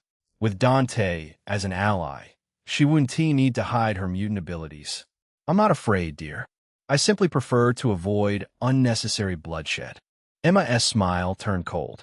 Their secret weapon is quite the hassle to deal with. Secret weapon? A mutant? An unkillable little mutant girl. She studied his face, watching recognition flicker across his features. Judging from that expression, you know about her. I might have an idea. Didn't hide it. How delightfully mysterious you are. Emma reached forward and pressed a button under the table. Let us discuss the rest over coffee. I have excellent pastries as well. Felicia shifted her chair to right beside Dante and faced Emma. Thank God, this boring talk is on pause. Within minutes, the twin butler and maid arrived with coffee and an assortment of French pastries. While having a nice time, Emma brought up her plan to involve Hellions, the young mutants group under her wing. He had a strange look in his eyes, as if he knew something but couldn't reveal it to her. All right, what else with that look? He shook his head, just an ominous feeling. Emma, can you arrange a lab for me? I'll need it to prepare some countermeasures against symbiote. Emma owned 3 cutting-edge research facilities in New York. Letting him use one wouldn't be that big of a deal. In return, she said, setting down her coffee cup, I'd like you to introduce me to Silver Sable sometime. I've heard fascinating things about Symkaria Queen, so I'd like to change the impression from the other day and pave the way for cooperation in the future. Dante's expression went completely blank. Absolutely not. Felicia glanced at him and chuckled with a hand on her mouth. Darling S. girlfriend. It's an understatement to call her territorial. She insulted death yesterday. It seemed Emma had underestimated Silver Sable's capability. What does that have to do with my request? You're naive, Felicia said, shaking her head. Her boyfriend, who is already in a relationship with Death, suddenly wants her to meet a gorgeous woman. What would a jealous girlfriend think in that situation? Emma's eyes flew wide open in surprise. You're saying she'll think Dante wants her to be friends, so that later, Dante covered his face with a palm. Can we not talk about this? Felicia nudged him teasingly. You reap what you sow. Hee, pay the price of being with 2 hotties. Emma glanced at Dante's annoyed expression and chuckled. Should I mention your relationship with Felicia to this possessive Silver Sable? There is nothing between us. Dante and Felicia declared simultaneously. Surprise flashed on Dante's face as he looked at Felicia. Her straightforward denial was the last thing he had expected from someone who flirted as naturally as breathing.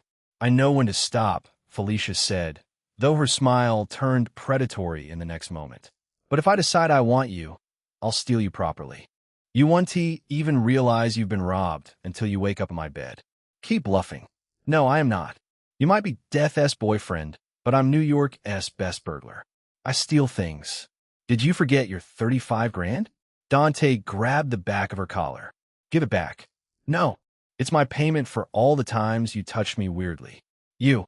Emma sipped her coffee, watching them bicker like an old couple. Felicia clearly had some budding feelings, and Dante too.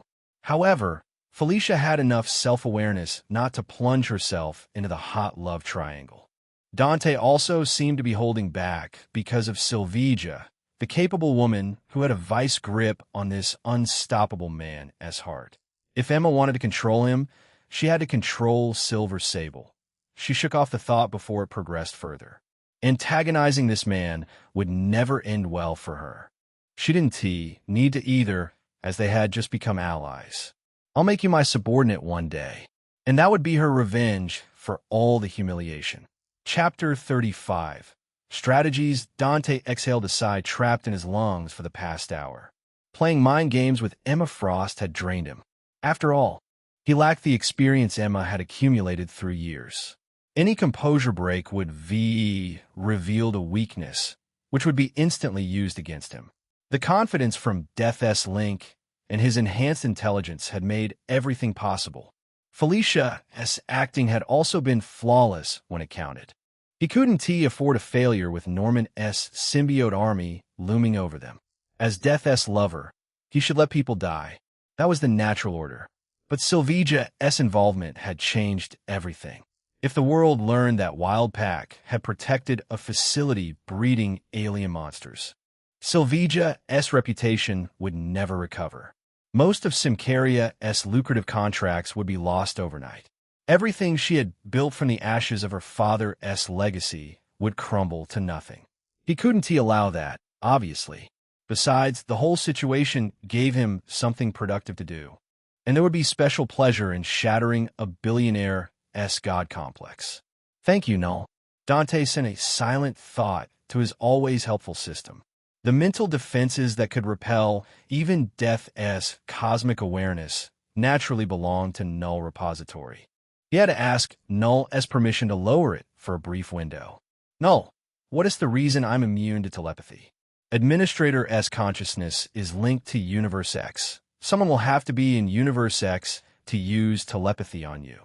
Apparently, he existed in this universe while simultaneously being present in this mysterious Universe X. Isn't this just like the Matrix? Incorrect. A force field surrounding Administrator links you to Universe X. This force field enables resonance links and other abilities of Null Repository. He glanced down at his hands. Can be exposed. The probability of someone breaking it is null. Dante blinked. Null made a joke. A terrible pun, but still. Perhaps it had started to adopt its Administrator's traits. What's got you gloomy like that? Felicia's voice pulled him back to the present. Back to Emma's private room in Hellmoon Club. Norman giving you stress?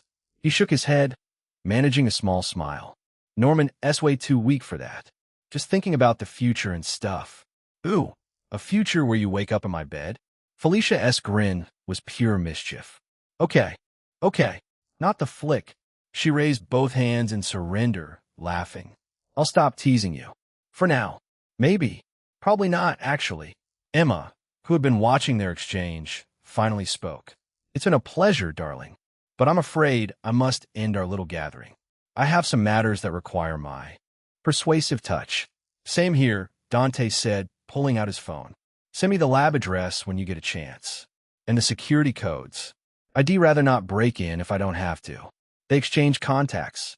After which, Emma stared at Dante's phone with something resembling pity in her eyes.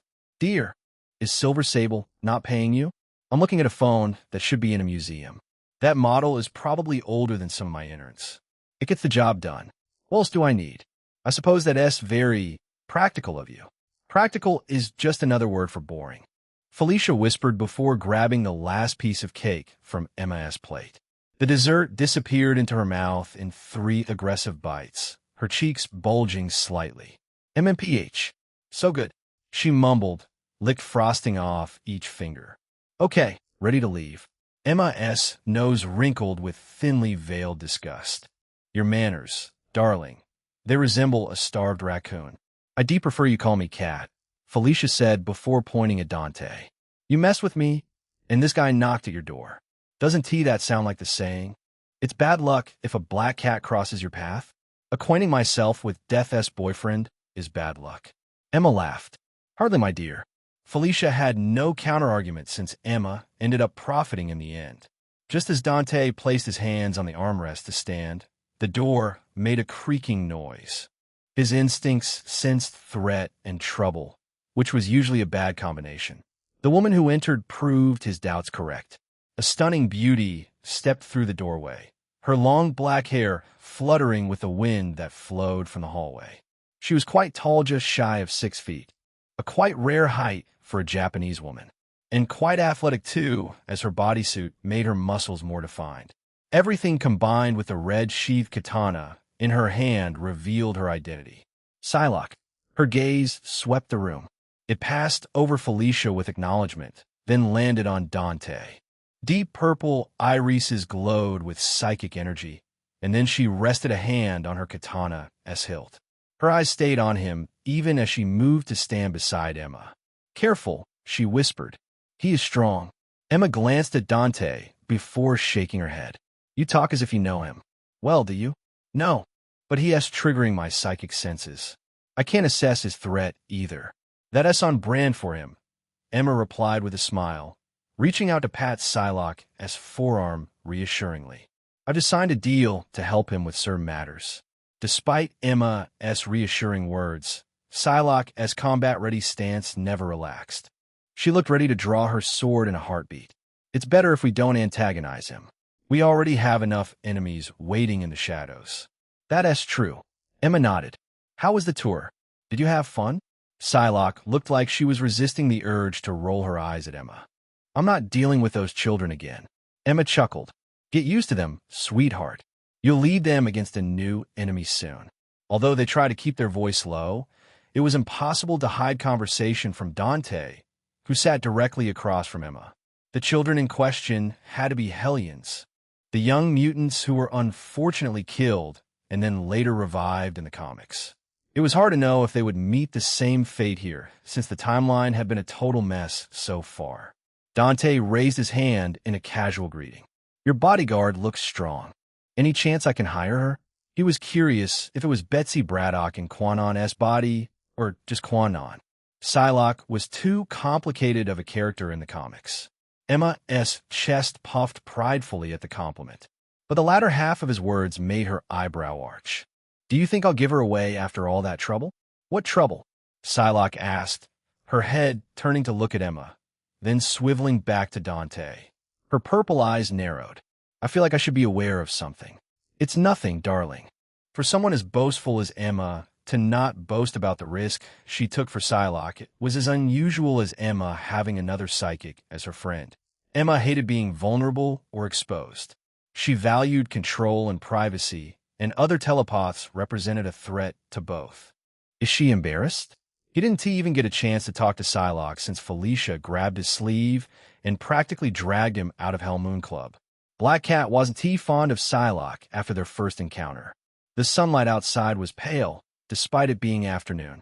Dante's well. Technically, Piotr's motorcycle still waited outside. A 2008 Suzuki V-Strom 1000. Its black paint was slightly faded but very functional. Watching Emma squirm was entertaining. Felicia stretched her arms above her head, working out the kinks from sitting still for over an hour. "Made all my acting worth it." He handed her the helmet. "She won't try anything funny with you again." Felicia secured it under her chin, then asked through the open visor, "All right, where we off to now?" "Smokey S. Tell one to meet us there." "What?" Felicia said, just as she sat behind him. "Darling, I'm going to become Fetisha at this rate. You ordered a week worth of meals yesterday at my apartment. Then those sugary treats at MIS. Now you want more greasy food? Is this a strategy to assassinate me?" He gave her a look over from top to bottom and arched his brow. "You'll be fine." "What does that mean?" She poked his back with a finger. "Hey, don't ignore me." Dante swung his leg over the bike and started the engine. "Just get diet soda." Felicia groaned, but took a seat and wrapped her arms around his waist. "You're lucky I like you, darling. Otherwise, I'd push you off this bike right now and steal it." "I'm so lucky." Smokey S. They found a corner table with backs against the wall and a clear view of the entrance. Unfortunately, Felicia stole his advantage as she unintentionally settled on the same seat where he found Sylvia in their first meeting. She immediately grabbed the menu, even though they both knew she wouldn't order anything substantial.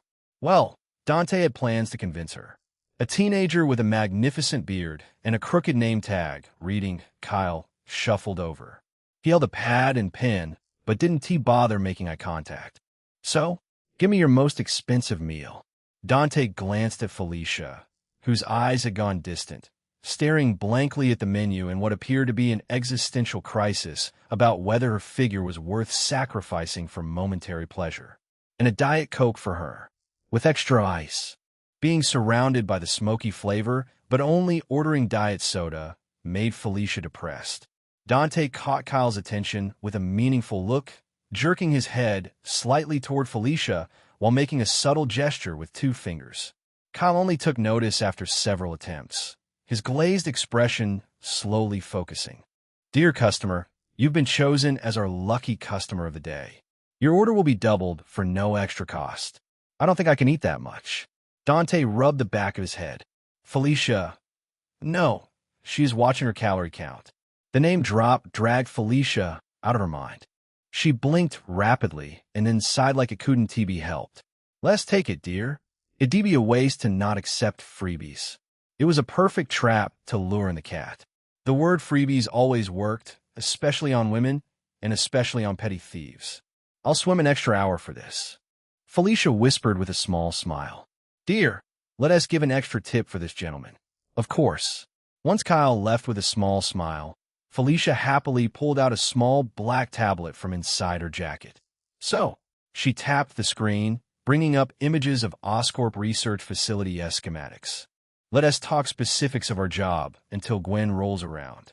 Dante leaned forward, lowering his voice even though the nearest occupied table sat 10 feet away and the jukebox covered their conversation. Equipment first. What have you got that is functioning? Felicia's face lit up. Okay, so I've been working on several custom pieces. First up are these glass cutters, though I had to upgrade these for our prize in the vault. She swiped the screen and showed it to him. The design showed a device resembling a thick pen, but the tip glowed with a faint blue light. Are you sure ITLL cut through that? Be patient, darling. Let the cat explain. Felicia zoomed in on the cutting tip. The laser heats the glass along the cut line.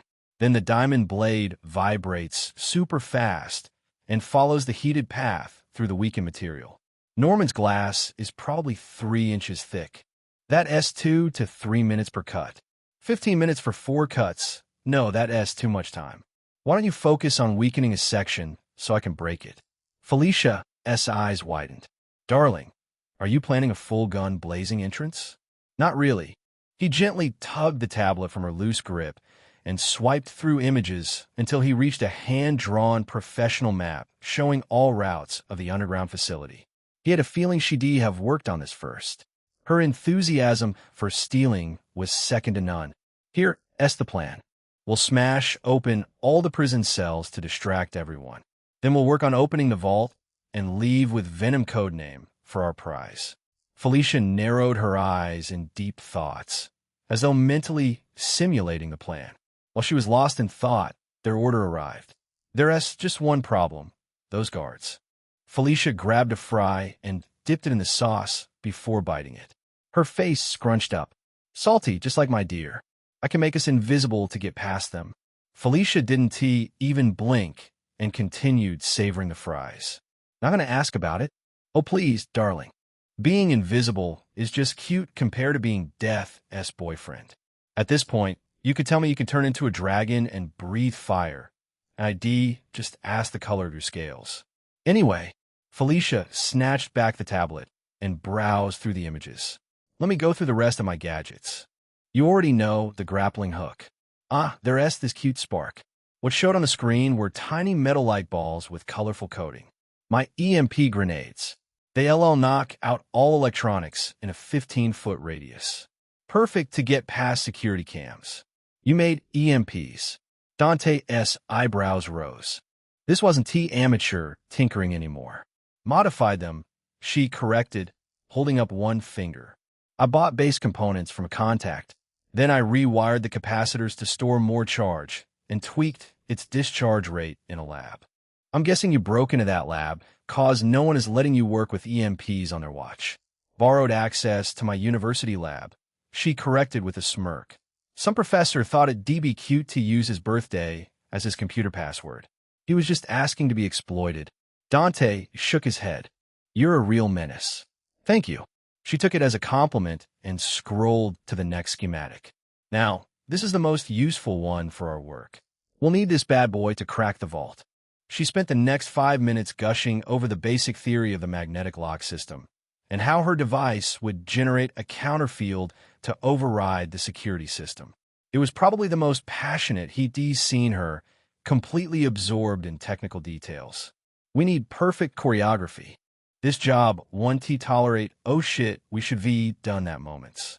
Felicia looked up from the table with a serious expression. When do we strike?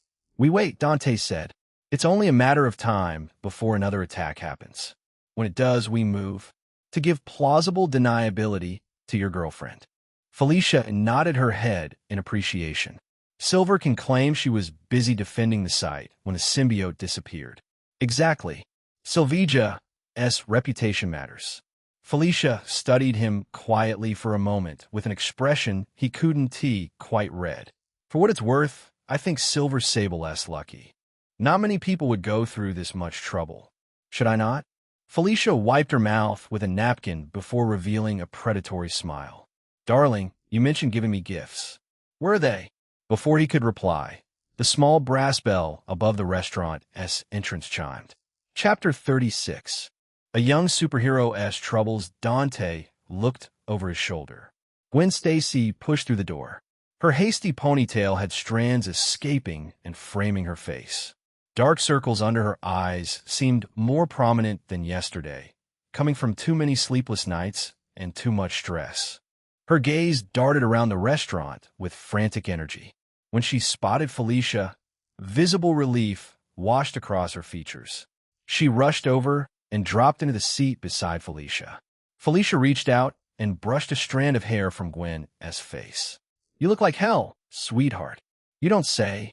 Gwen grabbed Felicia's Diet Coke and downed the entire glass in long gulps. She slammed the empty glass down, dragged the back of her hand across her mouth, and exhaled an audible sigh of satisfaction. That was great. I'm sure it was. Gwen's face flushed as her mind caught up with the impulsive action. I'm so sorry. My throat was too dry. I'll buy you another one. Relax, sweetie. Felicia waved it off with a laugh. You needed it more. Gwen shook her head, still mortified. Anyway, why did you? Her entire body went rigid as she finally registered who occupied the other side of the table. You. Since when were you here? Since forever, Dante said, keeping his tone friendly. You look stressed as hell. Bad day at university? No, it's just some problems at home. The lie rolled off her tongue smoothly without so much as batting an eye. For someone who had just become a superhero, Gwen had mastered the basics of keeping a secret identity remarkably fast. It was quite impressive. Gwen angled her entire body toward Felicia, deliberately positioning herself to keep Dante in peripheral vision. Why did you call me here? The subtle fidgeting, the way her left foot tapped the floor, and the tension in her shoulders. To anyone watching, she would appear as an awkward introvert out of her comfort zone. But Dante knew he was the cause of her anxiety, even without her eyes flicking towards him, then away, like a rabbit watching a wolf and trying to decide if running would make things worse. Even Felicia noticed Gwen's strange behavior. She glanced between them with a frown. Okay, what am I missing here? Do you two have history or something? No. Dante tapped the table to get Gwen's attention. Miss Stacy, I need someone who understands molecular biology at an advanced level. Gwen leaned back slightly, crossing her arms defensively. Is this a formal offer from your enterprise? He shook his head. A personal request for someone who usually swings by Oscorp Island. Not for someone begging for mercy on their knees like a defeated criminal. Shock flickered across her features as she understood the reference to their last meeting, when he was about to execute that small-time Maggia leader. Her hands balled into fists under the glass table. Her jaw clenched hard enough to make her cheek twitch. What are you talking about? She spoke with feigned composure. You should ask Harry about Oscorp matters. Anything more specific will expose your secret to Felicia. Dante's lips curved into a calm smile as he gestured toward the platinum-haired burglar. Unless you want that, giving away her identity would brand him as untrustworthy in Gwen's eyes forever. He needed her cooperation, which meant playing this delicate game. Felicia's head swiveled between them. Darling, what are you up to with these riddles? To speak plainly. Gwen pivoted toward Felicia with an awkward smile. Felicia, can you go to the washroom for a minute? Please? I need to talk to him. It's important. Like really, really important. Felicia glanced at Dante, one eyebrow raised in a silent question. You want me to leave? Dante nodded. Please. Felicia stared at him for a few seconds, then stood with an exaggerated sigh. Darling, kicking your old thing for the shiny new thing, ISNT, right? This ISNT how you treat people who care about you. She clutched her tablet to her chest and walked toward the exit. Conflicting emotions crashed through Dante's chest. On one hand, he recognized her manipulation tactic. Felicia tried to guilt-trip him into revealing Gwen's secret later, using the wounded look to tug on his conscience. On the other hand, felt that she was not properly treated as his ally. Anyone would think the same in her situation. It's impossible to win against her. She truly is my arch-nemesis. How did you figure it out? Frustration made Gwen's voice crack. I made my voice deeper, huskier. I changed the way I move and carry myself. I've been so careful. How did you dash? I just knew. She slapped the table, making plates rattle. You can't just know my biggest secret. That's not how this works. But I do. Gwen groaned and buried her face in her hands. Please keep it to yourself. Her act had earned Dante hostile looks from everyone in the restaurant, believing he had made the blonde cry. Dante took Gwen's hand. Can you stop acting miserably? She gave him a pleading look. I'm a pitiful girl. I don't have money. I'm not as pretty as Felicia, and I've nothing else valuable except my superpowers. You want to gain anything from me? Please keep my secret to yourself. She opted to earn his pity because the alternative way to shut his mouth was through violence. Could she fight the man who made her legs tremble with his sheer presence? Obviously not. She wasn't that type of person either. Relax. Dante kept his voice gentle. I don't have any bad intentions toward you. Said every bad guy ever. They used the don't worry, I don't want to hurt you right before everything goes to hell. Gwen rolled her eyes, returning to her usual self when she couldn't convince him with pity. What is the price for keeping your mouth shut? Just say it. The monsters you fought at the bank, I need your help creating a chemical solution to neutralize them. Dante laid out the symbiote situation in all its terrible scope.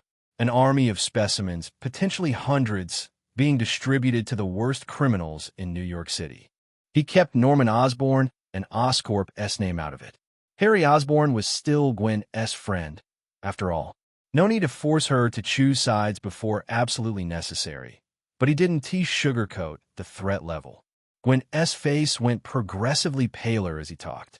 I barely defeated two, she whispered. And they got away. I couldn't stop them. How will we stop that many? Is it even possible? Do you want to give up? The straightforward question and his provocative smirk had the intended effect of lighting a fire in her eyes. Impossible. I'd have given up if I were an ordinary girl, but with these powers... She took a deep breath to gather herself. I have a responsibility to help others, to use what I can do for something good. Corny, right? You can laugh. Dante just chuckled. Gwen crossed her arms and blew a strand of hair out of her face. I know what you're thinking. Go ahead and say it. Sam doing this for an ego boost, playing the hero to make myself feel special, or using the mask to feed my violent urges like the menace I am. Are you? No. She threw both hands up in a timeout gesture, then stood abruptly before marching to the counter. Minutes later, she returned a minute later, clutching a cappuccino and a receipt. We'll work together against these lab monsters. And you'll never ever mention my secret. Deal? I should keep your secret, yeah? You should. Gwen slammed the now half-empty cup on the table, splashing the drink everywhere. No, you must. My life depends on it. If anyone finds out, I'm so done. That newspaper guy, Jonah Jameson, will crucify me publicly. Oh, don't worry. Your secret's safe with me. Not reassuring when you grin like that, Gwen said with an exaggerated slump, like she was tired of dealing with him. And for the record, I won't kill anyone. We're saving people, not massacring them. It's non-negotiable. But I'm a merciful man.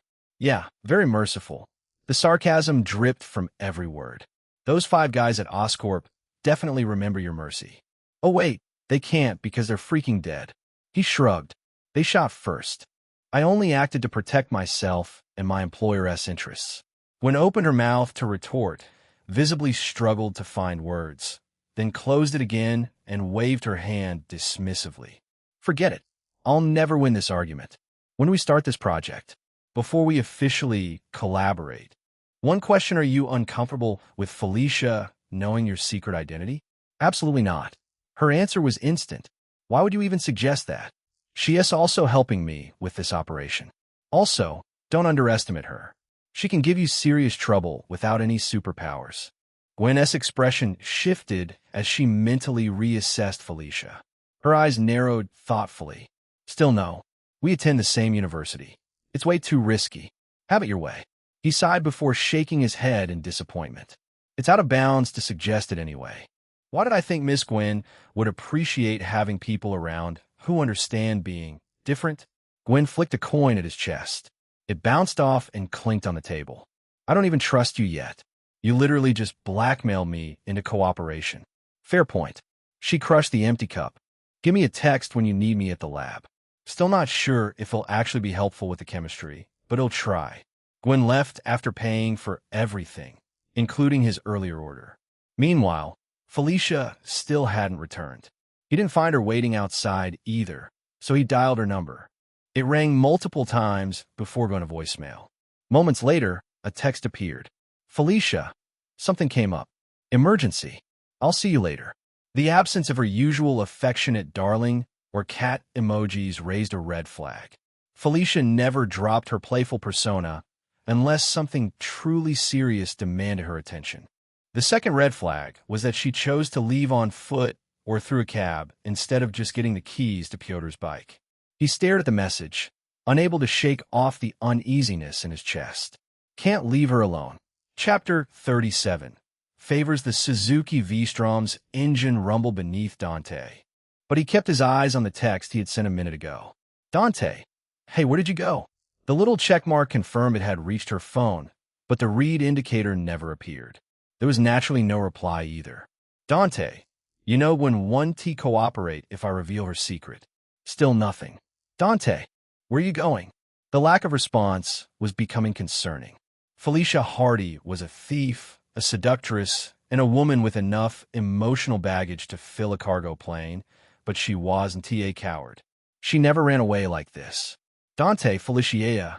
Dante, say something. His thumb hovered over the screen for a long moment. Dante, if you don't reply in 10 minutes, I'll find you. This was her ultimatum. If she still refused to reply, he would find her and pull her cheeks until they became red. Still a tame punishment for the worries she was causing him. He sent another message, it's not a lie, before he pocketed the phone and drove to his apartment. Dante plopped down on the couch and drank another glass of cold water. 10 minutes were almost up, yet no reply came from Felicia. He stared at the phone in his hand, mind racing through options. The spell he had placed on Felicia to block Emma's telepathy had expired by now. Without that mystical signature to track, finding her in a city of 8 million people became exponentially harder. Astral form could move at the speed of light, but at that insane speed, he wouldn't be able to process the visual information quickly enough to identify Felicia among the masses. Manhattan had too much going on.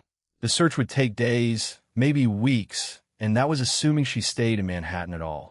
He didn't have the time to start a new resonance link either. He scrolled to Sylvia's contact and hit the dial. His veteran mercenary girlfriend might have a way to find Felicia. Sylvia's POV wrapped in a warm blanket. Sylvia drifted in that blissful space between sleep and waking, dreaming of sunbathing on a beach. Ava and Amy-chan were playing volleyball. Raoul and Pyotr argued over whose barbecue technique was superior. Crippler sailed the waves on a surfboard. And lying beside her was the newest addition to her wild pack, her boyfriend Hades. Her peaceful yet happy dream shattered when her phone rang with a soft violin score. The same she had danced to in Hellmoon Club. She sat up half asleep and grabbed her phone from the nightstand. Dante. The caller's name shook off the comfy drowsiness that had been pulling her back towards sleep.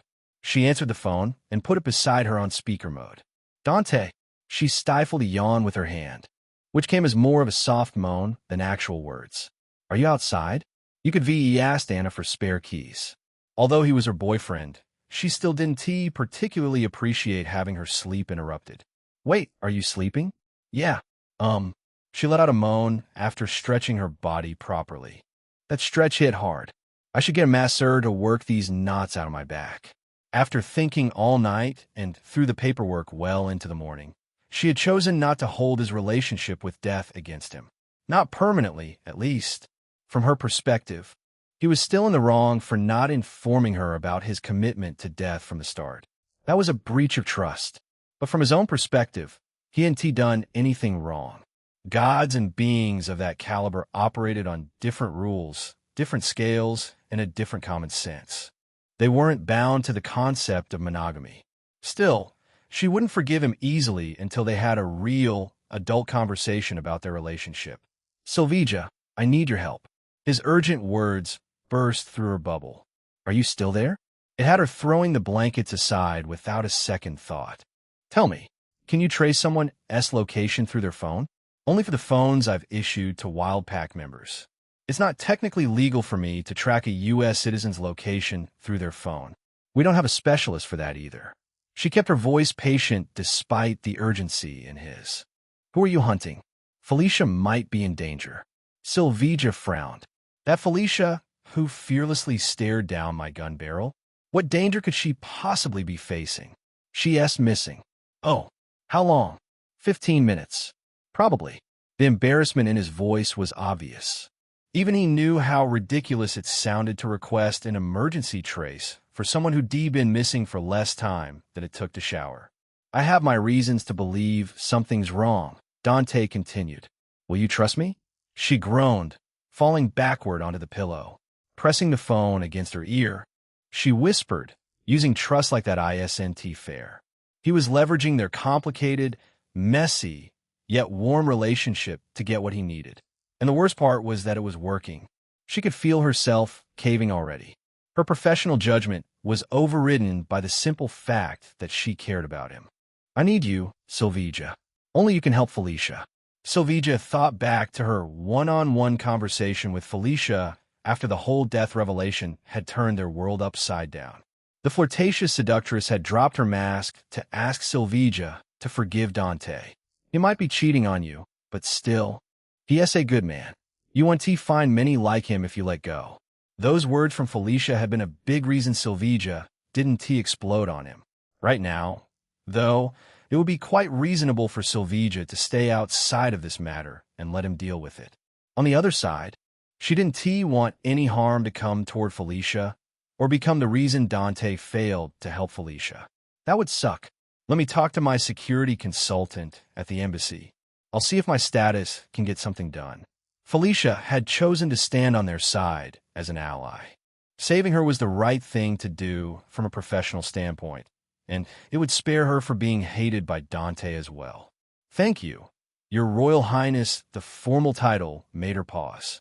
She had become so accustomed to life as a mercenary leader that she sometimes forgot about her royal status. It'll still take time, lover. The endearing word slipped naturally from her lips. I'm not above the law here, and matters such as these require many approval processes. Thanks for trying. That matters a lot, Sylvija. There was a moment of pause which she thought would be the end of this call. Except it kept going. Love you. Bye. The call ended with a soft beep. Sylvija stayed frozen, phone still pressed against her ear. Heat crept up her neck and flooded her cheeks. Love you, Ava and Amy-chan use all the time, but these two words hit differently when coming from Dante. The words burrowed in her chest and set up permanent residence somewhere near her rapidly beating heart. It was the first time he said that. She whispered to the empty room. How can he be so casual with it? She had kissed him, let him touch her, but in breasts. Even imagined increasingly detailed fantasies about what would happen when they finally went all the way. Matters of the heart were always far more complicated than physical intimacy. Three-timing Durachok, fool. The Russian word came out dripping with affection. And she was an even bigger fool for sticking to him. Stupid. How can I not do my best now? She stared at the ceiling, thinking of a way to help him. The official channels would take too much time, and that would disappoint Dante. So, rather than calling her security consultant at Symkeria's embassy, she pulled up a different contact. Phil Coulson. Her finger hovered over the call button for a moment. Then she pressed it. Consequences be damned. The line rang twice before connecting, just like always. "Hey, Mr. Phil." Silence greeted her. She could almost picture him double-checking the caller ID. He was used to dealing with Silver Sable, who was professional and all about business. The enthusiasm in her voice must have thrown him completely off balance. Someone woke up on the right side of the bed. Phil said, "Miss Sable, how can I help you today? You said finding a small-time broker was too cheap for half a favor. How about we add another request to make it worthy of that half favor you owe me? Depends on what you'll be asking, Miss Sable." Phil Coulson never committed to anything without knowing the full scope and implications. He stayed professional and calm, which made him quite effective as S.H.I.E.L.D.'s diplomatic face. "If it's finding another small-time merc or information broker, I'll be able to help. It's about finding someone, yes." She sighed audibly, speaking in a dejected voice. "A friend of my employee has gone missing.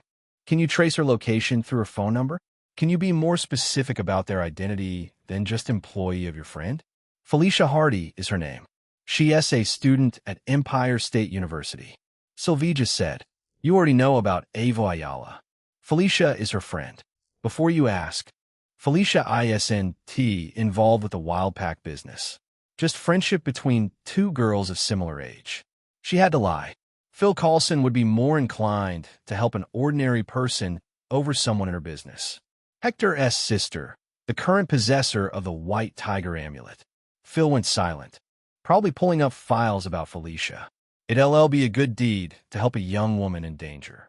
Silvija heaved a sigh of relief. Despite her growing affection, she was reluctant to use that half favor to find Felicia. Now, she didn't have to. "Text me Miss Hardy's number. I'll send you a link to live track her location in 1 minute." The call ended without ceremony or goodbye. Typical Phil Coulson. She sent Felicia's number to Phil. True to his word, a link arrived in under a minute. S.H.I.E.L.D's efficiency was scary. And truthfully, she never wanted to become their enemy. "Dante better appreciate my work." Her lips curved upward unconsciously. She said those exact words once before when she had decided to cook for him at his apartment. That day, she came so close to killing him, but ended up recruiting him. They'd come so far in such little time that it all felt like a dream. A beautiful dream that she never wanted to end. Shaking her head, she forwarded the link to Dante's contact. "Silvija, track your kitten through it." "Dante, you did it." The instant response implied he was waiting for her message, worried about Felicia. The knowledge invoked mixed feelings. Do I really have to share him with one more woman? It felt as if he was punishing her for being 1/3 available to him, if being Wild Pack leader and Simcaria queen meant 2/3 of her. Her phone buzzed again. "Dante, I don't know how I'd live without you, Dante." "My Royal Highness," she felt uplifted even though he only did the basic lip service. But coming from him, she knew that he meant it. "Dante, I love you so much, Silvija. Screw off to your side." The jealousy was half real, half playful. She sent it anyway, because honesty mattered more than appearing unbothered. "Dante, get the bed ready. Neither of us are getting a wink tonight." It took her a few seconds to understand his meaning, and when she did, heat rushed to her cheeks. He wasn't talking about sleep or cuddling or innocent things like watching movies until dawn. He had something else entirely in mind. That persistent man. She had seen that hunger in his eyes before, that look that made her pulse race. When he pulled her closer and her resolve had nearly crumbled, right there where anyone could see through the tinted windows. No, he isn't getting it so easily. She wasn't going to just fall into bed with him. Probably eventually, if she was being honest with herself. But not until she heard from him that she wouldn't be treated any less than death. And if possible, she wanted to have a one-on-one conversation with death. The cosmic goddess had so much power, yet so little desire to monopolize her lover. Silvija didn't understand death, and she wanted to change it. A notification on her phone ended her daydreams. "Dante, don't try anything. I'll handle it." The message left her staring at it in confusion. What does he mean? Is it about Felicia's location? She quickly clicked the tracking link Phil had sent. A blinking red dot appeared on the screen, accompanied by a location tag. Oscorp Tower. Why is Felicia there? What the fuck is going on? Chapter 38. Felicia. A pleasant surprise after leaving Dante and Gwen to their secrets. Felicia Hardy was leaning against the brick wall outside Smokey S. Diner, browsing social media. Yet her mind kept circling back to Dante like a moth to a flame, replaying his dismissal over and over. What gutted her wasn't Tia's insistence on keeping Gwen's secret, but how easily he had dismissed her. No hesitation, no hey, let me explain. Just one please, and she was supposed to walk away like a good girl who knew her place. Would it kill him to at least pretend I mattered? This was after she had surrendered her body to him, letting him drag her consciousness out for astral projection. Such trust didn't come cheap. Not for someone who has spent her life learning that the only person you could rely on was yourself and others would absolutely screw you over. And yesterday, she had played relationship counselor between him and Sylvija after death showed up, helping smooth things over with another woman. Despite being a complete idiot about it, she wanted him to be happy, at least to repay for what he had done. The worst part was that the blame was solely hers. She went after Death's boyfriend since he had looked like the ultimate prize. Mysterious, powerful, and devastatingly handsome, he was everything her thief's heart craved. But wasn't T just the power that ended up hooking her? It was his principles. That day at the cafe, he had warned her, despite Death herself telling him not to interfere. He had gone against a cosmic entity to save someone he never met. He and T asked for anything in return. He had just given her the information she needed to survive, then walked away, expecting nothing in return. It was recklessly stupid, but also the sweetest thing anyone had ever done for her. And now, this had led to her ruin. New lesson learned. Never catch feelings for someone else's boyfriend. It never ended well. She swallowed down the complicated emotions and focused back on her phone. 80% of her feed was just the new superhero. Ghost Spider. What a sick name. Whoever she was, she had talent. The costume design alone required serious skill. Then there were those web shooters with strong adhesion to let her swing between buildings. Such an insane gadget couldn't be bought on Amazon. And even if Ghost Spider was a super science genius, she would have spent a lot of time experimenting in the lab. How long can she keep her identity secret? The thought struck her like lightning. Secret. When Gwen had realized Dante knew her secret, her reaction wasn't ordinary panic. That was terror. Gwen's secret seemed to be something that would destroy her entire life if revealed to the public. Oh my God, is Gwen Stacy Ghost Spider? Her heart hammered against her chest as pieces started to fit together like a jigsaw puzzle. Gwen's sudden absence from ESU earlier, the dark circles under her eyes, and the way she walked into Smokey looking like she'd been fighting for her life, everything made perfect sense now.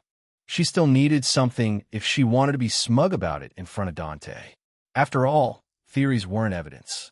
Felicia pulled up, and it only took a few moments to find a full-body professional photograph of Ghost Spider next to Amanda, a local fitness celebrity who loved flaunting her stats online.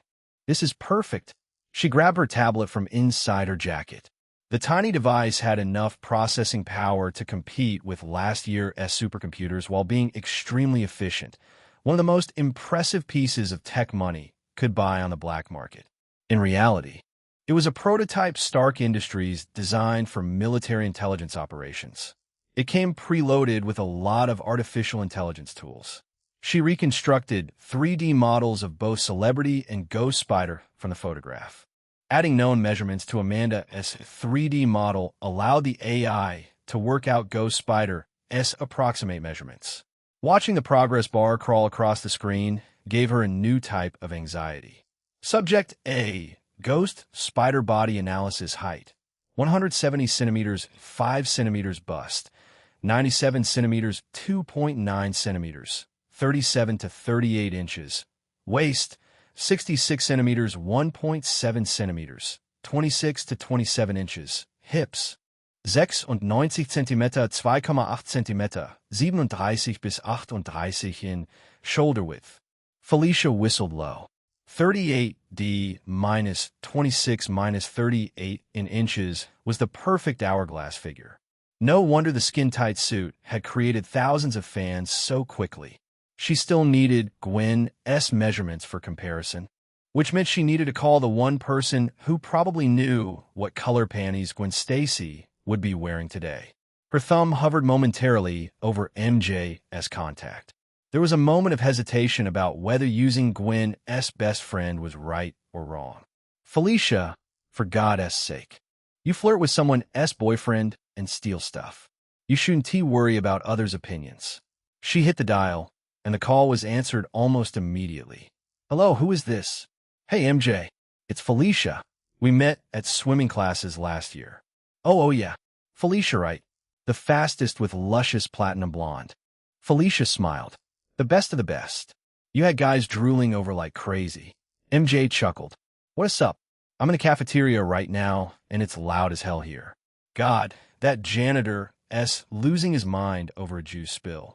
So, just another day. Felicia giggled. MJ, actually, I need a favor. Kind of a weird one. Okay. MJ's voice took on a curious tone. How can I help you? I'm putting together a surprise for Gwen. A gift with a red dress, an accessory set, and some other stuff.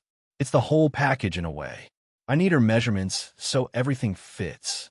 The call went so quiet that Felicia had to double-check if she was still online. Wait for Gwen? Gwendolyn Stacy? Yeah. I didn't know you guys were. Do you even talk? Do you give gifts to people you don't talk to? Felicia laughed. Of course we do. Are you jealous? What? No, I'm not. I'm just surprised. Well, that is really sweet, actually. Gwen needs more friends. Like she has got me and Harry, and that S basically since middle school. We keep telling her to put herself out there more, but she is always so busy with school and that internship. Something about that left Felicia dumbstruck. Gwen Stacy was smart, pretty, and a superhero, yet she only had 2 friends. That was 2 more than Felicia from a week ago, but still. So can you help me out? Felicia asked. I don't want to ask her directly and ruin the surprise. Oh yeah, totally. Hang on. I keep her size updated for her presents, since she is so picky about fit. Let me just... Okay, found it. I'm texting it to you. Thanks, sweetheart. I'll get something for you too, so you don't feel lonely. Shut up. MJ chuckled. Just keep being friends with Gwen. Oh, I will. How could she not make friends with the hottest superhero on the news? As the call ended, Felicia's heart pounded with excitement. Just as her phone buzzed, she quickly looked at the measurements.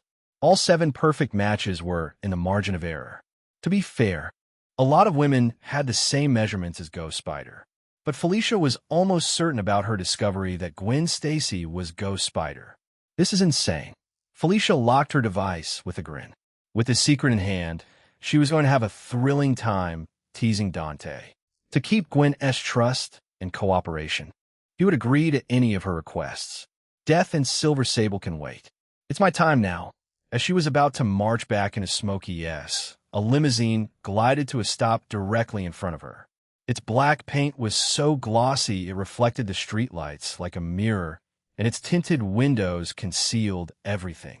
Such a luxurious vehicle shouldn't be stopping outside a diner in this neighborhood. Is it here for Dante?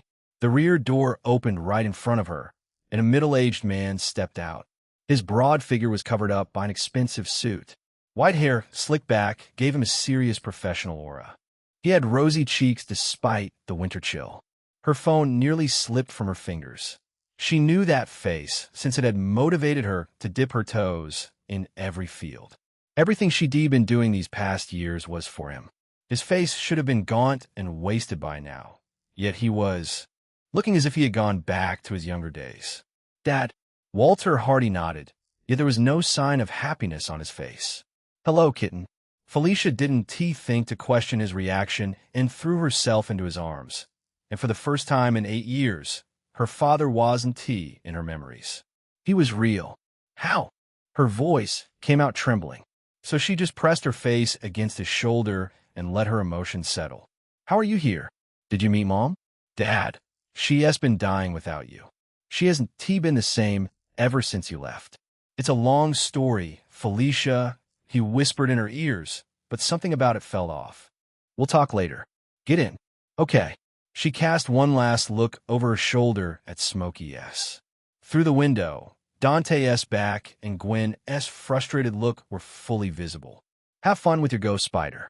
She slid into the passenger seat and frowned at the faint chemical smell lingering in the car.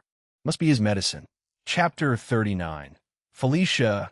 Shattered Felicia waited for her father to fill the silence with questions or perhaps stories about his time in prison. Walter Hardy had never been quiet. He'd been charming and talkative. Otherwise, he wouldn't have stolen her mother's heart.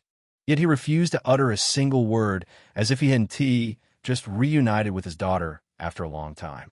This silence felt wrong. Dad, how did you get out? She asked, studying his facial features. How did you find me? Someone helped me. 3 words without an elaboration. His eyes stayed fixed on the road ahead, never glancing at her. What do you mean someone? Your mother told you I died in a plane crash. He cut her off, something he had never done before. He had always been patient with his kitten.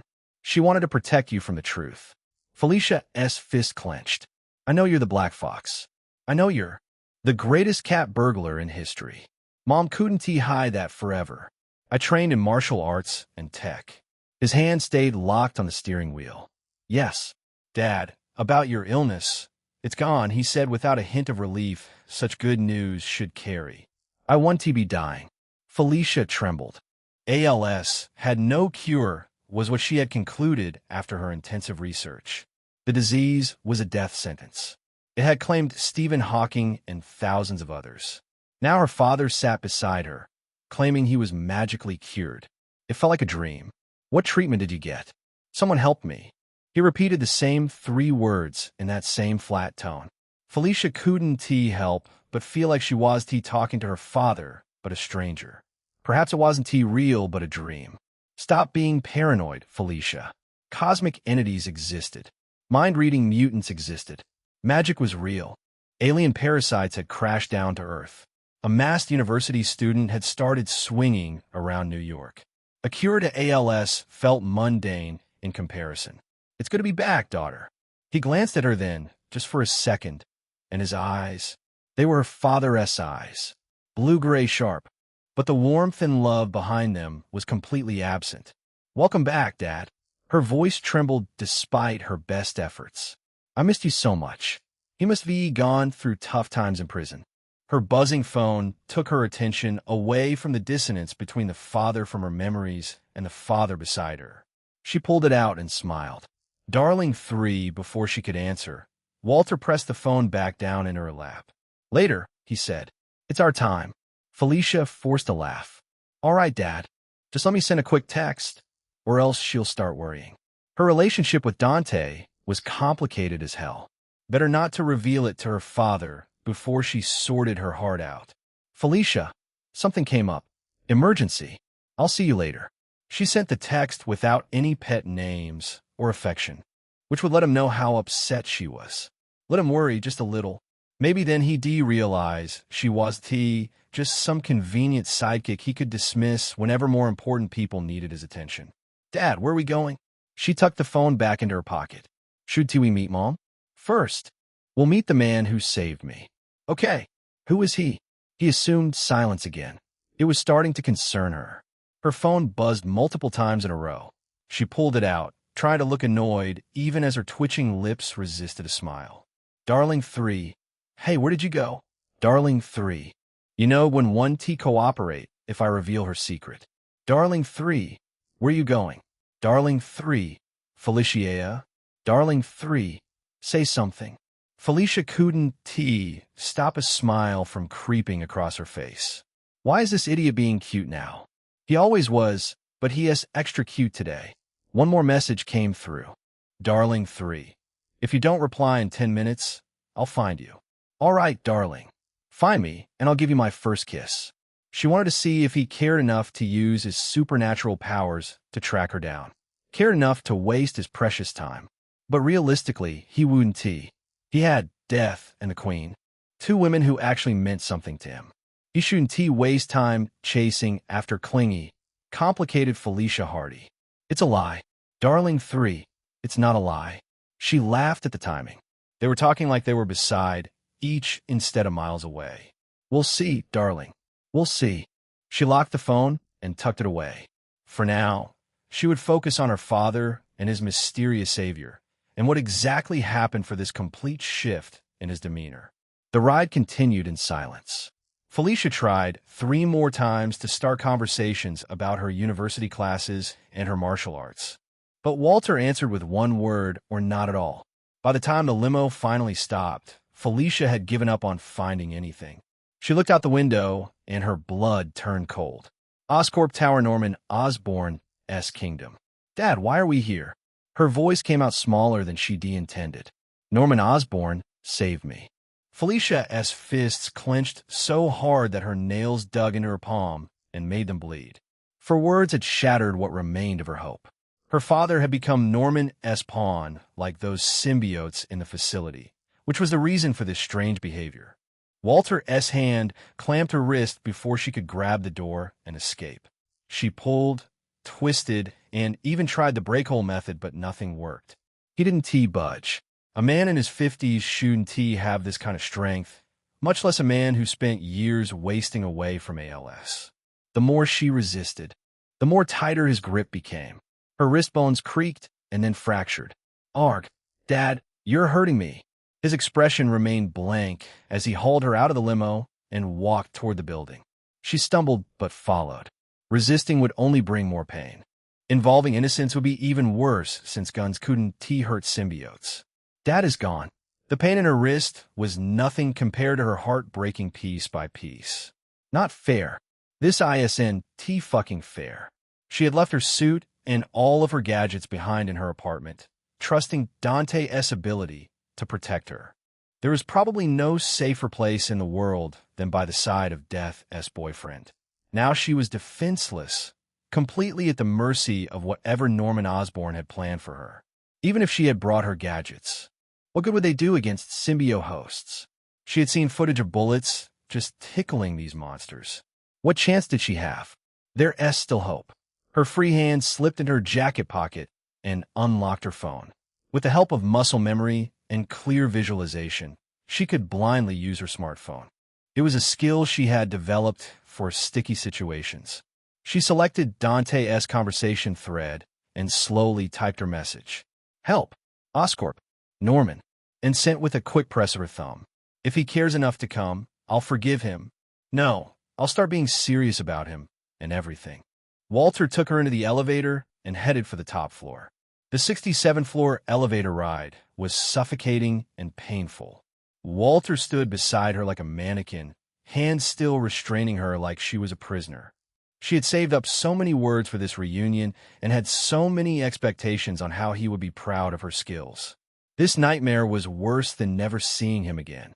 At least in death, he would have been free and let her hold memories of their sweet time together. The elevator chimed and opened its doors to a luxury corporate office. Floor-to-ceiling windows showcased a vast view of Manhattan, the city sprawling below to satisfy Norman's ego from looking down on everything. Modern art hung on the walls, some of these works that shouldn't be in private collections. The silver and gold accolades behind the glass panels alone would turn a poor man rich. Dressed in white designer suit, Norman Osborn sat behind a black marble desk, hands clasped, elbows resting on the surface. His smile was gentle, almost grandfatherly. Yet everything about him made her skin crawl. Norman Osborn. Show some respect. His voice was pleasant and charming, unlike his words. You stand in the presence of the future sovereign of this world, Miss Hardy. Walter just stood there like a puppet awaiting commands. You know what the private prison system's greatest inefficiency is? Miss Hardy? Norman didn't wait for her to respond. Egomaniacs like him didn't ask questions. They sat high in their thrones and delivered monologues. Waste. Thousands of inmates consume resources while producing nothing of value. Even worse are the terminally ill prisoners who just bleed money and take up space. He slowly walked around the desk. I simply made things easier for them by buying a batch of these dying prisoners. I gave their meaningless life a purpose, and in return, they served me. Felicia kept a calm face. even as the terrifying revelation started to dawn. Why are you telling me this? Your father was one of them, sweetheart. Norman's smile widened. I learned so much from your father. Your talent and your potential. He knew how blessed you were from birth. He knew you had the ability to reach his level, or perhaps even surpass him. These words would have made her smile on any other occasion, but now it only built dread in her. What the hell did you do to him?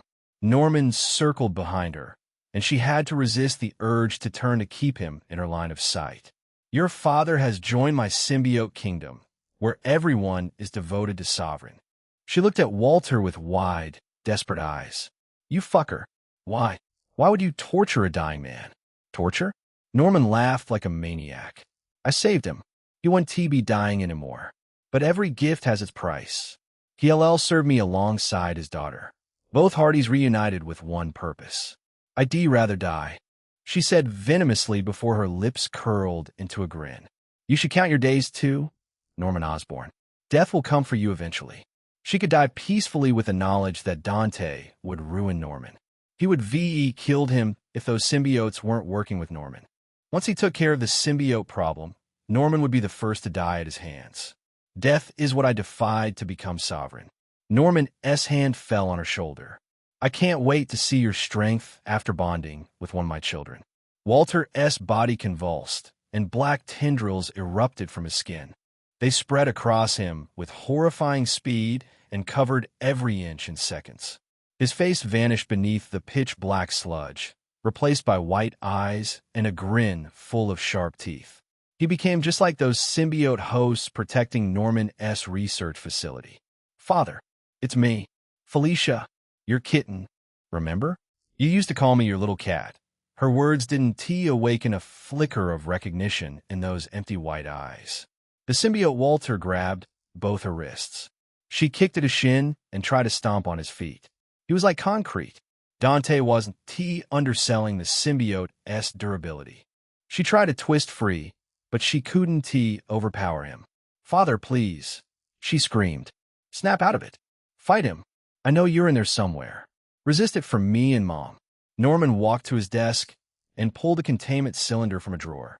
A symbiote writhed and pressed against the glass, as if it knew Felicia was there. It wanted her. Just kill me, coward. Norman chuckled and tossed the cylinder to Walter, who caught it with his tongue. The glass shattered, and the symbiote lunged. Coldness wrapped around her in an instant. The symbiote felt like living ice as it slithered across her skin before burrowing into her pores. Walter finally let go of his grip, and she immediately tried to yank the symbiote from invading her. Get off me! Her voice died as the symbiote mass covered her face. She couldn't remove it. You'll be glad that you stood on my side. Norman's voice echoed directly in her mind, conveyed by the symbiote itself.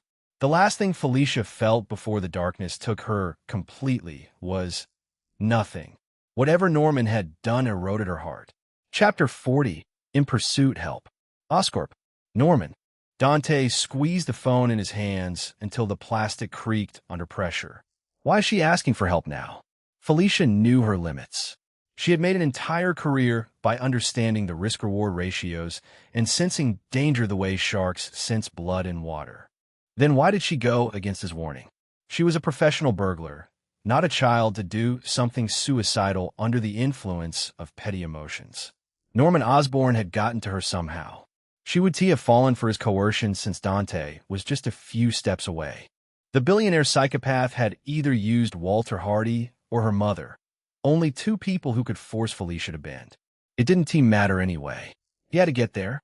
However, he couldn't storm in there as Dante, mercenary and second-in-command of Wild Pack. All of their plans would be for nothing if Silver Sable lost the defense contract. I need a mask. Just as he started thinking about his options, black smoke covered his vision like ink bleeding through clear water. It vanished before he could touch it. He caught his reflection in his phone's darkened screen and froze. What the hell? His face had become a skull. An actual skull wreathed in ghostly blue flames. Two blue flames burned deep within those hollow sockets as a replacement for his eyes. It was beautiful yet terrifying. like gazing into the abyss and finding it staring back fondly like a lover. No one will recognize you like this. Death's soft voice reached him. Just because I don't usually intervene doesn't mean I want to support my companion. Death, you're back. Her presence made him more relieved than he'd have expected. Despite not getting much help from her, he had come to rely on her as an emotional anchor. Nothing would go wrong with such a powerful entity by his side. I never left. She materialized beside him with the same skull surrounded in blue flames. They looked like lovers dressed for a ball in a horror movie or for a Halloween party. Time is precious if you want to save Felicia. Thanks. I'm going. With the identity problem solved, he triggered Sue Storm's resonance link. Nothing changed physically, but mentally everything shifted. A force field that didn't exist before suddenly could be felt, produced by his own cells. He extended his will outward, imagining a bubble wrapping around his body. Dante watched his hands fade from sight, then his arms, his torso, and then everything. His flesh was still there, but the force field had curved photons around him, rendering him invisible. Perfect. He rushed down the stairs like a maniac and arrived by the Suzuki V-Strom. He laid his invisible palm along the frame and concentrated. Light began to divert smoothly around the metal beneath his hand, layer by layer. He stripped the bike from the visible spectrum. Invisibility meant nothing if witnesses saw a driverless motorcycle screaming through Manhattan traffic. Dante grinned behind his skull face and revved the engine. The sound remained audible, but that couldn't be helped. He could have gone for a soundproof force field to muffle the engine noise, but that would be an unnecessary drain of his focus. He needed mental resources for whatever hell awaited him at Oscorp Tower. He kicked off and wove through traffic. Pedestrians and drivers were confused, despite the fact they could hear him. Felicia's location on his phone shifted. She was moving away from Oscorp Tower. He wasn't too sure whether to be relieved about her movement or concerned that Norman had already turned her into one of his own. He accelerated hard. Following no traffic laws meant speed. He cut through intersections against lights and mounted sidewalks when necessary. Whatever vehicle Felicia was in couldn't match this kind of reckless driving. His bike caught up within minutes. The tracking pin led him to a street on Fifth Avenue, quite busy at this hour. He scanned every vehicle through windows for that distinctive platinum blonde hair. Every vehicle seemed clear in the radius, except one, a luxurious limousine, sleek and black with privacy-tinted windows. Suspiciously, the tracking pin moved whenever the limo moved. Every turn and every lane change moved the pin perfectly. Another doubt arose when he noticed that the limousine seemed to be heading toward the first research facility. It has to be it. He followed the limo to a red light and dismounted the invisible motorcycle on the side. He jumped over cars in the traffic, leaving quite a few people wiping the lens of their spectacles. His hand reached for the rear door handle, and he ripped it clean. Now wasn't the time for subtlety. He didn't care if Felicia was acting according to some plan of her own. The moment she had stopped sharing information meant he could take whatever action necessary as her ally and as a friend. I'm getting this. A teenager held his phone up with shaking hands. This is insane. It's a ghost. It's ought to be a ghost. Ghosts aren't real. You idiot. Then what the hell is that? His freakish strength left a gaping hole in the limo's interior, and there she was in the passenger seat. Beside her sat a man in late 50s, white hair, and a strong build. Dante recognized him instantly from the photos Felicia had shown him. Walter Hardy, her father, the master thief she idolized. That explained why she had left without a word. But something was wrong. Neither of them reacted to the door being torn off. Not even a hint of surprise or shock. Both silently gazed at the floating car door. Their expressions were blank, like someone had taken away their emotions. Norman got them both. Around them, the street erupted into chaos. People ran screaming. A few just stood frozen. Others pulled out phones for the free social media content. Dante hurled the car door away and ripped the steering wheel out of the car. They couldn't escape now, even if they wanted to. He released his invisibility. Blue flames blazed brightly as his skull-faced form materialized out of thin air like a demon summoned from a nightmare. The screaming intensified immediately. What the fuck? Oh my god, oh my god, oh my god, run. Everybody run. Mom. I'm scared. A child's voice was barely heard in the chaos.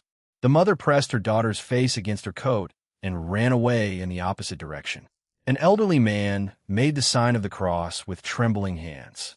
Dios mío, are you getting this? One man kept filming despite backing away.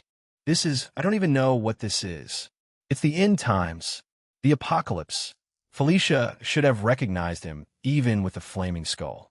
The black biker jacket, the jeans, and his posture, she was too sharp-eyed to miss such details. But her eyes stayed lifeless. Get out. Both of them stepped out without surprise and without hesitation. Walter immediately grabbed Dante's throat and lifted him off the ground easily. Who are you? What do you want? Dante pumped solar radiation through his body, feeling that undeniable surge of power. He reached up and pried Walter Hardy's fingers from his throat. The older man stepped back, his face twisting as he roared at the sky. Black tentacles exploded from his body, writhing and twisting and covering him in that familiar symbiote suit. Fuck off. I'm not wasting time with you. We're just a thought. He made null shift the resonance link to death.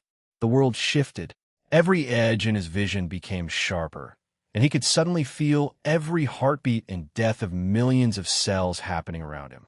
So much information that he felt overwhelmed. He had to consciously shut out those extra senses before they drove him mad. The more he synced with death, the deeper he felt how the universe inevitably marched toward entropy. Walter Hardy threw a punch that ripped the air. The strength he exerted could trashed a car with ease. Dante caught it casually, and the impact dissipated like a fist meeting a pillow. Walter Hardy's symbiote form matched, or even surpassed, Dante's 5 times solar amplification in his non-resonant state. The level of strength could tear cars apart, punch through concrete walls, and utterly wreck the rookie superhero Ghost Spider. Against Death's resonance, however, it was a joke. The symbiote's black matter rippled as Walter let out a screech. It instinctively felt the massive threat to its very existence, and it wanted to run. Felicia screeched as well, her mouth opening impossibly wide. Her body twisted, and black matter erupted from her skin. The transformation was different from her father's. Where Walter's symbiote form was bulky and very reminiscent of Venom, Felicia's symbiote suit recreated a twisted version of Black Cat's suit. Her signature domino mask framed around eyes with black sclera, making her cyan-green eyes glow. The symbiote had even replicated the white fur trim flowing from her elbows. Her neckline plunged dramatically, with the symbiote forming an intricate web-like pattern across her exposed chest, leaving her midriff partially visible. Everything accentuated rather than obscuring her natural grace. That's actually kind of hot, a male voice said from behind Dante. I would smash. His friend smacked in the face. Dude, not the time. You want tea smash? His friend cleared his throat. Who wouldn't tea? Meanwhile, Felicia hissed at Dante, showing off her brand new claws. Just when he thought she would put up a struggling fight, she pointed her right claw to the traffic pole. Tendrils shot from her wrists and latched onto the pole before pulling her. She was planning to escape using Ghost Spider's swinging techniques. Felicia Hardy would never make such an inelegant exit. This was the symbiote acting on primal fear, recognizing the threat and choosing flight over fight. Dante grabbed the symbiote covering Walter Hardy and yanked. It came off like peeling tape from skin. The black matter stretched and finally separated with a wet, squelching sound. The symbiote whimpered, expressing its complete submission since it knew resistance was futile against the power of death. Walter Hardy collapsed the moment the symbiote released him. Dante caught him gently, lowered him into the limo's back seat. The man's face was pale and his skin almost translucent. He could feel life slipping away from him like water through cupped hands. A day, or perhaps less. He stuffed the symbiote in his pocket. There was no time to worry over Walter. Saving Felicia was a race against the time limit on Death's resonance. Death's aura exploded around him like a shockwave, and he pushed his speed to the limit, leaving a blue flaming trail in his wake. He felt unstoppable, like a god walking among mortals. The crowd stared in stunned silence. Then everyone started talking at once. Did that just happen? I got it all on video. Someone check on that old guy in the limo. Should we call the police? What do we even tell them? Hello, officer. I just saw a burning skeleton man fight 2 alien monsters on 5th Avenue. Yeah, that'll go over well. This is going to be everywhere in like 10 minutes. Ghost Spider ISNT, the only superhuman in New York anymore. Is that supposed to make me feel better? I don't feel safe anymore. Dante could still hear the whispers. I'm definitely becoming JJJ's next target. He had made the right choice in hiding his identity, though it wouldn't work with S.H.I.E.L.D. It should still take some pressure off Gwen and let her be the morally right superhero. Felicia wasn't as fast as Ghost Spider. He caught sight of her black figure on a rooftop. She didn't look back and leaped again. He kicked the ground and jumped. The street cratered slightly beneath the force as he sailed 3 stories straight up. Felicia screeched and accelerated, abandoning all technique for raw speed like a prey, fleeing a predator in the wild. She burst through an apartment window. Screams erupted from the apartment. What the ITS? Not human. Call 911. Lock the door. Arg, where's the baseball bat? Then from another apartment, as she crashed through a shared wall. Jesus Christ. Mommy, what's that? Don't look, sweetie. Get in the bathroom now. Felicia spread terror from one house to another. He followed her from the rooftop, noticing that he was back in his neighborhood. Is she going to my place? His hunch turned out to be correct when she charged into his apartment building and burst through his door. She dove behind his couch and cowered there like it would somehow keep her safe.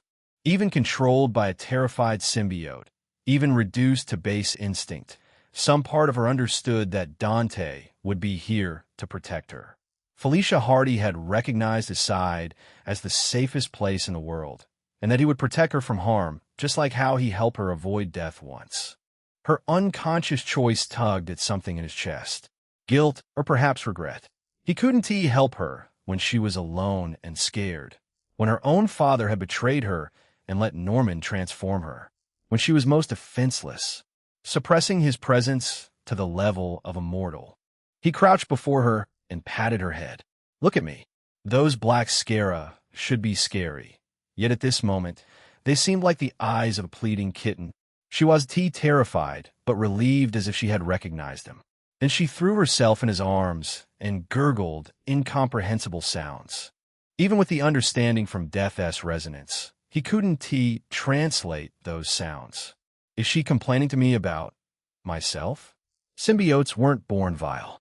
The Clintar race, the symbiote's true name, had originally been a noble and empathetic race, dedicated to forming mutualistic partnerships with worthy hosts to raise them as heroes. In their natural state, they valued harmony, connection, and protecting the universe from bigger threats. What had twisted them into violence was their hosts.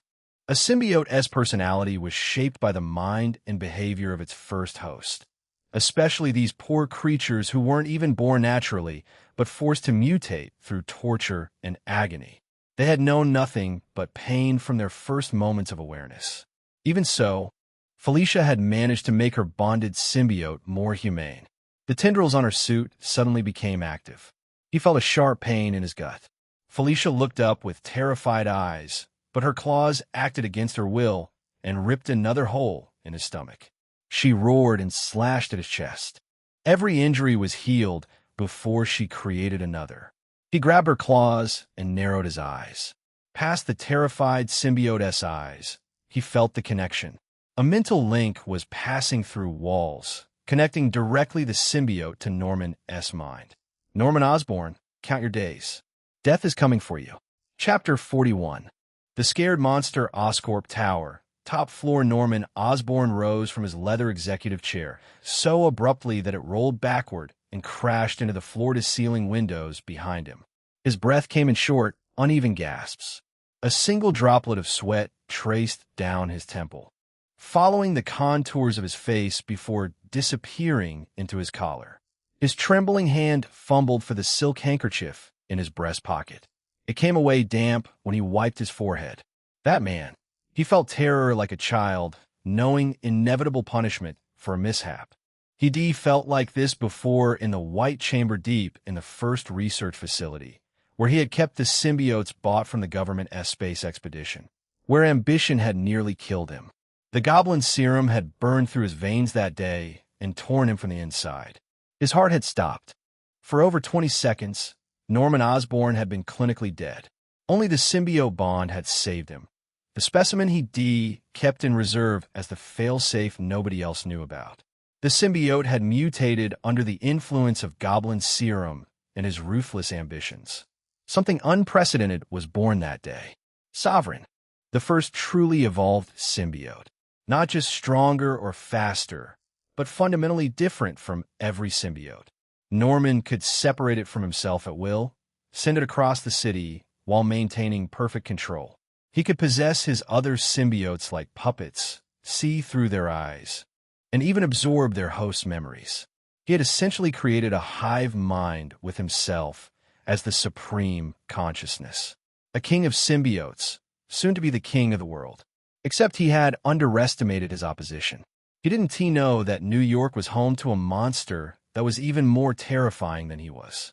Handling Ghost Spider, that little girl, was easy. But the man who had stared through Felicia Hardy's eyes. He sat in silence for several minutes. Slowly, the terror faded and his rationality returned. Norman slammed his fist down on the mahogany desk. The entire surface exploded with a sound like a gunshot. Pens scattered in the office. His laptop crashed to the floor. The antique globe was flung to the elevator. "I'm the sovereign," he growled, standing again with renewed energy, with the arrogance that had built an empire of symbiotes. "I don't bow to anyone." He was Norman Osborn, not some cowering child afraid of the dark. Besides, the king didn't fight on the front lines. Kings used his generals, his armies, and his resources. That skull-faced man couldn't possibly comprehend the extent of his reach. The symbiote had enhanced the old thief Walter's natural talents, his speed, reflexes, and the uncanny ability to slip through defenses which had made him a legend. But Walter was merely a piece on the board. Norman had two even stronger symbiotes. The former Marine who snapped when law failed to bring justice to his dead family, and the marksman offered to him by S.H.I.E.L.D. And Ghost Spider would soon join the list once he found her identity and used her family or someone innocent to lure her. He pulled his phone out of his pocket. His finger didn't shake when he pressed the contact. "Retrieve Walter Hardy." Immediately, the voice on the other end responded without hesitation. "Understood." The man with the flaming skull was too far away to stop him from securing Walter. The old thief was still a valuable specimen. Norman's eyes narrowed as another thought occurred to him. Why did he come for Felicia? Does she know him? Or is he out to hunt symbiotes? He should have read Felicia's memories the moment he had bonded her to the symbiote, except he hadn't believed she carried any valuable information. Now, he couldn't since the connection had been severed completely. The mental image of that skull surfaced again, of those blue flames flickering in hollow sockets. He forced the image away through sheer willpower. No matter. She has one symbiote. I have hundreds to replace her. Norman walked to the window and gazed out at Manhattan with a smile. Somewhere out there, his specimens were spreading through the underworld, being bonded to dangerous criminals and vicious murderers. Soon, he'd control them all in the palm of his hand. New York would crown him king whether it wanted to or not. A skull-faced anomaly wouldn't stop him. Count your days. Death is coming for you. Norman pushed the memory down, burying it deep within. He was Norman Osborn. He'd cheated death once already. He could do it again. Chapter 42. Broken but bound, the overhead light buzzed faintly, casting harsh shadows across the living room. Outside, sirens wailed. Police, fire, ambulance, all converging on the destruction they had left behind. The city's emergency response to those viral videos were probably already spreading across social media. The world had watched him fight symbiotes as a variation of Ghost Rider. By morning, every news outlet on the planet will be trying to explain what couldn't be explained. But right now, none of that mattered. Felicia knelt on the floor, still wrapped in the black symbiote version of Black Cat's suit. Her lips trembled, not from cold, but from fear or perhaps guilt of attacking him under Norman's control. The symbiote was still in control. "Come to me." The symbiote shuddered. The entire suit rippled, and Felicia gasped as it began to peel away.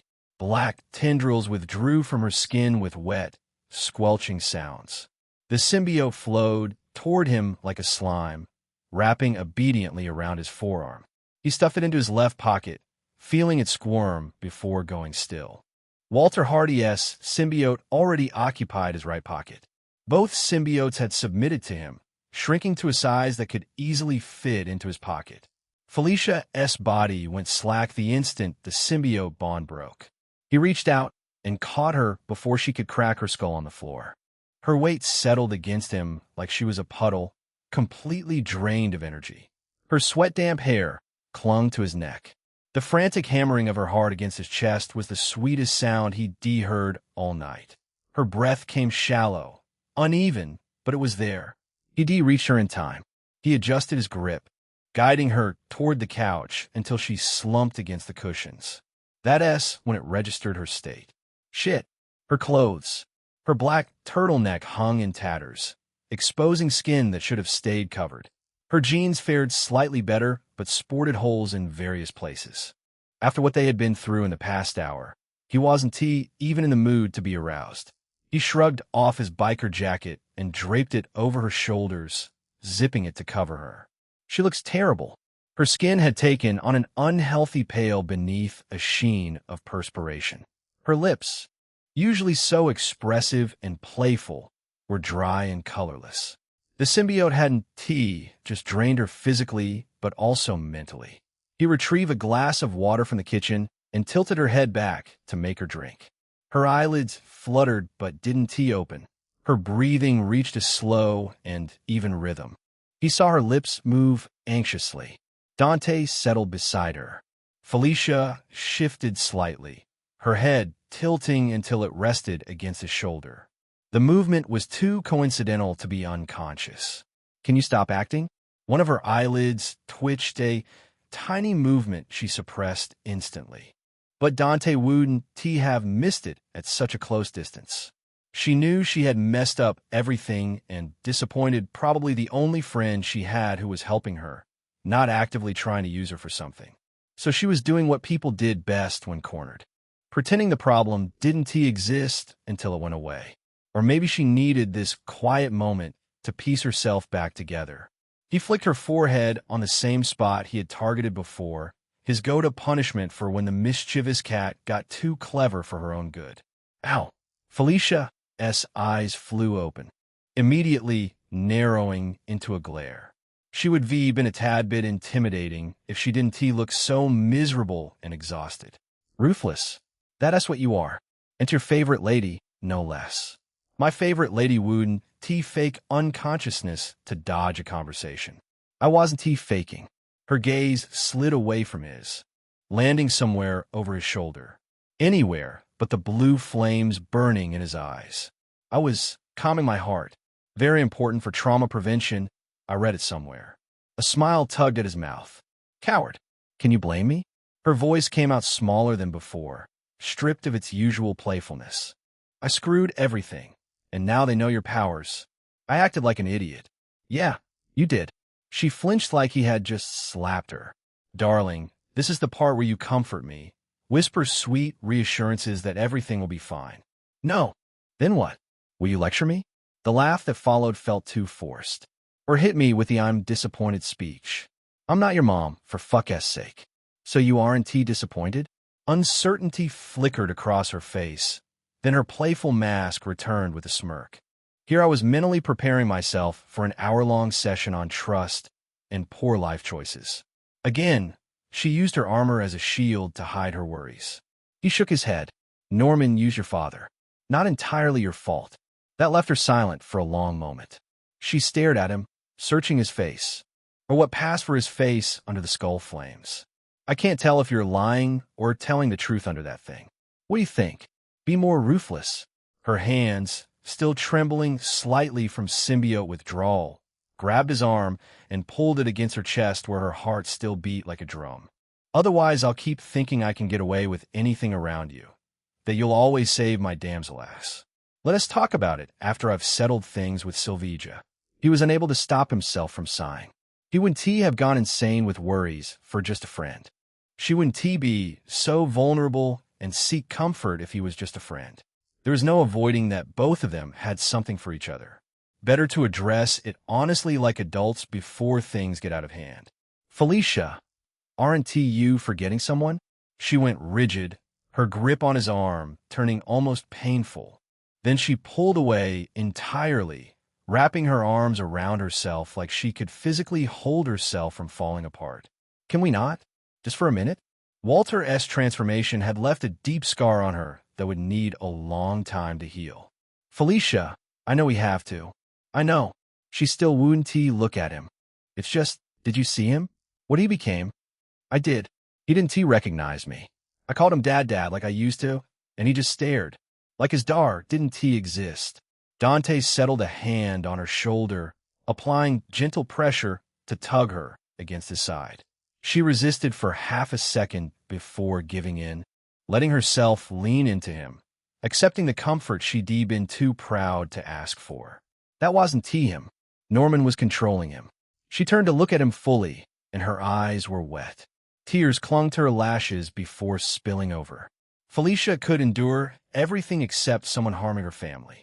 Norman hadn't just harmed her precious father. He had desecrated their relationship, and that broke her. I know that. But what if he chose this? She whispered, baring her heart completely. Desperate people take desperate actions.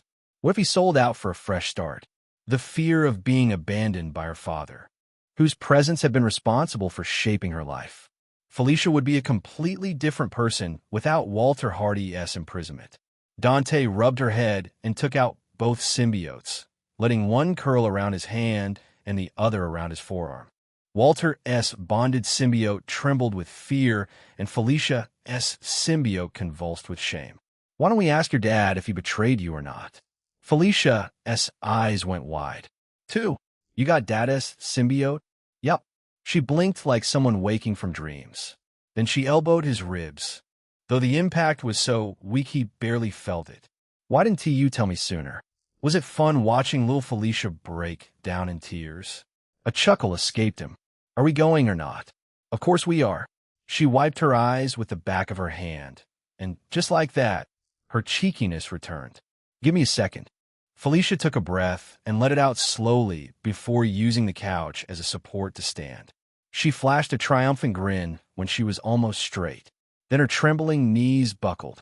With a whimper, she pushed herself through sheer stubborn pride, refusing to admit defeat even when defeat was obvious. Just wait. He swept her into his arms before she could protest. One arm slid beneath her knees, the other supporting her back. The classic princess carry. She yelped in surprise. Then she settled against his chest with her arms looping around his neck. Darling, can you stop being so stubborn?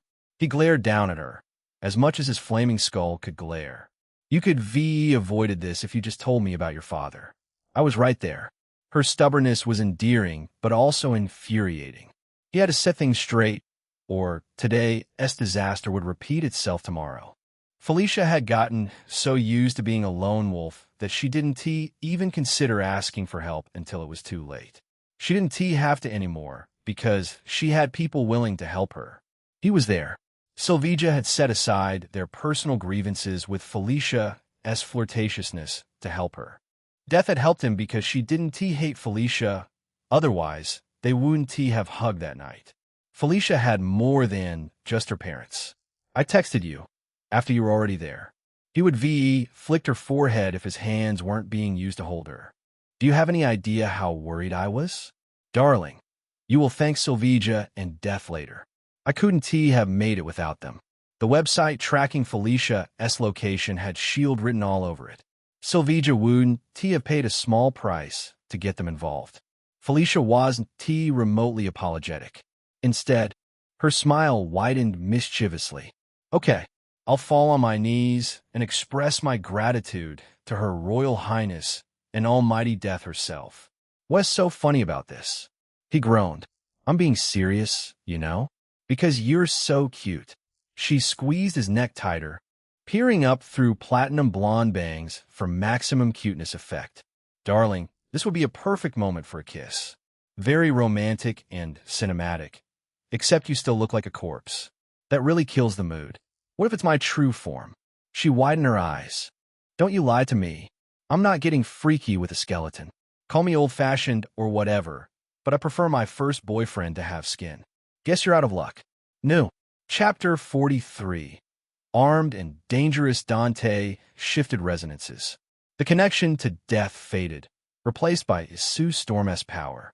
The light bent around them, rendering them invisible. They could still see each other perfectly, which meant he had perfect visibility of that terrible, up-to-no-good grin spreading across Felicia's face. Do you have any idea what we could do with this? Her voice was pure mischief and adventurous. The possibilities are endless. We could rob banks in broad daylight, walk right past security at the Met Gala, and sneak into forbidden places, Felicia. I'm just saying, that delightful grin didn't fade one bit. Think about it. We could make out in the middle of Times Square with thousands of people, and no one would know. How thrilling would that be? His mind conjured the scene with an unbelievable level of detail. Felicia pressed against a wall, their mouths pressed together to muffle her seductive moans as crowds passed within feet of them. You just imagined it. She poked his cheek. Don't try to lie. It took every ounce of self-control to maintain a neutral expression. Isn't that what you wanted? We can turn that fantasy into reality. She drew closer until her lips brushed his ear, or what had become of them after Death's given mask. You just have to ask. Let me ask your dad as permission first. Dante moved out of the apartment. His place wasn't suitable for living without a complete renovation. All of his shopping with Death became meaningless after Felicia's rampage under symbiote control. My 15 grand. They walked through the streets, heading towards where he had left Walter. Felicia observed the destruction she had caused. I can't use my black cat suit now. I used so much time to design it. Time for a new suit, he said with a shrug. Soon, everyone will know you did this. She opened her mouth, probably to make light of the situation. Then she seemed to reconsider. She looked at him for another long beat. I'm going to miss going to Yes You. Her decision to be open and honest made him smile. Do you trust me? More than I trust myself. She chuckled. Probably sounds ridiculous, but it's true. He could only nod in the face of such heavy trust. At this moment, Felicia might become a woman worth fighting death for, just like Sylvia. Darling, can we go faster? He gave her a fish-eyed stare. I wish I could. Powerful Death's resonance had extracted its price in significant energy, but he'd even forced to maintain it back in the apartment to guard against another potential sneak attack. So he had to maintain this tedious walking pace. It took them 20 minutes to arrive at their destination. The street now looked like a disaster zone. Police cruisers formed a perimeter around a black limousine, their emergency lights overlapping red and blue that hurt to look at directly. Yellow police tape had secured off a wider area. Officers stood at intervals, physically restraining the news reporters desperate for footage. They had to hold back the passionate journalists as well as the curious crowd. Felicia's arms tightened slightly around Dante's neck. Hey, Gwen's there. His attention snapped to Ghost Spider, who was casually watching everything stuck to a building. Only after that he processed what Felicia had just said. That Ghost Spider. I know what I said. You called her. Felicia's fingers pinched the side of his neck. I matched Gwen's proportions with Ghost Spider. That is how I figured it out. That smug, boastful smirk was classic Felicia. She wasn't standing idly during his negotiation with Gwen. She was figuring out Ghost Spider's identity. And she succeeded. You make it sound so easy. It was easy, she whispered. Darling, she's got a delicious figure. I know. What with that disappointing reaction? She snorted. Seriously, what do we do now? He dropped the invisibility. The effect was immediate and thunderous. He is back. Someone screamed in panic. People stumbled backward over each other in their haste to create distance from him. Several people simply dropped their phones, hands too nerveless to maintain grip. A few ran outright, sprinting away without looking back. The police whirled toward him as a squad. Within seconds, he was alone in the 100-meter radius, held at the business end of a dozen service weapons. The officers exchanged nervous glances, maintaining their positions through sheer professional discipline. They had all witnessed footage of what he was capable of achieving. Felicia glanced at those barrels before nesting closer to his face. The appearance that terrified everyone else made him safer. She had complete trust that he wouldn't let anything happen to her. "Darling, you sure know how to stand out." He tilted his head, the blue flame surrounding his skull flickering menacingly. After glancing at the quiet ghost spider who seemed to have recognized both him and Felicia, he walked forward with unhurried steps. The police formed a tighter defensive cluster around the limousine, weapons raised, though he could see some hands visibly shaking. One officer fired a warning shot that kicked up the asphalt at his feet. "Stay right there." Dante stopped walking. "You crazy bastards are pointing firearms at a civilian." He was, of course, referring to the young, fragile lady in his arms.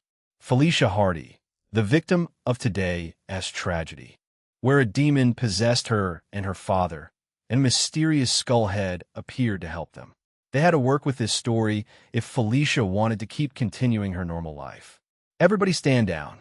A roar came from the very back of officers. The guns dropped slowly, reluctantly, though eyes remained wary and several hands stayed close to holsters. No one looked comfortable. A man in a worn suit jacket walked out.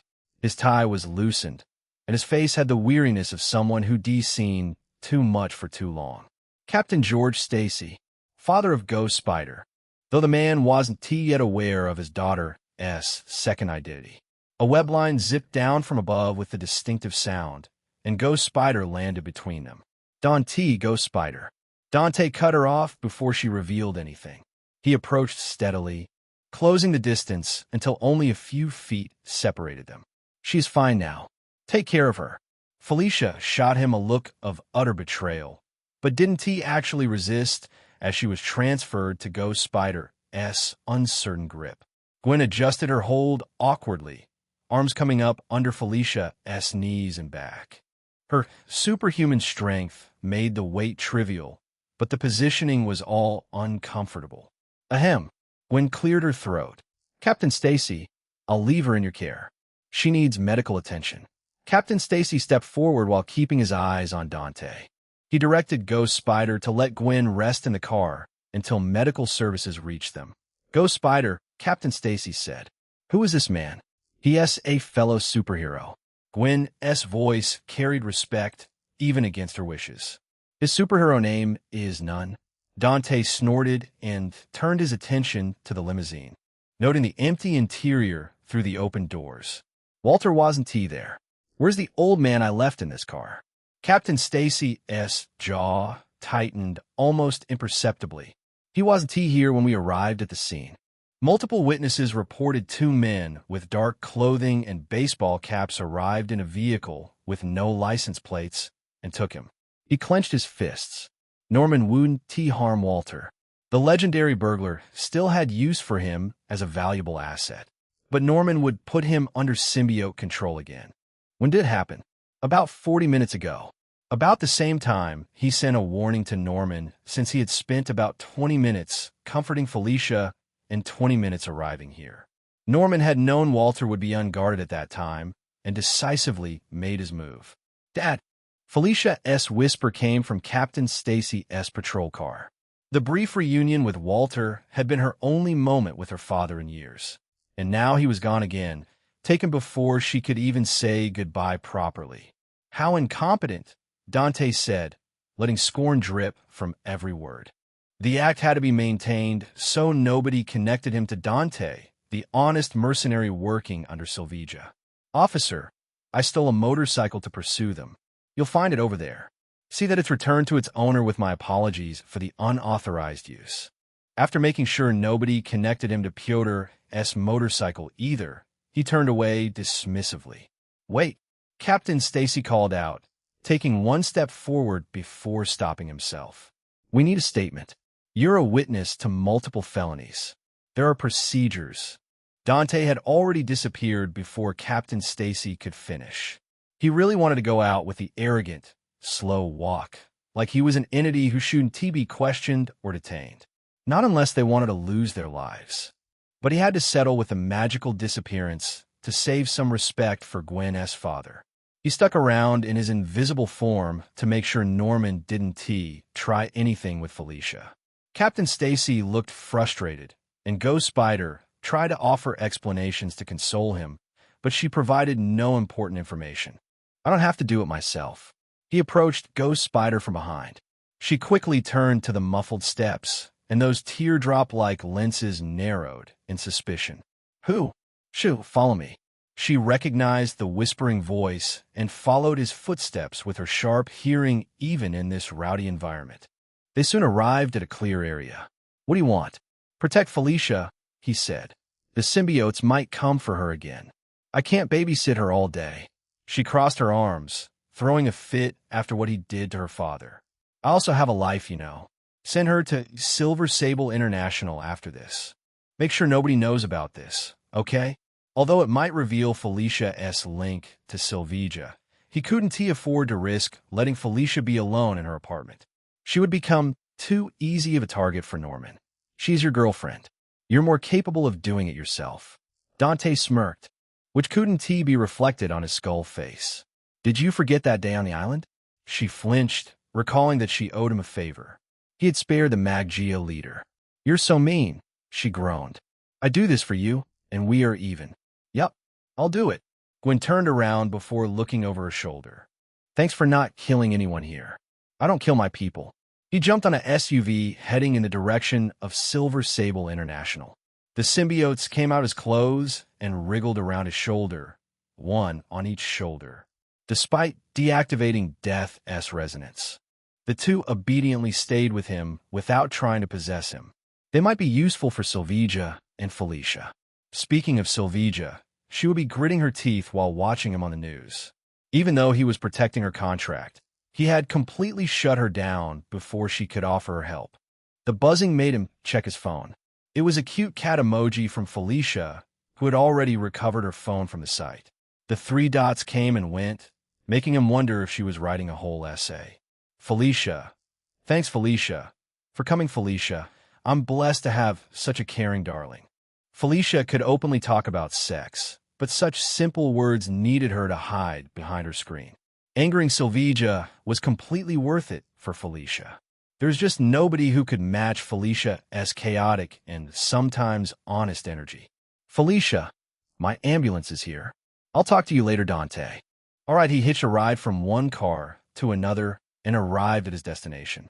He didn't even undid his invisibility when he saw Anna.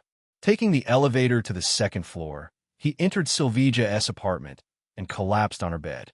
He sent a quick text to inform Sylvia about his current location before covering himself under a blanket. Wrapped in Sylvia's scent, his consciousness drifted to the dreamland. Chapter 44. Emma Frost and manipulation steam rose from the swimming pool's surface, catching the late afternoon light that filtered through the glass ceiling panels. Emma Frost floated on an oversized inflatable tube, arms sprawled out in pure leisure. The swimsuit she wore was white as fresh snow, cut high on the hips, plunging at the neckline. It walked a fine line between sophisticated and scandalous. Oversized sunglasses shielded her eyes, and her blonde hair fanned out in the water behind her, creating an almost angelic halo effect deeply ironic considering the woman it surrounded. She held a crystal glass filled with pink cocktail, garnished with fresh strawberries and a tiny paper umbrella. She looked like she belonged on a yacht in Monaco, not in a private pool in the middle of Manhattan's winter. But then again, Emma Frost had never been one to let something as pedestrian as nature dictate her joy and comfort. The reason for this tropical warmth sat cross-legged at the pool's edge. A young woman with long, vibrant red hair, who had her eyes closed in concentration. Her pale skin seemed to glow faintly, the air around her shimmering with heat distortion. That was microwave radiation pouring from her in waves, which warmed not just the water but the entire space, turning the area into Emma's paradise. Emma took a leisurely sip of her cocktail, savoring the sweet tart flavor, while adjusting her sunglasses with one finger. While Charles Xavier sat comfortably in his mansion with Cerebro doing the work for him, Emma had scoured every square inch of the planet, used all the wealth and resources Shed accumulated over the years, followed every lead, checked under every rock in search for any mutant who showed even the most remote manifestation of mutant power. When she found them one student at a time, she rearranged their brain engrams to make them undetectable, because she had more to offer than Charles Xavier and his naive idealism, more than Eric Lyncher and his superiority complex. She offered them something infinitely more valuable: survival, power, and most importantly, a teacher who understood that the world was not kind, would never be kind, and that pretending otherwise was the fastest path to the graveyard. Angelica Jones, codenamed Firestar, was one of the few mutants Emma had found before Xavier's machine could locate their location. The girl had tremendous potential. With proper training and motivation, the young redhead could assassinate even Selene, the ancient mutant sorceress who called herself the Moon Goddess. Of course, Angelica didn't need to know that yet. Emma's lips curved into a satisfied smile behind her sunglasses. "This is nice. Am I doing it right, Miss Frost?" The girl's voice carried that eager, uncertain quality of youth. So desperate to please, so terrified of disappointing her savior. "Yeah, of course, darling. You've gotten so much better." Her voice dripped with warmth and affection, only reserved for the handful of mutant children raised by herself. Some moments of levity are necessary in life. "Wouldn't you agree, Angelica?" Angela's face lit up with pure joy at the praise, like a puppy receiving a treat. "Why, yes, Miss Frost." Emma's gaze shifted to the other figure by the pool. "What do you think, Sai?"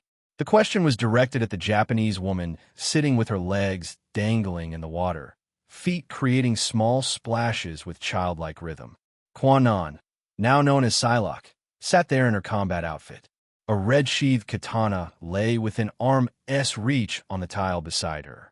Her solemn expression didn't match the childish action of splashing water. "I don't know." Emma took another sip of cocktail. "You can be such a bore, sweetheart." Psylocke didn't respond, just continued gazing at the ripples across the water's surface. Emma went back to floating, letting the gentle rocking lull her into a nap. The sound of approaching footsteps disrupted everything. Emma knew who it was by the distinctive click of heels. "Madam." The voice was soft, feminine, with a French accent that made every word sound elegant. "Blanc wants you to see this." Emma's eyes opened behind her sunglasses. Blanc would never interrupt her leisure time for trivial matters. She gracefully rolled off the tube and swam to the pool's edge.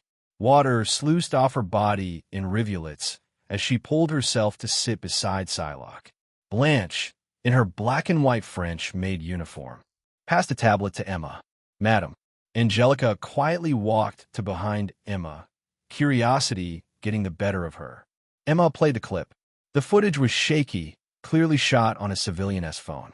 A man with a skull for a head, shrouded in mystical blue flames, stood in the middle of Fifth Avenue Street. The luxury shops in the background were so easily recognizable to her. "Yukai?" Psylocke leaned closer. "Demon?" "Wrong guess. Sweet Walter Hardy and Felicia?" Her eyes narrowed behind her sunglasses as she recognized two figures who came out of the limo. "What's going on?"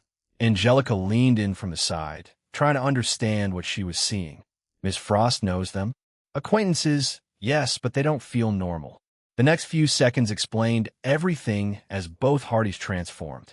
Norman had infected them with symbiotes. Surprisingly, this skull-faced man, Skullfire as the people had named him, defeated Walter Hardy in a single move. Symbiote Felicia just fled. Could he be? She swiped to the next clip. This one showed Skullfire handing an unconscious Felicia to Ghost Spider. Felicia didn't look the least bit uncomfortable, like she knew the person holding her wound harm her. Emma had seen that look on Felicia's face before. Only one person had the ability to bring that expression on Felicia's face. A man surrounded by mysteries. Quick-witted enough to share the same table as Emma Frost, yet honest and sincere enough to win over the hearts of Silver Sable, Felicia, and more importantly, Death. He was full of contradictions, but alas, her telepathy couldn't expose his real heart. She lowered the tablet. Call Dante. Blanche pulled out a phone, dialed and waited. After several moments, she shook her head. No answer, madam. Try Felicia. This time, the call connected quickly. Blanche tapped the speaker button and held the phone at a respectful distance. Princess. Felicia's cheeky voice came through the speaker. The cowering little kitten had grown into a tiger under her boyfriend's protection. Emma's lips curved into a pleased smile. Where's your sweetheart? He's resting. Don't you dare disturb him, okay? He went through a lot today. Emma's smile widened into something that would have terrified those who knew what it meant. I get it now. His powers might seem almighty on the surface, but he can't use them all the time. Felicia, thank you for selling out your friend. There was a beat of silence on the other end. Then Felicia said, I don't know or fucking care. I'm hanging up if you don't say something productive in the next 5 seconds. Emma could easily imagine Felicia bristling like an angry cat on the other side. Don't be angry, dear. We're allies, Emma said in her exaggerated, dramatic tone. Felicia, dear, why don't you start by explaining what happened today? Norman has my father, Felicia said, the sound of her grinding teeth coming through the loudspeaker. I would become his lapdog if Dante hadn't shown up in time. Emma listened as Felicia relayed how Norman had lured Felicia using her father, and then infected her with a symbiote. The plan would worked except Norman hadn't accounted for Dante. No one had accounted for Dante. That fool Norman is becoming more and more arrogant, Emma said with a dismissive snort. Connect me to Dante when he wakes up. We need to take countermeasures against his rampage. Gladly, Princess Frost. Goodbye, kitten. Fuck you. Emma giggled as the call disconnected before she watched the next clip. This one was from a news broadcast. Jonah Jameson filled the screen, his face red as he screamed at the camera. This skull menace must be stopped. The loud voice forced Emma to move her head back. Look at the destruction he has caused. He has no respect for law. He shut up. Emma locked the tablet and turned to Psylocke. Our friend made quite a mess today. Then again, she wouldn't have formed an alliance if he lurked in the shadows like her. That he did. Psylocke took her katana. I'll help him fight these demons. Emma's eyebrow arched. You may. Just be careful of those pesky hand members. S.H.I.E.L.D. have been able to suppress news of superpowers for decades, using their influence and resources to keep the public ignorant. But the age of technology won. Everyone knew now through videos, which were spreading like a wildfire. If S.H.I.E.L.D. tried to stop Psylocke, Emma would lay everything out in a press conference in front of the entire world. Frost International had the influence to smear S.H.I.E.L.D.'s name across every media outlet on the planet. If they dare to send out that little girl after me, Emma thought, her smile turning cold and sharp. I'll let my friend handle them. Using others was Emma's greatest expertise, and she would use Dante to her hard-ass content, especially since he had offered his services on a silver platter. M.S. Psuloka? Angelica's hesitant voice broke through Emma's thoughts. The young redhead looked between the two older women with hopeful, innocent eyes. Can I join you? I have these powers. It'd be great to use them to help others. No. The girl's face crumpled, shoulders sagging with disappointment. Emma's expression softened, realizing she came off as too harsh with Angelica. Dear, you're much too young and inexperienced to be fighting symbiotes. She had to maintain the balance between strict and caring to make Hellions loyal without brainwashing them. Telepathy would grant her control over them. It would also completely kill their potential. Angelica, S. shoulders sagged further. Understood. I didn't say you can't. Emma stood and put a hand on Angelica S. shoulder. We'll arrange a squad with everyone in the Hellions. You'll all go out to fight symbiotes together. Safety in numbers, dear. You'll watch each other's backs. Angelica's eyes widened before she beamed a smile. Thanks, Miss Frost. Good girl. Emma smiled warmly, proudly as she stroked Angelica's head with surprisingly gentleness, running her fingers through those vibrant red hair like a mother would for her daughter. Now go and train. Angelica hurried off, more motivated than ever to train. Psylocke followed Angelica with her eyes until she left before she gave Emma a look of unmistakable pity. Your heart is too cruel. Those soft words struck her harder than a hammer. She put her hands on her hips and looked up at the sun through the glass ceiling. One needs to be cruel in this world, or they'll be trampled upon by everyone. Her methods might seem harsh and cruel, but her heart was in the right place. She cared for these young, naive mutants as much as Charles Xavier cared for his X-Men.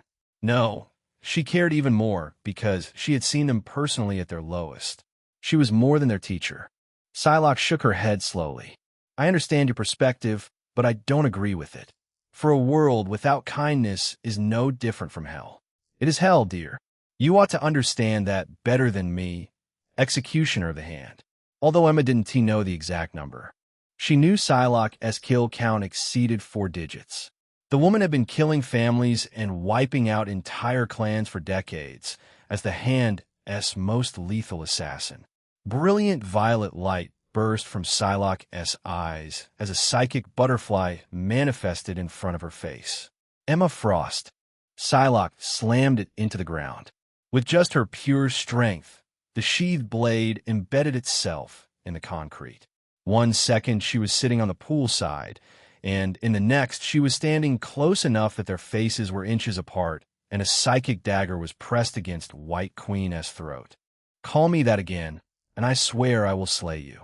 Emma didn't flinch or show a single hint of fear in the face of Psylocke's rage. Let's be more civil, dear. We are mutants, not barbarians. Neither woman moved for what felt like eternity. Then, finally, the psychic dagger dissipated into purple mist. Psylocke yanked the katana from the ground and took long strides toward the exit. The door slammed shut in the distance, conveying how pissed Psylocke actually was. Psylocke despised being reminded of her past career. An exhausted sigh came from somewhere deep in Emma's chest. She sat down and ran one hand through her wet hair. What a bothersome woman. Blanche, who had witnessed everything while maintaining a neutral expression, spoke carefully. Madam, am I allowed to say something? Emma waved her hand. Go ahead, dear. She enjoyed controlling people, but only when it served a purpose. There was no point in being too controlling with her own people, especially when they were as utterly loyal as Blanche. Madam, it might be rude to say it. Blanche hesitated, clearly choosing her word with great consideration. But I feel as if you provoked Ms. Psylocke on purpose. That entire exchange felt intentional on your part. Emma arched an eyebrow. You are quite observant, little girl, like your older brother. Blanche bowed her head respectfully. I don't deserve that compliment. Oh, please. I only praise the deserving. Emma laughed fondly. Yes, it was on purpose. A blade kept in its sheath will rust. Steel must be tempered continuously until it glows like the sun, hammered until it's harder than diamond, and quenched in water until it hisses. Only then will we get a truly lethal blade. Psylocke's revenge against the Hand would become impossible if she embraced kindness. The woman needed her rage, her hatred, and her killer instinct. Without those things, she would become weak. And weakness got people killed. Emma would be quite ashamed if she let her friend die to something as trivial as weakness. Chapter 45. Jean Grey's Rebellion. 6 mutants waited around the round oak table. A holographic projector stood in the middle, casting faint, ghostly blue light across their faces. Scott Summers Cyclope sat to Xavier's right with a straight posture. The leader of the X-Men kept glancing toward the empty doorway. Opposite him, Hank McCoy B shifted his large blue frame for the third time in as many minutes, making the chair creak under his weight. He nudged his thick glasses up with a furry knuckle while his other hand rubbed thoughtfully at his chin. As I was saying, Hank spoke in a smooth, cultured voice, quite the opposite of his fangs and fur. The combination of hormonal fluctuations, compounded by the psychological burden of telepathy, could quite reasonably culminate in heightened emotional volatility. He paused when he noticed 3 sets of blank stares aimed in his direction. His ears twitched in mild embarrassment. In simpler terms, Jean may be going through a difficult period common to many young women, except her isolation here and her telepathy magnify every feeling 100-fold. Warren Worthington, 3 Angel lounged in his chair, his immaculate white wings folded tightly against the backrest to keep their span contained. Hank, my friend, you really need to chill out with the scientific lecture notes. From 2 seats down, Bobby Drake Iceman perked up with a cheeky grin and froze the glass of water before him. Like this? Angel rolled his eyes. I'm certain my tombstone will have murdered by terrible puns written on it. Hey, I'm trying to lighten the mood. You all look like someone died here. Gentlemen. Aurora Monroe Storm let her voice cut through their unproductive banter. The white-haired goddess slowly shifted her chair to address the man who had barely spoken. At the head of the table, Charles Xavier rested his clasped hands lightly on his lap. She seeks what our kind can't afford, Aurora. Freedom.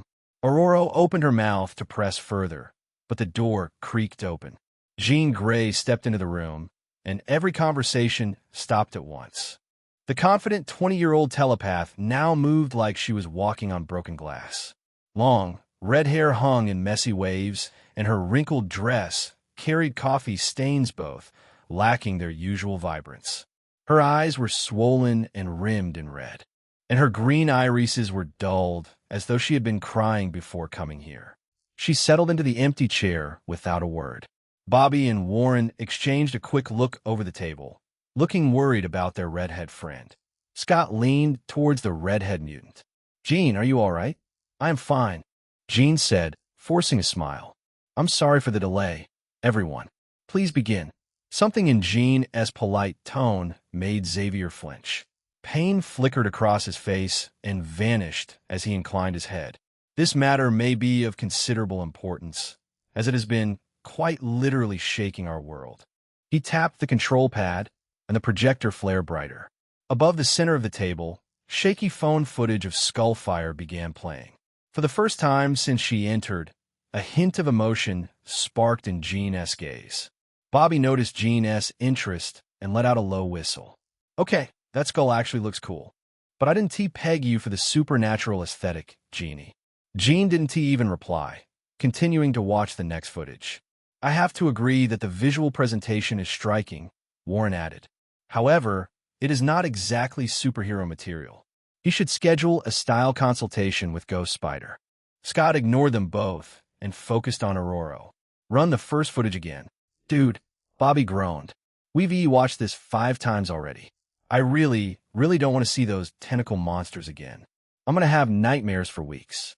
They're not monsters in the traditional sense, Hank interjected calmly.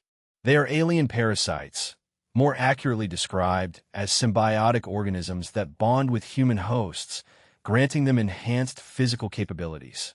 They are not evil. Jean locked eyes on Xavier across the table. What if someone is using them, forcing them to act against their will? Scott frowned with eyes behind his visor. Jean, do you know something about them through your telepathy? No. Jean shut down the topic with one firm word.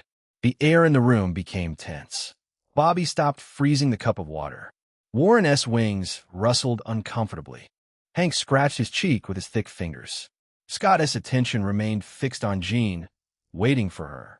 The leader of the X-Men understood Jean well enough to know she was holding bitterness or perhaps resentment.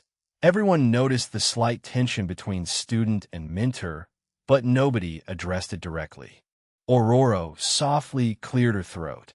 Perhaps we should share our assessment of this situation. Honestly, I like it. Bobby broke the ice, always the man to lighten the room. Someone's actually out there protecting people. Makes my frosty little heart warm and fuzzy, you know?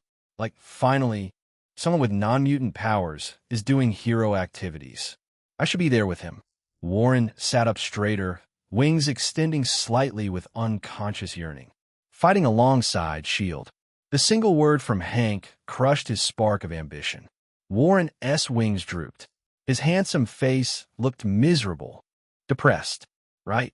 Can't even fly outside the training grounds without Nick Fury sending another threatening memo. A non-mutant is doing what we're too afraid to do. Jean finally spoke and brought hellfire with her words. He out there saving people, while we train every day for what? Jean. Xavier spoke her name gently, but everyone knew it was meant to stop her. Please.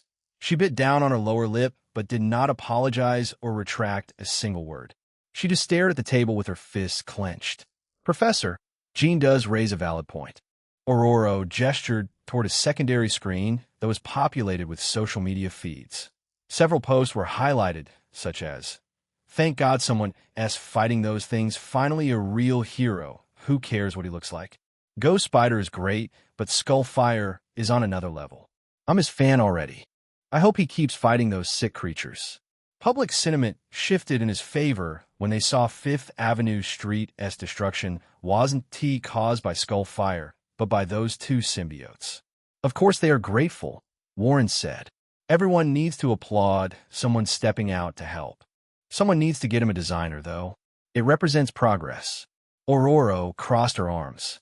The more the general populace accepts superpowers as normalized rather than abnormal, the more likely they are to accept mutants. Watch them turn on him the second he fucks up, Bobby said with a shake of his head. It's always like this. Hank nodded gravely, adjusting his glasses. In his position, there is no room for error. One small miscalculation could cause casualties among civilians or cost him his own life. Scott moved his gaze away from Jean. His actions were praiseworthy, but I don't think it was necessary. S.H.I.E.L.D. has their own division for this sort of incident. Jean looked at Scott, who was saying Skullfire and T have fought two symbiotes. And she knew it was out of jealousy because she showed interest in Skullfire. Please be quiet, all of you. I turned to Jean as she surged to her feet and pointed a finger toward the holographic image of Skullfire. That man doesn't have our gifts, training, or resources, but he is still fighting. What right do any of you have to sit here and pick apart his choices from the comfort of a safe room? We're not hiding because we want to. Director Fury has made his stance clear in front of all of us, Scott answered, rising to face her as well. Jean, talk to us about what happened. Nothing happened. I'm tired of sitting here. I want to fight. We need to fight back against S.H.I.E.L.D. Violence is not the answer. Jean's hand curled into a tight fist. Sometimes the only way to bring down a wall is to strike it with a hammer. X-Men. Xavier's intervention put an end to the argument. He shut off the hologram device and assumed a serious expression. Director Fury is not a genocidal maniac. He does not want to commit atrocities, but he will if we provide sufficient justification. Why? Jean asked in a rough voice. We have two Omega-level telepaths, you and Emma Frost. Miss Monroe is one of the most powerful mutants. Between the three of you, who could possibly stop us? What terrifies you so much? It's not enough. Even 100 telepaths like me stand a chance against that machine. Jean's eyes widened in surprise. Then a look of suspicion crossed her face. Bobby sat up straight. Professor, are we still talking about that mutant girl X-23? X-23 is a contingency against lower to mid-level threats, Xavier patiently explained. The real threat we face from S.H.I.E.L.D. is their anti-mutant weapon, which can adapt to any mutant power. I have gathered you here today so you understand the stakes clearly and do not attempt anything reckless out of misplaced heroism. Then what is our plan? Jean demanded to know. Watch the world burn while we hide here. Eric is searching for a solution. Even Celine is assisting in finding a way to neutralize this threat. All known mutant factions have ceased fighting while that anti-mutant weapon exists. Jean closed her eyes. I'm asking, what are the X-Men doing besides waiting for someone else to fix everything? Creating a safe haven for mutants who have nowhere else to go. Xavier replied with simple, heartbreaking honesty. Training young mutants to control abilities, preparing the next generation for the day when that weapon is destroyed once and for all. Jean's hands helplessly dropped to her sides as tears gathered at the corner of her eyes, though whether from rage or despair remained unclear. I should VE join the Hellmoon Club with Emma. Those words came from her heart, and it left Xavier with a pained expression, as if his heart had been stabbed. Jean turned around. Before she took a step, Scott reached out and caught her hand. Jean, please wait. Jean peeled his fingers from her wrist without looking at him and walked out. Aurora pushed back her chair and rose. I'll speak with her. Professor.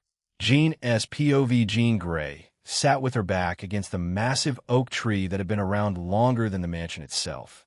The sun cast orange rays over her head, preparing to bid its farewell for the day. Fallen leaves skittered across the grass in restless little spirals, only to gather around her legs. She had wanted to use telepathy and later unsealed telekinesis for good, only to discover that mutants were not even allowed to use their powers. What happened, child? Aurora's voice drifted across the quiet lawn, soft but clear. Jean did not have to look to know it was her. The air always changed subtly when Aurora approached, as if nature itself followed her. Aurora lowered herself onto the grass beside Jean. You're not usually like this. Not this brittle. Jean kept her eyes fixed on the horizon. Even a soap bubble holds perfectly until the world reaches out to burst it. I didn't know people could be so cruel and evil. A warm, steady hand settled on her shoulder. I know something happened between you and the professor. You can speak to me about anything. You know I will listen. Jean turned her head slowly, looking in Aurora's calm but patient eyes. The mutant, who was worshipped as a goddess, had been supporting the X-Men ever since she arrived a year ago. You know I go out jogging every day. Yes, you said it keeps your mind clear, Aurora replied with a small nod, and her body in shape. Yesterday, I went out at the usual time, around 5. I follow my normal route through the woods near the road. Her hands curled in the grass at her sides. And then the psychic screams reached me. There were symbiotes in a truck. I accidentally linked to them. She clutched her head, as if reliving her worst nightmares. There was only pain and misery. Torture from birth. Even more torture when they bond with humans. Aurora quietly patted her back, offering support through action and patience. Norman fucking Osborn is using them. He is torturing so many people and symbiotes in his lab. Jean gritted her teeth, a vicious, murderous look in her eyes. I wish I could strangle him with my bare hands. A man like him should burn in hell forever. He is filth. Pure garbage. Aurora went very still for a moment, considering the implications. What else did you learn from them? He has thousands of symbiotes under his control. When they're released into the world, it will be a massacre. She looked back at the mansion, which was bathed in glowing warmth, a safe haven for mutants. But we'll be safe and healthy, living our best lives in our little protected bubble. Who the hell cares about innocent people dying, right? She lay back on the grass, folding her hands behind her head, as if she had given up. We have to tell the professor. I already did. He said there's nothing we can do. Jean closed her eyes, only to see visions of the research facility where hundreds of people were being tortured at this very moment. Professor may be right, but I can't take this, Aurora. These memories are eating me alive. Sorry, Jean. We failed you, Aurora apologized before sighing. We would be forced to be so passive if it wasn't for S.H.I.E.L.D. Why is S.H.I.E.L.D. doing this? I don't know their hearts. If I must guess, it's fear. The fear of calamities an unrestrained mutant can cause.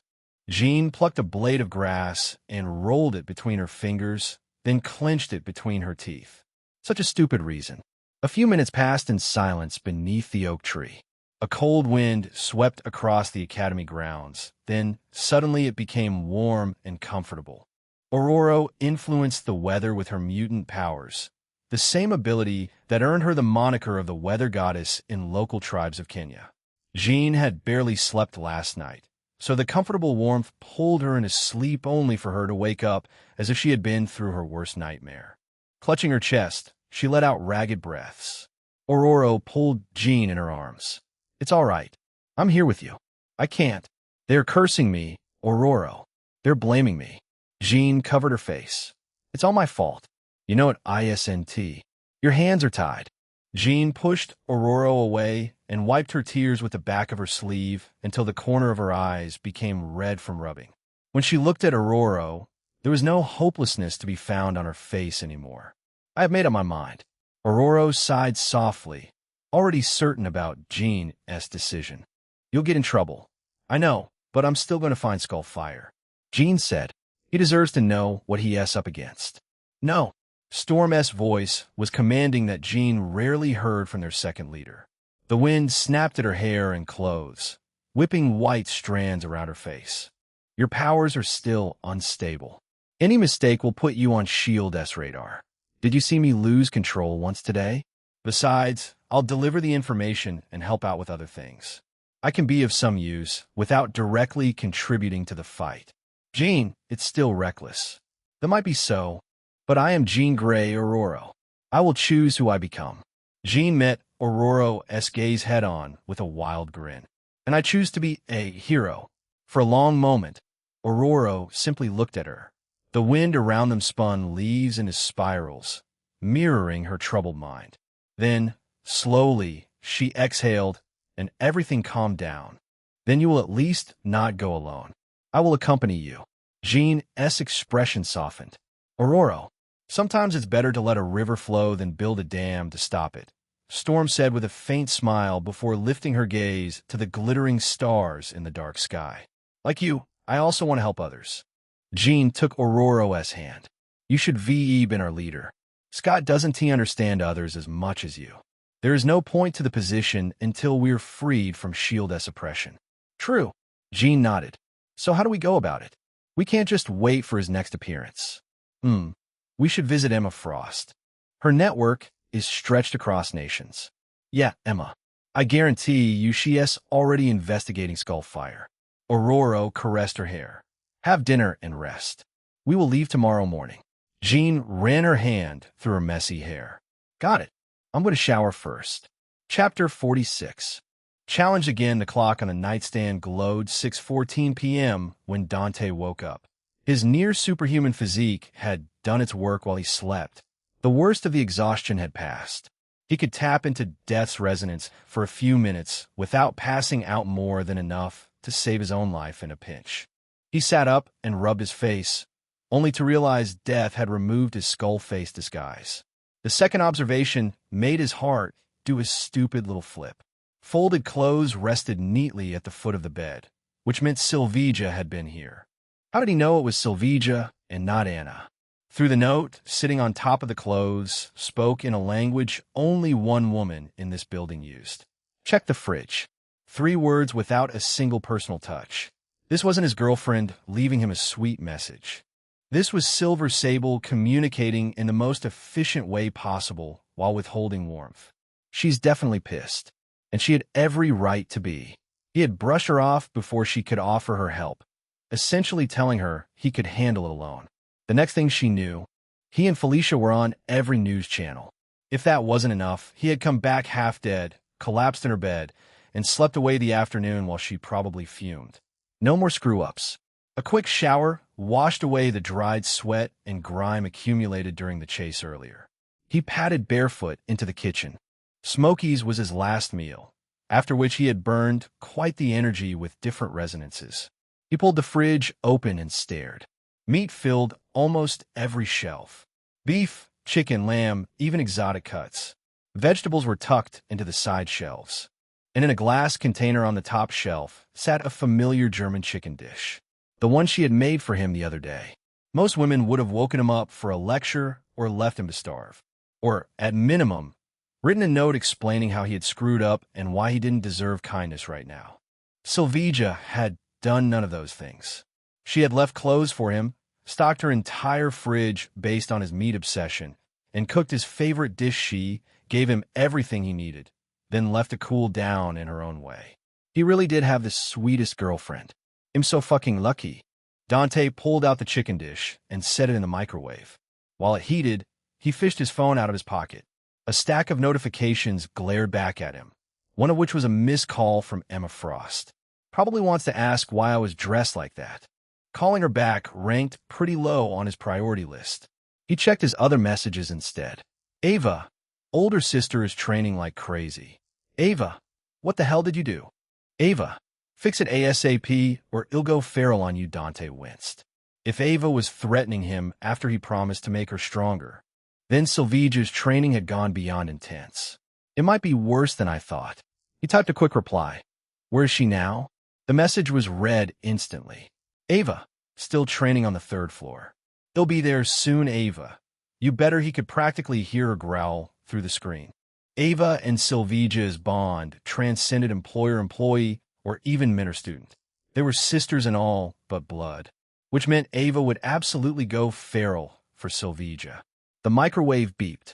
Dante pulled out the plate, which was just warm to his touch now. He instinctively pressed a hand to his chest, feeling an abundance of solar radiation within him. The solar radiation core Helio reactor slowly evolved to contain more and more solar radiation. He opened Gwen's text while taking his first bite. Gwen, swung all the way from the hospital. No one should know Felicia is here. Gwen, your stupid girlfriend rated it 9.9910. Gwen, I don't owe you anything now. He couldn't help but chuckle. The 9.9910 rating was classic Felicia. In her world, only she deserved a perfect 10. Everyone else was inherently inferior. I'm glad she didn't say anything to Gwen. The Felicia had first met in the mall would have thrown Gwen's secret identity in her face for a quick laugh. Now, she was a bit more considerate of others' feelings. After typing a quick thanks to Gwen, he opened the next thread, which was coincidentally Felicia. Felicia, darling, are you there? Felicia. Silvija said, you're resting, Felicia. Good night. I guess Felicia will also take a nap. The first text was around when Gwen dropped Felicia here. Seeing no reply, she had reached out to Silvija for his whereabouts. His girlfriend and his half-girlfriend talked about him while he slept. That could have gone very badly. The last time these two met, Silvija had aimed a Glock at Felicia's forehead. Dante typed back a short reply. Just woke up? You okay? He waited, but there was no immediate read receipt. Felicia was probably still asleep, which was reasonable after the hell she had been through today. He'll see her after Silvija. He finished the last of his chicken in 3 large bites, washed his hands, and rushed to the training area on the 3rd floor. Dante heard her before he saw her. The rhythmic thud-thud-thud of fists hitting a sandbag came from the upper area. She wore black shorts and a completely soaked gray tank top that clung to her. Looking at her outfit, one wouldn't believe it was the coldest Manhattan had ever been in its history. Even when he loudly climbed the stairs, she didn't seem to notice or care. Her ponytail whipped with each twist of her torso, as she rained down jabs, crosses, hooks, knees, and multiple variations of elbow strikes on the sandbag. It wasn't training. This was venting through violence. Ava, who had been leaning against the wall with her arms crossed, locked her green on him. He jerked his head toward the door in a clear get-lost gesture. Ava approached him in big strides and stopped just inside his personal space. Fix this. I will. Ava didn't speak, just gazing at him intently. He'll trust you this time. If you break her heart, he'll kill you. Or die trying. He gave her shoulder a brief, reassuring pat, and then stepped past her. The door clicked shut behind him a few seconds later. Silvija stopped beating the sandbag and turned around, finally acknowledging his existence. Her ice-blue eyes were either completely empty of emotion or so flooded with them. He genuinely couldn't tell which. Every time I feel good about this, about whatever we have going on, you do something to make me regret it. My Royal Highness, can you list this peasant's crimes? She grabbed the hand wraps with her teeth and ripped them off violently before spitting the fabric on the floor. Her knuckles were red and swollen underneath. Dante winced. She had been punishing herself as much as the sandbag. Do you know the consequences of what you did today? Maybe. He knew exactly what stepping out publicly meant. Ghost Spider's powers could be explained away with pseudoscience. But a burning skeleton wreathed in mystical blue flames was the rawest form of the supernatural, bound to draw attention from everyone. Mutants would want to know if he was one of them. S.H.I.E.L.D. would want him studied and ideally controlled. Every crime lord and hiding supervillain would be re-evaluating their risk assessment. Mystic organizations would start poking around for information. Simply put, had taken a massive risk to save Felicia in the most public way possible. Sylvia pulled her phone from her shorts pocket and tapped the screen a few times. Look at this. Dante narrowed his eyes on the text message displayed. Phil Coulson. Miss Sable, S.H.I.E.L.D. has had a cordial relationship with Silver Sable International and Symkaria since forever. It would be a huge help to us if you could accept our request to arrange a meeting with the vigilante Skullfire. The timestamp showed it had been sent an hour ago. Skullfire referred to him. He still didn't like the name the media had slapped on him. This was after he specially stated he didn't want any superhero name. Those clowns work fast. Had never expected to hide his identity from S.H.I.E.L.D. They had tracking and surveilling resources on another level from the FBI. But tracking him down and connecting him to Sylvia within hours of his public appearance showed their terrifying power. Sylvia shoved her phone into her pocket and gave him an intense frown. S.H.I.E.L.D. knows what you did, and you're still in the mood to joke about it? I have no reason to take them seriously, he said calmly. If they mess with me, they'll blow them up. He was a civil man with little love for violence, but he wouldn't let S.H.I.E.L.D. or anyone walk all over him. There was a limit to his tolerance. Sylvia's eyes widened. She had that specific look of someone suddenly remembering crucial information. It was stupid and also adorable. She had been so deep in her anxiety about S.H.I.E.L.D., political fallout, and consequences that she had forgotten about his extraordinary powers. He was the man blessed by death with a collection of powers that could make him near invincible for a few minutes or superhuman for hours. S.H.I.E.L.D. would be utterly destroyed if he unleashed Hyperion resonance. You really underestimate your man, Dante said, unable to keep the smirk off his face. Don't forget I can control life and death. I wouldn't if you told me how strong you actually are. Sylvia shot back immediately. You never mentioned how your powers work either. He didn't need telepathy to read the awkwardness she showed before she lied. She had been too consumed by worry to think rationally. Dante stepped forward and pulled her into his arms before she could retreat. She struggled immediately by pushing her palms against his chest. However, he held on tight. After a few moments of futile resistance, she stopped struggling. He could feel her warmth even through the cold sweat soaking her tank top. It had only been a day since he had hugged her, but he already missed this feeling. Her arms came up slowly, not to push him away this time, but to rest against his sides. Not quite a hug, but close enough. Seriously, you're so annoying sometimes. I missed you. He sighed. You've been so cold to me since last night. Why didn't you let me help? She asked. I could have talked to Norman. Said Felicia is my friend. He probably would have let her go. Dante closed his eyes and rested his chin on top of her head, feeling her still damp hair against his skin. He used her father to lure her in. Why would he let her go after that? Sylvia went very still. He pulled back just enough to look down at her. And besides, your double agent status is still needed for our operation. We can't let Norman get suspicious that his head of security is compromised. Sylvia let out a sigh against his chest. I didn't know that man was her father. The saddest part is Walter won't live a day without the symbiote, Dante said. It's crazy that the man Felicia hates the most is keeping her father alive. Tragic, Sylvia whispered before she drove her fist into his ribs in a half-hearted punch.